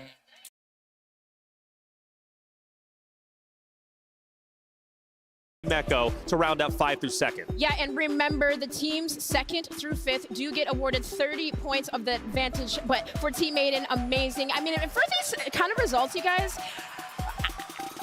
this is kind of, was this kind of in the predictions, you'd say? A little bit. A little bit? I would say, I say 3 at least of the teams that we've... I feel like going back to that whole conversation at the beginning of the day about the NA versus EMEA versus whatever has been answered. Yep, no, you're right, Gio, it has. We have the top 3 teams all from NA, baby. I'm feeling great. Freedom! Okay, Gio, she's switching sides. She came across the pump, and now she realizes NA is just great to represent. This is 11 through 20. Now, keep note, these bonus points are still being awarded going into tomorrow for all of these rosters. It's not until you get outside of top 35, I believe, when it starts to drop off to 0. But a lot of great names here as well. Who are we looking at? Well, I'm looking at Team Exiles, honestly. I know, Dream, this is kind of one of your teams that you really love, too. Of course, Huskers, Brolic, and Jackal. They had a big question mark on them after the EW, so we even heard some smack talk happening. But 13th, after sort of the performances they've had, is really, really nice. Yeah, and for me, though, Super Evan, right? Like, you're looking at their group stages, their performances, 5th, 6th, 2nd. I mean, even in the regionals, and just the fact that... Yeah, I mean, like, I don't know, for Super Evan, I really thought he was unlocked, but for Outer Eyes, this is his first LAN, right? So Sure. Another first LAN. I hope to maybe see a little bit of a comeback from them tomorrow. And shout out to V8. I know Enigma was really big on them. They finished in 15th, destroyed his roster in 16th place. They had a big moment, I believe, in game number 4, maybe game number 3, if I'm not mistaken. Anyways, final zone, they come in and finish top 4, but they did so in explosive fashion. Well done to them and all the rosters. They ended up getting bonus points going into tomorrow. They're going to be valuable because you never know how many games we're going to get in the match point format. As far as eliminations go, though, I wonder what the top list is looking like. We've been following it all day. Well, Hisoka and Biffle will round out 1st and 2nd place at 39 through 38, but they're not the only 2 who ended up being on that list.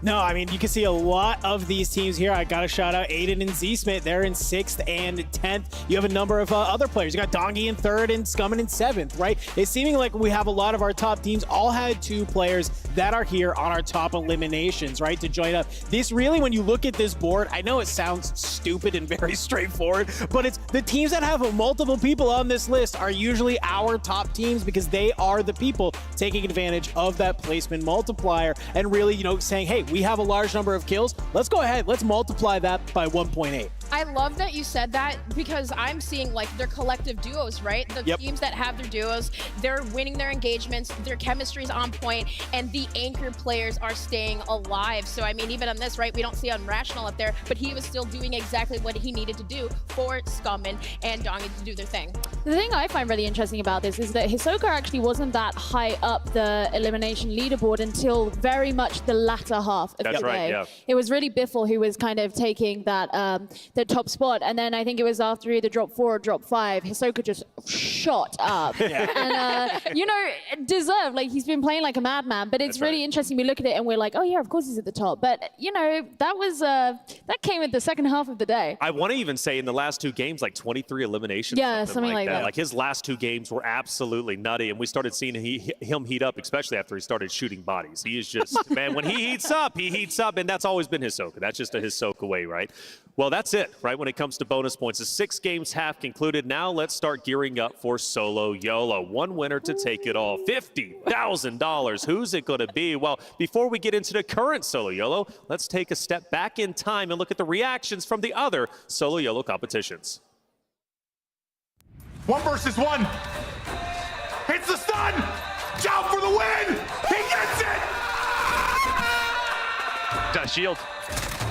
Oh! He wins it! He wins it! Scump gets the dub! Oh my gosh, he's going crazy! Player 1-on-1! Oh, he runs out of ammo! He runs out of ammo! No way! Blade wins it! It's FIFA and Pi. And there's the kill. FIFA! This time FIFA able to get it! He gets the win! Come on, get the one! Get the one! You've got to go under Breadman! He does it not! Predicted Skullface! Skullface wins 100K and the solo YOLO! Skullface, go get your check, my friend! $100,000 in pocket, and he does it with style. 10 eliminations in a dream. Skullface goes huge from a gift from Sage and then well-earned cash. Skullface is your solo YOLO winner. There's been a lot of solo YOLO winners, without question, but Skullface winning that moment in London was incredible. The confetti coming down, his responses to what he was doing for his celebration, all of it was just absolutely magical. Skullface, man, that's my guy. Unfortunately, he's not here today, so we will have a new winner for sure coming through. Now, we do have FIFA and Blade who are going to be competing today, and they are previous solo YOLO winners, so they have a chance to, I believe, be the first to ever win 2 solo YOLOs and will earn a lot of money in their bag. We'll see if they'll be able to do so, but so many great competitors. I actually do want to start queuing up, if you don't mind, some predictions. And chat, you actually start getting involved. Let us know who you think is going to take the solo YOLO. Is it going to be the pink-haired guy right there, Mr. FIFA himself? Maybe so. He's actually questioning, is it going to be him? And maybe it will be. $50,000, by the way, a lot of money, especially when you're in Vegas. Let's be very clear on that. So who's it going to be, Dantra? Who are you thinking? Man, I mean, there's so many people I could pick up, but I have to go off of a little bit of like recency bias and also just who knows how to play this map really well. When we looked at last year, we saw obviously Skullface win that, but who are the 2 players that were still in the lobby that he had to outplay? It was, of course, Breadman and Hisoka. Now, listen, I know I said earlier it's an easy pick Hisoka, but I actually got Bread on this one, man. He is the smartest Warzone player I think I know. He has played so many hours of pubs just on this map. He knows all of the rat spots. He plays solos. He knows how to do it. I'm going with Breadman, my dude. Going with Breadman. That is a solid pick. Actually, we're going to do things a little bit different. Last year, we had a Will. This year, we've got a randomizer, and I think that's the best way to do it. Let's bring up our randomizer. Oh, we've got everybody right here. We got the solo YOLO wild card, and in fact, whammy, no whammy. Who's it going to be? Do we say stop? Gio, I think you just got to say stop if I'm not mistaken. Oh, we want to stop. Grommalok! Okay, Grommalok is a solid pick. I'll go ahead and put that there in the bank. We'll put a post-it in it. Can we get another one potentially? Maybe we'll get like 3 just to kind of see if any of them are going to work out. Maybe not. That's okay. All right, on cam. Hey, Grommalok is the pick. Grommalok is the winner, okay? And we'll see if he's going to take the victory. Hey, Grommalok's a solid pick. What do you think, Dream? Grommalok, they're getting it done? No, you got somebody else. Okay, that's fine. Who do you got? Well, you know, I was like, if Shifty takes it seriously, maybe him. So, I mean, we can't keep giving him. Okay. Jukies. Jukies, listen, there was a solo YOLO year. I think this was 2022, okay? I don't remember now. My age is confusing me. But he literally was just sitting there in a corner. Jukies knows how to play the map, too. You guys know that guy. Knows how to stay alive. He knows how to win his ones. I think he's going to take it. Okay, well, Gio, I think you're up. Gio Gesser. Let's see, who do you think is going to win out of 120? Listen, I'm going to do this more as a personal favor. I caused a bit of a stir in the EMEA finals when I said that Fever Kill was cooked. He's told me this weekend that we have generational beef. So I'm going to predict him as an apology for saying he's cooked. But if he doesn't get it, he really is cooked. Okay? He really is cooked. I respect it. This is his last chance. Okay, last chance. All right, for me, I'm feeling sentimental. I remember Aiden being a huge conversation in nearly all of our conversations when it comes to solo YOLO, mainly because of the riot shield. So take that for what you will. This year, I'm going to go with Aiden as my prediction. I think Aiden's going to win that $50,000, and he's probably going to buy a new watch to put on. His watch is beautiful, by the way. Aiden, great guy. He's taking this victory, but can he do it without a riot shield? That's the real question that only he can answer. Now, if you don't know what's up for grabs, let's remind you Let's pull up our pricing, because I've been saying it, $50,000, and you notice, at least for 119 other teams, well, they're going to be getting literally $0. Hey, whoever did, they wanted to be very clear. Everybody walks away with zero. First place gets $50,000, okay? So that's a lot of moolah, and actually more than some trios will even earn, right, throughout the Great point. tomorrow. Let's extend on that point, Dendra. What do you think? I think that if you win the solo YOLO and your team sucks in the trios, your team probably hates you. Like, you're like, I don't know, maybe you're feeling good. Maybe you split it with the boys, go out for a nice dinner or something. But I think if you win the solo YOLO, but you didn't perform well in the trios, it's at least like a nice consolation prize in my feel. It's like, hey, you alone, you're really good. Your teammates, not so much. Under pressure, they're going to be like, hey, you better split that But now. alternatively, if you win the solo YOLO and you win the trios, then you got $350,000. That's a lot of money. $350,000. What can you even buy with that? A case of water? I mean, come on. You can buy really anything. I don't know. Yeah, case of water. Look, I'm dumb. I'm 32. These dad jokes are getting worse and worse, dude. Anyways, with that being said, dude, I will, and I'm done now, Dandro. You always remind me about my gray hairs. Hey, check it. Nobody better comment on that, by the way. Anyways, with that being said, solo YOLO, it's absolutely incredible.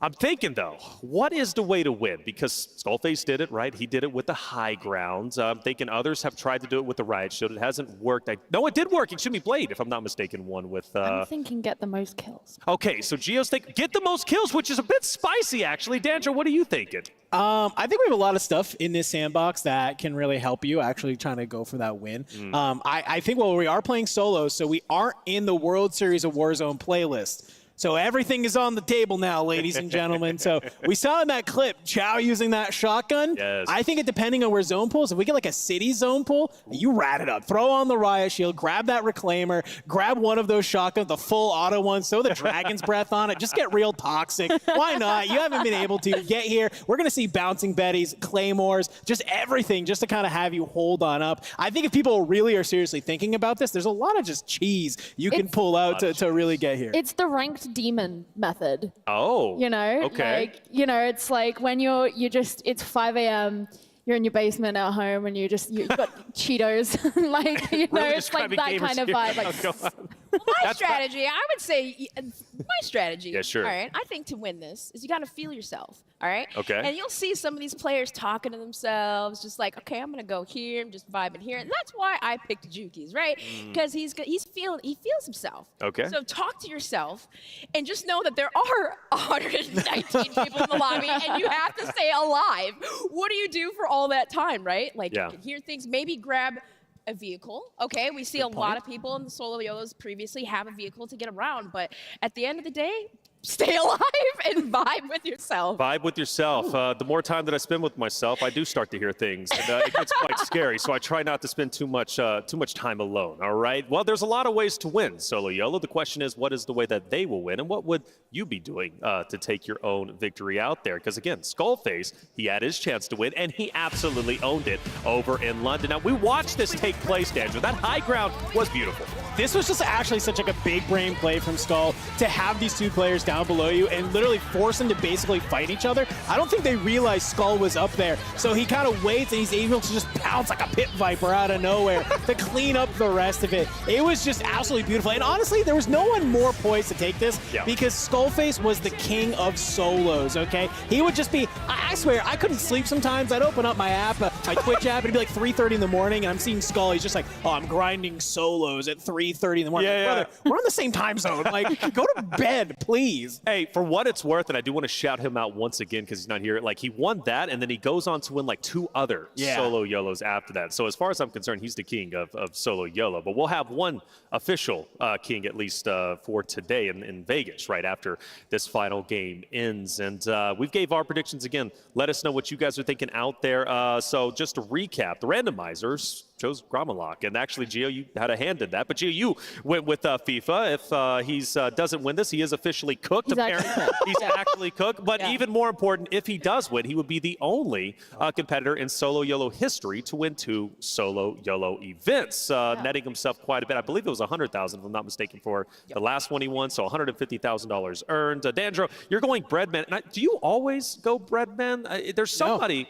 Me. You always go Yeah, I bread usually man. go- Yeah, yeah. But last year, I think it was Tiff that said Skullface, and then I said bread, and I said brother. Ah. But yeah, we're gonna switch it up this year. Switch it up this year, and you go over towards Juki's. Yeah. Which I'm never mad at. Yeah, you can't be mad at him. You can't be he mad knows at how to him. win his ones. He knows how to stay alive. But the one thing again is I feel like that could potentially for the solo YOLO, whoever wins. Okay. Those Okay. rotations with those vehicles, I really think we're going to see a lot of vehicles. I mean, we always, every single year, right? So vehicles. 6, 7, 8, 9, Yeah, 10, 11, yeah, 12, it maybe is. just all over the map. Yeah. It's going to be important. So vehicles might be the way too. Again, we opened up Pandora's box once again. All the ways to win solo YOLO. Let's take a look at the winning moments once again, right? Those winning reactions have been called by so many talents throughout all of the years, throughout solo YOLO history. And as we do take a step back in the past, obviously we started solo YOLO off with Scump taking the victory, which was absolutely incredible. The King taking this moment. I remember this very vividly, Dendro. Yeah, no, this was honestly is etched in Warzone history. For the only reason for me, you have Scump, multi-millionaire Scump at this point, just clutched up a $100,000 map, and I think he looked more excited for this than some of his COD champs wins. Okay, absolutely Those were all insane for him at that point. Yeah, exactly. But it was such a cool moment to watch him basically come in. His team in that event, by the way, didn't do great. Him and Formal kind of, we're kind of bottom of the leaderboard. We don't got to talk about it. But he's able to come out and win that solo YOLO. It was a really cool moment to be able to see. And then also in that same thing on the EU side, have Chow H be able to take that one. Chow took it with the Riot Shield. And by the way, that is one of the biggest moments in Chow's competitive history, and it was so good to watch that take place. Obviously, Juki's on your screen. He's going for a win. He doesn't actually get this win, sadly. He falls a little bit short. You see the jaw drop. And that's why I like that Dream actually went over for Juki's, because she remembers that moment, and she wants Juki's to be on top. But at the end of the day, it was actually one of our other competitors taking the win. Yeah, all those rotations was crazy, but of course, Blade being able to take that win, the Italian Stallion, but over here it was crazy, man. The Riot Shields, the live plays, and over on the other side, it was FIFA kill, and that really seemed to be the trend, right? The Riot Shields. Look at his fans. By the way, he's upgraded his setup quite a bit since his success throughout the streaming and a competitor. It was the prize pool. It was the prize pool, yeah. He was actually able to get AC in his house. He didn't have to use a box. Got out of the shed. In the corner. Well done, FIFA. Solo YOLO really does change lives. And obviously, Skullface, as we talked about, that stadium erupted. And I hope everybody here in Vegas will erupt whenever we finally do get our winner. I don't know who it's going to be. You guys, please let me know. It's, again, 140 wonderful competitors looking to take that victory. Solo YOLO is just right around the corner. You know us, we like to yap. So we are going to continue to yap and just keep it going, because it's just having fun. Yeah. Watching Warzone all day. That's what it's all about. The best competitors in the world. We've waited so long since last year to get to this very stage. And, well, now that we're here, I'm loving every single bit of it. We've had some wonderful interviews, and primarily been Falcons, granted, but we've had some incredible interviews because they've just managed to talk as much trash as possible. One thing I do hope we get is interviews, quite a lot of them throughout every single elimination throughout solo YOLO. And I don't know if any of them will be happy, but hopefully they'll take it in stride. Dantro, solo YOLO, it means a lot to the competitors, but it's also a chance to kind of just honestly have fun compared to what they were doing the last 6 games. Yeah, I mean, it's been stuffy for 6 games. You know, everybody's sitting there. Everybody's been like, can we please play? Can we get on into it? And now we are finally here at the solo YOLO. It's time for them to have fun, like you said, but not have too much fun, because you're trying to win $50,000, okay? So I think it's an opportunity for, there's going to be some people who are taking this very seriously and have probably prepped to be able to get into this lobby. And I guarantee you there are probably some competitors who are just like, yeah, I'm just going to have fun, right? Do something to unwind after the day, kind of get your night started, because I know a lot of these guys, they're going to go back to their hotel rooms, they're going to hit the VOD review with the squad, and to be prepared for tomorrow. So being able just to have some fun, and a reminder, everybody, every competitor here is also streaming to their own channels as well. Yes, so yes. it's nice, just like fun content for their stream as well, just to kind of be able to watch that, be alongside their favorite competitor as they try and take home $50,000. Well, Z Smith gave us an interview, and he said, you just have to have fun. If you're having fun, you're playing well. And I fully agree with that philosophy from Z Smith. That was after Aiden and Co.'s Game 5 win. Congratulations to them. Second place in that game number 6. Go to your point, though. Yes, each individual perspective is being streamed. We do appreciate you being here on the main broadcast. However, if you're hanging out with us, I love that, Gio, that every individual creator gets a chance to stream. I'm not going to do the math, but what, 140 players up there, plus their streaming setup, that's 280 computers on that stage. It did it instantly. I didn't even know how I did that. But 280 computers. But Gio, to connect with their audience like that is pretty special while competing for so much money in front of an amazing crowd. No, I think it's so cool. And I think that's one of the really nice things actually about like the Warzone community overall is it's a very interactive community in terms of like how it likes to just, you know, it's a very loyal followings, and people are really into these players that they follow. And I think, you know, when we had content creators like Repulse, who was up here earlier on, who's been a really good conduit between the community and between like the culture of the scene and the players and whatnot, and it all feels very close. Like it makes everybody feel like they're all a part of it. So even for those of you at home who aren't here with us in Las Vegas, you know, you can actually like feel like you're really a part of the tournament, the competition, and you really get to kind of like go along for the ride with whomever your favorite player is, because you know you choose whose stream you want to watch. And yeah, I think that's really cool because I just think that for a lot of these players who are so used to, you know, really delving into that content side of things, and they do a lot of streaming as well, the fact that the biggest thing in their career, this event, also gets to be a part of that is a really important part of the culture. All right, so from what I'm hearing, about 15 minutes until we get into, I'm joking. Come on, let's get into Solo YOLO right now. I'm ready to get it going. Who's gonna earn $50,000? Let's send it over to our casters, Spider, Tiff, and Goj. Wow, what a great segment talking about the Solo YOLO. You know what they didn't ask is who we were going for, Tiff. So I have one word for everybody out there. I'm a bandwagon fan. I think we all know it. I never like to be wrong. So I am repping the bread today, all right? It's Breadman all day, Cloud9 till I die. I'm not biased. Or wait, yes, I am. Hey, look, you gotta love it. And as soon as I saw Bread tweet this out, he was like, look, Lola cooked. Let me tell you about this shirt. And can we like just see how many different iterations of Bread are on this shirt? 1, 2, 3, 4, 5. Look, I can't count very well, but there we go. Now we just need a little bit of maybe some Ringo involved in that. You know, one of his cats. I mean, give me some cats. Give me 5 breads. Why not? I can name all different types of breads because he's going to win this, no questions asked. Artisan, whole wheat, white. Sourdough. Sure. Yeah, just keep going there. But let's be real, because we've got a Solo YOLO, $50,000 on the line. Anything goes, Goj. We're going to see riot shields. We're going to see chaos. We're going to see a bloodbath. But who's going to take it all? Let's find out.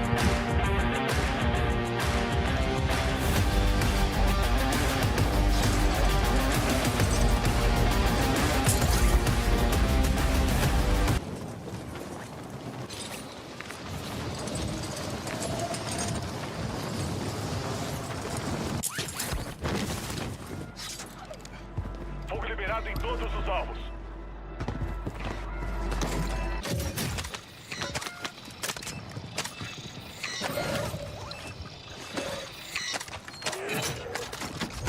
Caçada identificada. Fogo liberado.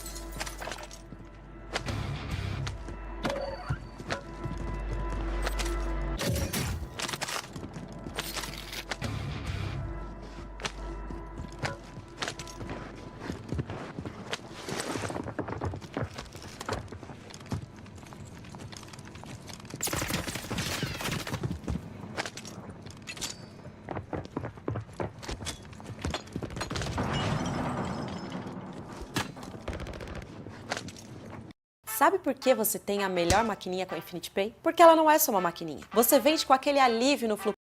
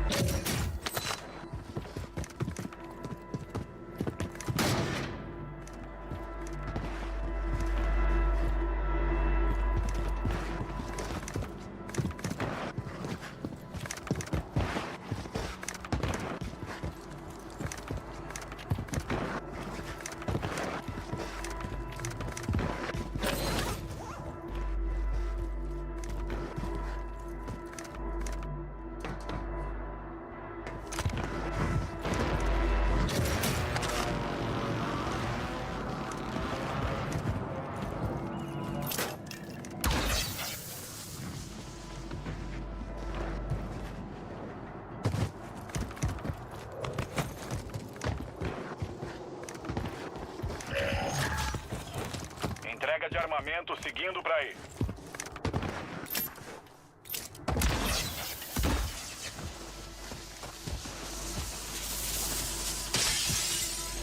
O gás tá por perto, realocando a zona segura.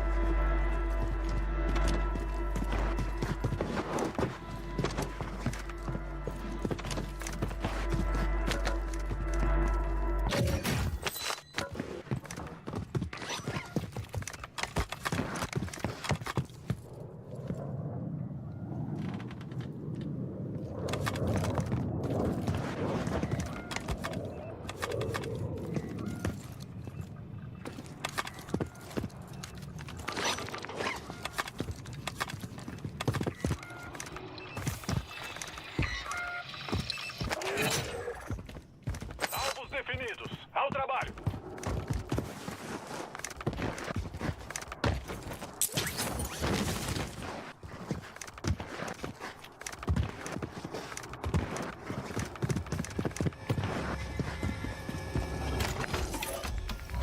Gás a caminho.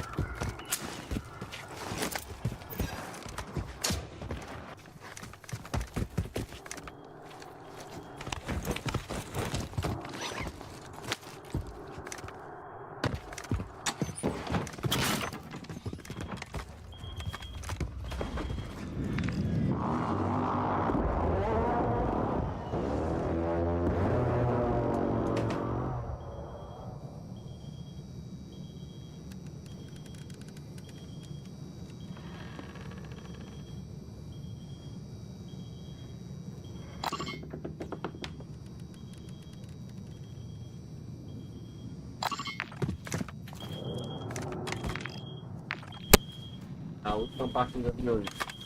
Solo. 123 estão jogando solo. Do Nano.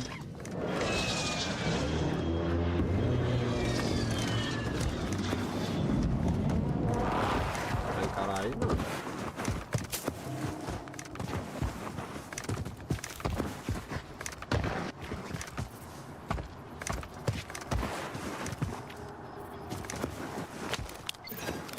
Ninguém aí não, tá?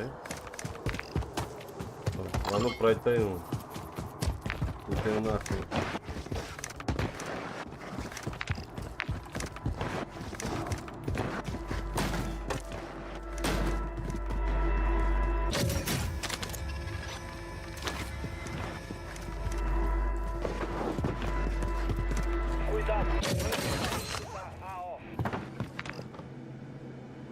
Gás chegando.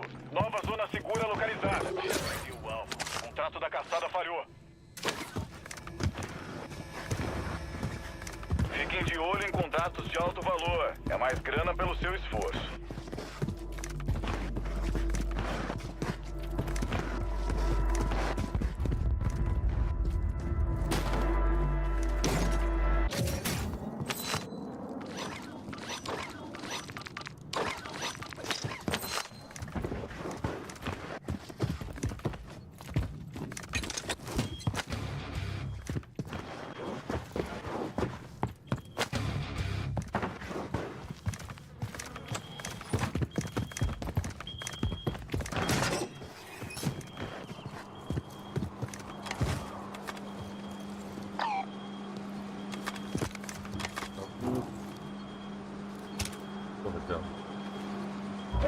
Gás se movendo.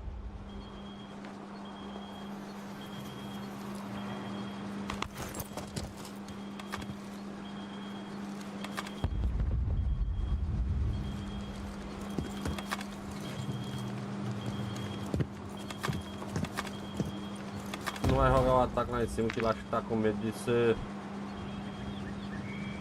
um do companheiro dele lá, pô. Olha o risco dele.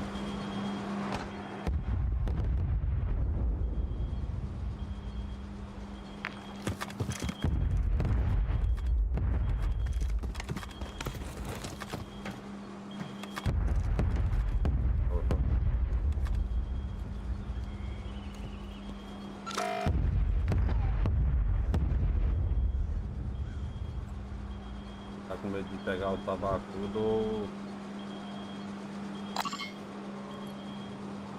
Sei. O Ericzinho, mano. Tô fazendo questão desse lado aí, né? Não tá. Claro.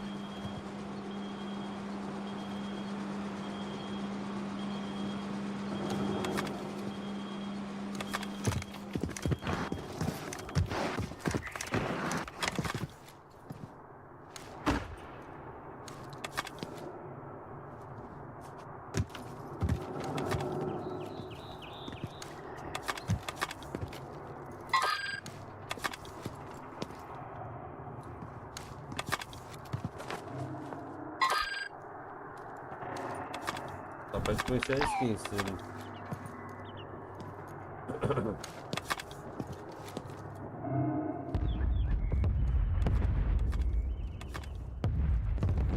Os caras estão de olho pra ver se ninguém combina, né? Para trás do nano ali olhando.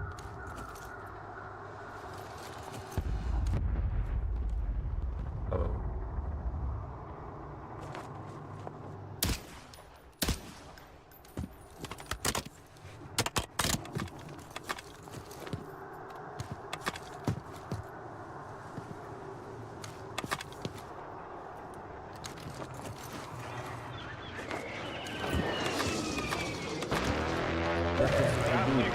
Marcando nova zona segura. Eu vou...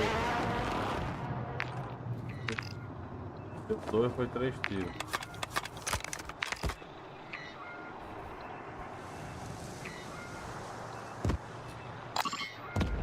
Caralho, que inventaram algum código. Oh, caramba.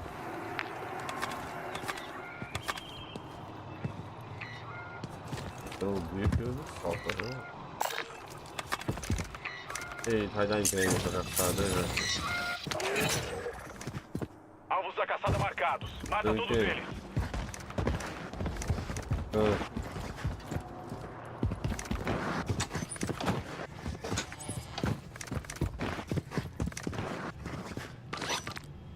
Não.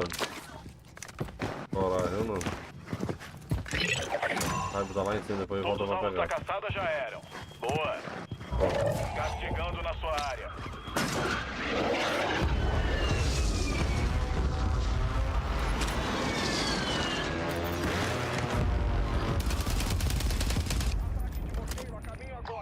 Pode pegar.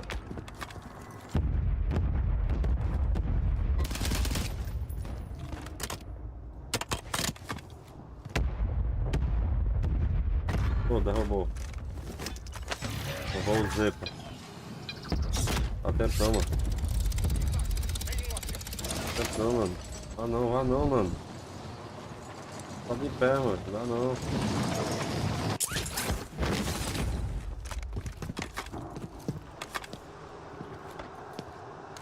Parece ergueu.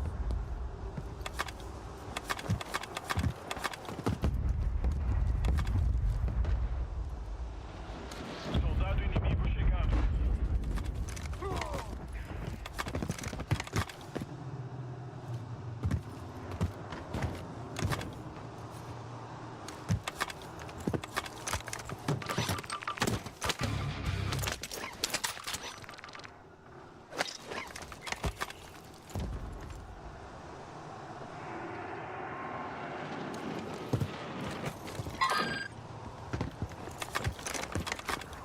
Aqui.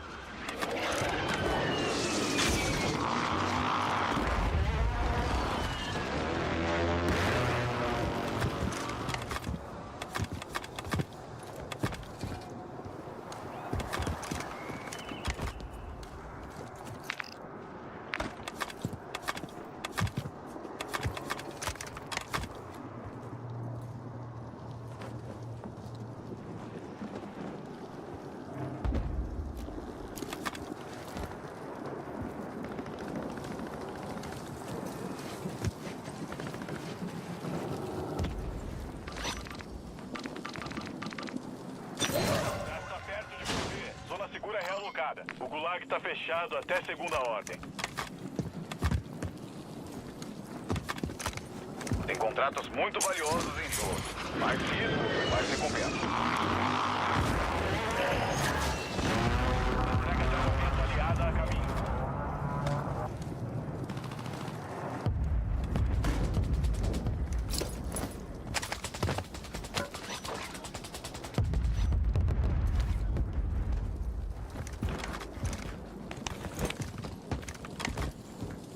Tá filmando que é pra remo. Já tô aqui. Tá pro lado. Tá pro lado. Tá pro lado. Tô... Eita, meu.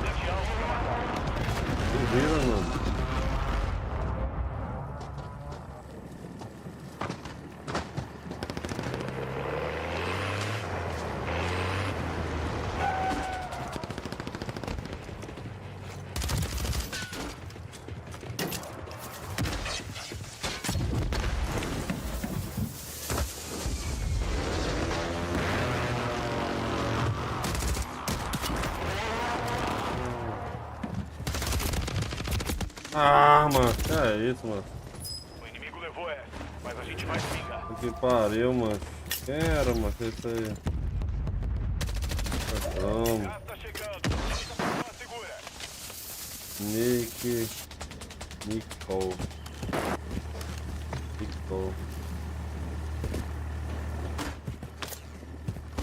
Meu Deus.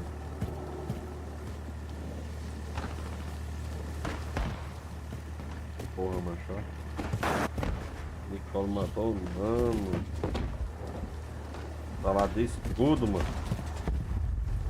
X, mano. Tá perdendo o terreno. Agiliza. Tá falando mutado. Devia banir as coisas, escudo, mano. Isso é muito idiota nessa leão. Tava mó bem, mano. Tava com posição boa. Eu conseguiria voltar por baixo, por cima, tinha smoke, tinha PDS. No replay, um cara muito doido, deu esse cuidado, mano. Não perde o foco. Surreal, velho.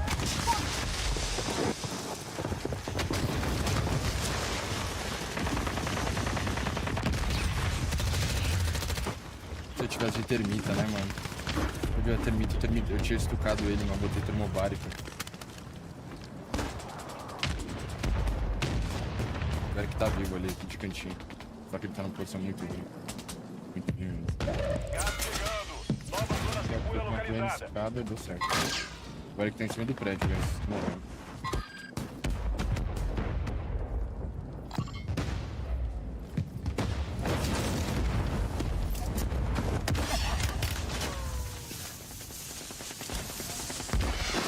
Cara, que nojo, perder a solo desse tipo. Minha partida tá mal boa, mano. Tinha que ir pros caralho. Olha esse cara.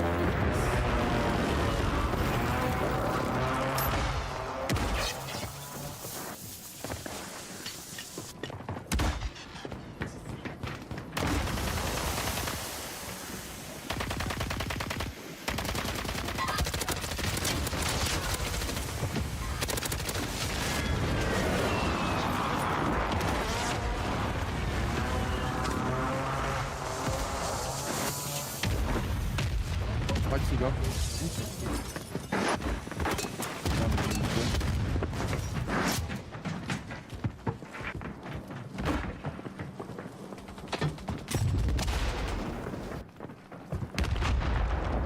Escutei aqui. Não foi passar ali.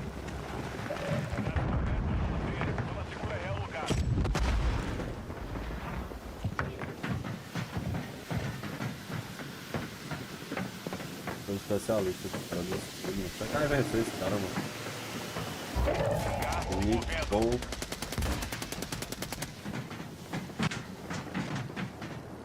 Não mata assim tudo aí.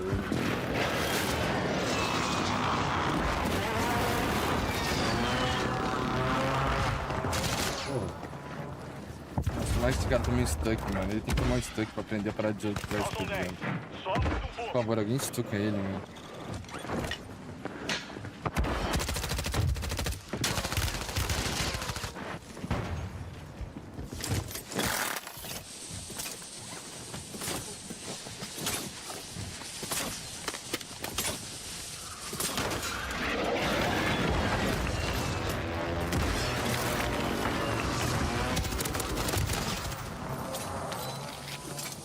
Esse cara vai ganhar ainda.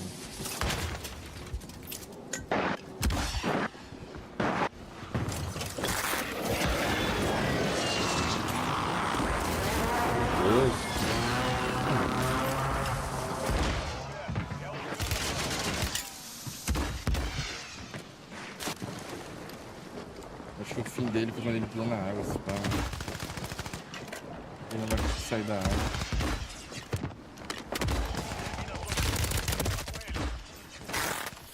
Vai ganhar a partida, mano.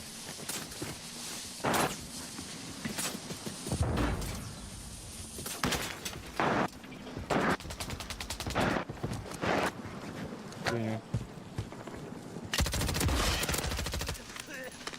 Ganhou, o cara do time ganhou. Único ganhador.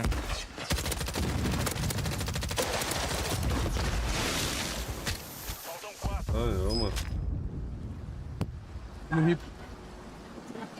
Eu morri pra esse cara que ganhou. Mano, eu deixei ele one shot. Eu deixei one shot, ele se curou, me deu 2 escudadas, tirou minhas plates, mano. Pô, olha que.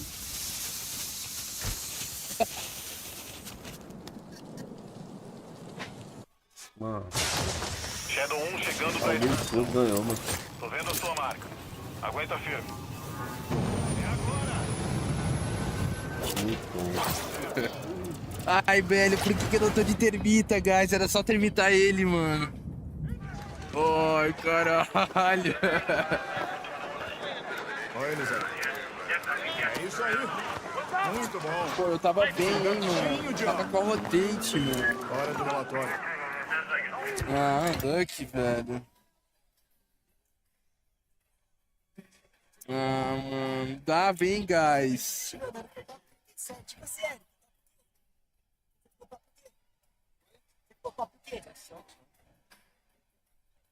Acaba de escudo, ganhou, mano. Não, 18. Essa partida, é solo. 18. 18. Eu tenho 20, mano. Mano, eu tava com a rotate dele era eu. Era tu, a rotate? Era eu ia matar, se eu tivesse termita, eu matava ele, eu tava com a rotate, eu tava com recurso, eu tinha muita coisa. Ele grudou, ele grudou em mim e fez assim, ó. Eric, eu morri pra esse cara, por Nico. Ele me deu 2 escudadas, filho da puta. Mano, eu tava mó bem, tava com a rotate, tava com recurso, eu tava muito bem, viado. Com a Hulk, 4 tiros, me deu. Mentira. 4 tiros. 3 tiros na real. 2 tiros O cara é MT. O cara que o teclado ganhou. Que essa risada? O cara que é MT ganhou. Ele é MT. O outro cara tava de bônus, mano. Nem sei porque ele saiu. Sim. Zepa, viado. Zepa, nem sei porque ele foi pro pressa, porque ele tava no começo. Não, eu tô xingando o cara, guys, na raiva mesmo. O cara jogou bem, pô, tá certo. Tá tudo liberado isso aí, pô. Tem que meter ele em marcha mesmo. Vai, então. É, tem que meter em marcha mesmo. Mas, mano, que eu arrebentaria esse cara na borrada, eu arrebentaria, viado. Nossa, mano. Mano, eu tava com a play. Se ele não tivesse de escudo, eu teria amassado ele, viado. Só que aquele escudo muito broken, mano. A rotate do Eric foi que ficou em segundo e a minha rotate foi que o cara ganhou. Mano, eu tava bem, não tava, guys? Eu tava bem, mano. Eu tinha recurso. Ah, viado, que merda, mano.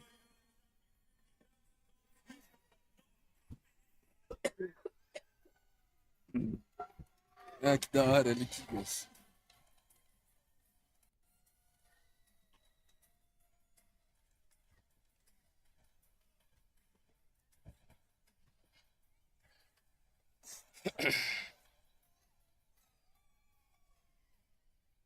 Nossa, mano. Ô, se eu tivesse com uma termitinha, eu troquei pra termobárica, mano. Se eu tivesse com a termita, eu tinha matado ele. Eu tava com tudo o recurso dele meu, mano.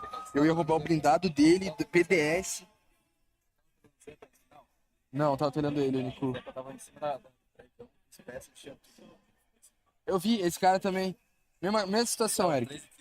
Mesma situação. Eu caí na cabeça dele. Tu tava com 13? Ah. Eu tava com uma super só, tinha acabado de estar no mudar igual. Eu vi. Mano, por que diabos? É que a termobárica é muito quebrada, não tem o que fazer. Eu fiquei em dúvida se eu usava. Mas, mano, se eu tivesse com a minha termita, eu matava esse cara. Eu tava muito bem. Foi a rotate dele era minha, mano. Que merda. Valeu, Azul. Vamos, meu bruxo. Valeu, papai. Tamo junto, viu? Obrigado pela moral aí. E aí, rapaziada? Considerações finais aí, mano. Cara, sendo bem sincero, mano. Eu tô bem satisfeito. Eu tô bem satisfeito com o meu desempenho pessoal, mano. Eu acho que eu joguei benzão, mano, por estar jogando em um outro país, com jet lag, os caralho, setup diferente, pá. Tô satisfeito pra porra. Eu gostei, mano. Eu gostei desse dia. Apesar de a gente ficar em 20º e 24º, eu acho,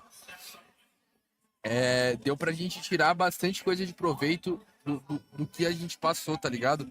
Sem treinar, com a região mais fraca, enfim. Não vou ficar falando sempre. Foi da hora, mano. Gostei. Amanhã, ó, a gente começa com 10 pontos. E o time do Biffle tá com 40 pontos. Então eles têm 30 pontos de vantagem, tá ligado? E amanhã é match point. Quem chegar a 150 pontos é uma partida depois disso. Então, mano, cara, hoje a gente vai estudar bastante o que rolou. E, mano, amanhã tentar trazer um top 10 aí pro Brasil, mano. Pode pá? Pô, tô satisfeito, guys. Sem zoeira, mano. Tô satisfeito, cara. Espero que vocês tenham curtido. Dava pra pegar um pouquinho mais hoje. Terminar um top 15, tá ligado? Um top 10. Mas eu tô, mano, tô feliz. Acho que os moleques também estão satisfeitos. Eu acho que dá pra gente melhorar um pouco mais ainda. E trazer esse top 10 pro Brás aí amanhã. Pode pá? Vambora, viu, guys? Obrigado pelo carinho de vocês aí, pela torcida de vocês. E, mano, eu sei que de vez em quando tem gente que torce por nós aí no chat. Fica meio pá com os haters, mas, mano, não esqueça, guys. Haters gonna hate, mano. Não tem o que fazer. Hater vai ser sempre um fã incubado e só ignorar e vambora, mano. Mas é isso, tá, manos? Fiquem bem. Obrigado por ter torcido aí. E amanhã a gente tá de volta, tá? Amanhã no mesmo horário eu tô on. Valeu, viu, guys? Tamo junto. Um beijo no coração de vocês. E manda energias positivas. Tamo junto, viu, rapaziada? É nóis, mano. Eu amo vocês. Obrigado por me fazer estar aqui, mano. Eu não estaria aqui se não fosse vocês. Certo? Sem choro. Sem choro. Amanhã a gente volta. Tamo junto. É nóis, viu?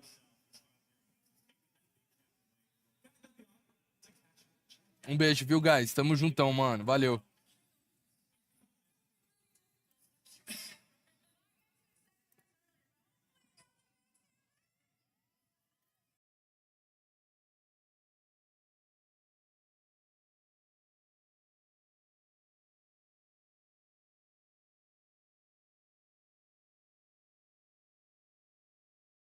But hey, he's going to make it work. $50,000. I'm sure he'll manage. I think he'll manage. It'll be really difficult, but I'm sure he'll get through it. Well, I got too excited with this earlier, but hopefully he goes and makes it rain. Oh. Yay! YOLO, baby! I was was so late. But Wait, is this real 100? Copy money. It looks, hey, you know what? It could. I thought I was getting paid early. Well, let's talk about how today ended up unfolding. Solo YOLO was incredible. Shout out to Nick Cole for the big win, but also Team Falcons, right? They take over first place. What? They take over first place for themselves, and they did so in dominating fashion. Dandra, nearly 100-point lead over that of second place after 6 games were finished. I'd hate to say that we are surprised, but I don't think we really are. I think what I'm more kind of surprised about, though, is just how consistent I guess they were. Lately, it has been a little bit of the case where it takes them a couple maps to kind of read what's going on and then to have just 3 back-to-back bangers. Today, while the games may not have been as high scoring, what they were able to do was just be able to have those consistent placements. And when they're playing here on LAN, I think they understand. If they know how to play the game, when they set it on up, the kills will come into them. So they're going to take advantage of that multiplier. They're going to be able to be this team, and that's how you're able to create this 100-point gap. 40 points going into tomorrow, Gio. They have a 40-point lead. The team that didn't need the lead, well, they got the lead. But it's all good, though, because 2nd through 5th, they still walked away with 30 points themselves. So even though Falcons will get 40, the other teams aren't technically too far behind. They're not too far behind, but I think when you look at a consistent performance like what the Falcons put up today, it's unnerving if you're another team, because giving an advantage that no other team has to a team like that is kind of scary. And I mean, look, even in the solo YOLO, we heard all the cries of shock when Soka went out, but I don't think that's going to faze them very much. You know, I think they're going to come in tomorrow and they clearly feel extremely confident. And I know that they play up the camera a little bit, but that has to come from a real place. That's a real place of confidence, a real place of genuine belief in their team. And they haven't failed themselves so far. So 3 out of 6 wins, 50% win rate. They finish off in first place, 206.8 points to that of second with Team Aiden at 122.6. It was close after that point in time, but Team Falcons was just too far ahead. Yeah, absolutely. But, you know, you got to love the fact that Nick Cool, dead last year with Pick and Wag, wins the solo YOLO in 6th place going into tomorrow. So you'll love to see that. Also, too, from Zeppa, amazing plays from them because this squad right here, they've just been consistent throughout the years. And they have been. 6th place, honestly, not bad, too, for a roster that we had a lot of questions about coming into today. And they started off the day hot. Well, they finished even better. Just outside of that 30 point, I believe they walk away with 25. Don't quote me on that, but that's still very decent going into tomorrow, right? So we've got a lot of great competitors who are going to be competing on match point tomorrow for $300,000, $1 million guaranteed. Top 20 get paid out. Who's it going to be? Well, we're going to have to find out that answer tomorrow. It's been a wonderful day of grind. We appreciate you all staying with us as long as you did. Final words before we get out of here. Dandra, we'll start with you. Yeah, I really love the games that we had here today. I think what we saw was sort of the culmination of a lot of our teams and sort of expectations that we've placed on a lot of these players really come to fruition, okay? I think a lot of the top teams that we thought would be here and performing are here and performing.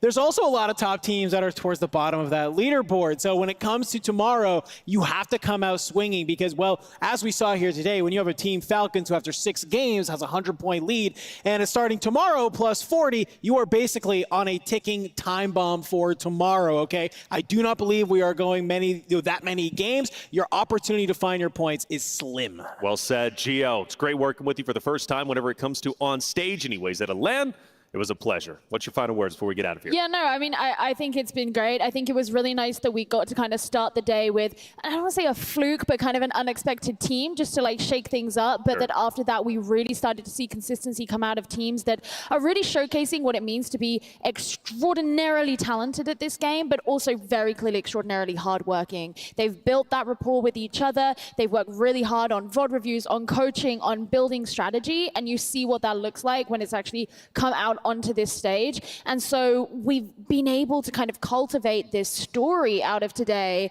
of these players and these teams who are really, really making their mark as very much the top of Warzone. Right on, Dream. Great to work with you as always. From London to Vegas, we return. Yeah, I mean, and just this year has just been so different, but also I'm just going to keep it short. What I want to see tomorrow, I want to see if the dynasty will continue. I want to see if Shifty and Biffle do get the 2-peat, but also, in fact, Soka getting that LAN win, the global LAN win here. So for you guys, I think this has just been amazing dancing with you you all, and let's see what tomorrow brings. Well, it's been a great day. 6 total maps for our regular play for the bonus points. 1 map for solo YOLO. Nicole, once again, shout out, $50,000 earned. It's been an incredible day, and tomorrow we'll kick off once again at 12 PST for the 2024 World Series of Warzone Global Finals. Who will be the champion? Well, you're going to have to return tomorrow, 12 PST, to find out the answer.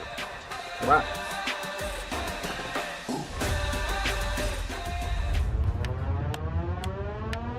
I'm ready for war. I'm ready for war.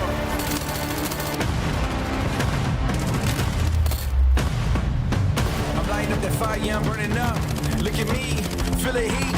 Climbing so much higher, but it's not enough. Best believe, gonna see. Snowing on the ground to the earth breaks. Knocking down walls, making earthquakes. Never looking back, this is high stakes. Look at me, yeah. I'm ready for war. Look into my eyes, I'm ready for war. Never gonna stop me, I'm ready for war. Look into my eyes, I'm ready for war. Never gonna stop me. Pushing past the limit, I'm never gonna break. I know I'm gonna win it. Light it up, light it up. Going up, going big, no retreat. Gonna win, going up, going big. I'm ready for war. Look into my eyes, I'm ready for war. Going big, never gonna stop me. I'm ready for war. Look into my eyes, I'm ready for war. Going big, never gonna stop me.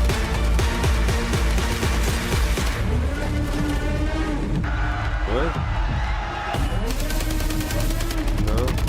Não vou estar esperando no canal.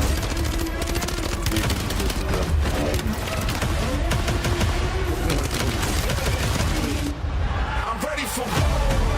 Tudo só copiar o que eu cantou, amanhã não é a primeira pegada.